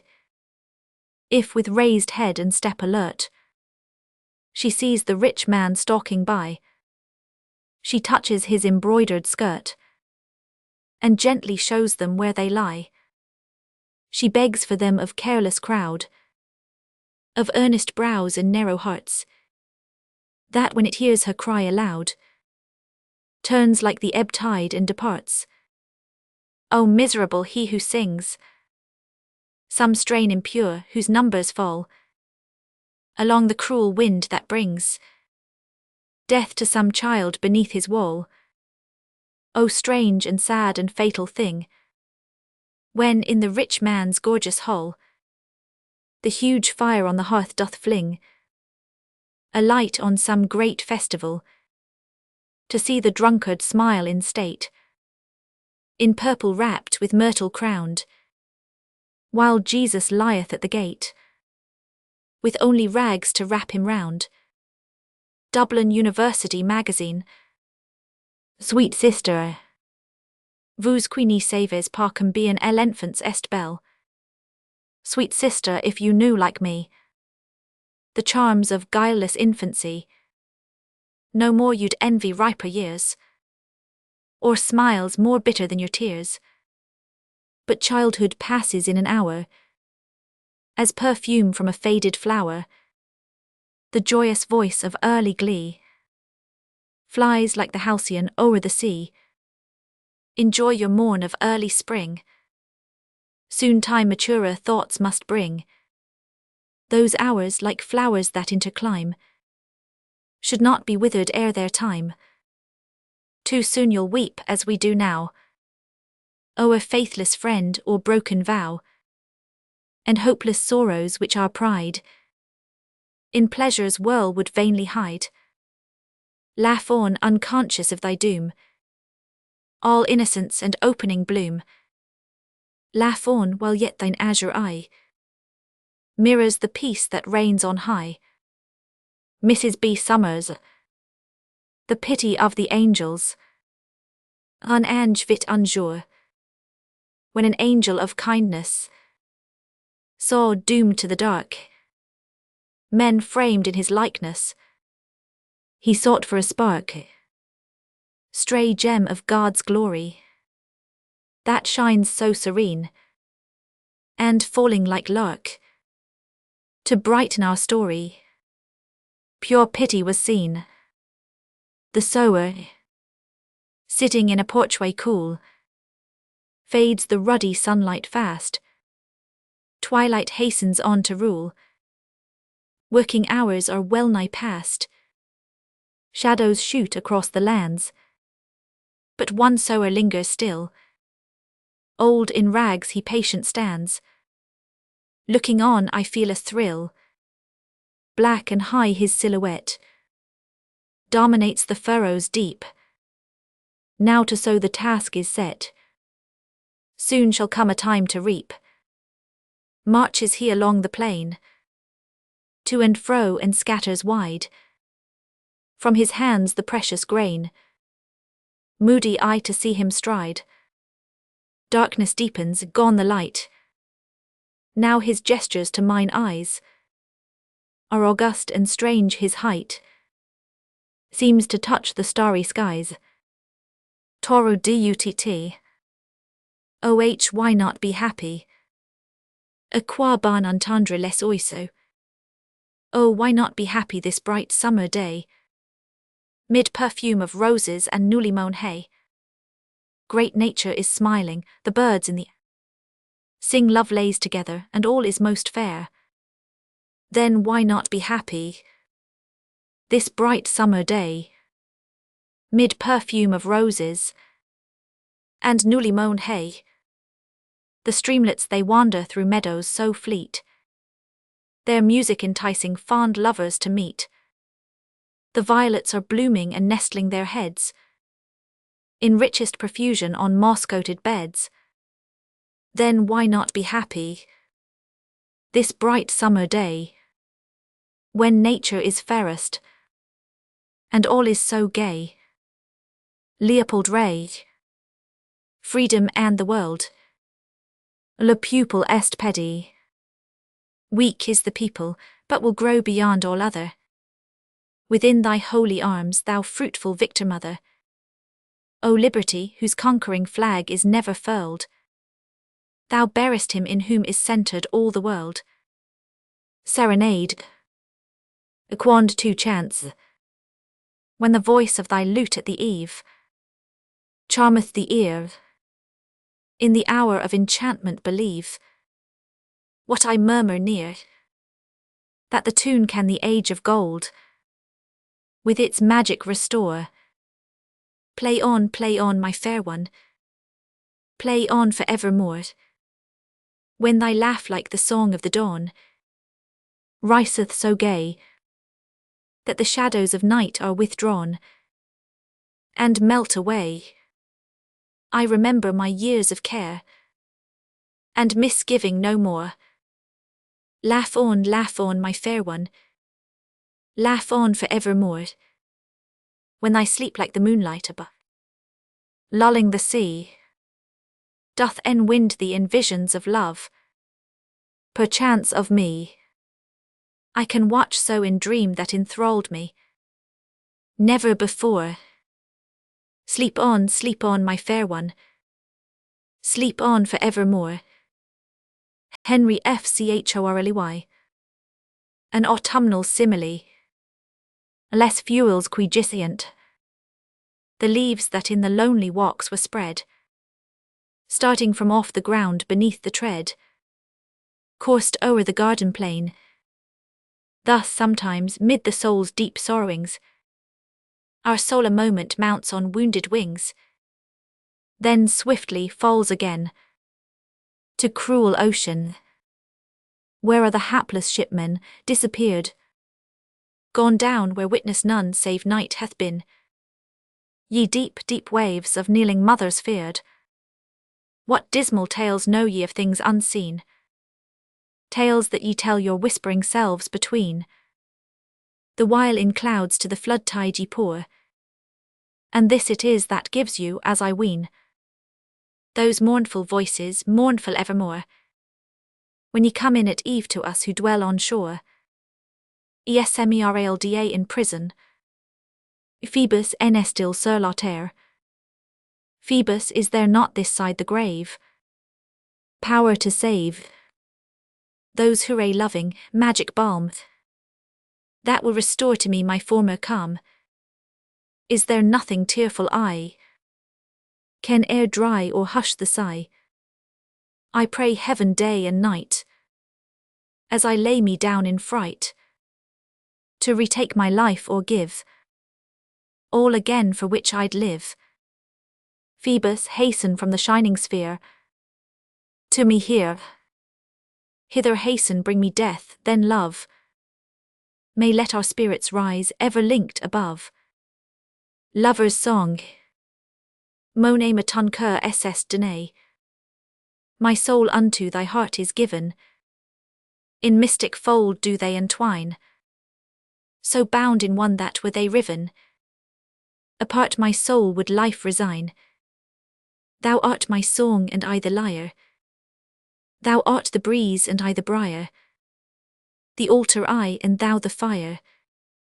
Mine the deep love, the beauty thine. As fleets away the rapid hour, while weeping mate, my sorrowing lay. Touch thee, sweet flower.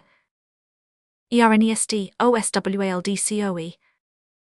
A fleeting glimpse of a village. Tout vite et si pose avec grace. How graceful the picture, the life, the repose. The sunbeam that plays on the porch stone wide, and the shadow that fleets o'er the stream that flows, and the soft blue sky with the hill's green side. Fraser's magazine. Lord Rochester's song. Unsold at eau de visage. Hold, little blue-eyed page. So cried the watcher's surly, stern to his pretty rage. And golden hair so curly. Methinks your satin cloak masks something bulky under. I take this as no joke. O thief with stolen plunder, I am of high repute, and famed among the truthful. This silver-handled lute is meet for one still youthful, who goes to keep a tryst with her who is his dearest. I charge you to desist. My cause is of the clearest, but guardsmen are so sharp. Their eyes are as the lynx's. That's neither lute nor harp. Your mark is not the minx's. Your loving we dispute. That string of steel so cruel, for music does not suit. You go to fight a duel. The beggar's quatrain. Avugal come Homer.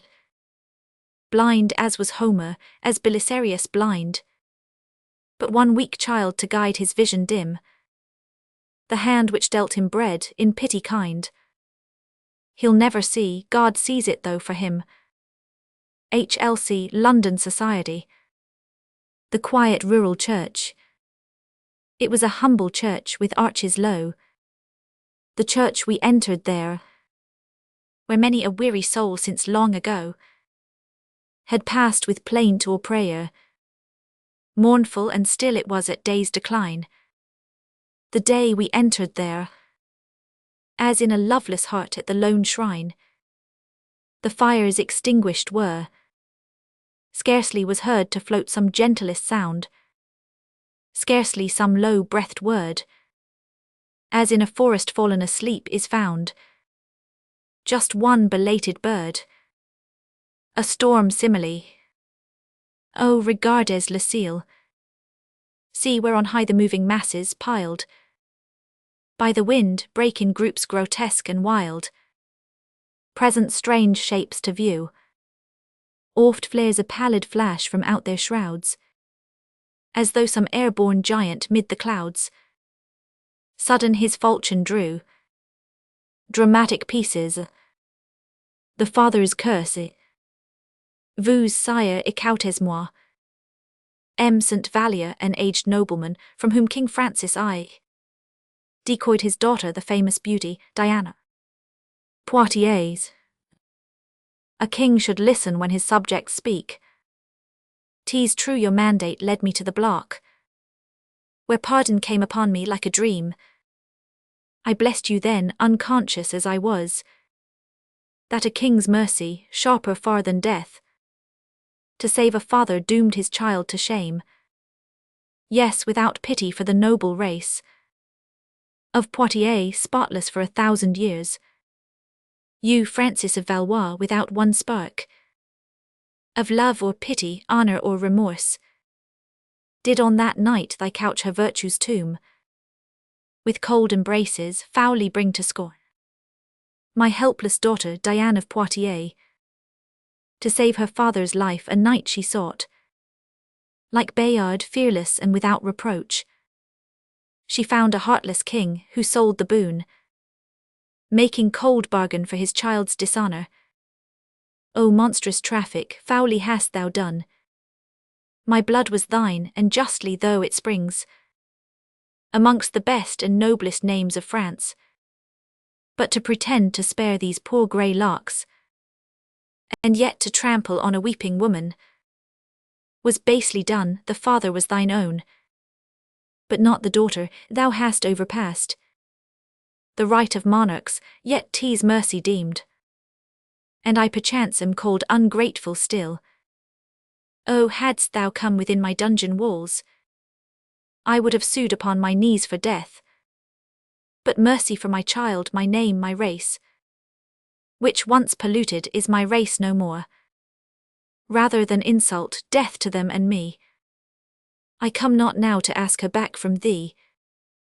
Nay, let her love thee with insensate love.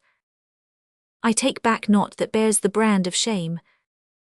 Keep her yet still amidst thy festivals, until some father's, brother's, husband's hand, 'twill come to pass, shall rid us of thy yoke. My pallid face shall ever haunt thee there, to tell thee, Francis, it was foully done. Tribolt the court jester, sneering, the poor man raves. Stviller, accursed be ye both. O sire, 'tis wrong upon the dying lion to loose thy dog, turns to tribolit. And thou, whoe'er thou art, that with a fiendish sneer and viper's tongue makest my tears a pastime and a sport.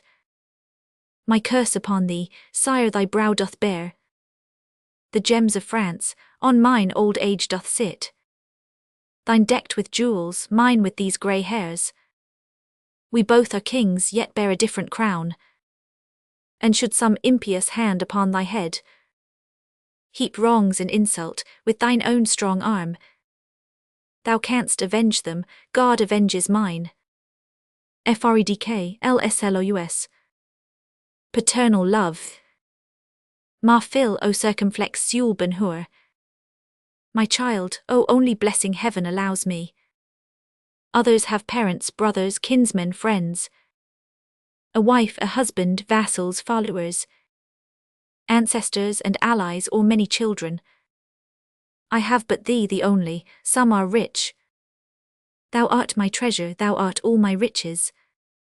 And some believe in angels, I believe in nothing but thy soul. Others have youth and woman's love and pride and grace and health. Others are beautiful, thou art my beauty. Thou art my home, my country and my kin. My wife, my mother, sister, friend, my child. My bliss, my wealth, my worship and my law. My universe, oh, by all other things. My soul is tortured, if I should ever lose thee. Horrible thought, I cannot utter it.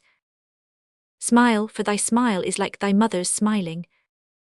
She too was fair, you have a trick like her, of passing oft your hand athwart your brow, as though to clear it. Innocence still loves a brow unclouded and an azure eye. To me thou seem'st clothed in a holy halo. My soul beholds thy soul through thy fair body. E'en when my eyes are shut, I see thee still. Thou art my daylight, and sometimes I wish that heaven had made me blind, that thou mightst be the sun that lighted up the world for me. Fanny Kemble Butler. The degenerate gallants. Mies June's cavaliers.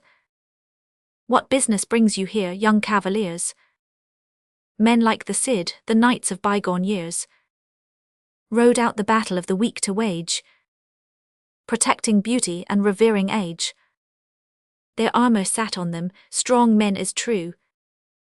Much lighter than your velvet rests on you. Not in a lady's room by stealth they knelt. In church by day they spoke the love they felt. They kept their house's honor bright from rust. They told no secret and betrayed no trust. And if a wife they wanted, bold and gay, with lance or axe or falchion and by day, bravely they won and wore her. As for those who slip through streets when honest men repose, with eyes turned to the ground and in night's shade, the rights of trusting husbands to invade, I say the Cid would force such knaves as these to beg the city's pardon on their knees, and with the flat of his all-conquering blade their rank usurped and scutcheon would degrade. Thus would the men of former times, I say, treat the degenerate minions of today. Lord F. Levison Gower, 1st Earl of Ellesmere, the old and the young bridegroom, 50 Ham Ockwell on Vu's destiner. Listen, the man for whom your youth is destined, your uncle Ryder Silva, is the Duke of Pastrana, Count of Castile and Aragon. For lack of youth he brings you, dearest girl, treasures of gold, jewels and precious gems, with which your brow might outshine royalty, and for rank, pride, splendor and opulence might many a queen be envious of his duchess. Here is one picture. I am poor, my youths. I passed I the woods, a barefoot fugitive. My shield perchance may bear some noble blazons, spotted with blood, defaced though not dishonored. Perchance I too have rights now veiled in darkness, rights which the heavy drapery of the scaffold now hides beneath its black and ample folds, rights which, if my intent deceive me not, my sword shall one day rescue. To be brief, I have received from churlish fortune nothing but air, light, water, nature's general boon. Choose then between us two, for you must choose. Say, will you wed the Duke or follow me? Darn a soul, I'll follow you. Hern, what mongst my rude companions, whose names are registered in the hangman's book, whose hearts are ever eager as their swords, edged by a personal impulse of revenge. Will you become the queen, dear, of my band? Will you become a hunted outlaw's bride? When all Spain else pursued and banished me, in her proud forests and air-piercing mountains, and rocks the lordly eagle only knew, old Catalonia took me to her bosom. Among her mountaineers, free, poor and brave, I ripened into manhood, and tomorrow one blast upon my horn among her hills would draw 3,000 of her sons around me. You shudder, think upon it, will you tread the shores, woods, mountains with me among men, like the dark spirits of your haunted dreams? Suspect all eyes, all voices, every footstep. Sleep on the grass, drink of the torrent here. By night the sharp hiss of the musket ball, whistling too near your ear, a fugitive, proscribed and doomed mayhap to follow me in the path leading to my father's scaffold. Darn a soul, I'll follow you. Hern, this Duke is rich, great, prosperous. No blot attaches to his ancient name. He is all-powerful, he offers you his treasures, titles, honors with his hand. Darn a soul, we will depart tomorrow, do not blame what may appear a most unwomanly boldness. Charles Sherry, the Spanish lady's love. Darn a soul to Hernani, Nous Partierns domain. To mount the hills or scaffold, we go tomorrow. Hernani, blame me not for this my boldness. Art thou mine evil genius or mine angel? I know not, but I am thy slave. Now hear me. Go where thou wilt, I follow thee. Remained, and I remain. Why do I thus, I know not. I feel that I must see thee still. See thee forever, when thy footstep dies. It is as if my heart no more would beat. When thou art gone, I am absent from myself. But when the footstep which I love and long for strikes on mine ear again, then I remember. I live and feel my soul return to me. Gmoir. The Lover's Sacrifice. Fian's Ensemble. Dana Soul, together let us fly. Herna and I, together, know the hour is past for flight. Dearest, when first thy beauty smote my sight, I offered for the love that bade me live. Wretch that I was, what misery had to give. My wood, my stream, my mountain, boulder grown, by thy compassion to an outlaw shown. The outlaw's meal beneath the forest shade, the outlaw's couch far in the greenwood glade. I offered, though to both that couch be free, I keep the scaffold block reserved for me. Dana Soul, and yet you promised. Herna and I falls on his knee, angel in this hour, pursued by vengeance and oppressed by power. Even in this hour when death prepares to close, in shame and pain a destiny of woes. Yes, I who from the world proscribed and cast, have nursed one dark remembrance of the past, e'en from my birth in sorrow's garment clad, have cause to smile and reason to be glad. For you have loved the outlaw and have shed your whispered blessings on his forfeit head. Dana Soul, let me go with you. Herna and I, no, I will not rend from its fair stem the flower as I descend. Go, I have smelt its perfume, go resume